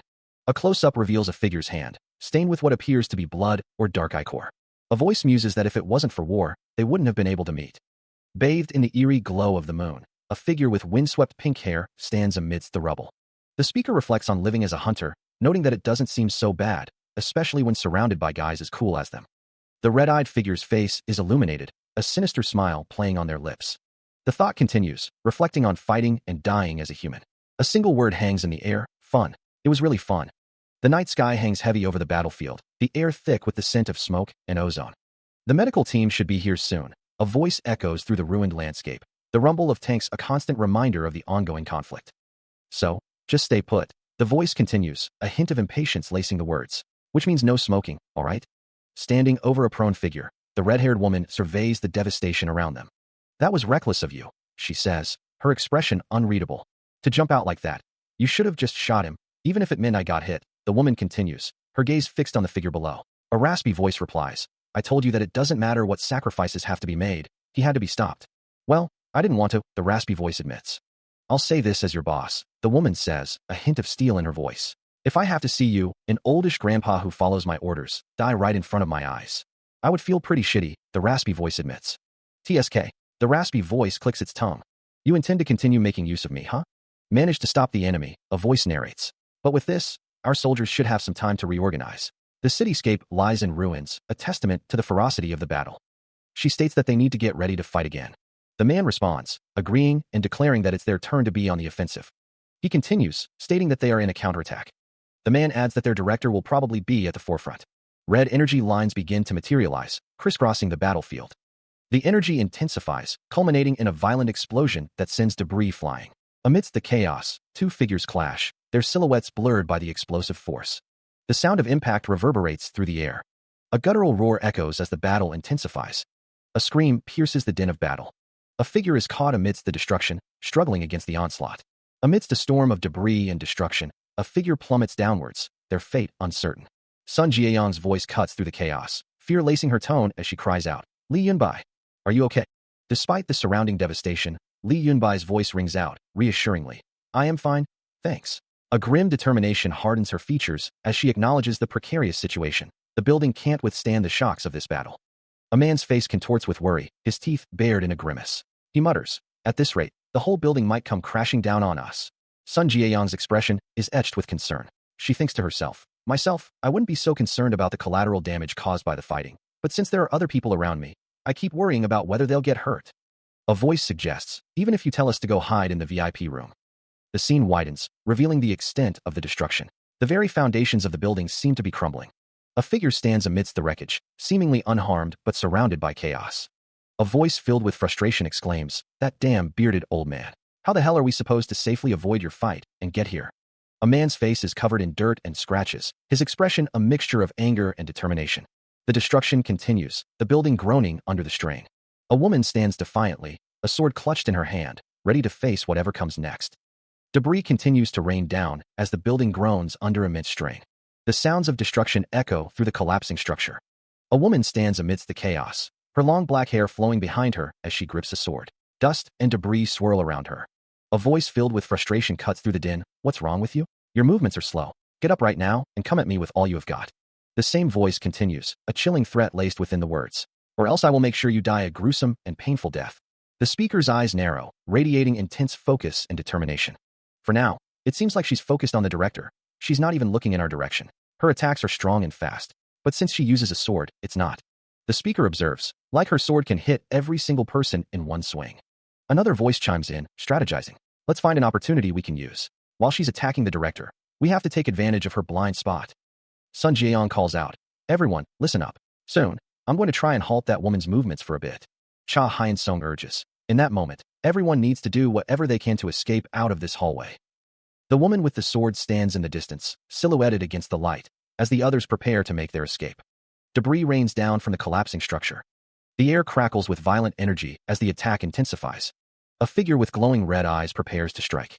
The force of the blow sends shockwaves through the air. A sword of blood descends with terrifying speed. The blade hurtles downwards, a crimson streak against the darkness. She braces for impact, her body tensing against the inevitable.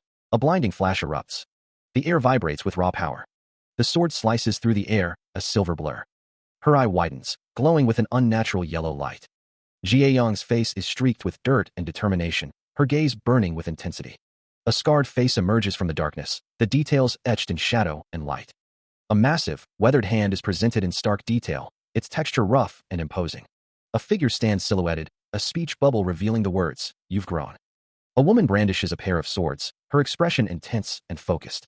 A blonde-haired individual stares intently, their eyes wide with a mix of determination and apprehension. A close-up reveals a face with a sinister red glint in their eye, a speech bubble declaring, "I've been waiting to meet you. Only you and this man." From above, the woman with swords and the blonde-haired individual are seen running down a hallway, a voice stating, "So, I'll be getting rid of the rest of them." Two figures stand in a hallway. The text, number 23, floats above them. The words, "The Sword of Blood," are emblazoned in red against a backdrop of radiating light. A blurred image conveys the sense of a flowing river of blood, the word itself rendered in a stark, geometric style. A figure with glowing purple eyes is framed by the imagery of the Sword of Blood. Debris litters the ground, with a red structure looming above. A hand reaches out, fingers outstretched, as if trying to grasp something just beyond its reach. Red lines crisscross the background, creating a sense of unease. A woman is sent flying backwards, her body contorted in midair. Facing her, a soldier stands firm, his weapon at the ready amidst the web of red lines. Two faces contort in rage, teeth bared and eyes narrowed, as if locked in a silent scream. The words "Watch Outa" explode across the panel, a stark warning amidst the chaos. A man recoils, his face splattered with blood, his mouth agape in a silent scream of pain and shock. A woman stands defiantly, her hair wild and her expression fierce, amidst the destruction. A desperate cry echoes, the speech bubble jagged with raw emotion. "Ah!" Eyes wide with terror, a face is frozen in a moment of sheer panic.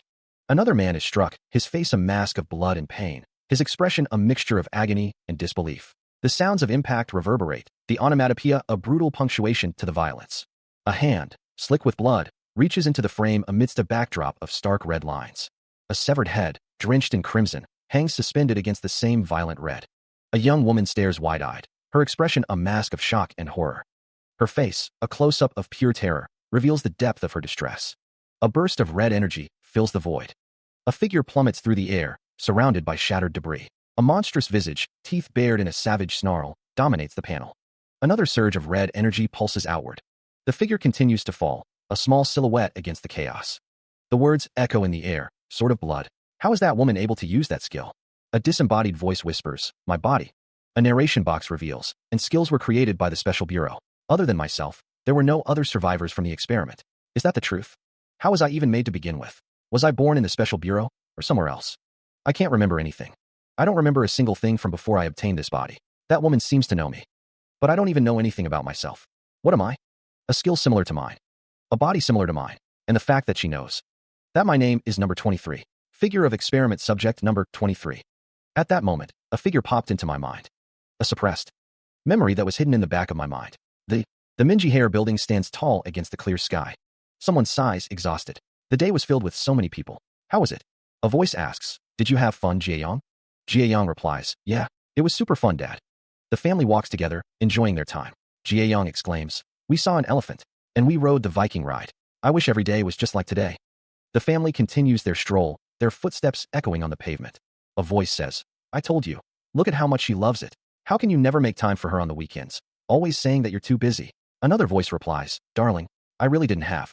Someone says, Jeong, today was really fun, right? Let's ask Dad to bring us here again next week. Jaeyong responds, really? We can go to the zoo again. Meanwhile, a man, unseen, utters a confused huh? A man lies face down on a park bench, seemingly unconscious. He groans, clutching his stomach. Ugh, my stomach. A couple passes by. One asks, excuse me, are you alright? The other replies, he's probably just drunk. Let's just go. The first thinks to himself, sigh, why can't he just mind his own business? He's always busy at the office too because he's always trying to help out every single person. The young Jaeyong reflects on her teacher's words. She thinks, I like it. She continues, believing that if there are more good people, the world will become a better place. Jaeyong wants to become a good person, just like her dad. Jaeyong thinks to herself, you're right, Jaeyong. She believes her daughter will also grow into a good person. A monstrous figure emerges from a dark pool. Jaeyong looks surprised. Her eyes widen in shock. A guttural voice echoes, hey, I'm so. The monster's face contorts in hunger. A grotesque face fills the frame, its red eyes gleaming with hunger. A distorted thought bubble proclaims, this should be yummy. Rain lashes against a towering apartment building, the scene cast in a somber, almost mournful light. A bloodied hand rests on a grimy surface. A voice responds, yes, director. Standing over the corpse of a monstrous creature, a figure in a suit declares, the situation has been taken care of. Two figures clad in hazmat suits stand in the rain. A voice reports, the victims were a male and a female in their 30s. Neutral director, a man with a stern gaze and glasses, receives a call. He is informed, the only survivor. A young girl lies on a stretcher, her face bandaged and bruised. The voice continues, is a young girl that is suspected to be their daughter. The girl's pale face is partially obscured by bandages, her expression unreadable. Her eyes flutter open slightly, a faint whisper escaping her lips. Huh. Neutral director's expression hardens. What do you mean? Director, that experiment is too dangerous. And plus, the child is only. A man, partially obscured by shadow, responds, yes, sir. All right, sir. My apologies. Then, the director, his expression unreadable behind his glasses, speaks into his phone. He vows to do what must be done. Orders are given. Send the girl over to the Artificial Workforce Cultivation Project and name her experiment number 23. Jaeyong lies injured, wrapped in bloodied bandages, the weight of her trauma pressing down on her. Amidst the rubble and flames, she struggles to piece together the fragments of her shattered past. A bloodied hand lies limp on the ground, a silent testament to the violence she has endured. Her face contorted in pain. Experiment number 23 gasps, the weight of her memories threatening to drown her. A desperate cry escapes her lips, a raw expression of the agony she feels. Jaeyong. A shadowy figure stands silhouetted against the inferno, its red eyes burning with an unknown purpose. Tears stream down her face as the question echoes in her mind. Do you remember a bit about who you are? Why is it, she wonders, that something she could never remember before, no matter how hard she tried, now surfaces in her mind? A flicker of recognition ignites within her. It is coming back to her now. The memory of that day surfaces, a painful reminder of the events that shattered her life. She is flooded with the pain from that time, A memory of a sterile room and looming figures resurfacing. The memory sharpens, as if it happened just yesterday. Jieyong remembers it so clearly, the feeling of being restrained and helpless. A distorted face, streaked with blood, expresses disbelief. How is this possible? The same distorted face continues to question the impossible situation. How is it that during that hell? Jieyong recalls the only person who held her hand during that time. A young woman with a bandage on her face looks on, her expression unreadable. Someone looks down, their eyes wide with surprise. Is right here in front of me?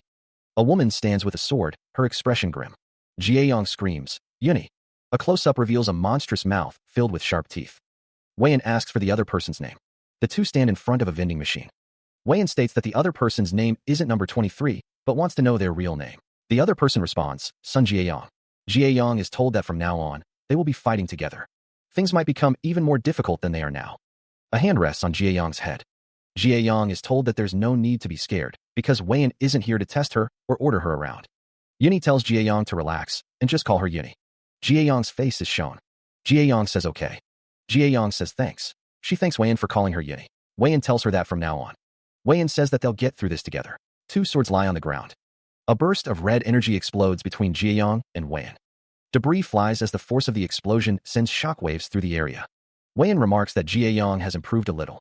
Jieyong and Weiyan clash swords, the impact creating a shower of sparks and red energy. Weiyan is struck, recoiling from the force of the blow. A sword drips with blood. Weiyan wonders why Jieyong has become like this. Jieyong thinks that Weiyan is the one who taught her this skill so that she could fight and survive. Jieyong asks why Weiyan has come back to her like this.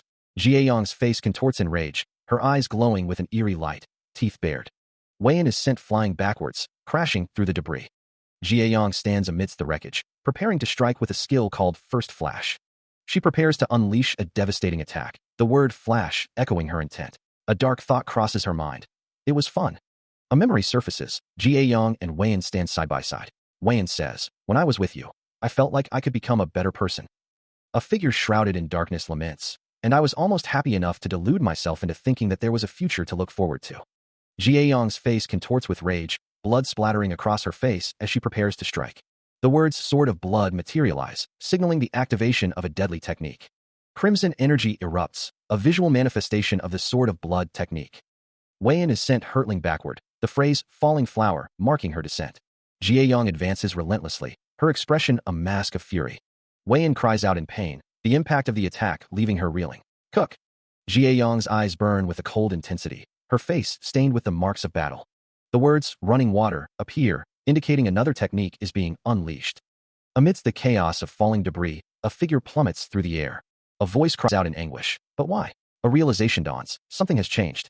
The darkness deepens, a stark realization settling in. Any sort of hope was a complete delusion. In this war, a grim truth echoes. They are all expendable. No matter how strong or rational, they are bound to fall in battle and become corpses. That's right. Until one side, the humans or the beasts, is completely wiped out. A monstrous visage looms, a symbol of the fate that binds them to countless deaths on each side. Don't worry about it. A figure carries another on their back, a haunting echo of words spoken long ago. That's what you told me once. A voice whispers a guiding principle. Just live the way you want to live. A question hangs in the air, heavy with consequence. Is this what you've chosen? A face, etched with pain and determination, stares into the abyss. Standing alone in the rain, the weight of countless lives taken and the loss of humanity bears down. To kill a countless amount of people, and to throw away any sense of humanity. A voice echoes, questioning if becoming a monster is the only way to live. A desperate cry pierces the air as Jieyong shouts, Yuni. Amidst the rubble, a figure lies broken and defeated. A faint voice whispers, thank. Jieyong stands over a fallen figure, who manages to utter a weak, thank. Jieyong exclaims with relief, goodness, you're still alive. She steels her resolve, thinking that even if it's just one child, she has to save her and get out of here. But then, Jieyong's thoughts drift to someone else. A voice echoes, filled with self-reproach. I can't help in that fight. A figure laments, it's always like this. I always run my mouth saying I'll help people. A close-up reveals bloodied legs amidst the debris. A voice filled with despair admits, but once a fight actually breaks out, I can't help anyone. Jieyong stands with another figure, the silence punctuated by a sudden, sharp intake of breath. Her face, marred by blood and grime, betrays the intensity of the battle she's enduring. A blinding flash erupts, perhaps a memory or a sudden, harsh realization. Crimson energy flares, a visual echo of the raw power and conflict raging within her. All her movements, all her skills, the sum of her training flashes before her eyes. They're all things that she's learned from that woman. That's why it's impossible for Jieyang to go against her. There was only one reason why she kept fighting. It was because she wanted to know something. But now that she's found the answer in such a pathetic way, she plummets, falling headfirst into the abyss of her despair. Jieyang no longer has the will to keep fighting. Would he have been different from her?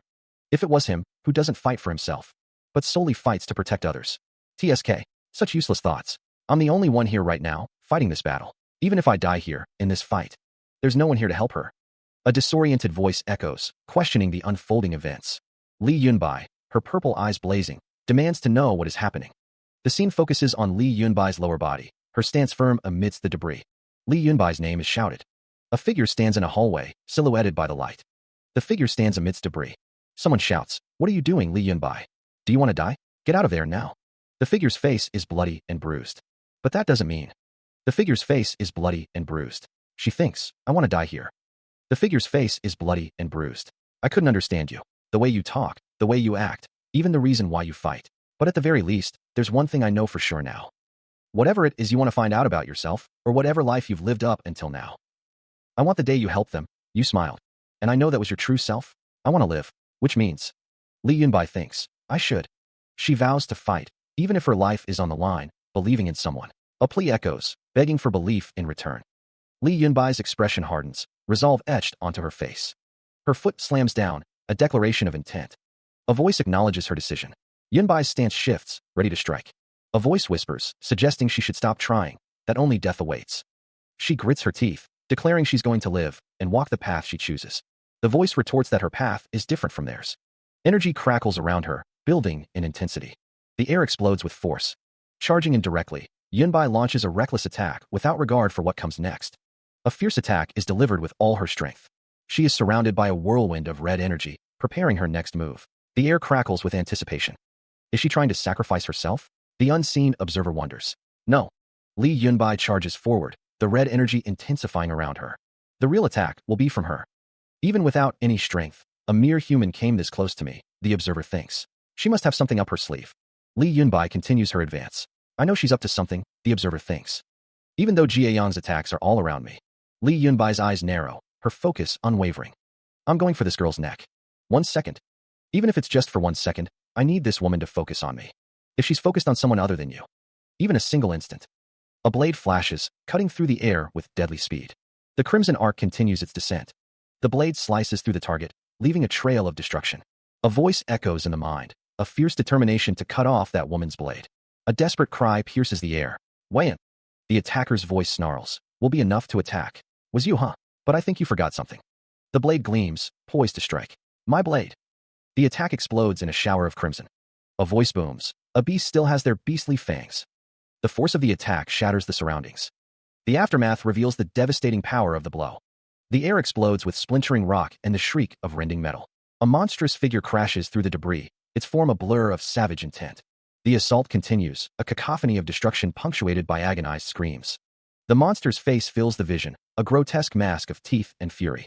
Amidst the wreckage, a figure lies battered and bloodied. The fangs of the beast, inescapable in their ravenous hunger. The desperate last attempt, a gamble that failed to pay off. The result of failure.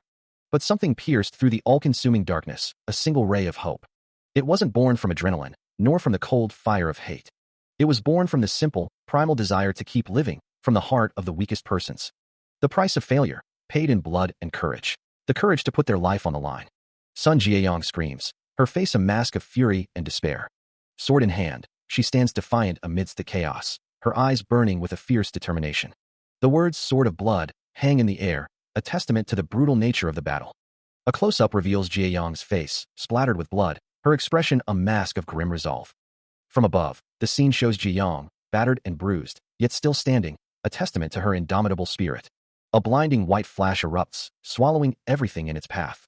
Vision dissolves into a sea of pure, unbroken light, punctuated only by fleeting motes of darkness. Beastly fangs, the ultimate weapon that a beast can wield, drip with a viscous darkness. They possess the manifestation of intense desires and emotions. Once, they were human. A perfected skill, etched in crimson against the stone. A distorted expression of passion, raw and untamed. The product that stems from their strong will and feelings, that is what beastly fangs are. In other words, it's akin to the soul of the user. However, that's why beastly fangs cannot The transformation begins. The figure's form only partially manifested amidst the swirling debris. A voice echoes, explaining that this state is brought on by one who has betrayed their own soul. Kneeling, the figure feels their strength waning. Their body begins to shut down. The transformation intensifies, contorting the figure's face. Red eyes glare out from the emerging beast. A thought surfaces, they haven't done anything. The only thing that's changed is their heart. A shadowy, monstrous form looms, its red eyes burning with malevolent energy. The voice continues, revealing that resolve and soul are the source of beastly fangs, which is why they've lost all their strength now. Tears mix with blood on the figure's face, a mask of anguish and regret. The truth crashes down, because they've betrayed their own beliefs. A monstrous maw opens, revealing rows of razor-sharp teeth. Weakened, the figure plummets downwards, the transformation nearing completion. The transformation is complete. A chilling, maniacal laughter echoes through the void. The transformed figure's red eyes glow menacingly. The air crackles with unseen energy. The monstrous form stands amidst the chaos. A guttural sound echoes. Working. From the start of the war, he's witnessed an endless amount of bloodshed and tragedy. He feels the guilt of being unable to save everyone, even though he tried to. A grotesque monster looms, its features twisted in agony. In this constant sea of bloodshed that won't give him the chance to catch his breath, his resolution and belief in humans is starting to crumble. Two figures stand in the shadows, their faces obscured. Weaken him, and then I'll be able to kill Cha Hyun-sung in his weakened state. The transformed figure's eyes burn with malevolent intent. By pushing his negative emotions to the limits, I can. A crimson glyph flares into existence, pulsing with ominous energy. His fist clenches, knuckles white against the encroaching darkness, a surge of power building within.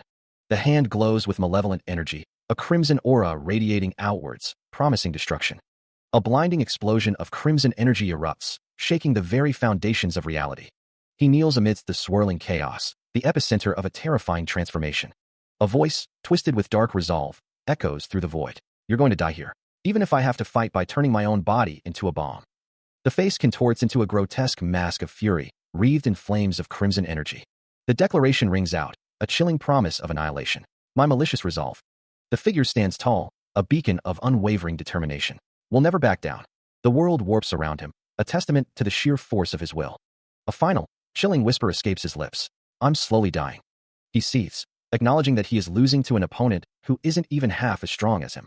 His body and mind are at their limit, his soul and will strain to their breaking point. He begins to move, a desperate act born of desperation. Closer and closer, he drifts towards death, the abyss beckoning.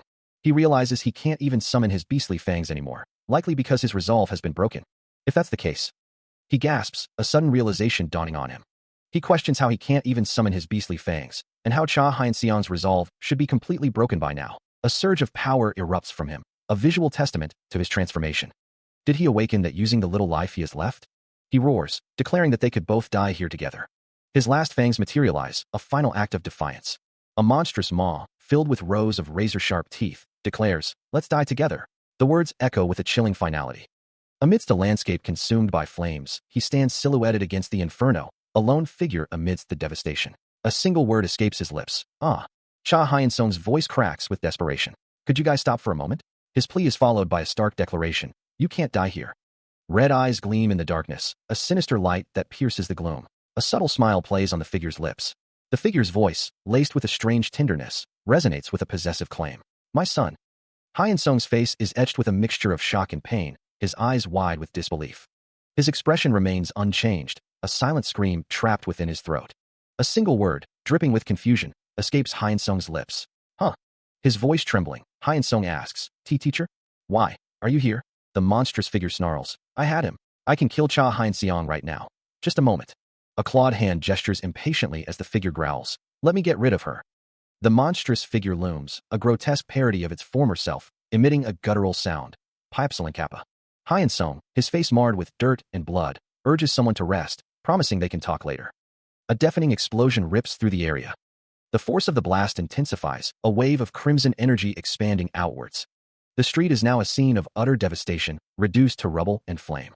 Burning debris litters the ground, the air thick with smoke and the acrid smell of burning metal.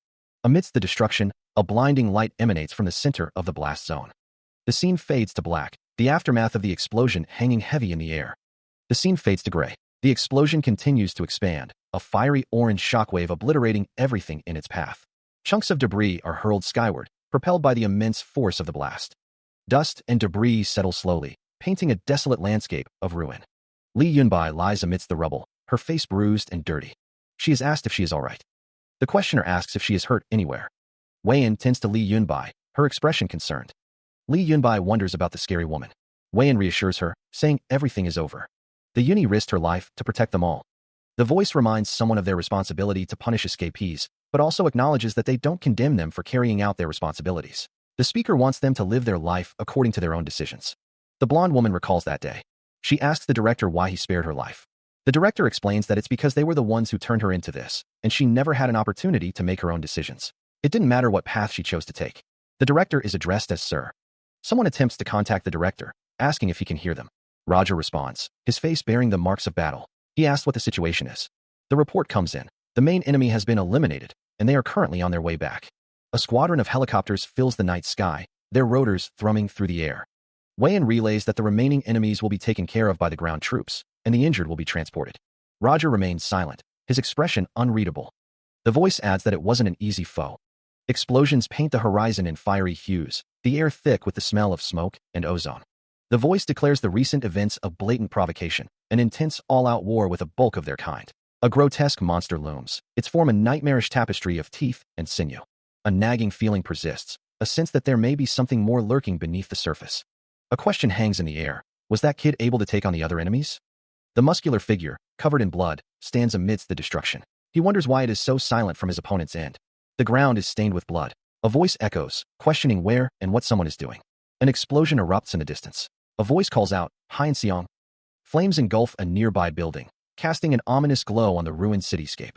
A voice, filled with confusion, asks what happened. The speaker notes that the beasts were fighting each other before the sudden explosion and wonders if it is finished.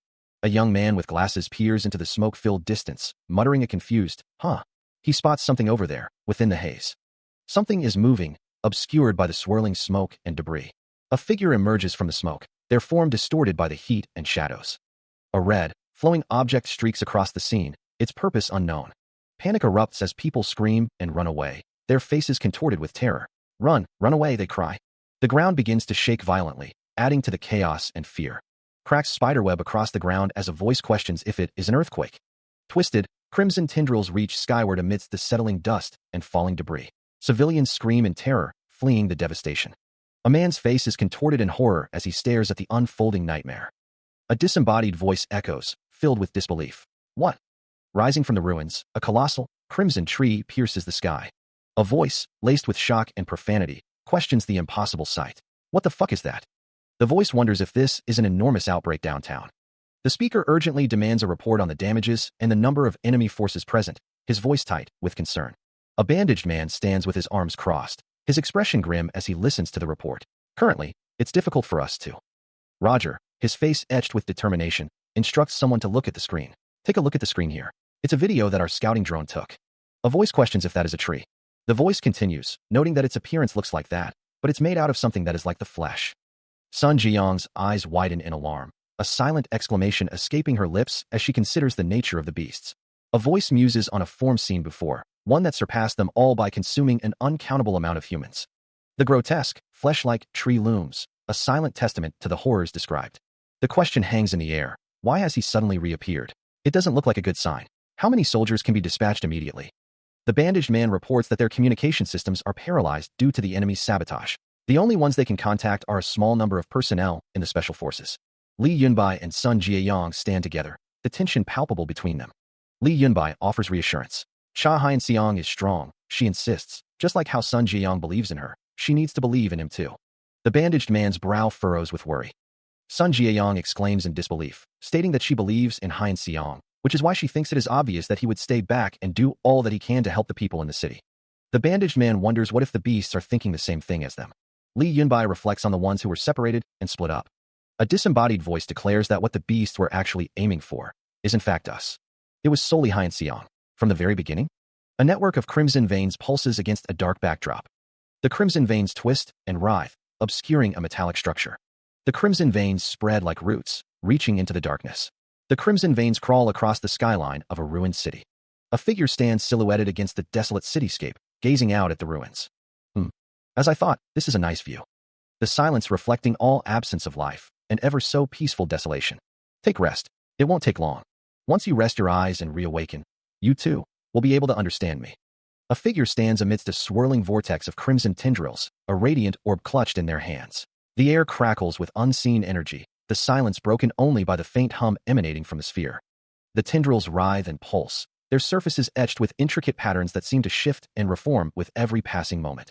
The red light casts long, dancing shadows, obscuring the true nature of this strange, organic labyrinth. A voice echoes from the darkness, resonating with a profound sense of longing and recognition. My son. The vast expanse of the sky stretches endlessly. A hand reaches towards the blinding light of the sun. Fingers curl inward, as if trying to grasp the intangible warmth. Hyun-sung squints, his hand shielding his eyes. It's so bright. He lies sprawled on the bed, the weight of the day pressing down on him. Hyun-sung stares blankly ahead, lost in thought. A voice echoes, asking if he isn't tired. It urges him to rest more. Hyun-sung lies still, his eyes closed, as if heeding the advice to rest. A young voice calls out, Dad, since when were you there? Hyun-sung replies, I was here the whole time. I was watching everything from the very start.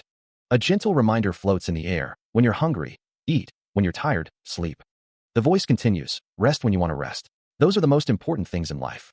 He wonders if it's really all right to rest now, a nagging feeling that he's forgetting something tugging at his mind. The agonizing and tiresome memories flash before him. But something important that he had to do also surfaces.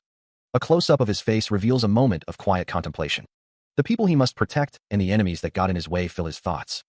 The things that he had to do weigh heavily on his mind. Hyun-sung recalls that he's already gotten rid of all of them by killing them all. The memory of a past lesson resurfaces. A blood-soaked figure stares blankly ahead. He wonders what it all means. The ground is littered with the bodies of his enemies. He refuses to believe it was just the way his dad taught him to be, denying the notion. He thinks to himself, no, I wanted to protect everyone. You worked really hard. The scene shifts to a memory, a foot stepping on the ground. Losing all your friends, throwing away lives, he reflects. Hyun-sung stands alone against a red backdrop, tearing everything apart to your heart's content, he thinks. A close-up of Hyun-sung's face as he considers, that's how you protect people. Yet, no matter how many enemies you fight, even if you manage to prevent danger, you can't protect humans from their own human nature, he muses as an explosion erupts in the background. The scene shows a fiery landscape. From rage, from hatred, you can't prevent their innate violence and urges, he thinks. Hyun-sung reflects, no, still, as long as I don't give up, I'm sure they will come to understand. His eyes are shadowed, but a glint of red is visible. The memory continues, showing a bloodied face. Useless thoughts. Take a look, he tells himself. Even you, yourself, could not hold back your innate nature, he realizes.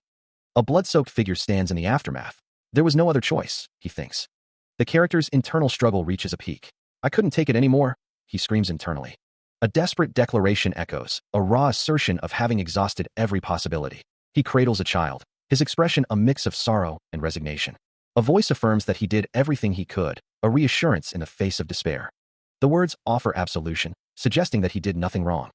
Hyun-sung's gaze hardens, a new resolve forming in his eyes. From now on, he should only do things he wants to do. A bloodied scene flashes, a haunting question lingering. Am I really allowed to do that? A voice responds, a simple, unwavering of course. A figure stands drenched in blood, a reminder that everything he's experienced until now has led him to this point. A desperate question echoes from the bloodied figure. Why? A stark declaration hangs in the air. Humans all eventually die? The world is divided into the rich and the poor, the good and the bad. Yet all are equal in the face of death. Immortality. From the moment he opened his eyes on this earth, he held a power that was his alone, a power that prevented danger and protected life. Walking this earth for a long time, he saved a countless amount of human lives. Those who worship the path he walked have come to refer to him as teacher, and then he realized it. He could change the lives of many. However, there were those who were afraid of and against that strength. And thus, after that, you can guess what happened. People betrayed me, so I fell. He fell to the depths of despair, a sea of blood and broken bodies reflecting his inner turmoil. And he came to curse all of mankind, a vow whispered into the abyss.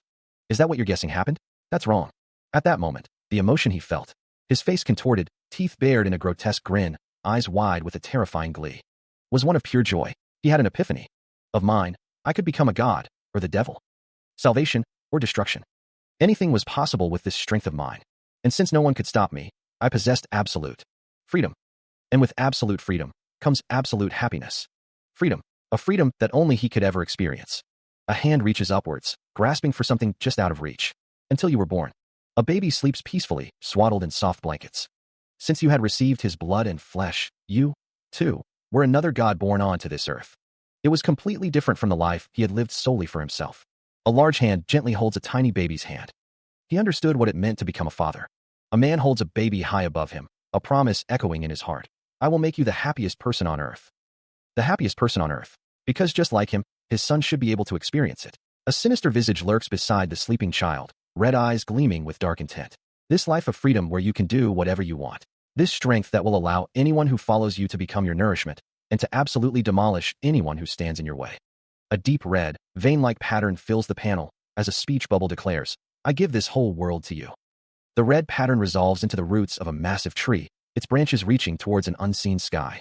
Bathed in a bright, almost blinding light, a figure stands atop a mountain of dark shapes, holding another figure aloft. The words, so that you appear below. The message concludes, can be happy, forever. The plan begins with a declaration. The speaker intends to mold their son in their own image. With that goal, preparations are made, starting with a catalyst to awaken the blood that runs through Hyeon-seong's veins. Cha Hyeon-seong stares ahead, his glasses askew and blood trickling from his nose and mouth. His expression is unreadable. Suffering is deemed a necessary component. Loneliness is another key ingredient. A figure lies curled on the floor of a stark, empty room. And most importantly, the fear that comes from dying a miserable and cruel death is essential to the process. With that, the speaker declares that their son shall awaken to his own powers. Next, in order to strengthen his powers, dangerous battles are required. Cha Hyeon-seong's face is now covered in blood, his teeth bared in a grotesque grin. Foes that would constantly test your limits are necessary. After constantly experiencing desperation during your battles, the beastly blood flowing through you will get stronger. And once faced with your limits, if you are able to surpass them, a demonic figure looms, its gaze intense and unforgiving. My son's body will be able to reach the true peak of his power. And through an all-out war, being faced with a mountain of enemies, and an endlessly running river of blood, I shall push my son's resolve to absolute limits. He will come to betray his idealized faith in humans. And his conviction that kept him going will be completely broken down. Eventually, after pushing his body to the limits, and his heart and soul broken, he will finally, a state of mind is declared, one where the body can finally evolve. And that is how one will fully blossom.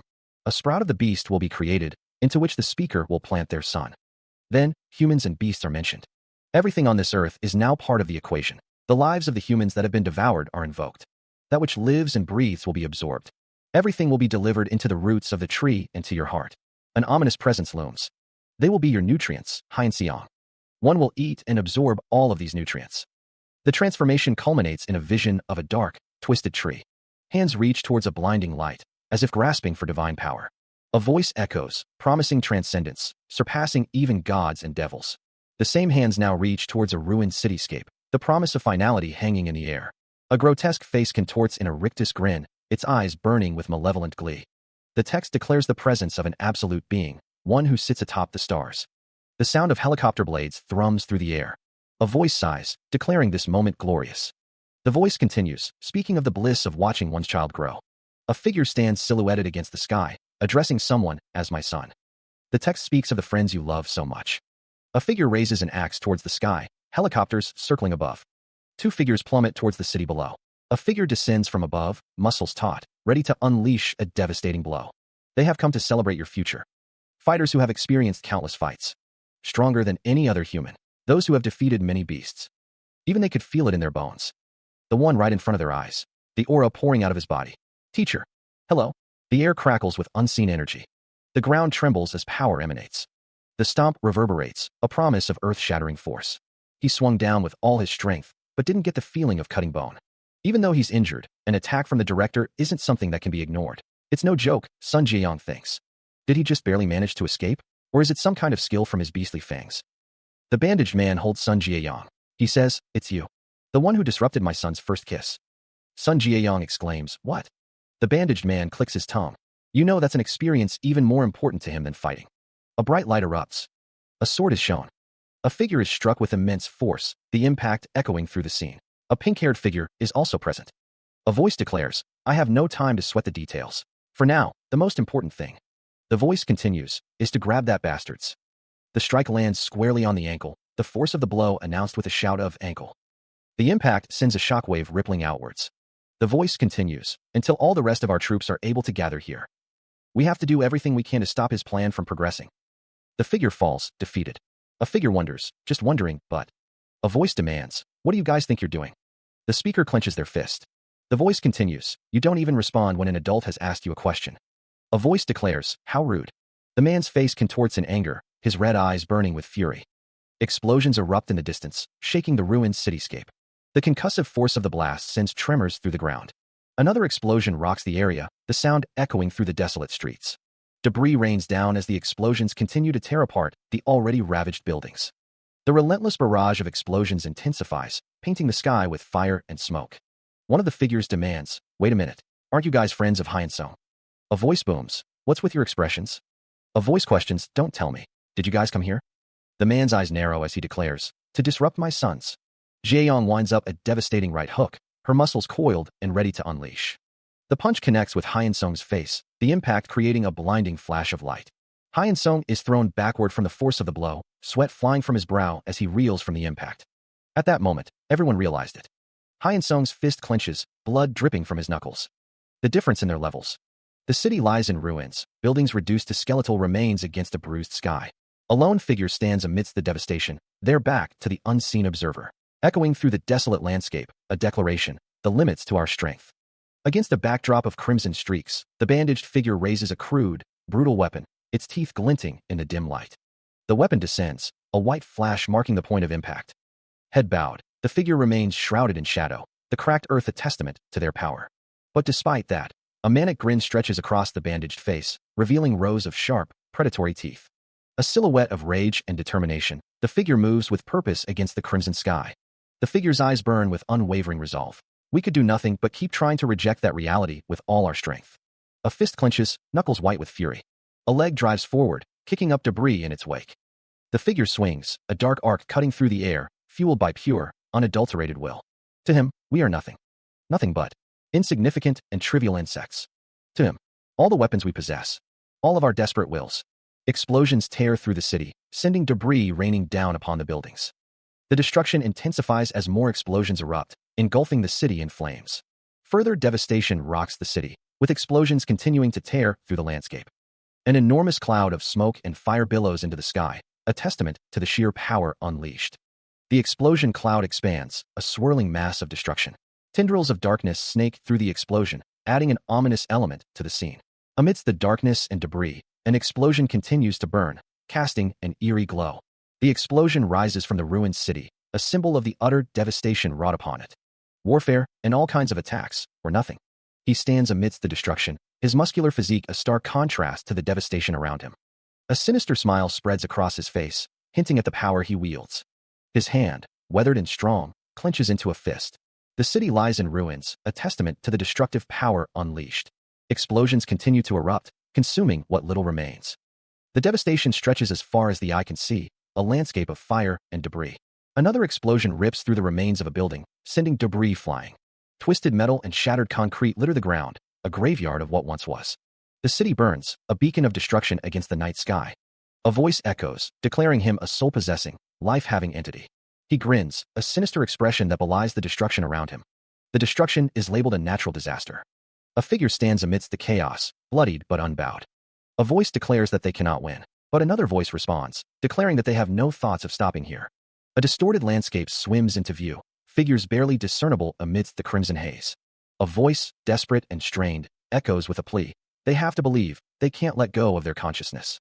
Another voice, weary and resigned, insists that they have to wait. A colossal, tree-like structure looms, its branches reaching towards the blood-red sky. A desperate hope rings out. For him, their last hope, to awaken. A guttural scream tears through the silence. A figure lies prone, limbs splayed amidst the crimson ground, blood staining their skin. A dazed voice whispers, questioning what's going on, recalling being absorbed.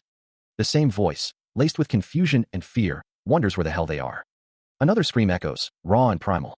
A lone figure stands atop a mountain of corpses, silhouetted against the blood-red sky. Below, the prone figure begins to stir. Cha! A woman stands, covered in blood. Cha Hyeonsung. A man stands shirtless, his gaze intense. A voice echoes in the red expanse, questioning, what are you?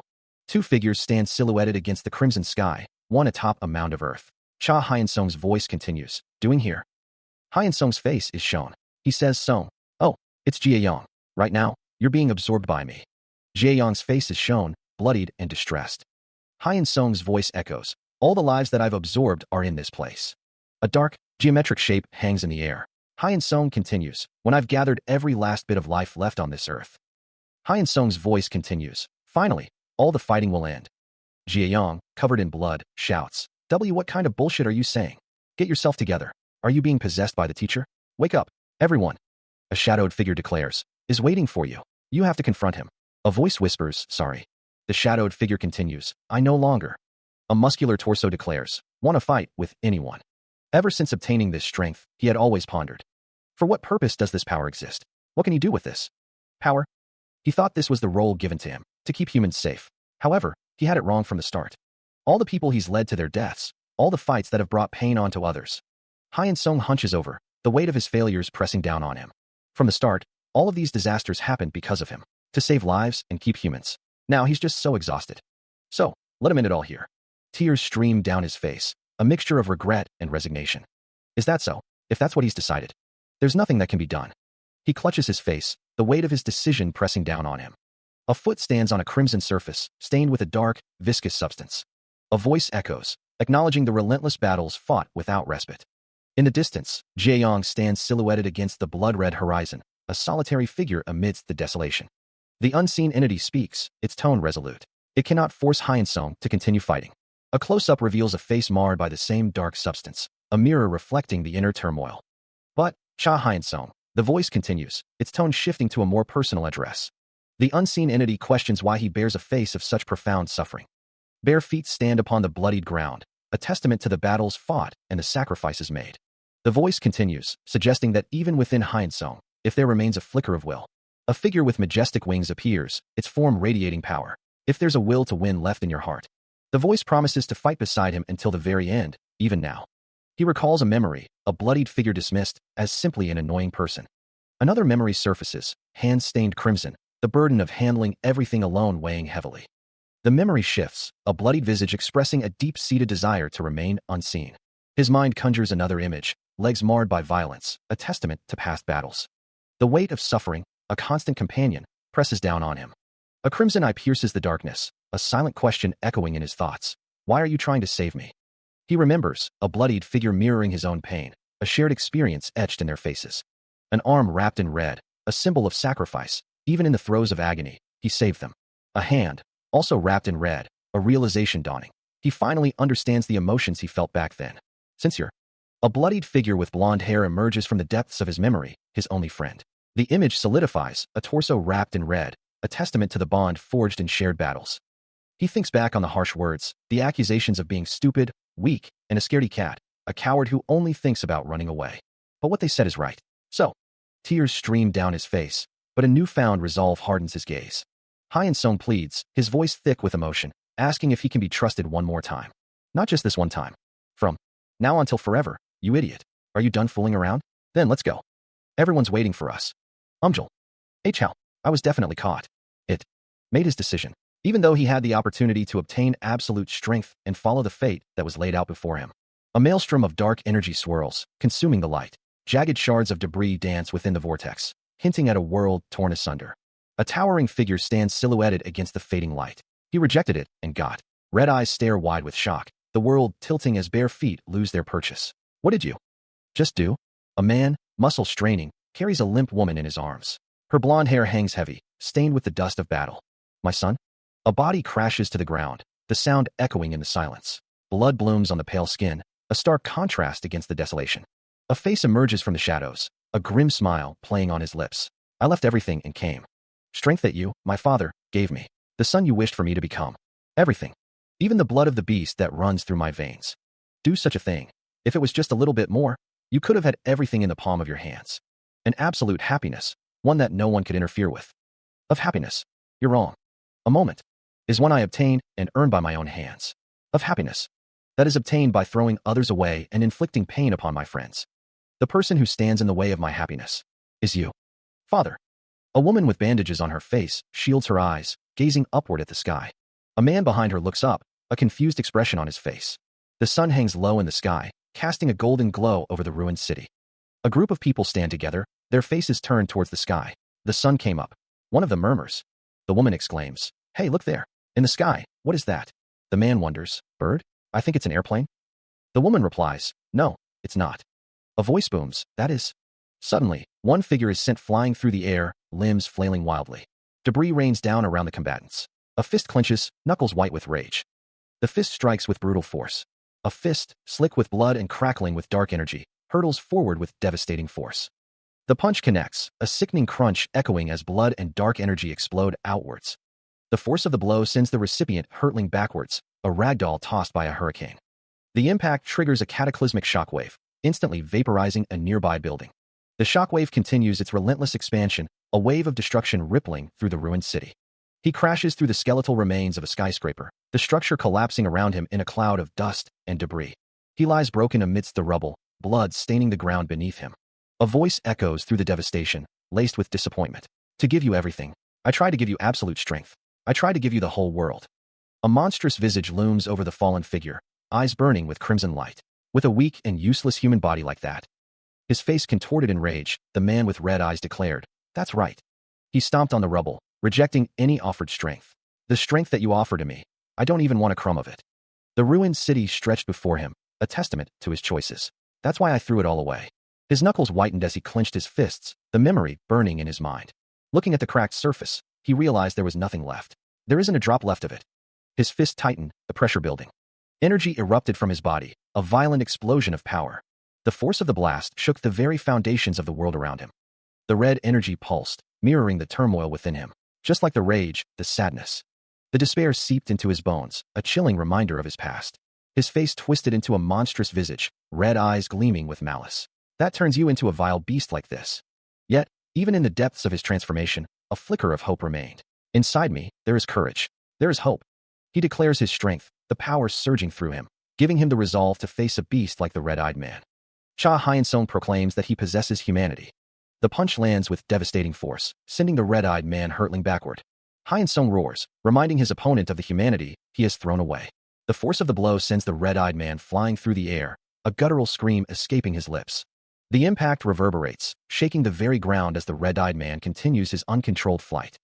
Each passing moment amplifies the destruction, the red-eyed man a mere projectile in the wake of Hyun-sung's fury. The world blurs around the red-eyed man as he is tossed through the ruined landscape, a testament to the power unleashed against him. The red-eyed man is sent crashing through debris, the remnants of a once thriving city now serving as his brutal trajectory. The force of the impact sends shockwaves through the air, the red-eyed man a distant figure amidst the chaos. Silhouetted against the sky, the red-eyed man plummets towards the ravaged earth, a stark reminder of the consequences of his actions. The ruined cityscape stretches out below, a silent witness to the battle's destructive aftermath. Sent spiraling through the air, he plummets headfirst, the ruined cityscape a blur beneath him. The force of the punch sends him crashing through a dilapidated building, the structure offering no resistance. The impact unleashes a shockwave, sending debris flying and further destabilizing the already crumbling city. He continues his uncontrolled descent, a ragdoll toss through the skeletal remains of skyscrapers. Each collision brings another explosion of dust and concrete, the city groaning under the assault. His arm scrapes against jagged edges, the rough surfaces tearing at his skin. Through the pain, a thought surfaces, those trivial things. He clenches his bloodied fist, the knuckles white against the crimson. The voice in his head continues, a defiant roar against the pain. Are things I have already surpassed years and years ago. Again, his arm is dragged against the ruins, each scrape a reminder of his current predicament. The ground rushes up to meet him, the speed ever increasing. He continues to fall, the end seemingly inevitable. He plummets downwards, the wind screaming past his ears. The air rushes around him, a deafening roar accompanying his rapid descent. His red eyes burn with an unnatural intensity, reflecting the chaos around him. The ground continues to rush up to meet him, an inevitable collision looming. He falls faster, the ruined city a blur of gray and broken concrete. He crashes through another floor, the impact sending debris flying in all directions. The building groans under the strain as he tears through another level, the sound echoing through the empty halls. He smashes through yet another floor, the structure offering no resistance to his uncontrolled fall. Concrete shatters and steel buckles as he plows through another level, the destruction a testament to his unstoppable momentum. He continues his destructive descent, each impact a thunderous explosion of debris and dust. The ground looms ever closer, the promise of a brutal impact growing stronger with each passing moment. He crashes through yet another floor, the final impact shaking the already weakened structure to its core. The office room is obliterated as he crashes through, furniture and debris flying in all directions. Continuing his descent, the hallway is next, the floor cracking and splintering under the force of his fall. He gasps, whether from pain or the sheer absurdity of the situation. Blood streaks his face, a mask of fury and disbelief etched into his features. More destruction follows, the building groaning under the relentless assault. He plummets further, a figure of destruction against the backdrop of collapsing architecture. Impact. Another floor gives way, the force of the blow sending shockwaves through the structure. Rage boils within him. Even your birth. Even your destiny to fight. His face contorts in fury, teeth bared in a savage snarl. We're all originated from me. The descent continues, each impact a testament to his destructive power. Only life. The building offers no resistance, each floor succumbing to the relentless force. Still falling, he leaves a trail of devastation in his wake, the embodiment of unstoppable destruction. A disembodied voice booms, declaring that he has been molded and shaped by it, his father. The building continues to crumble under the force of his descent. Debris rains down as the structure buckles and breaks apart. The ground cracks and splinters, a testament to the raw power unleashed. Standing amidst the wreckage, he surveys the devastation he has wrought. Even if that may be so, he muses, the words echoing in his mind. Even if everything in his life so far has been created and started by you, the path he will walk from now on. He vows to live his life according to his own decisions. The air crackles with energy. Muscles tense, a newfound resolve hardening his gaze. My happiness. He is struck by an unseen force, the impact sending blood splattering across his face. The blow continues, the force of it distorting his features as a voice booms, declaring that this is not something for him to decide. His red eyes blaze with fury and pain as the assault intensifies. The attack focuses on his face, the monstrous visage contorted in agony. Each strike lands with brutal force, the sound echoing in the void. The word hangs in the air, a damning assessment of his power, weak. Blasts of energy rain down, tearing through the city with unstoppable force. The voice continues its tirade, labeling him an immature brat. The city crumbles under the relentless barrage, buildings collapsing into dust. Energy beams lance through the ruins, leaving nothing but devastation in their wake. The voice commands him to take a good look at what is happening. The city lies in ruins, a testament to the results of his decisions. Everything has been burnt to a crisp, leaving only ash. A voice echoes through the ruins, taunting, see what you can even do with that hope of yours. The skeletal remains of buildings crumble further. The city continues to fall apart, consumed by an unseen force. Another structure succumbs to the destruction, collapsing into a heap of rubble. The destruction continues unabated, the city reduced to ruins. Debris rains down from the sky, a constant reminder of the devastation. He claws his way out of the rubble, emerging into the desolate landscape. The red-eyed man coughs, spitting blood onto the ruined ground. A sharp crack echoes through the air. His arm is covered in blood and grime, a testament to the brutal attack. A close-up reveals the red-eyed man's face, bloodied and bruised, his singular eye burning with fury. Why are you standing there like an idiot? Don't tell me you fought until now. Just to sit there and give up now? The man's hand is covered in blood and dirt. You already know Hien Seong isn't one to stop now. Hien Seong is covered in blood and dirt. He's lived his whole life diligently so far. Hien Seong grits his teeth. Is the time for your last decision that will determine the rest of your life. The hand is covered in blood and dirt. I already told you that I will always. Covered in grime and blood, he stands defiant. The words echo, a rallying cry. Fight by your side. His face, marred with dirt and blood, remains resolute. He sighs, frustration lacing his tone. You're all so frustrating. Hien Seong stands in the shadows, questioning. Why do you all try so hard to keep living? Hien Seong continues, his voice a low murmur. If you just give up now, everyone can rest comfortably, you know? Hien Seong's face is partially obscured by shadow. The response comes, firm and unwavering. You're not wrong. But the day I give up and put everything to rest. His blue eyes blazing with determination, he smiles grimly. He declares, his voice ringing with defiance. Won't be until I die of old age. A soft chuckle escapes him. Hien Seong smiles, a cigarette dangling from his lips. He finishes, his tone laced with challenge. Then I guess you have no choice but to win today. Debris floats in the air. A massive pillar stands tall amidst the destruction. His face contorted in rage, Red Eyes exclaims, what? He thinks to himself, absolute strength, supreme power. Standing tall, Red Eyes declares, are all things you possess. Bloodied and determined, Red Eyes continues, but the things I possess in my heart are much stronger than everything you have. He reflects on what it means to be human, to fight, to love, to feel pain, then to overcome it, to meet people who will walk alongside you. A group of people stand together, united. Another group of people stand together, their faces etched with determination. A voice echoes, that is how you gain the strength to face another day. His eyes burning with conviction, Red Eye shouts, that is what it means to be human. Debris rains down, a testament to the battle that has been fought. A blinding beam of light erupts, piercing the sky with raw energy. He raises a fist, the surge of power coursing through his veins, shaking the very ground beneath him. The air crackles with displaced energy, sending chunks of debris flying in all directions. The light intensifies, culminating in a violent explosion of power that threatens to consume everything. The world around him continues to disintegrate, the force of the blast ripping apart the landscape. His eyes widen, a mixture of shock and disbelief etched across his face as he witnesses the cataclysmic display. A question forms on his lips, a desperate plea for understanding amidst the chaos. Why we? His hand clenches into a fist, knuckles white with determination. His gaze hardens, a newfound resolve burning in his eyes as he prepares to face whatever comes next. The world is inverted, a shattered cityscape hanging above like a broken mirror. Debris rains upwards, defying gravity in this scene of utter devastation. A blinding beam of energy pierces the chaos, its light illuminating the floating wreckage. The air crackles with residual power, a silent testament to the force unleashed. The energy intensifies, a cataclysmic torrent tearing through the ruined landscape. The very ground seems to buckle under its might, a symphony of destruction echoing in the void. Falling through the debris, a figure tumbles helplessly. Limbs flail, a desperate attempt to regain control in the face of overwhelming force. Jagged shards of metal and concrete drift through the air, silent witnesses to the carnage. The scent of ozone hangs heavy, a metallic tang on the wind. A face contorted in agony, a silent scream etched in every line. One eye glows with fading power, the other shadowed by despair. A clenched fist, stained with grime and shadowed by exhaustion. The knuckles are white, a testament to the pain endured. The figure continues to fall, a broken silhouette against the backdrop of ruin. Each impact sends a fresh wave of pain through their battered body. Twisting in the air, the figure struggles against the inevitable descent. A final, desperate grasp for purchase proves futile.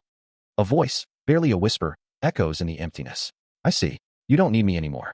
The voice fades, a final sigh of resignation. I guess that means. A voice echoes, filled with a bittersweet pride. You're all grown up now. Red eyes, marred with dark stains, offers a sad smile. A shadowy figure looms, its form indistinct and ominous. The voice continues, laced with a father's hope. Live well, and be happy. He continues to fall amidst the ruins of a destroyed city. Red Eyes looks down, a tear tracing a path through the grime on his cheek. My son. A single word hangs in the air, heavy with unspoken emotion. Goodbye. The ruined cityscape stretches out below, a testament to a world lost. From above, a voice calls out, filled with a father's love. Father. The sky hangs heavy, a bruised peach color dusted with drifting motes of ash. Ruined skyscrapers claw at the pale sunlight, monuments to a forgotten era. Twisted metal and shattered concrete form a desolate urban graveyard, the silence broken only by the whisper of the wind. Amidst the devastation, a single traffic light stubbornly cycles through its phases, a green beacon in a world of gray. Cracked pavement, stained with the dark memory of spilled blood, offers a fragile foothold for a lone sprout of green. The tiny plant, a defiant splash of life against the backdrop of decay, pushes its way through the broken earth. Footsteps echo on the shattered ground, a steady rhythm in the stillness. Each step grinds against the broken fragments, a testament to the journey's harsh reality. The landscape begins to shift, the desolation giving way to signs of renewed civilization. A vending machine stands sentinel, a splash of color against the muted tones. The sound of footsteps continues, now on a smoother, more even surface. A dandelion, a symbol of resilience, blooms defiantly between the cracks in the pavement. The air buzzes with the murmur of voices, the scent of exhaust fumes mingling with the promise of something more. A street scene unfolds, teeming with life. A face looks up, a sense of desperation in their eyes. Bodies lay scattered on the ground, a scene of devastation. Two figures stand before a building, the sign above them written in a foreign script. A voice recalls a chilling statement. Do you know what that kid said to me? I don't care whether one woman gets eaten or not. The woman's face contorts in horror, her finger pointing accusingly. That's what the kid said. He was totally like a monster or something. The man, chart teacher, shivers, clutching a cup. I still get shivers. When I got dragged underground, I really thought I was going to die. He takes a sip, his expression troubled. Don't really want to think about it again. A man and woman stand together, a sense of relief washing over them. Sure, no one in our family would be still alive right now. A man reflects on his life, grateful to the kid who saved him. He hopes to meet him again to express his gratitude. He acknowledges that he is alive thanks to him. He is truly thankful. The sound of waves crashing against the shore fills the air. The man admits he's jealous that the other has such peaceful times in his old age. He would believe it if he were told he was a resident. He asks if the other doesn't think so these days. The man looks on with a slight smile. The other asks if he is an elder. The elder looks out at the sea. The sky is clear and blue. The elder states that there is nothing he wants to hear from an oldie who has retired. He adds that there is nothing he does except eat and sleep in this rural town. He remarks that the other is the one who looks leisurely, questioning why he is in this area when he should be busy. The man is addressed as leader. It's something he's pondered over for a while. Too many people have lost their lives all because of his decisions. Leader thinks it's about time that he takes responsibility for it. From now on, he thinks he wants to live while making atonements. even if it may take the rest of his life. The teacher sees that leader is still a cocky brat. Even with half his body basically disabled, and that many young ones have died, are all consequences of our own decisions. There were times when you had to fight, even though the odds were stacked against you. You just happened to be at the forefront of the battle amongst all the idiots who were prepared to fight.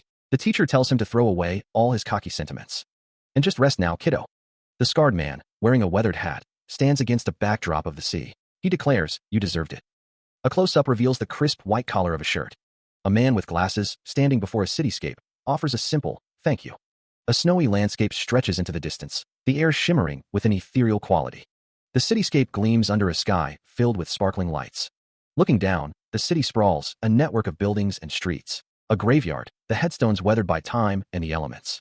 Among the tombstones, a declaration echoes, the war has ended. A group of figures in suits stand together, their faces obscured in shadow. One of them states, however, that doesn't mean our work here has finished. A figure in a long coat, cinched at the waist, speaks of the future.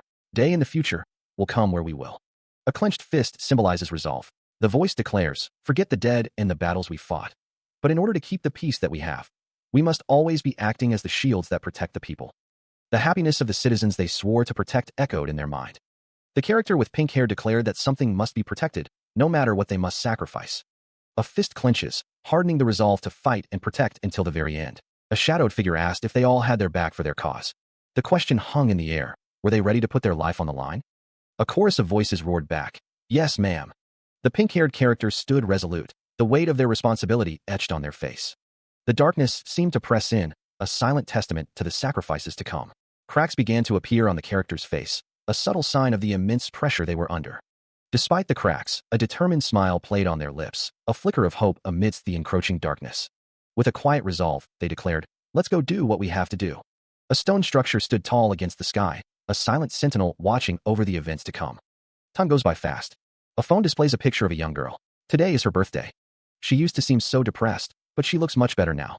A close-up reveals a woman's face, her expression unreadable. Sun Jieyong laughs softly as she looks at her phone while eating. Because it's interesting. The woman with black hair eats, commenting, I never knew you could smile like that. Sun Jieyong retorts, what? Shut up. Do you think I'm some kind of sociopath or something? I'm a person too. The woman with black hair says, I can't blame you though. He reflects on his life, stating that he's been fighting all his life, and it was the only thing on his mind. The fighting ended, and his fighting days were no more. It allowed him to realize something. Sun Jieyong realizes that she doesn't have the slightest clue what it means to live as a normal human. Jieyong stares intently. Someone says that everyone's like that, and no one really knows what it means. To live right, everyone lives every day contemplating, pondering, then making one decision after another. Also, who knows? You may have another hidden talent other than fighting. For example, you're good at helping people. Jieyong states that she's incapable of being helpful to anyone. Someone says that's not true, and they already know. A woman with black hair says that she already knows that Jieyong is a good person. Sun Jieyong looks on. A phone case with a cartoon character is shown. She stares blankly ahead, her expression unreadable. The soft light catches the edges of her blonde hair, framing a face etched with a quiet sadness. Against a backdrop of swirling clouds, a silent plea echoes, I really hope that you're right. A lone figure stands silhouetted against the sunset, gazing out from the bridge. The city sprawls beneath them, a silent witness to their solitude. The bustling street below continues its relentless rhythm, oblivious to the turmoil above. Knuckles white, hands grip the cold metal railing, a silent struggle against an unseen force. A desperate whisper against the fading light, don't be like that. The figure remains motionless, a statue carved from despair, their back turned to the world. Bandages crisscross his face, a map of past hurts. He snarls, mind your own business. This doesn't. Clutching at his hoodie, he thinks, this may have nothing to do with me, but that doesn't mean I can just pass by without doing anything. A person may die right in front of me, after all. His teeth grit, a silent snarl twisting his lips. It doesn't matter whether I die or not. A litany of suffering echoes in the void. I always get the shit beaten out of me. I get bullied, and they steal money from me. How much longer do I have to live like this? His eyes widen, a desperate plea etched on his face. Death would be better than a life like this. She shouts, demanding that someone stop acting like they know anything about her and her life. The young woman stands, her expression unreadable as she gazes into the distance. She thinks to herself that she doesn't know anything about the other person either. Tears well in her eyes, reflecting the pain she carries within. She reflects on her losses, the pain of losing her parents and the death of her friend weighing heavily on her heart. She recalls thinking the whole world had cursed her, the weight of her past pressing down on her. She remembers thinking there was no future worth living, the darkness threatening to consume her. Even now, not everyone will understand her, or how painful her troubles are, or the baggage that she carries on her shoulders. Her feet are planted firmly on the ground, a symbol of her resilience despite the hardships she has faced. A voice of hope whispers that there is one thing she can be sure of. If she gives up on her life today, all the possibilities and potential her life holds in the future will cease to exist. But if she chooses to endure today's hardships and face another tomorrow, the you of tomorrow will be a stronger and better person than she is today. Compared to those who bully her and those who bring her pain, she will be stronger than them. She will become someone who can hold her head high, who can mold their future with their own two hands. Even a coward like me has a future? Even the weakest person and even the most lonely person has the power and right to pursue the future and happiness that they desire. Pursue the future and happiness that they desire. And that happiness will always come to those with others. Come to those who do not give up. The city lights glowed softly in the night. I have endured a lot. With others who have felt pain, anger, and even sadness. She looks up at someone, snow falling around them. There may be more troubles to come and new challenges to face. However, Cha Hyun-sung smiles, declaring that he's back. Jae-young thinks that she is not afraid. Jae-young is welcome back because of the people that they love. Cha Hyun-sung thinks that they will always be by his side, no matter how hard. No matter how painful, they will always. Cha Hyun-sung and Jae-young walk together with another person. Overcome it together. That is how. Jae-young and Cha Hyun-sung smile together. A banner proclaims the celebration of the completion of Beastburn. The creator wishes everyone a happy new year. The author expresses that the completion of the work would have been impossible without the readers who stayed until the end. The author reflects that Beastburn was planned to start in June of 2021, noting that the project consumed about 2 years of work. The panel shows the very first drafts of Yunbai and Hyun-sung. The author comments on how violent the manhwa was. The author reflects on the trial and error involved in the creative process, including setting, designs, story, art, and revisions. Rough drafts of Chanwoo and Hyun-sung's beast form are displayed, accompanied by a message of belief and gratitude. The author admits that it was hard, but remembers the interest, support, and love from all the viewers. The author expresses thanks for the chapter and celebrates getting money. The author thanks the heavens. The author rejoices at being able to eat, now having more than 10 cents in their savings account, calling it a miracle. The author expresses gratitude for the support received, which gave him the energy to keep trying. He acknowledges his shortcomings but affirms his dedication to delivering the best possible quality in his work. He exclaims that it is time to go all out on the action. The author laments that there's too much going on, making it difficult to discern what he's looking at in the drawing. The author suggests going full color, acknowledging the increased cost, but believing it will enhance the drawings. The author expresses concern that coloring reduces the vibe and ambience. The author is seen with a closed-eye smile. The author is told that there should be no smoking scenes whatsoever. The author reflects on the support received during his trials and the inspiration drawn from his own life experiences when crafting the stories of friendship and courage in Beastburn. The author's producer admits that the author gave him a hard time with all the revisions. The producer acknowledges that the drawings and concepts in Beastburn came close to being a little too violent at times, but it's fine because it was all towards trying to make a better manhwa. The producer thanks the author for understanding and recalls the last time he called asking to hurry. The author mentions that he kind of forgot about the next chapter because he was playing Baldur's Gate. The author is asked what he said and is called a bastard. The author states that through ups and downs, here they are. The author states that there were a lot of hardships, but he was able to proudly complete the project. He then asks, HM?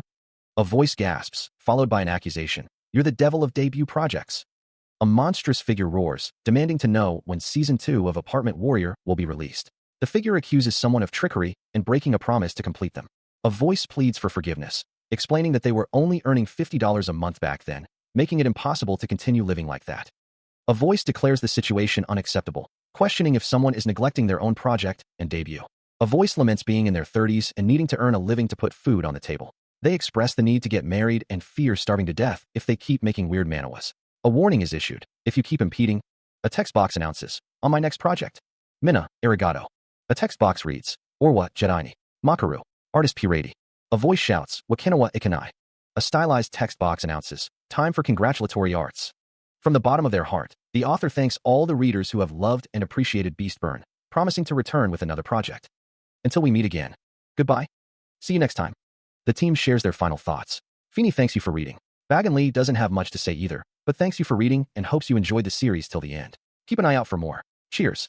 The Beastburn parcel posted scans team for this chapter. Feeney translated it, and Bagan Lee edited it.